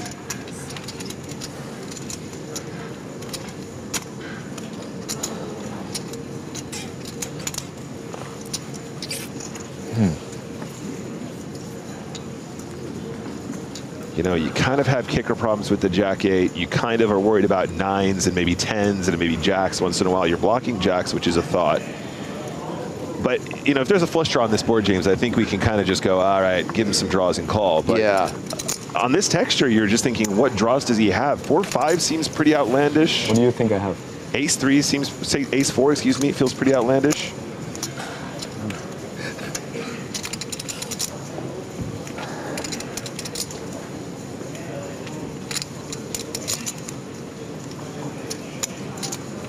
I have a good hand. I hit the board.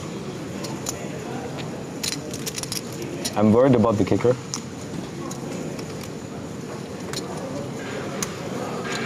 It's a long time since I saw Ace King played this unconventionally. Let's see if it works out for him. It's a bold strategy, Cotton.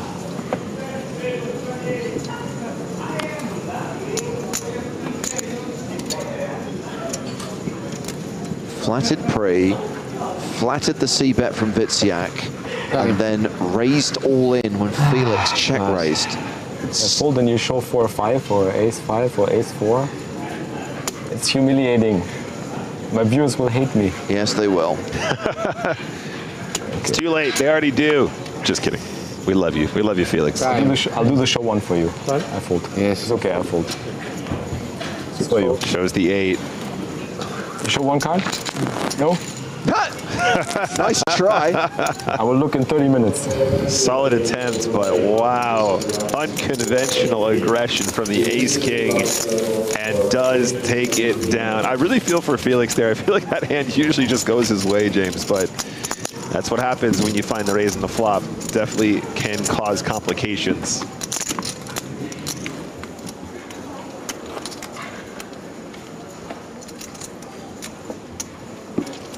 I don't know what the weather's like in Montreal at the moment, Griffin, but I was quite happy to get away from London weather for a week, yeah.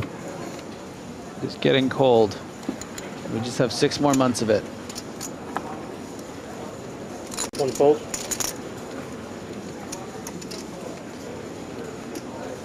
Pocket jacks for Emilien Pitavi. Getting some big purrs.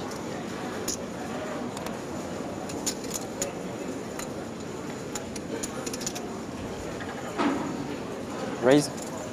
3 raise, 5,000. It always sounds like re-raise when they say C3 raise, doesn't it? 3 raise. 4 fold. 5,000. It is a min raise, and Toth 5 call.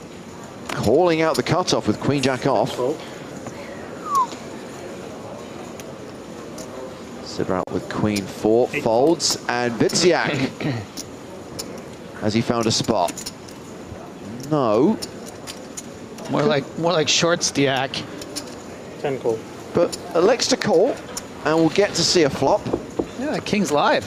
Absolutely. Uh-oh. Now, this is dangerous. Top pair for Witsyak, but losing to the overpair of his fellow countrymen. Yeah, and this is actually a spot pre-flop that you can justify folding. I think maybe Witsyak a little bit frustrated being card dead, you know, not thinking that Toth is going to be necessarily flatting very strong. So just hoping not to be dominated by Pitavi, but we can see this is just the worst case scenario. Just 20% to win this hand, and with the pot being 18,500, really can't do anything but go all in here. Continuation bet is 5,500. Toth folds. 5 fold. And Witsyak, top pair, solid kicker, puts the rest of his chips in, gets called by Pitavi, and is going to need to hit to survive.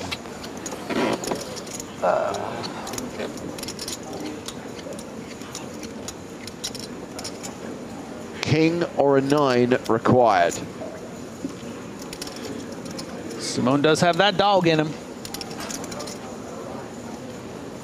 Will somebody let the dogs out? Who?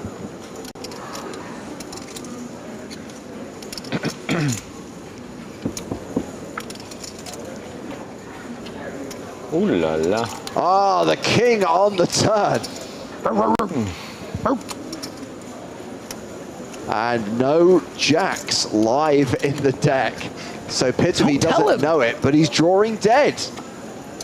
So that is going to be a double up for Simon Witsyak. The Barcelona 2023 champion. Still alive. See what happens when you're nice to the dealers.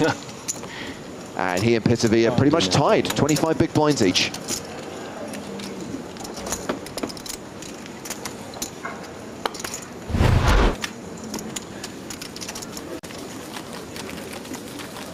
Because of the dealer.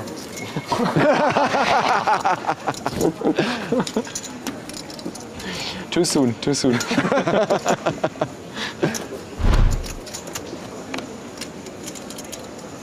And under pocket queens, under the gun.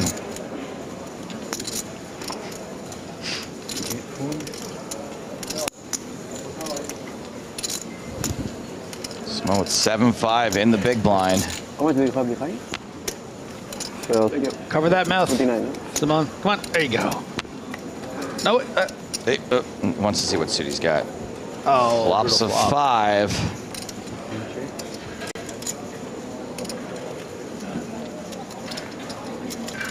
Checks it on over to pre-flop razor.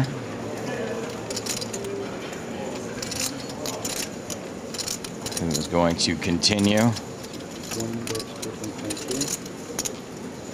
Pretty small. Just 2,500.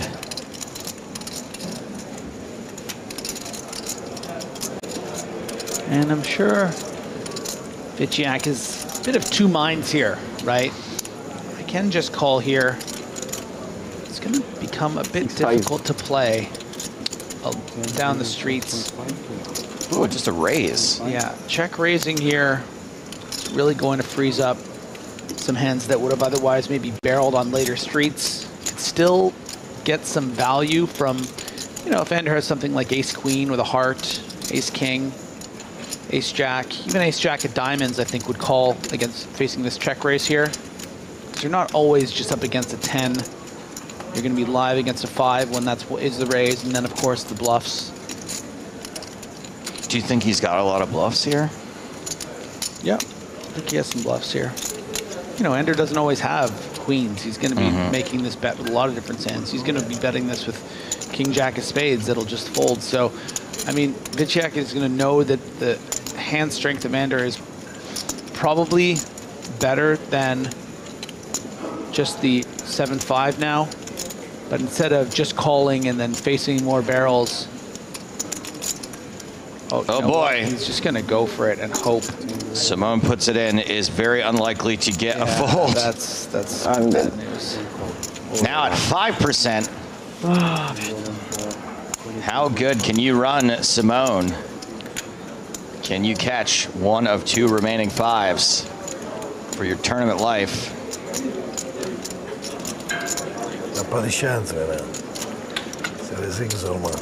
Doesn't seem to believe it this time. Both 5s are live. Oh.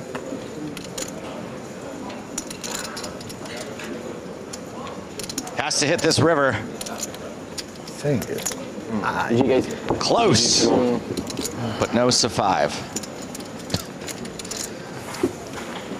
That's going to do it for PokerStars Team Pro. Table now. It's only 2. EPT Barcelona champion Simone Vityak. And wowee, just a tag in. So we just exchanged one ambassador for another. Come on. Spraggy was already on his way to this table.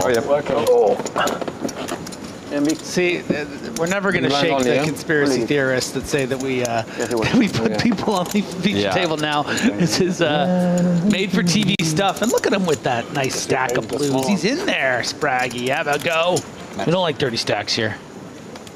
I don't like the guy that tells you have a dirty stack. I'm like, who cares? You think I'm really going to make a huge error because I have one chip out of place? But that's why I'm sending someone to go. They won't know it's me. It's not you. Yeah. And by that point, I've it's like the same guy that tells me my shoelace is untied. Like, who cares? What adult trips over their untied shoelace? Nobody. Someone did that to me at the airport the other day.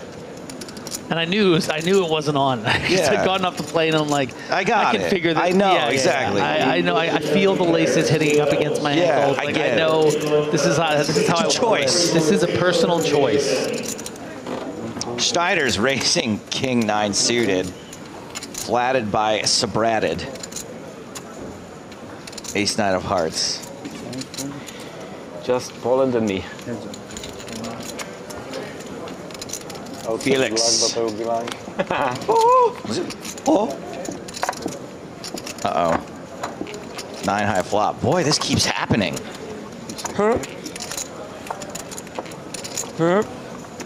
Are you trying to sing for his arm? No, that's his arm singing. That's his arm tattoo.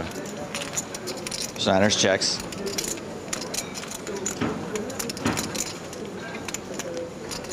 So Brat loving it.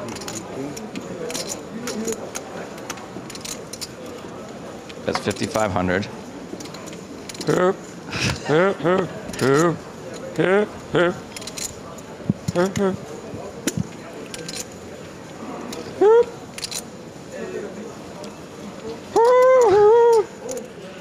I got another confession.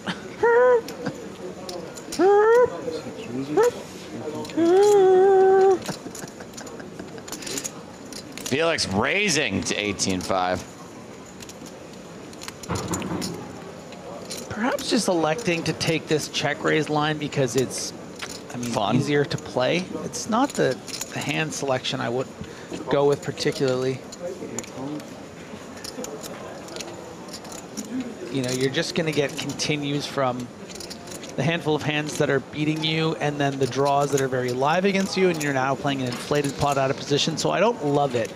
You know, Sabrat can still have something like 10s, jacks in this spot. I just don't really want to play too big a pot in this situation. I like check call, check raise. It's getting a little murky.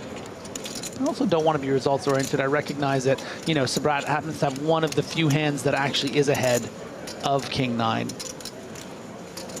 But Felix, this pot's just getting big, and it's, you know,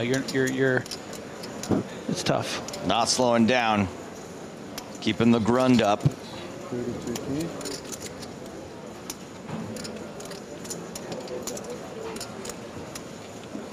That's 32,000. I mean, there is a version of the way this hand goes down that Sabrat folds the best hand. I mean, Schneider's isn't really representing King 9 so much as he's representing, you know, pocket aces, kings, queens, jacks.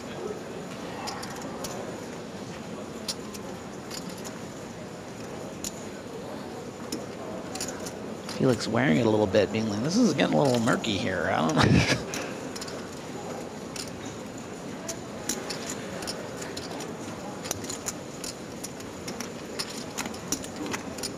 Can you ever overplay this and convince your opponent you've like flopped a set of sixes here? Now this pot ballooned to 117,000. 8 on the river. I don't see a lot of value in Felix shoving here. Maybe sometimes your opponent has something like Jack 9 suited, 9-10 suited, and calls. 2.5. Instead's just going to put out a blocker bet. You know, perhaps wanting to prevent his opponent from bluff shoving with missed spades and the like. And then some. Oh, we only bet 2,500. Wow. King is always a good thing to say. I think queens, kings, and some is. By the way, if he folds for this minimum bet, I will be leaving the booth.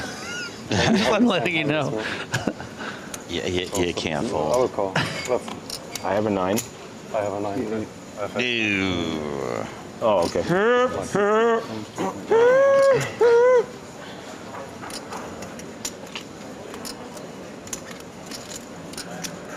I don't think I can raise the rank. Yeah, I don't know. Tough for Felix, but it's not over until the tatted lady sings.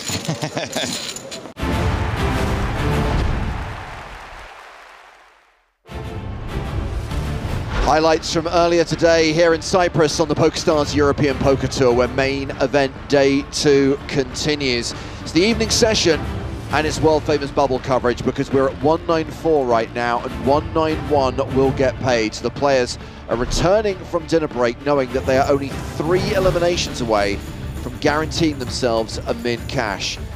Not much for these players to worry about. They're the 5 biggest stacks in the room right now. Oliver Weiss continues to be tournament chip leader with 763,000. We're about to kick off level 15, which is the last level of the day. Blinds going to 2,000, 4,000 with a 4K big blind ante. James Hartigan with Joe Stapleton. Hello, my babies. And Joe, this is the new lineup at the feature table. We have Artem Martirosyan, a former EPT main event champion, the guy we saw finish second in yesterday's 50K super high roller, and a fair few Brits, including an EPT runner-up, Stephen Warburton, second to John Juanda in Barcelona back in 2015. Warburton. Guy Taylor, we've seen him make a deep run that guy on the EPT.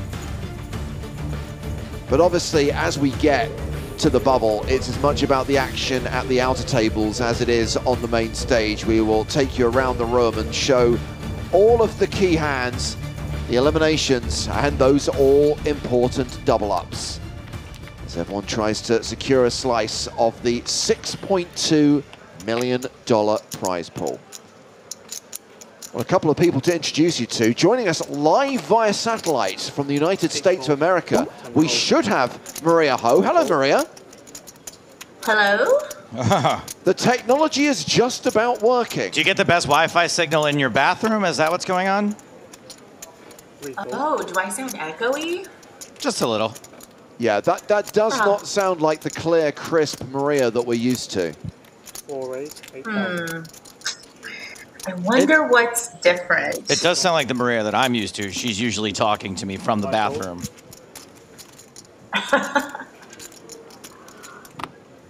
Well, we'll try and figure out why Maria sounds like she's sponsored by Armitage Shanks as we introduce our in-person guest.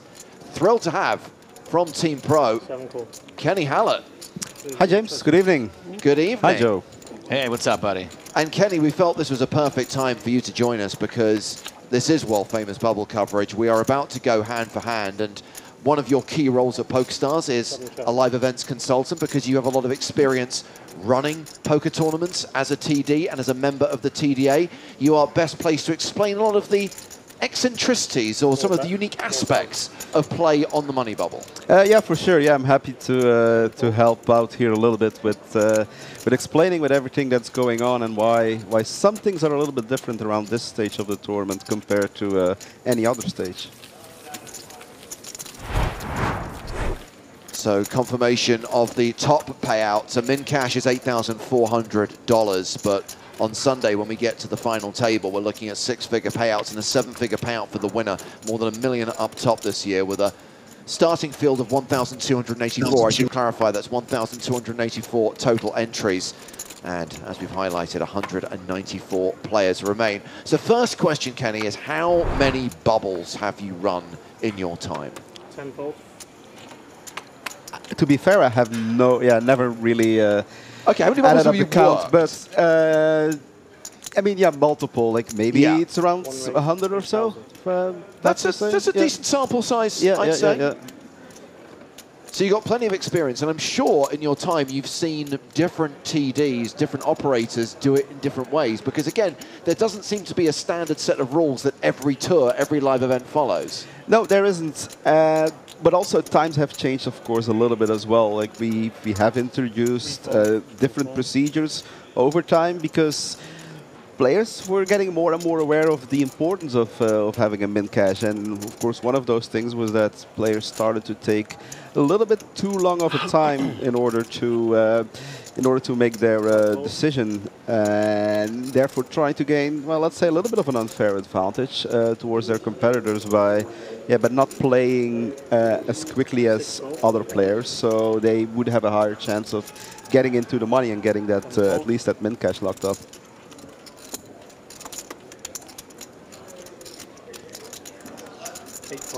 Well, let's fire up the satellite one more time and try take two with Maria Ho, live from LA. Maria Ho. Nope. Hey, guys. Almost convincing. Would have been convincing had there been an echo.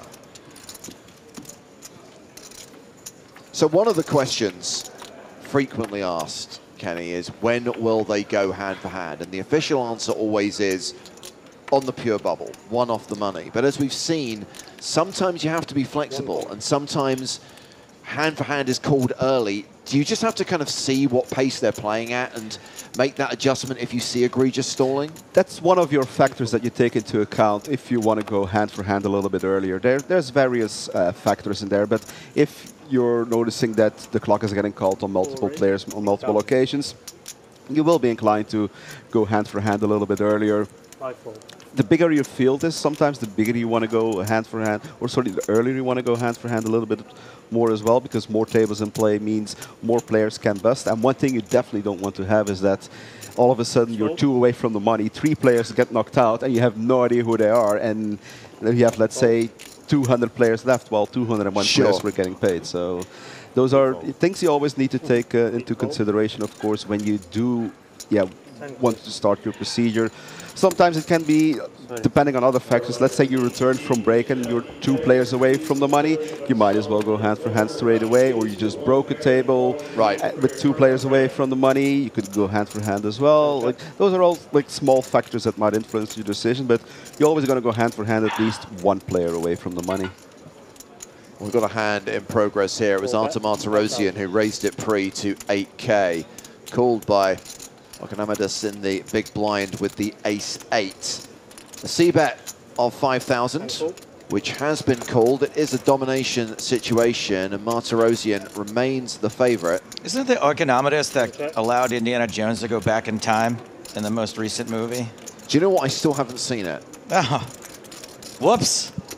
No, don't worry. It's my choice, because I'm like, do I really want this franchise to be ruined any more than it already was? It's all right. I mean, by the Kingdom of the Crystal Skull. It couldn't be worse than Crystal Skull, and it's not. That's true. That's true. Oh, domination rotation. The 8 on the river. Wait. 8, 9, 10. Okay, yep, you're right.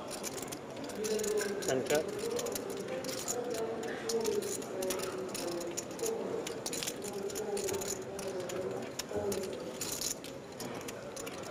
Any sense in Martirosyan betting here? I don't think so. Like, he has enough showdown equity, meaning if he just goes check, his hand will win often enough, unfortunately, not in this situation. But Okonomidis can have definitely some king highs and worse or ace highs in his range. Check. Yeah. So Martirosyan gets rivered, loses this relatively small pot, 32K in the middle by the river. Messenger DH watching on Twitch says, huge clap to Kenny. In the poker scene for more than 20 years and the big drive for poker in Belgium, organising tournaments in Namur and Spa. That is correct.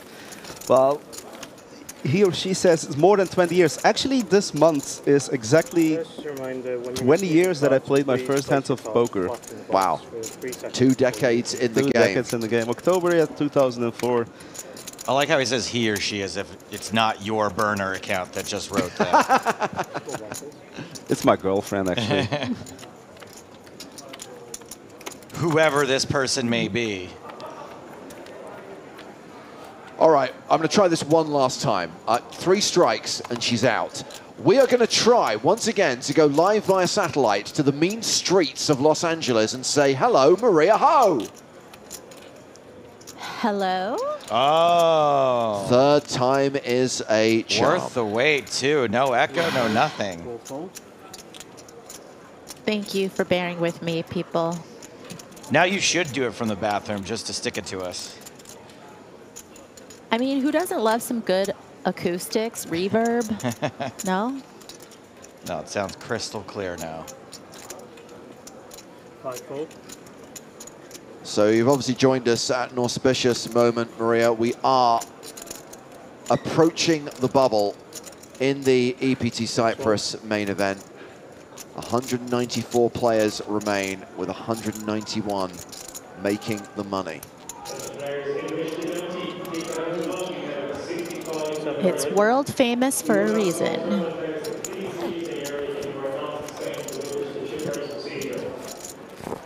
We see Wang here going all in from the cutoff for just over 7 big blinds, with 3 away from the money. With ace-9 off, I think it's a very close shove, in my opinion. Oh boy. Have an all-in and a call. It's looked up. Okay, the all-in Yeah, and I a agree, call Kenny. I think. has been flagged to the staff. Sorry, Maria, carry on.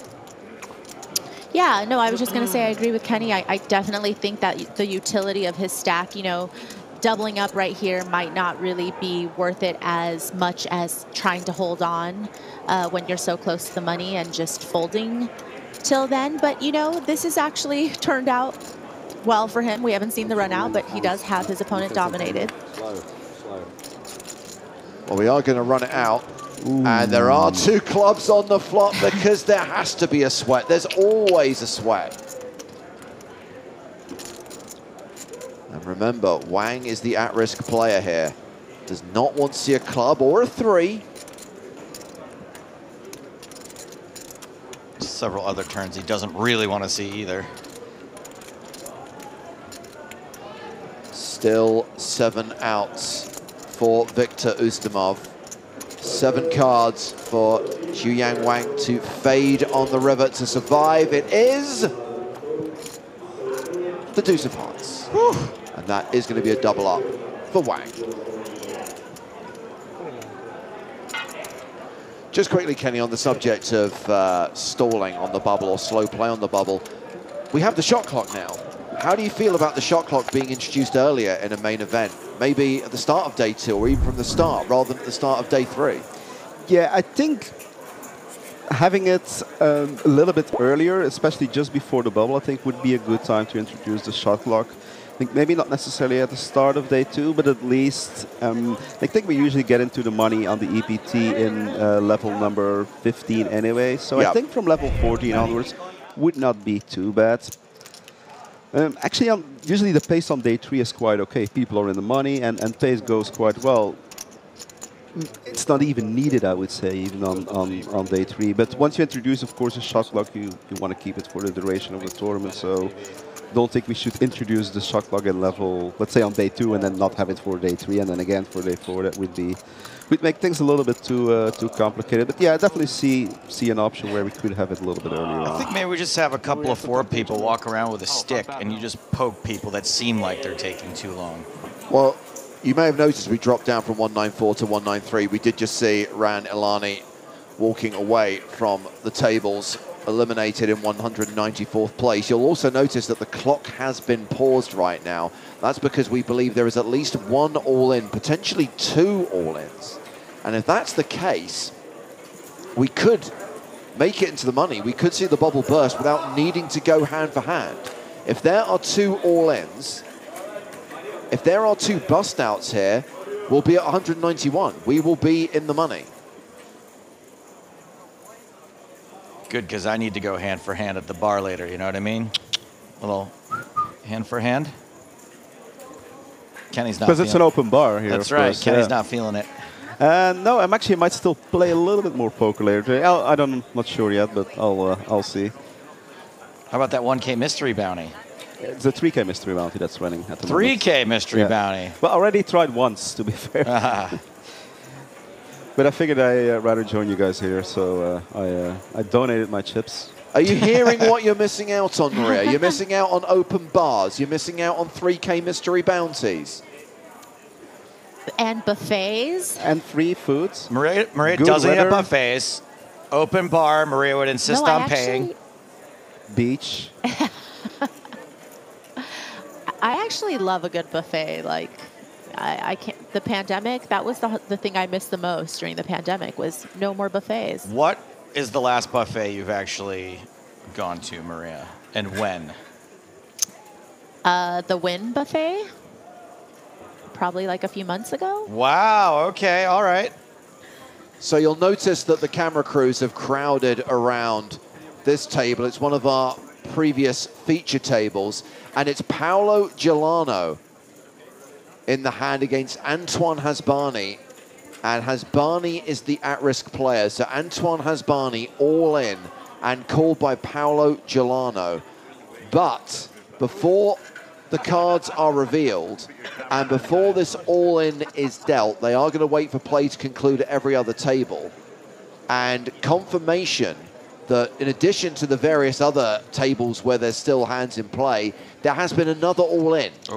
Over at table 16. We'll find out which players are involved in that hand in just a moment. Let's get it done. I'm going to guess that Paolo Gualano, not the player at risk. It's been a while since we had a bubble on the EPT where we didn't need to go hand for hand, where 2 off the money. We've just had bish, bash, bosh, couple of bust outs, boom, done. Yeah, sometimes that's what you prefer as an organizer as well. Of course, yeah. These hand for hands, sometimes they can take some time. Of course, the more tables you have, the more risk you have of people getting eliminated. So it usually goes in lesser hands. Whereas if you're having, let's say, a high roller where there's a smaller field and there's 2 table spades, these hands sometimes, or like these hand for hand procedures sometimes can easily go on for more than an hour. Yeah. The disadvantage is with many tables in play, it always takes a long time before every table is done Yes, as well. that's true. And the moment that an all-in and a call is announced, the clock is paused, as it has been in this case. So yeah, that is table 22, where we have the all-in Hasbani versus Galano.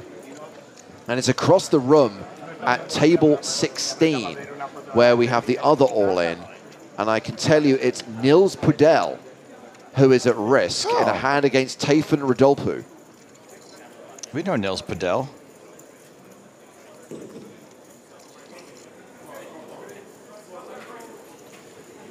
And because there is the prospect,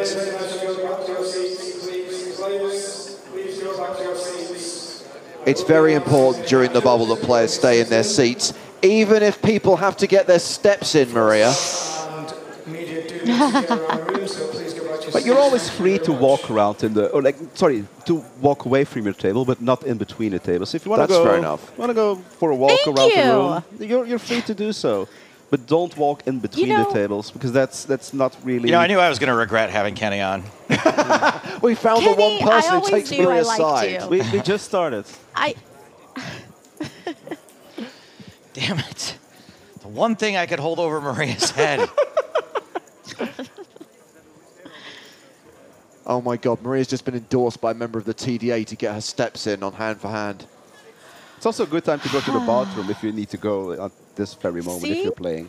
Yes. I don't disrupt the tournament area. Yeah, I'm in the perimeter. You're saying it's a good time to go I'm to the making bathroom, but what if squares. Maria's broadcasting from in there?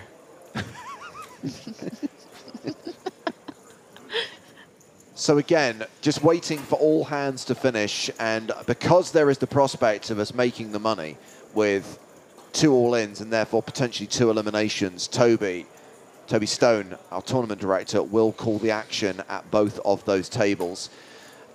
Just waiting for confirmation in case there are any more all-ins. We have, in our time, seen up to 7 at one time. What? That was in Barcelona, though, and you get unique stuff happen in Barcelona. So we have got Antoine Hasbani all in at table 22. And that's where Toby is going to start. Okay, attention, men and players. We're 193 remaining. We have 2 all-in calls. So I'm going to run both hands individually. Right now, we're on table number 22. We have Paolo and Antoine. And Antoine is our at-risk player. Let's see your cards, please. That's it. 3. Paolo shows Queen 6 of diamonds, and Antoine shows Ace 3 of spades. Once again, Antoine is our at-risk player with Ace 3 of clubs. GG, Antoine. Let's see the flop, please.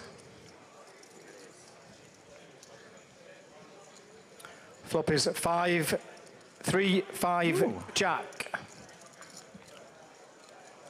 So far, so good for Hasbani. Next card, please. Next card is a 9. And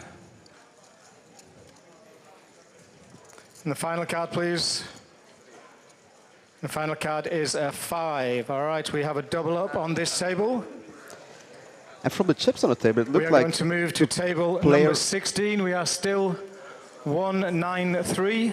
that the player on the button just raised to 9,000. The big blind went all in for around 60,000, and he just was called with Queen 6, while the player in the big blind had Ace 3 of clubs. So these guys, they definitely did not came here just to fold around. So over to table 16, where we have Nils Pudel at risk against Tayfun Rodoplu.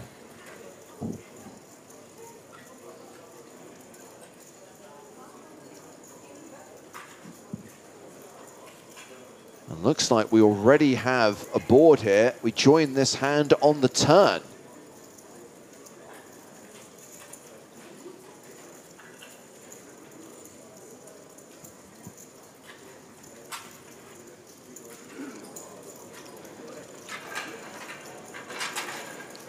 I think we're on the flop, 3 cards out? Or is it 4? Yeah. It's hard to tell, isn't it? I think it's 3.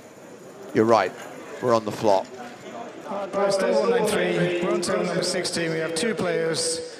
We have Tayfun and Nils. Tayfun and Nils. Nils is our at-risk player. We already have a board of 3, 6, 4, with a turn and a flop still to come. Can we see your cards, please? Turn your cards over. Thank you. Tayfun shows 2 7s, and Nils, our at-risk player, shows Ace, Queen of Hearts. There's 1 heart on the board. Tough as Nils. Turn card, please. Turn card is a king. Final card, please. Ace or a queen needed. Final card is a 7. We Always have coming. lost a player. We are 1, 9, 2 remaining. We are going to break a table, and then we will be on the bubble. So just bear with us a few moments, players, while we break a table. Can I read a tweet while the table gets broken? Can I just ask Kenny a quick question about this? Yes. Because again, this is something that we've had in place for a while now, is that when we are on the pure bubble, Kenny, when we are at the point where we traditionally go hand for hand, it's just after a table is broken. So it seems that there is a desire that everyone is playing 8-handed, that all the tables are full, that all the tables are balanced. Yes, correct. In all PokerStars events, what we try to do is have, every money bubble, and so also, of course, like when we go into the money, will be on a balanced amount of tables, which means that there will be an equal amount of people at every table. And in a big field, that will usually mean that every table will have 8 players seated. The only differences are some of the flights that play down to the money. Let's say the Eureka Main, Eureka High Roller, the Eureka Cup. Right. And there we have multiple flights. We play down to 15% of the field, and it's as close to 15% as possible. So if there would be 1,000 players in a flight, we would stop at 150 players. Whether or not, if that is on a balanced amount of, if that is on on balanced tables or not. Right back at you, buddy.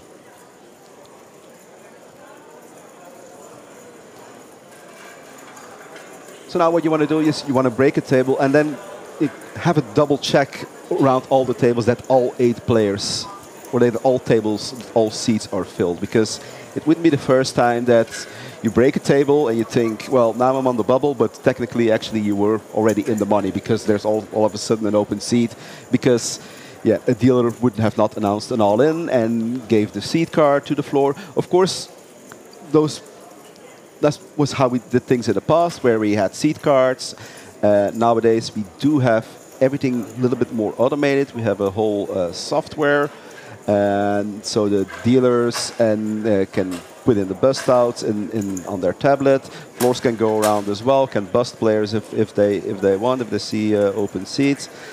So there's many advantages to the automated system, because like I said in the past, where sometimes the seat card would have been lost because Ford put it in his pocket and forgot to take it out.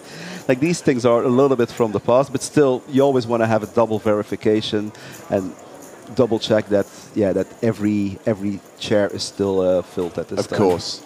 Okay, Joe, I will now allow you to read I believe they call them posts these days. Yeah, it's a tweet. Home with the flu all week, just lying in bed, upside, being able to watch poker all day, plus Stapes, Hardigan, Maria with the bubble coverage, and the day just flies by. And I would normally not read a tweet like this.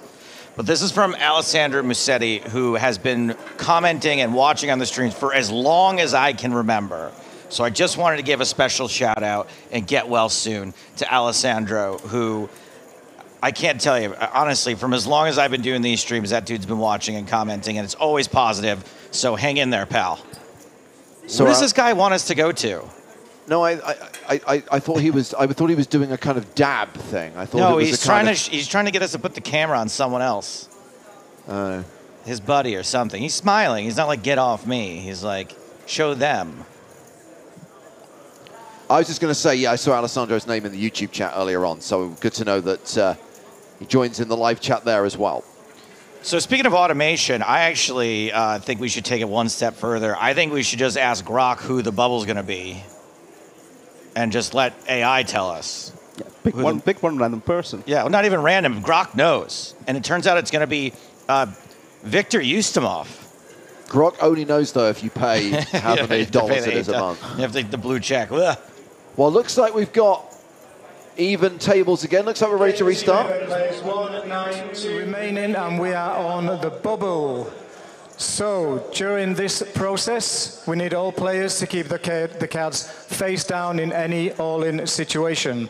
So please, if you do go all in, you have a call, please keep your cards face down. During this time, we also need all players to stay in the seats. Everybody needs to get around and do their job, so do stay in your seat. That's going to help us out a lot. Oh, stay in your seat, huh? All right, dealers. 190 remaining. One hand, please. Thank you. Okay, here we go. First hand of hand-for-hand play on the bubble. One more elimination, and we are in the money. Everyone guaranteed that min cash of at least $8,400. Maria, are you still with us? I believe I am. I'm sorry, but Kenny has been overruled by Toby Stone, who specifically said, stay in your seat. Nope, you guys can't hold this over me anymore. Sorry. She got the answer she wanted. That's it. There's no other answers happening. I will always defend Maria if she wants to have a stroll around when she's on the bubble. Thank you. So, it's an obvious question, Kenny, and I know many people watching know the answer, but inevitably it's a question that does come up from time to time because you've got people who are new to poker, who aren't familiar with how tournaments run. What is the idea behind hand-for-hand? Why have this situation where you have to wait for every other table before you play the next hand? We want to make sure that, because this is the point where the first person to get eliminated, he gets $0, and the next person who will be eliminated in this case gets $8,400, somewhere around in that range. Yeah, $8,400. So because if we would not wait until, like, if we would just continue on all tables, there might be an occasion that, let's say, 2 players bust roughly at the same time, but we would have no idea who was the first player to bust. So we want to make sure that we have the correct information, that we know what exact players bust in what order, so that we can pay out eventual people accordingly to that. Also, because we're so close to the money, it is the most fair thing, because all tables, they will play the same amount of hands during this instance, because what you could have is that the pace of play from some other players would slow down significantly, because they do not want to pay one more big blind before they get into the money. So to eliminate those behaviors, therefore we also go hand for hand. While we're watching at a very interesting decision for Corian at the moment. Obviously, there is no point stalling anymore because of hand-for-hand play, and this is not a stall. This is a legitimate decision for Corian, who decides to go with it, decides to move all in over the top of a 3-bet, so he thinks his opponent is probably stronger than he actually is. How much is it? The question is he priced in? Well, you need to pay 33,000 in a pot of 91,000. 55,000. And you're probably up against Ace-King. Well, definitely aces and kings is in that range. a lot of people actually might get rid of ace-king, and I wouldn't blame them for folding ace-king. And well, if you know your opponent has ace-king, yes, you have to call with 10-7, but if you think your opponent might fold ace-king, then and only has basically overpairs, then your 10-7 is not really in great shape. So the shove gets through and play concludes at the feature table. So we now await to see what's happening at the outer tables and whether we potentially get an all-in on the first hand of hand-for-hand play. What I would highlight is this is a reasonably big field, 192 players in the field. There's a very good chance that we do get an all-in at one of these tables, especially knowing from our team wandering the tables, there are a fair few short stacks out there. Like, I think I might have actually folded the ace-king. Like, one of my metrics often is when I look at the payouts is, like, I can get a min cash for 8,400. Like, how much further in the tournament do I need to progress to actually get double of that? And like in this instance, like I would need to finish like in the top 55 to get at least double of the amount of a min cash.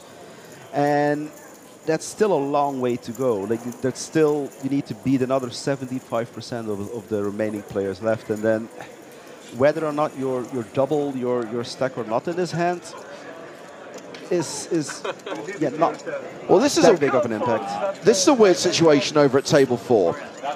So the player in seat 2, the player in the cream hoodie, Samuel Fournier, has 2 chips behind, so he made a committing raise, and now Mihai Niste in the blue t-shirt has moved all in, who has shoved on Fournier, who I guess is now waiting to see if there is another all-in and a call at any of the other tables before he decides what to do with his last 2 chips. Smart play to do this, Kenny. Depends a bit on your hand, I would say, but I think I go with it at this stage. If like, the thing is, because we wait to do the showdowns until all hands are finished on all tables anyway, there might be other all-ins and calls, but you're not sure if there will be an elimination during one of those hands. So yeah, I think I just call and pray and hope for the best. Maria, you ever pull any moves like this? Yeah, well, actually, I was curious to ask Kenny, you know, because I just recently heard about this rule at EPTs where if it's apparent or obvious that your intention to leave any chips behind is to stall for, you know, a pay jump or, you know, to get in the money, then you are forced to put it in, right? That is Kenny, correct. Well, you're not without going into your time? You're not forced to put it in. We're not going to force you to put chips in a pot, but you will be on a very short shot clock form. Like, according to the guidelines, it's around 5 seconds, basically. Got it. By the way, so many players in the field using the DJI Osmo Pocket 3. I'm not on commission, by the way. I don't get any affiliate revenue, but I will say it's an amazing bit of kit. That's okay. The Chinese government thanks you. So it looks like that is a call. The last 2 chips have gone in.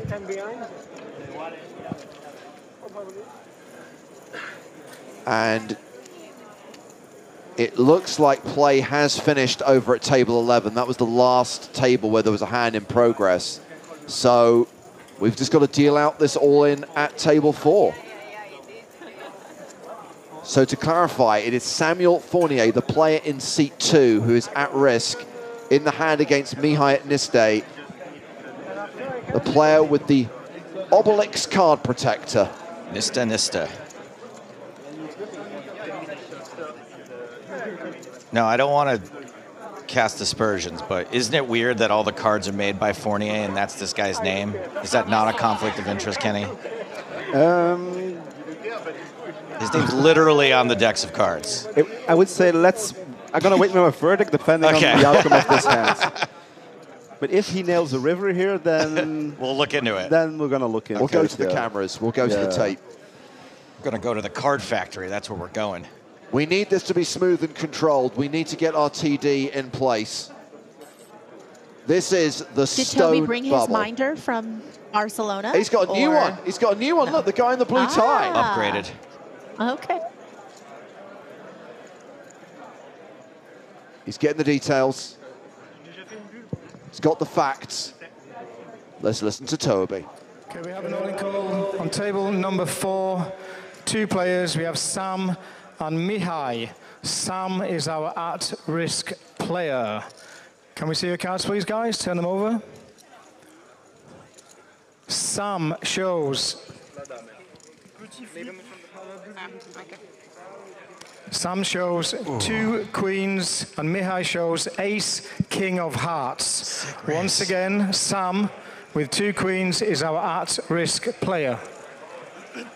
The sickest and classicest of races on the bubble. Can we see the flop, please? Flop is 8-9-8. Turn card, please. Turn card is a 3, and there is now 2 hearts on the board, and Mihai has ace, king of hearts. Final card, please. Final card is a 5 of hearts. Oh! All right. Runner, flush. He may be the bubble boy, but he's taking it like a bubble man. Congratulations. Dad, I didn't like the cards. No, but it's a long con. He knows that all the cameras are on him right now. He can't, fade that flush in front of everybody. It's, it's reserved for when there's not as much attention to the hands. That was a pretty quick bubble, all things considered, and interesting that it was the classic, the sickest and classicest of all races that took us down to 191. Samuel Fournier, the last player to leave the tournament with $0. Everyone else in the room guaranteed at least a min cash of $8,400.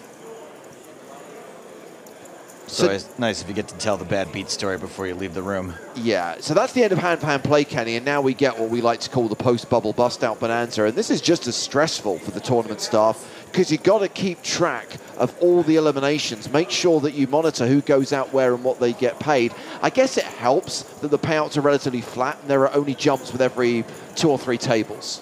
Yes, it is. Well, it is after 17, so the first 17 players will go out with the same amount, and then every 2-3 tables indeed, we will have a pay jump. You definitely want to pay close attention around those pay jumps to make sure as well you don't miss any bust out, so that again players are getting placed in the correct place and therefore getting the correct amount of money awarded. Yeah, of course, we see jumps with every elimination once we get to the late stages, as we'll see on Saturday and Sunday. On Sunday, of course, it's the final table. Playing down to winner who'll be crowned Eest Ept Cyprus 2024 champion and receive more than $1 million in prize money. The clock is running. Play is underway. Once again, now we are in the money. This is indeed a stage where lots of people will loosen up again a little bit. They've played tight up until this point, but now they've locked out at min cash. And as I just said, if you want to double that amount, you still need to progress so much further in the tournament. So, yeah, you can take a little bit more, some more risks again right now. Almost a bonanza, you would say. I think that would be a good name for it. Yeah. I think we should call it like that from now on. Post-bubble bust-out bonanza? Yeah, I think we like it. Yeah, I think that's a very original name. One raise, 25,000. So to be clear, the plan for today was to play 5 full levels, and that's what will happen now. There's still 71 minutes on the clock. We will play out the rest of level 15, and then the players who get through that bust-out bonanza, who survive the day, will bag and tag and come back for day 3. And we play another 5 levels. Got to get down to 6 by Sunday, and then down to a winner on Sunday. Yes, so we have 90-minute levels here in the main event, which is a very good structure for the players, so we do allow for a lot of play. One of the downsides, of course, is as well that, it takes some time. If you want to get down from 1,284 players in this event down to a winner, you have to put in the hours if you want to win that $1,030,000 first place prize. So we've seen the open from Jacks and the 3-bet from Ustamov with Queen 10. 10 raised, 53,000. And 4-bet in your face. 10 fold.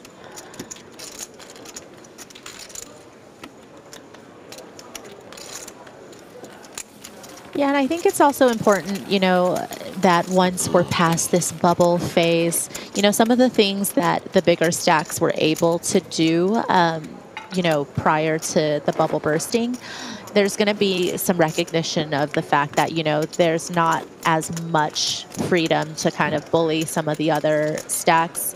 I mean, I'm not saying that that Queen 10 3-bet is necessarily reflective of that. I'm just saying that I think sometimes people can tend to still overpace a little bit after the bubble burst. And, you know, you just have to pick up on the dynamic shift at the table and have, you know, again, just really good stack awareness.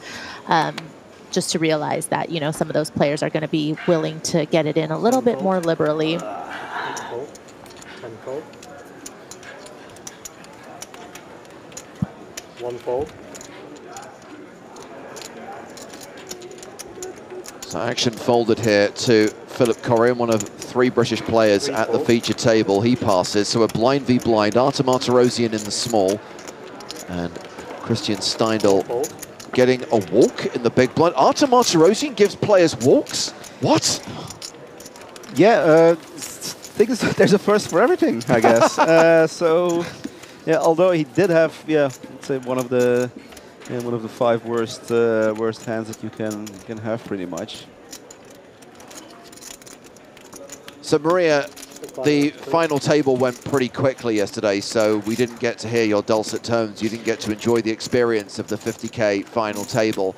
Artem Martirosyan did get heads up against Mikolai Vaskoboynikov, and in fact was on the verge of victory. Had his opponent all in with ace-4 against aces. Should clarify it was the ace-4 of diamonds. 1 diamond on the flop, 1 diamond on the turn, diamond on the river. That gave Vaskoboynikov a 10-to-1 chip advantage, and Martirosyan had to make do with a 2nd place finish.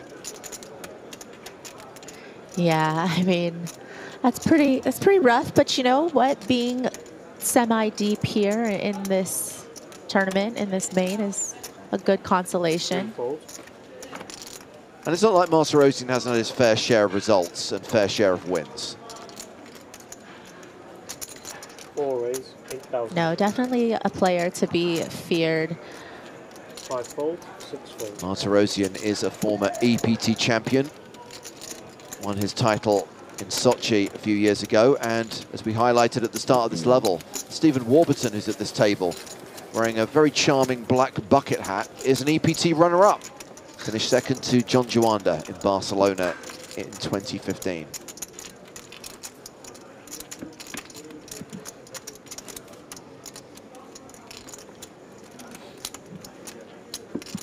So already down to 187.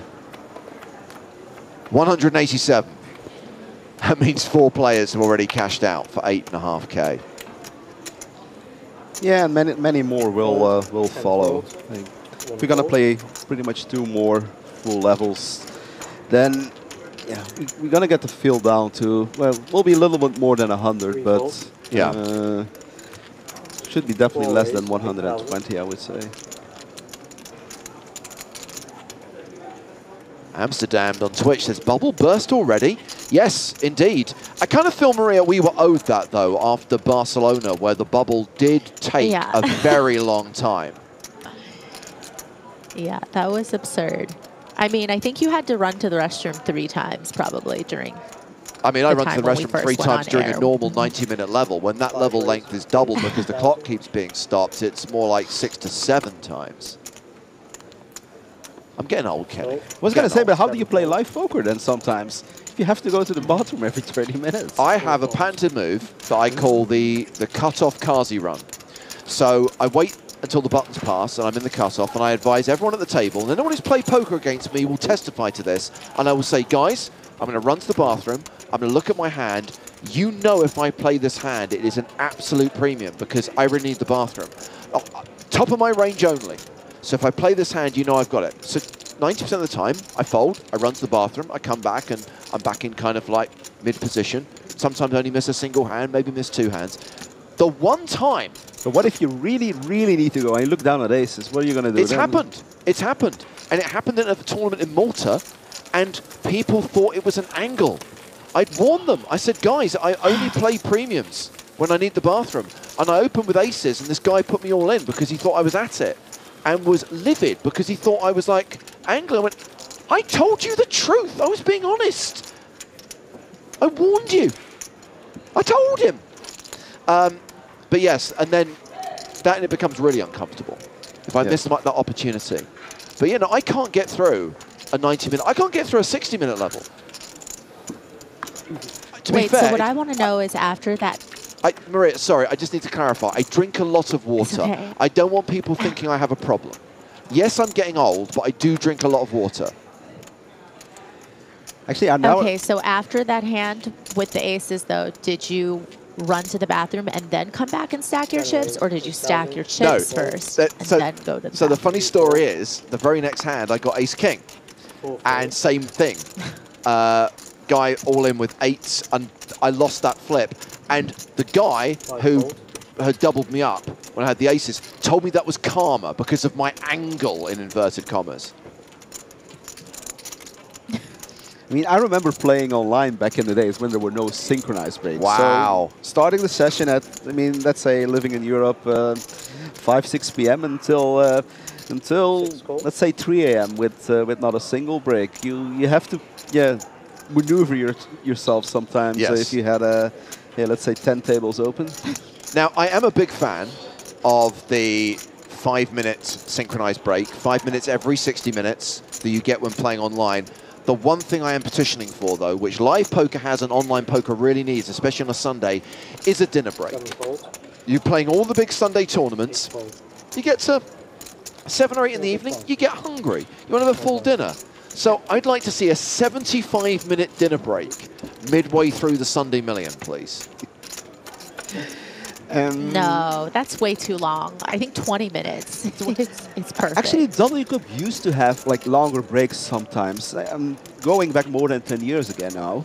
We did have sometimes a 20-minute break every 4 or 5 hours or so. Okay, you can't make a decent dinner in 20 minutes. You can heat something up in the microwave and wolf it down, but it all comes down to preparation. That's true. That's true. And in the meantime, we see Taylor flopping a set here on the button.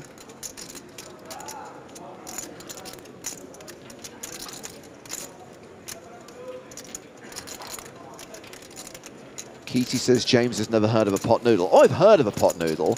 I refuse to consume one, but I'm aware of their existence. You're missing out, James. Kind of feel a little bit sorry for the 10s here as we see Taylor improve to a full house on the turn. Yeah, and Taylor's so far slow playing his hand.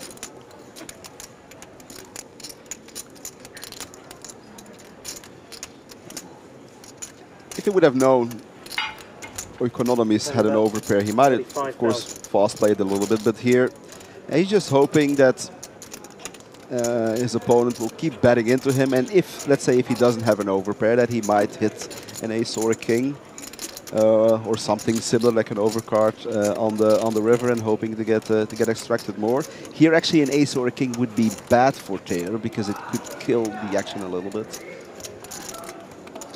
Yeah, and you can't blame the 10s for betting again. You know, certainly looking to get called, of course, by, you know, perhaps some 9x suited type hands that called pre-flop and some 8s, 7s, 6s, you know, some of those medium to smaller pairs certainly I would think feel all the comfortable pairs, probably all the pairs along. from 8s to 5s are definitely in there. Yeah. And yeah, a bunch of 9x and even a hand like 6-7. 6-4. Could still be in there. Ace deuce, ace 5, ace 4. Okay, well, we've got a pot of 128,000. Taylor, the effective stack, with 76K behind.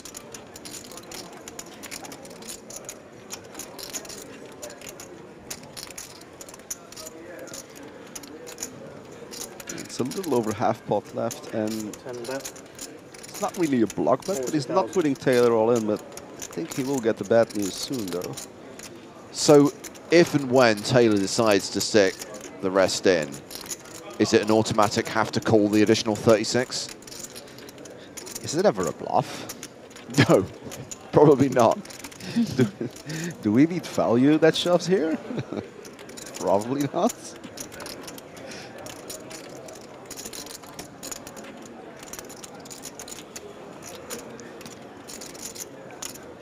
I think you might be able to fold it, but... Six all in. There is the all in. He did the triangle. I don't know if the dealer understood because then he had to verbalize it. And he folds. Yeah, throws away the tens.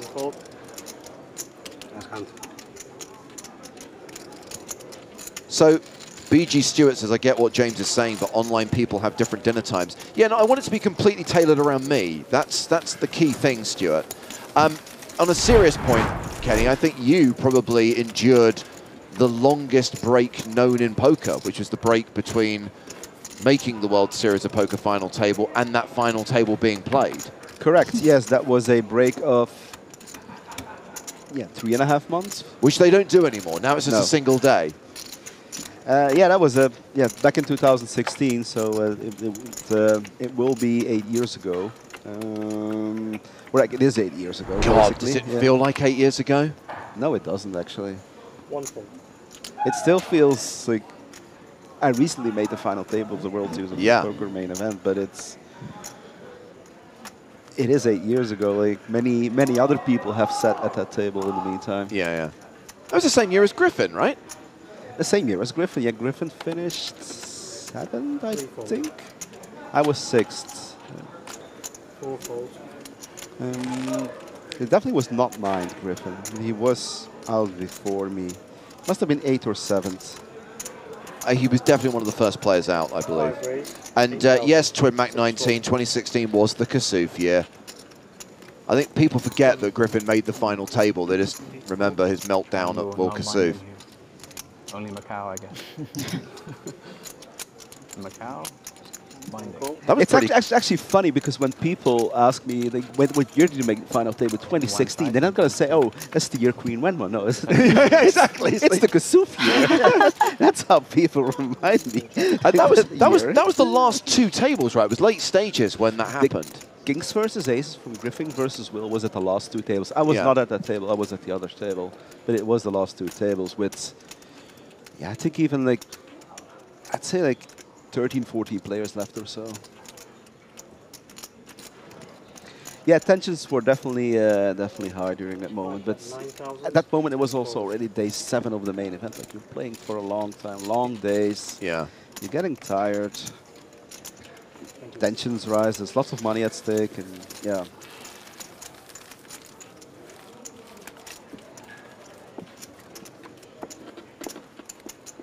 Last level, right? It is the last level of the day, guys. Just 57 minutes left on the clock. 57 minutes of poker left to be played today. Oh, I thought we were playing another level after this. No, God, no. Ooh, okay. So what I said earlier, that we will have less than 120. Forget about that, guys. Sorry. I thought there was one more level to be played. Maria, do you want to know what the widget says? I would love to know what the widget says. Okay, here we go. So we've input 1,284 players. We're going to get to the end of level 15. The widget says 154. 3 fold. Okay, I feel like in my head I was thinking around 150, so that lines up. Yeah, I mean, there's always a margin of error when there's this many players. When we start getting to kind of double digits, the widget's accuracy becomes a little bit better. But right now, 150, 154, around that region. Yeah, I had a sneak peek on that widget. It showed 50 big blind average. Yes. I think with 90-minute levels, it would on average be a little bit higher than 50 big blinds. That's why. As you can see, the average right now is over 50 big blinds, and we just passed the bubble. So that's true. It goes more towards 60 big blinds. That's actually for me like somewhat of a metric. Like if levels are 1 hour, the average will be around 40 big blinds. If you play 40-minute levels, the average will be around 30 big blinds. Half an hour levels, go more in the 25 region. So here's an interesting observation from covering EPTs in recent years. Generally speaking, you're absolutely right. At this stage, Joshua, yeah, I'm literally sweating with you. Yeah. Yeah, pretty much. Literally. Well, thank you for your support. Okay. Thank you for your support, Alice. And yeah, I had all my friends. So thank you. I'll see you soon. Yeah, very soon. Very soon. All right. Great. that is Jawant Monsieur, who has just been eliminated and has cashed out for $8,400. Hussein Ensan also eliminated, by the way. He's out in 180th place. Should highlight that when we did burst the bubble, when we made the money, both Felix Schneiders and Spraggy locked up a min cash. Sorry, I know this is boring to a lot of people talking about like average stacks and player numbers, but it is an interesting observation. On day 2, you're 100% right. You're looking around a 60 big blind average. Day 3, maybe it slips close to 50, same on day 4. Weirdly, when we get to maybe the last 2 tables, and when we get to a point when ICM kicks in, where there's a pay jump with every 2 eliminations, or every elimination, that's when the stacks get shallower. And often we will get down to 45, 40, sometimes 30 big blind average when we get down close to the final table. That is indeed something that's happening. Usually players are not playing that fast anymore, so lesser hands get played per hour, which results in lesser bust outs, hence the average stack lowering. Because of ICM and whatnot, players are not necessarily willing to risk all their chips also that often. So, of course, as long as there's no all-in, there's not going to be an elimination. So, yeah, all of these factors cause the average stack to sometimes lower down a little bit, and especially on the EPT where, yeah, we have huge prize pools with often a 7-digit number or more up top. Then there's lots of money at stake, of course, and people, they all of a sudden a ladder of $10,000 can be huge for a lot of people. Well, let's see how this hand plays out. Ace Queen has opened the button. Ustamov has flattered in the small with Queen 9, but Korian, who's not exactly deep stacked, has a 20 big blind stack, has kings. 32,000.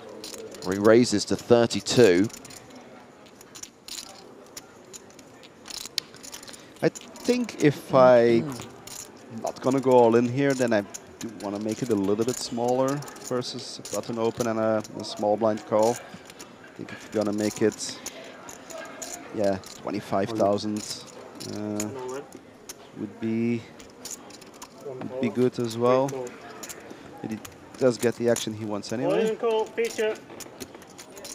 Well, you know what Korian has to fade.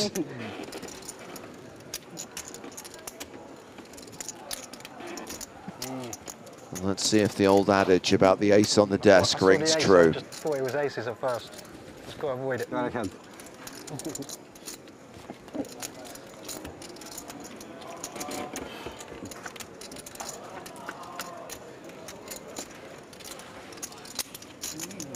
So far, so good for the Kings. Having the King of Hearts as insurance isn't bad. Same flop. Yeah, hearts don't work. Heart for a sweat. Okay, well, as long as Barry Greenstein doesn't make an appearance, we're home and hosed.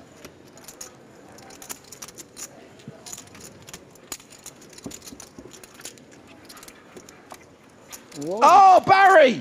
Oh, no. That ace on the river sends Philip Korian to the rail. Pay this man $9,100 because we've hit the first pay jump.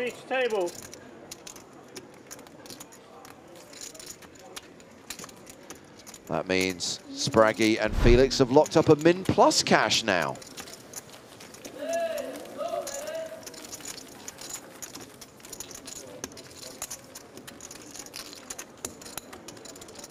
Get your flaming Barrys out, everyone.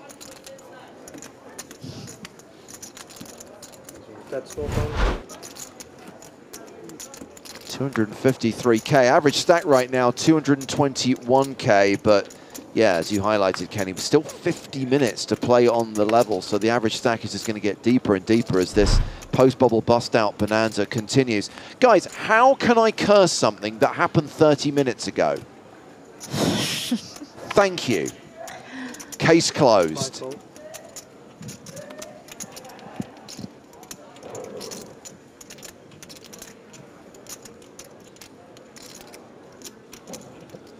Six raise, 1,000. 7-fold. Guy Taylor back in action, raising with King Jack of Hearts. Oh. Ooh. Now aces. By the way, Kenny, if you have to go and reg the tournament you want to play, you're welcome to leave any time. Oh, no, that's fine. No, no. Cool. You good?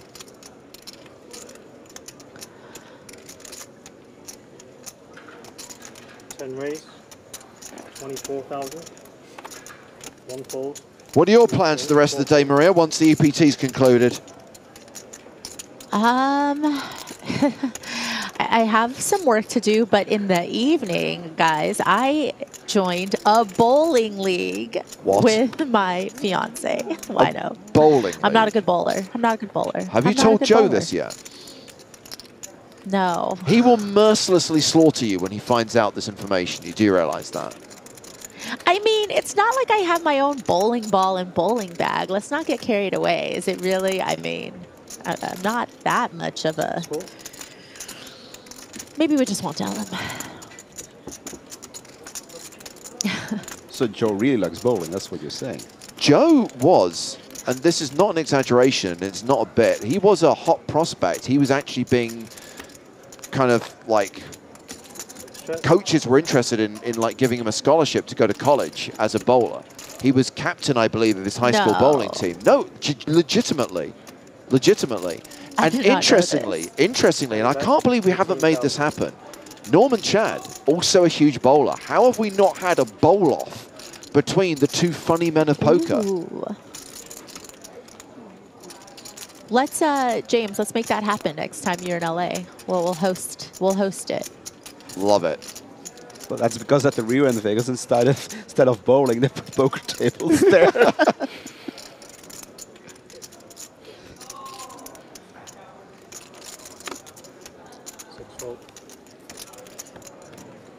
Just the boots. Backdoor flush draw.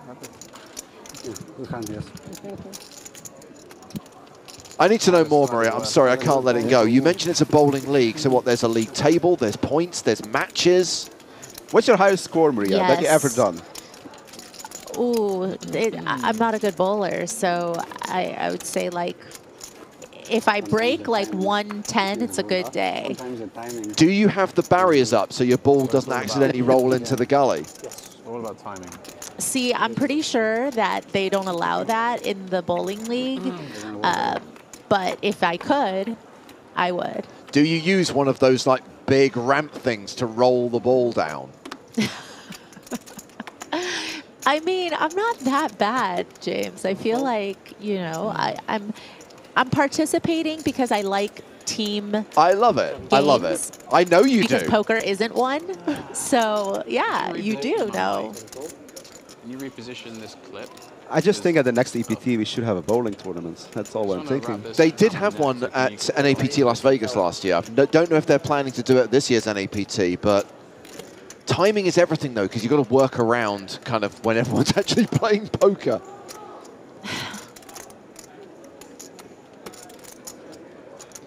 Anywho, we've had a button raise from Viktor Ustimov. Artem Martirosyan calling in the small blind with 10-8 of clubs, and Christian Steindl, Queen-8 in the big.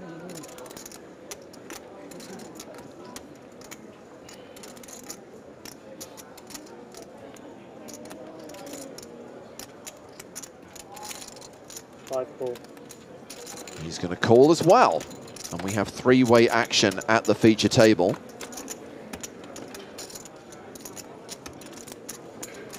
Eight, 7-3. That means top pair for both Martirosyan and Steindl. Martirosyan at a disadvantage due to that 10 kicker. BK2 London asks, is there going to be an NAPT party? I bloomin' hope so. I believe there is. I believe there is a party.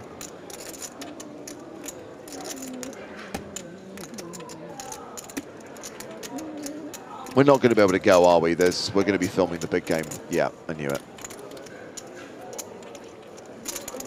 One bet, 20,000. Even Ustimov doesn't feel like too bad about his hand, even though he's up against 2 opponents here. But an A7-3 flop will often be still the best hands. Yeah, just really trying to deny equity to, you know, the mix of overcards between these 2 opponents in the blinds. But, you know, in this situation, he's going to get calls from both spots. I mean, even for Steindl, you know, you wonder if he's going to put in a check raise sometimes with that call from Martirosyan. You know, certainly an option he consider versus just overcalling.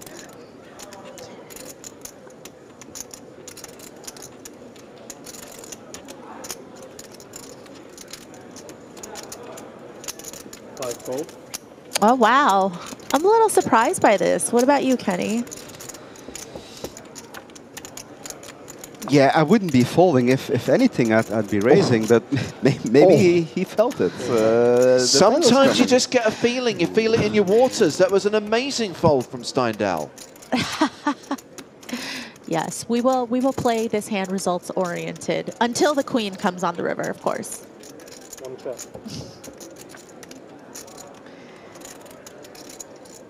Barry Greenstein, this time has no bearing on the outcome of this hand.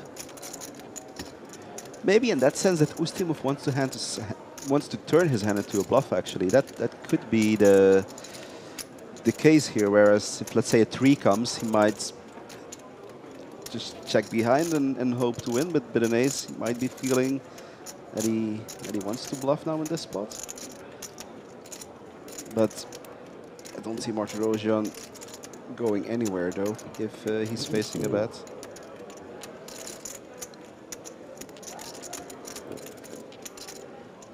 Four check, one check. Check, check. Ship it to Artur Martirosyan. And we are halfway through the final level of the day. At the penultimate stop of the 2024 season of the European Poker Tour, which will wrap in December in Prague, where we are hosting the first ever Spin and Go Championship. Did you have any involvement in this one, Kenny? No, I haven't. I have not. So maybe I'll try to qualify. Yeah, I mean, qualification is running online right now. There are leaderboard competitions on PokerStars because most of the players, 74 of the players, are going to qualify through these leaderboards and win packages and be invited to come to Prague and play across the 14th and 15th of December for 100,000 euros in guaranteed prize money. And I think, and someone will correct me if I've got this wrong, 25k of that will go to the winner. But yeah, those qualifiers running between now and mid-November. 17 qualifiers coming from Italy, 24 from Southern Europe, 33 from the rest of the world. A series of 3-handed tournaments taking place at EPT Prague, the first ever Spin and Go Championship. And if it's a success, it may well become an annual tradition. I assume this is one of those things I don't even have to angle trying to be invited to because we'll be busy and not able to play it. We won't be able to play it. Just hope that they don't expect us to do 2 full days of commentary. On the Spin and Go Championship? Oy vey. I think the main event's running at the same time, so I think you're safe. Oh, 3-handed poker? What do you even talk about? Well, you don't have any chips. You're like 10 That's what I mean. lines, so. And they're all in again. Ugh. If Nick Walsh was here right now, he would be spitting teeth. It's exhausting. All right, we got a little sourdough here, artisanal. And that's going to get through, raise and take it from the button. Artur Martirosyan, hot off the deep run. The 2nd place finish in the super high roller. Almost first. I saw he came very, very close. Was 1 river card away from winning it. Almost first, yeah. Although if you watch the stream, you would know that first was locked up. already when they were three-handed. No getting around that.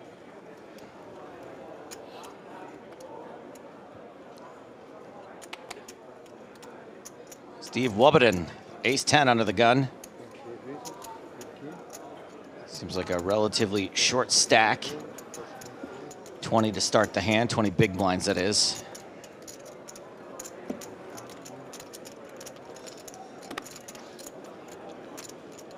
Yep, I haven't seen Stevie much in action. No, we have not. Of course, with a stack of around 20 big blinds, some big steins behind you.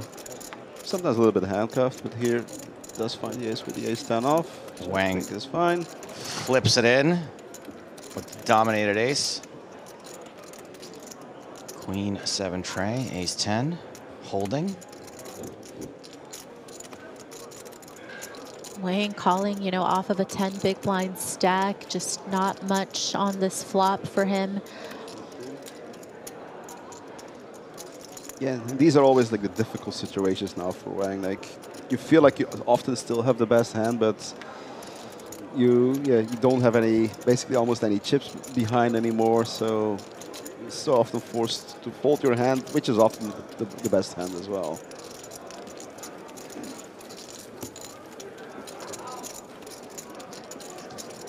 Nice pick up there for Steve. And Wang's still the shortest player at the table. Speaking to Paolo Gualano right now. Had a really big stack not that long ago. I think he was the guy that was all in on the bubble. He doubled up the all-in player, yep. Well, he was the guy that opened to 9,000s and then called in 15 big blind shove with queen 5 or Correct. queen 6 suited on the bubble. So what are you saying? That that's maybe indicative of someone that might be out shortly after? That's a little bit of an indication of what kind of style you're playing. And with that style of play, like you either you go broke or you go, how do you say it? It's you go broke or you go home. No, go big or go home. Go big or go home. Yeah. In his case, it was go broke or go home. I think. I think those were the only two options. I think you might have got it right the first time. Oh, look at this. 11 big lines. Yikes. 10.5 big line shove. And runs into just about the worst case scenario. Not only is it a dominating hand, but one that cannot fold. This also feels a tiny bit ambitious, I would say, with the 7-3 suited. Another go broke or go home situation. Yeah. Gonna have to make it a thing now. Go broke or go home. That's usually the reason I know that phrase is because that's me. Those are my only two options. That's not true. That's not your playing style. You end up just getting unlucky, so you do go broke and go home, but you're not. Oh, right. No, I don't play crazy. Yeah. Right. So Wang with, then. yeah, with some ways to win, some paths to victory. There sure is. Flopping the open-ended. 4, is that it? Was that 1, 3, 4? No. How is that not one of them? It looks like it's something, but it's not. It should be.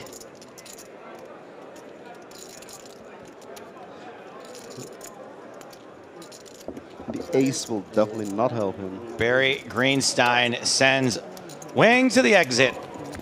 Is that now the third hand in a row we have an ace on the river? Could be. We love a flaming Barry here on the European Poker Tour. Out in 167th place for 9,100. So we did get a ladder. We're already in Ladderville here. We are indeed, yes. Asahi noticed. Ace again. Yeah, the next pay jump would be at 143 players, where you would go to 5-digit numbers, a little over $10,000 for the people that survive it up until that point. And Steve with some, he won the last 2 hands now with some much needed chips. I've heard that you can run up a stack. It is possible. From short to big, and it seems like some people do it.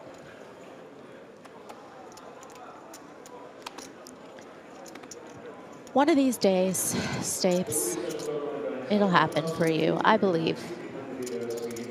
There is a phrase, another phrase, a rhyming one that says you have to be in it to win it. And I'm not in it very much. So then you can't win it. Exactly. So, you know, my 20 years without a win, I've only played like 20 tournaments in that time, so I'm okay with that record. Ustamov under the gun with Jack-9 suited. Taylor's in with 9-8 suited. And speaking of running up stacks, Steve Wubbeton with a shot to pick up even more chips here. Yeah, expecting a 3-bet here in the region of 30-something thousand, below 30,000. Just a quick comment here from Fish Magnet who says Maria actually does believe. Maria has to believe in me because I'm in so much makeup with her that she really just needs me to bing something for her to get out of the hole. So Maria has been backing you, is that what you're saying? Occasionally, every once in a while, I'll sell a piece to Maria. Very reasonable. I gave her a 0.8 markup. And she still buys. And with makeup, yeah. Maria, how rich are you? No, I mean like I get the worst of it. You buy Joe at 0.8. I just got to be in the game. I just got to get off the rail, Kenny.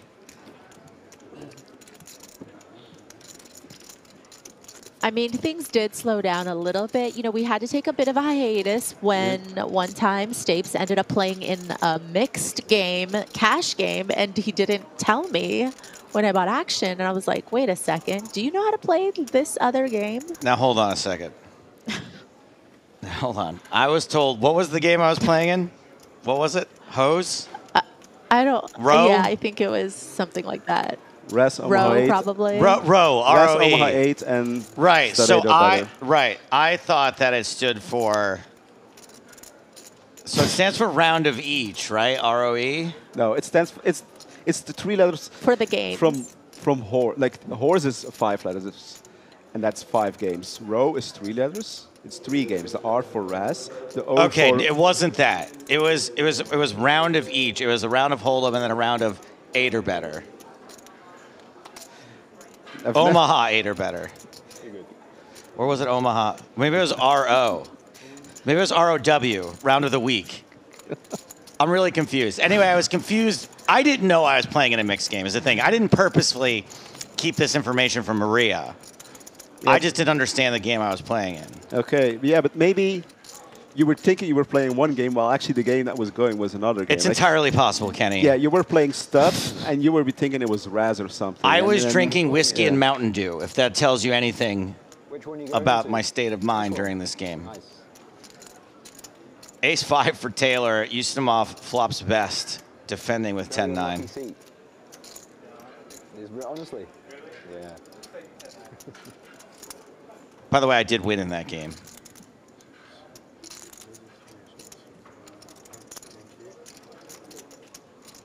Ustamov checks to the Razor, who bets 10,000.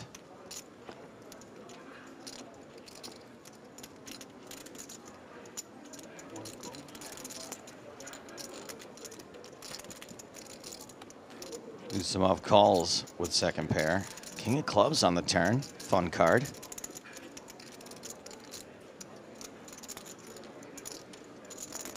Yeah, pretty interesting for Taylor here to have the ace of clubs. You know, certainly understanding that there's going to be some of these weaker 9x, perhaps some 8x in Ustamov's range. You know, maybe sometimes they will have trips here as well. But, you know, do you want to start bluffing here?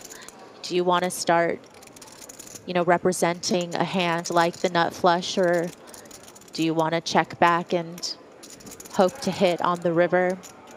I do think that there are just a lot of other hands, I think, from the big blind that would perhaps fold to a second barrel. So, you know, perhaps aggression is a good line to take in this situation.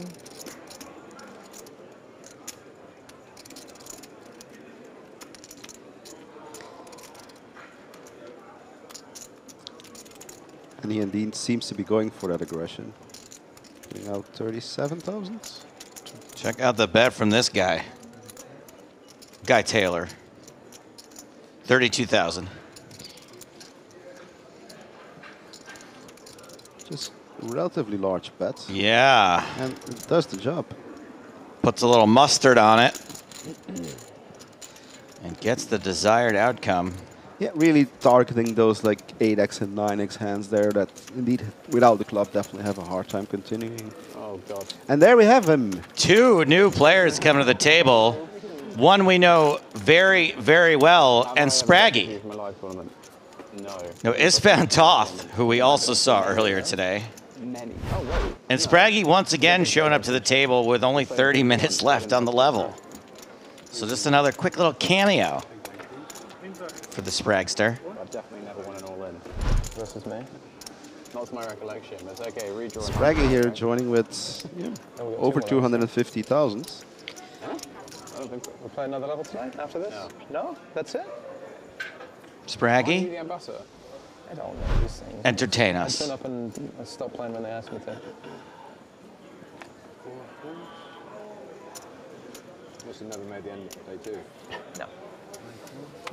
Really? Or you No, I think I've made day 3 in some of the bigger ones, but never really more than min cash. Tough grind. Action folds to Steve. Never. Who folds? I think I have like 4 or 5 main caches and none for bigger than 12 and a half or 13 of them. A bit better, but. Ace 4 for Ustamov in the small. You? Plenty of time, mate. Plenty of time. You? Well, I've never cashed an EPT. Wow, what a question.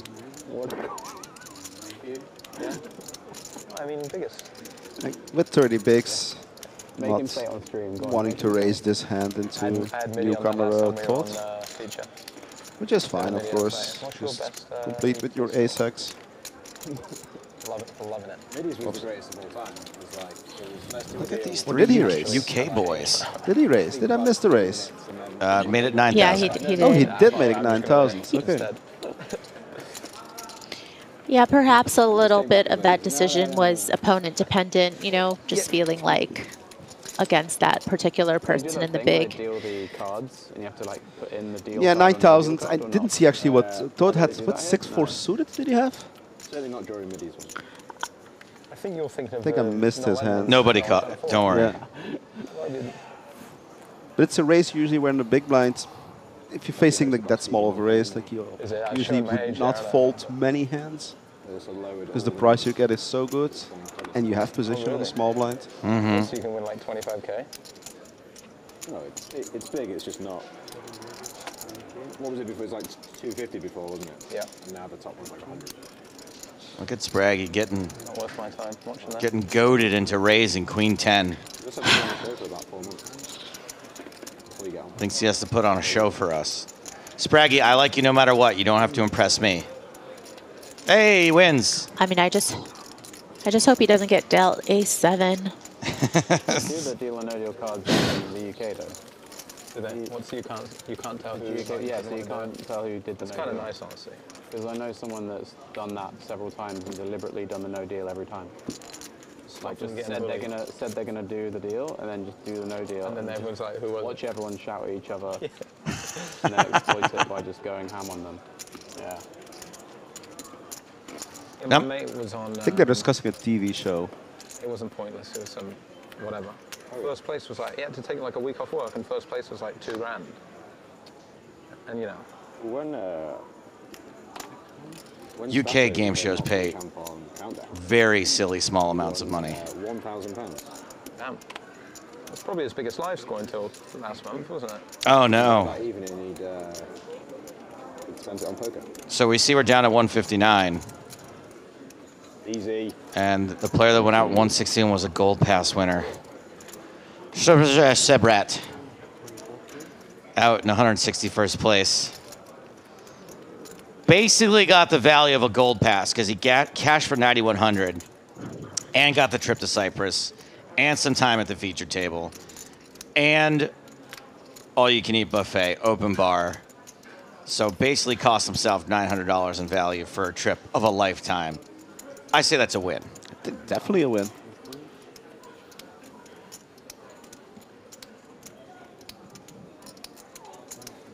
All right, so we have Warburton opening pocket sevens. Akinamitis 3-betting King Jack offsuit. You're loving this feature table, aren't you?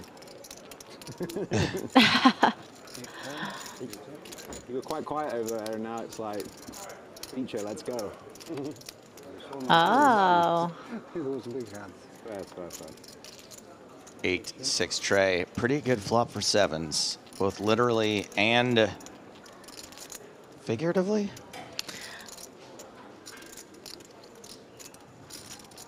I feel like a comment like that, though, might get in his head a little bit, like, oh, so my opponent notices that I've been pretty active, and my opponent notices that, you know, perhaps I'm 3-betting more here now that we've moved to the feature, and they might not give up so easily. I mean, this is a pretty good flop for sevens.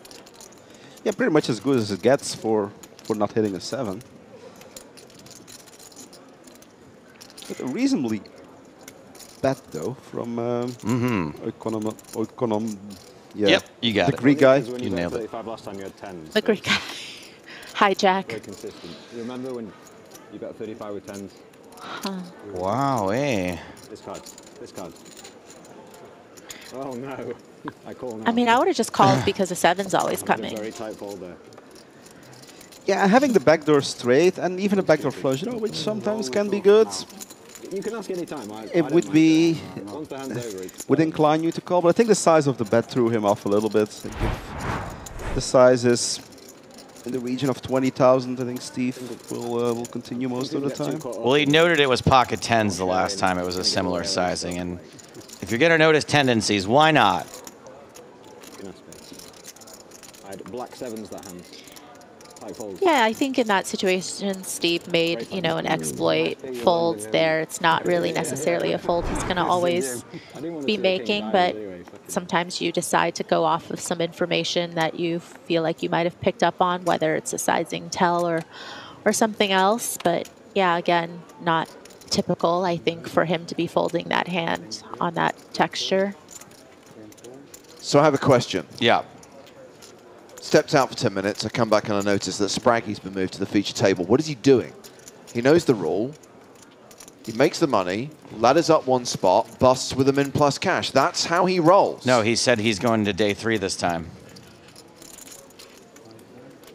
It's not the end of the day yet, James. Hold on, hold on. Also, didn't Sam guarantee us yesterday that he was going to be in the money? Or at the very least, on the bubble. Sam guaranteed us that? Yeah. About Sam? Yeah. I was just thinking that, Maria, I know that you maybe don't publicly want to put out there what you charge hourly for coaching. However, that amount just happens to be the exact same amount that I charge for bowling coaching. Sweet form. I'll take it. And if you wanted to do a little trade, I did not realize.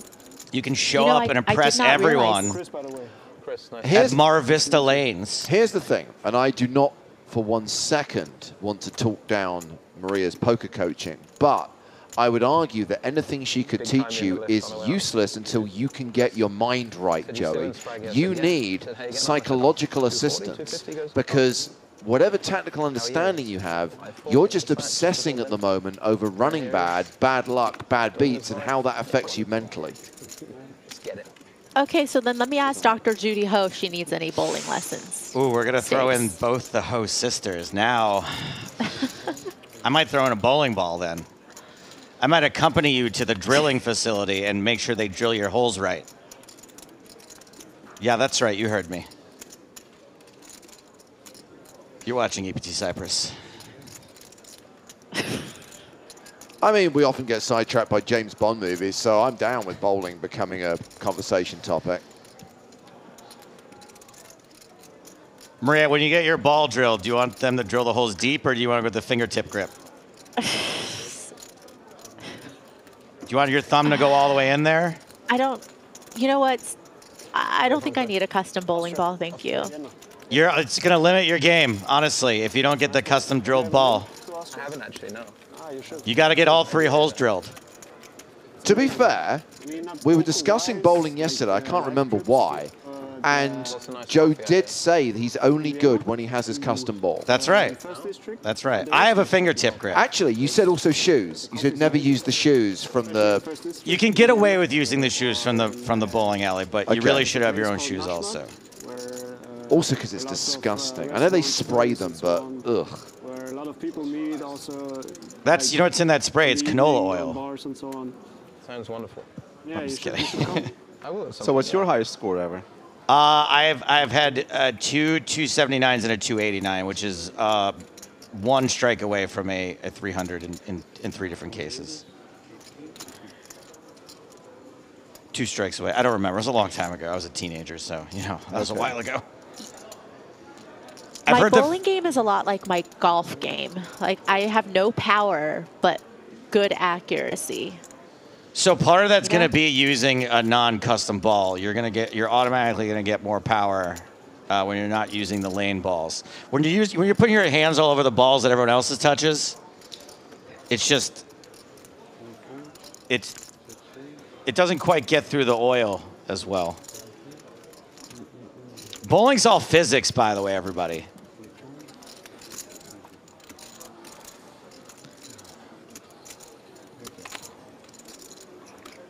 I don't know why everyone got so quiet. Everyone's just marveling at the fact that there is a subject that you are a genuine expert. Yes, I'm actually an expert in bowling. Top pair, top kicker for Eest Ept. I'm really happy with that.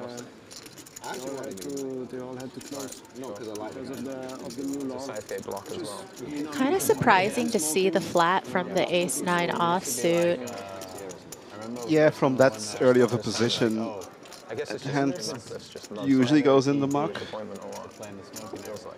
He seems people with addictive personalities probably Yeah, I mean, better game. Healthy-wise, probably not. Yeah, exactly right. But like the non-smoking area. Just realized it's pretty Toth is up to 80 big blinds. And that's quite an optimistic float there, also with ace-9, isn't it? It is, yeah. Yes. Versus an, undergun +1 range.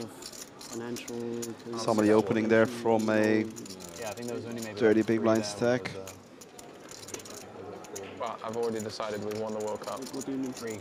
Maybe Euros. 3 places for poker. Back to back. Yeah. The beauty thing about him is like, he's got a mad history. They had like Gasometer. yeah, sure. The Montesino and then University and so on. I think it's quite a good. They ran pretty well, you know, a lot of tournaments. Calls again on the turn with his gut shot to what's in this case a split pot. They had to close. Yeah. What's a split pot? Because of, I would say, conditions. It's like a chop pot, only not as popular. Oh, people don't love them. No. Oh, wow. Well, everyone loves a split pot isn't as catchy, so. Well, having executed the double float, Toth now bets the river, bluffs for 21,000. And I think for that sizing, I don't see Victor folding here. This is going to be the greatest robbery in the history of the game. Oh! Okay. How does he get away with that? I'll shut up from now on. Positive mindset, that's how. Not thinking about being unlucky. Exactly, see? Well, there is Ren Lin, who's just been KO'd in 155th place. That means we're now down to we're down to 153. There have been 2 eliminations. It really has we're been ahead a of the bonanza. widget pace. Yes, Kenny was not wrong. And so there's, on the clock at the moment, 16 minutes left. What's going to happen now is that we don't going to let the clock run down to the last to the last minute, but the stop will be clocked at some point, randomly between 7 and 13 minutes, and then we will draw for a certain amount of hands that still will need to be played, and then all tables will play that same amount of hands. The reason we're doing that is to avoid people that would start stalling actually now, let's say from this point onwards, in order to avoid paying another set of blinds. Right. Like if somebody just would have paid his button right now, he probably, if he plays slow enough, he would not have to pay an extra set of lines anymore. So he could literally like abuse his time. But we just stop the clock randomly and draw for a random amount of hands. So yeah, you can't predict actually where the button will end up. Will be ending up at the end of the night. And what are the options as far as hands are concerned? Is it 3, 4, and 5? Yeah, between 3 and 6. 6? I'm not doing 6. No. 3, perfect. 4, acceptable. 5, ugh. 6? Not doing 6. It's nearly 11 o'clock. All right, it's 10:30, but it will nearly be 11 o'clock when we get to that point. We went to Luton at home. Well, we got a 10 there with the gut shot to Broadway. As bad as it gets, I imagine. Yeah, that was a shocker, wasn't it? Yes, Tom, I do remember the dice that had 6 on all sides. What's that from? Where they decided how many hands we play, and it was always 6. Oh, yeah. And I thought, Was it dice? I don't remember it ever being dice. It wasn't. We just like to imagine it was. I thought we had a good window. I mean, that's what Casemiro looked like he was playing. Actually, what we usually do is we take a deck of cards, take out the let's say the 3, 4, 5, and 6, and let a player draw who's actually still playing. That's usually the procedure that's going on. I would like to add a rule. We'll call it 76A.2, that if that player draws 6, that they are ejected from the tournament without any prize money. No, they can have the min, whatever the min cash is at the moment. Not really sure about. You're too nice. I am too nice. He's looked a bit. Trip 10s, very good, very fun. Thank God for Johnny Evans. It's very weird mindful, because, very demure. I mean, obviously, we're joking, but there is a certain amount of fatigue that sets in during the last few minutes of the level. And the reality is that during those last few hands, no one really wants to be playing anymore. Everyone's just thinking about coming back tomorrow.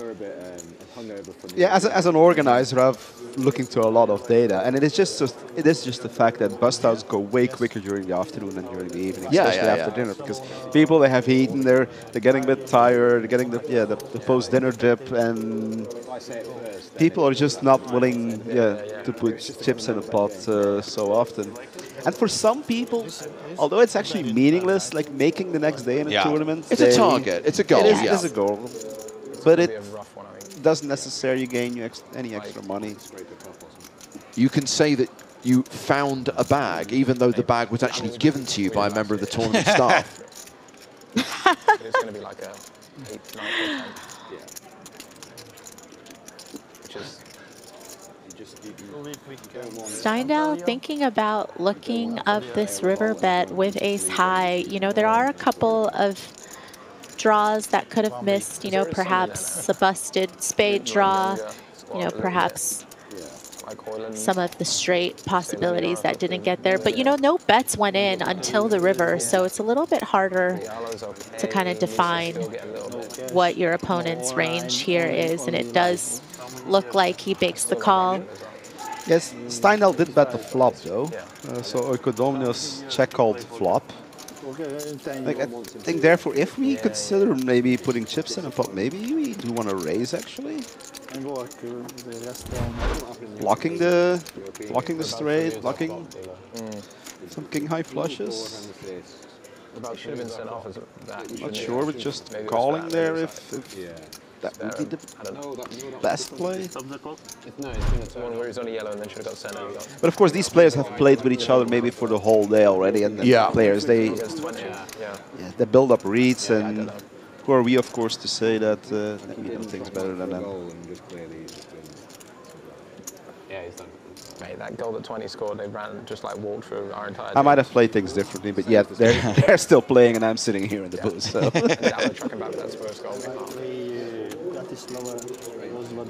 Spraggy and Steve having a detailed soccer conversation. Football, as we call it. What? Football? James is so Americanized now. He spends so much time here. He's never liked soccer.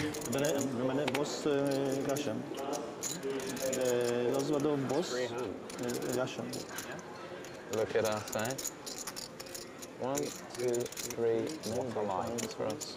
You can bag that right now. You want it? Do you know that? You bag that right now. You've got that. That's safe.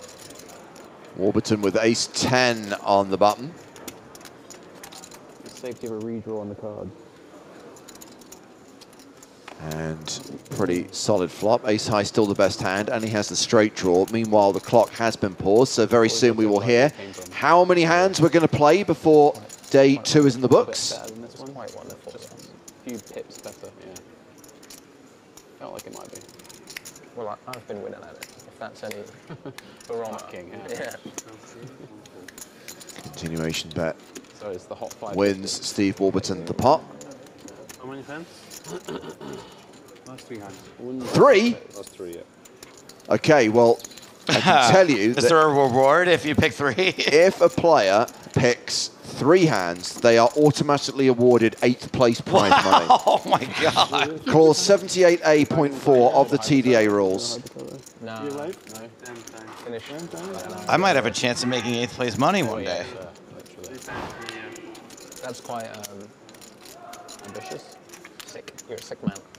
Yeah, I was going to say. problems. I'm trusting you to get this through, Kenny. What the fuck else is there to do in Cyprus? I mean, drink, yeah. Yeah, well, I mean, unfortunately, for every rule and every procedure that we do have in place, it is because otherwise people try to take advantage of certain things, and that's yeah, sometimes a bit of a pity. Like, I'd rather have, let's say, no rules, not too many rules, and not too many procedures, because yeah, it would make things so more straightforward. But yeah, there's always people trying to find like the small edges left and right, and we have to come up with solutions and protect the inexperienced and the more, wouldn't necessarily call them more honest players, but like, the players that play more straightforward and not unnecessarily wasting time.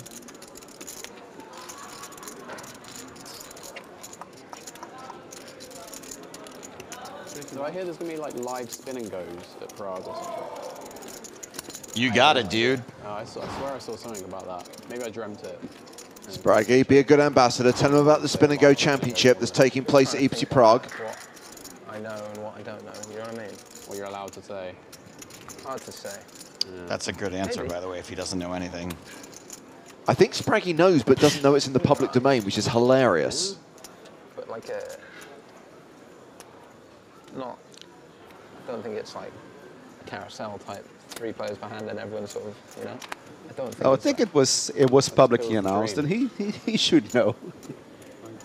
He gets confused. I get confused all the time. Don't you guys have some kind of like Team Pro? We have a chat Team Pro or group chat, something? and it was fairly sure it was posted in there. So, and like people asking like, "Hey guys, please make this publicly aware that we do have the Spin and Go Championship."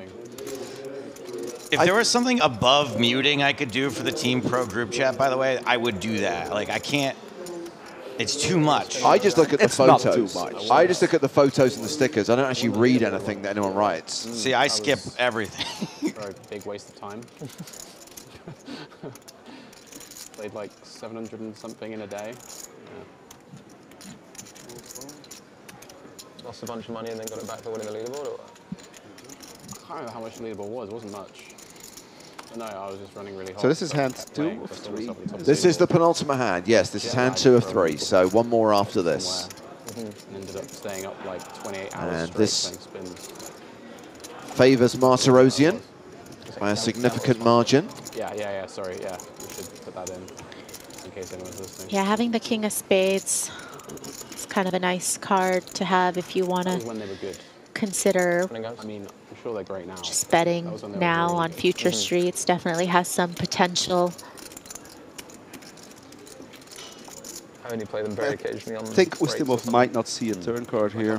Just keep everybody busy during the 5 Wouldn't be minutes. surprised if Martirosian puts in a race, Desperate for attention. especially versus the button, facing a c-bet on this board.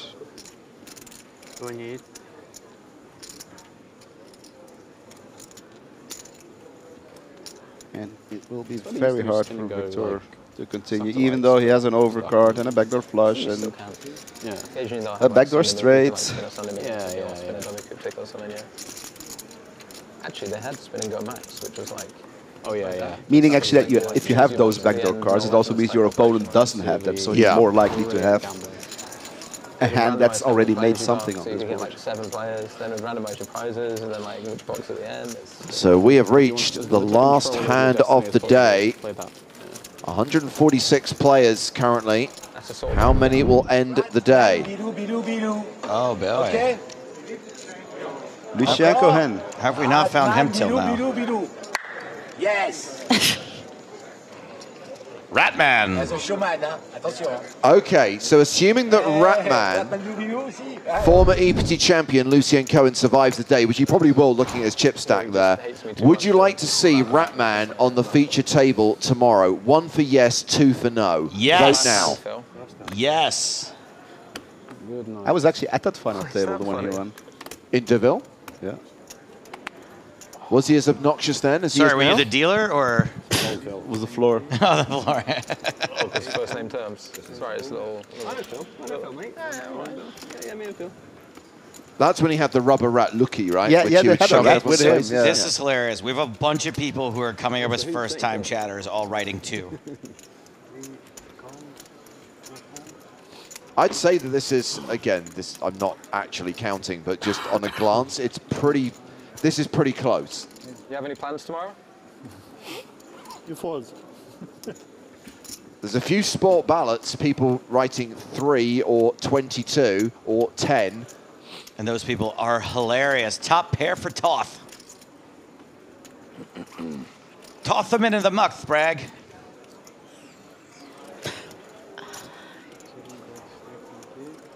Oh no, he's really stepped in some fit. Spraggy trying everything to just bust kinda still feels- on the last hand, but... Right. Just felt like the kind of texture for Spraggy where he felt like the pre-flop aggressor should continue and, you know, does get called pretty quickly. So, you know, this isn't a really great card in the sense that, you know, Toth has been a little unpredictable. But Spraggy does have the Queen of Diamonds, so really looking to get Toth to fold out, you know, perhaps 7s through 10s, you know, some of the other pairs that doesn't like the ace on board, but we see Toth having top pair, just not going to go anywhere. We all know it's Spraggy's style to bet, get there. Oh, he didn't get there. What? Spraggy? Well, as long as it doesn't go broken this hand, we'll be all right. I mean, it's not impossible, but very unlikely, I would say.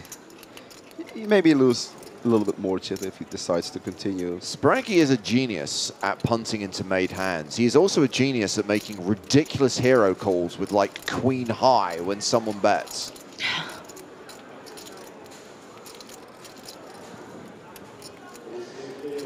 Oh, Spraggy. Oh. Yeah, just really trying to rep like some Rep ace suited jack. Broadway hands, obviously. You know, king, like the king, queen of diamonds, queen, jack of diamonds, those hands will be in there. But also, you know, you wonder if and how often he bets this with, you know, like an ace king or an ace queen, a hand that has Toth beat, but, you know, doesn't want to check the river. That's not the look of somebody who's going to fold. Not on the last hand of the night. Well, can we give Spraggy a round of applause if he does get a fold? Absolutely. You know what? I'm going to say end of the stream if Spraggy gets a... Okay, but listen, some credit for making him think about it, right? I mean, it's Yeah. always a little bit less. You don't like it when they snap call, but you made him think about it. Chat say to that one, they say NT. Nice try. bro. You tried, you failed. Don't do it again. I'm not going to say it.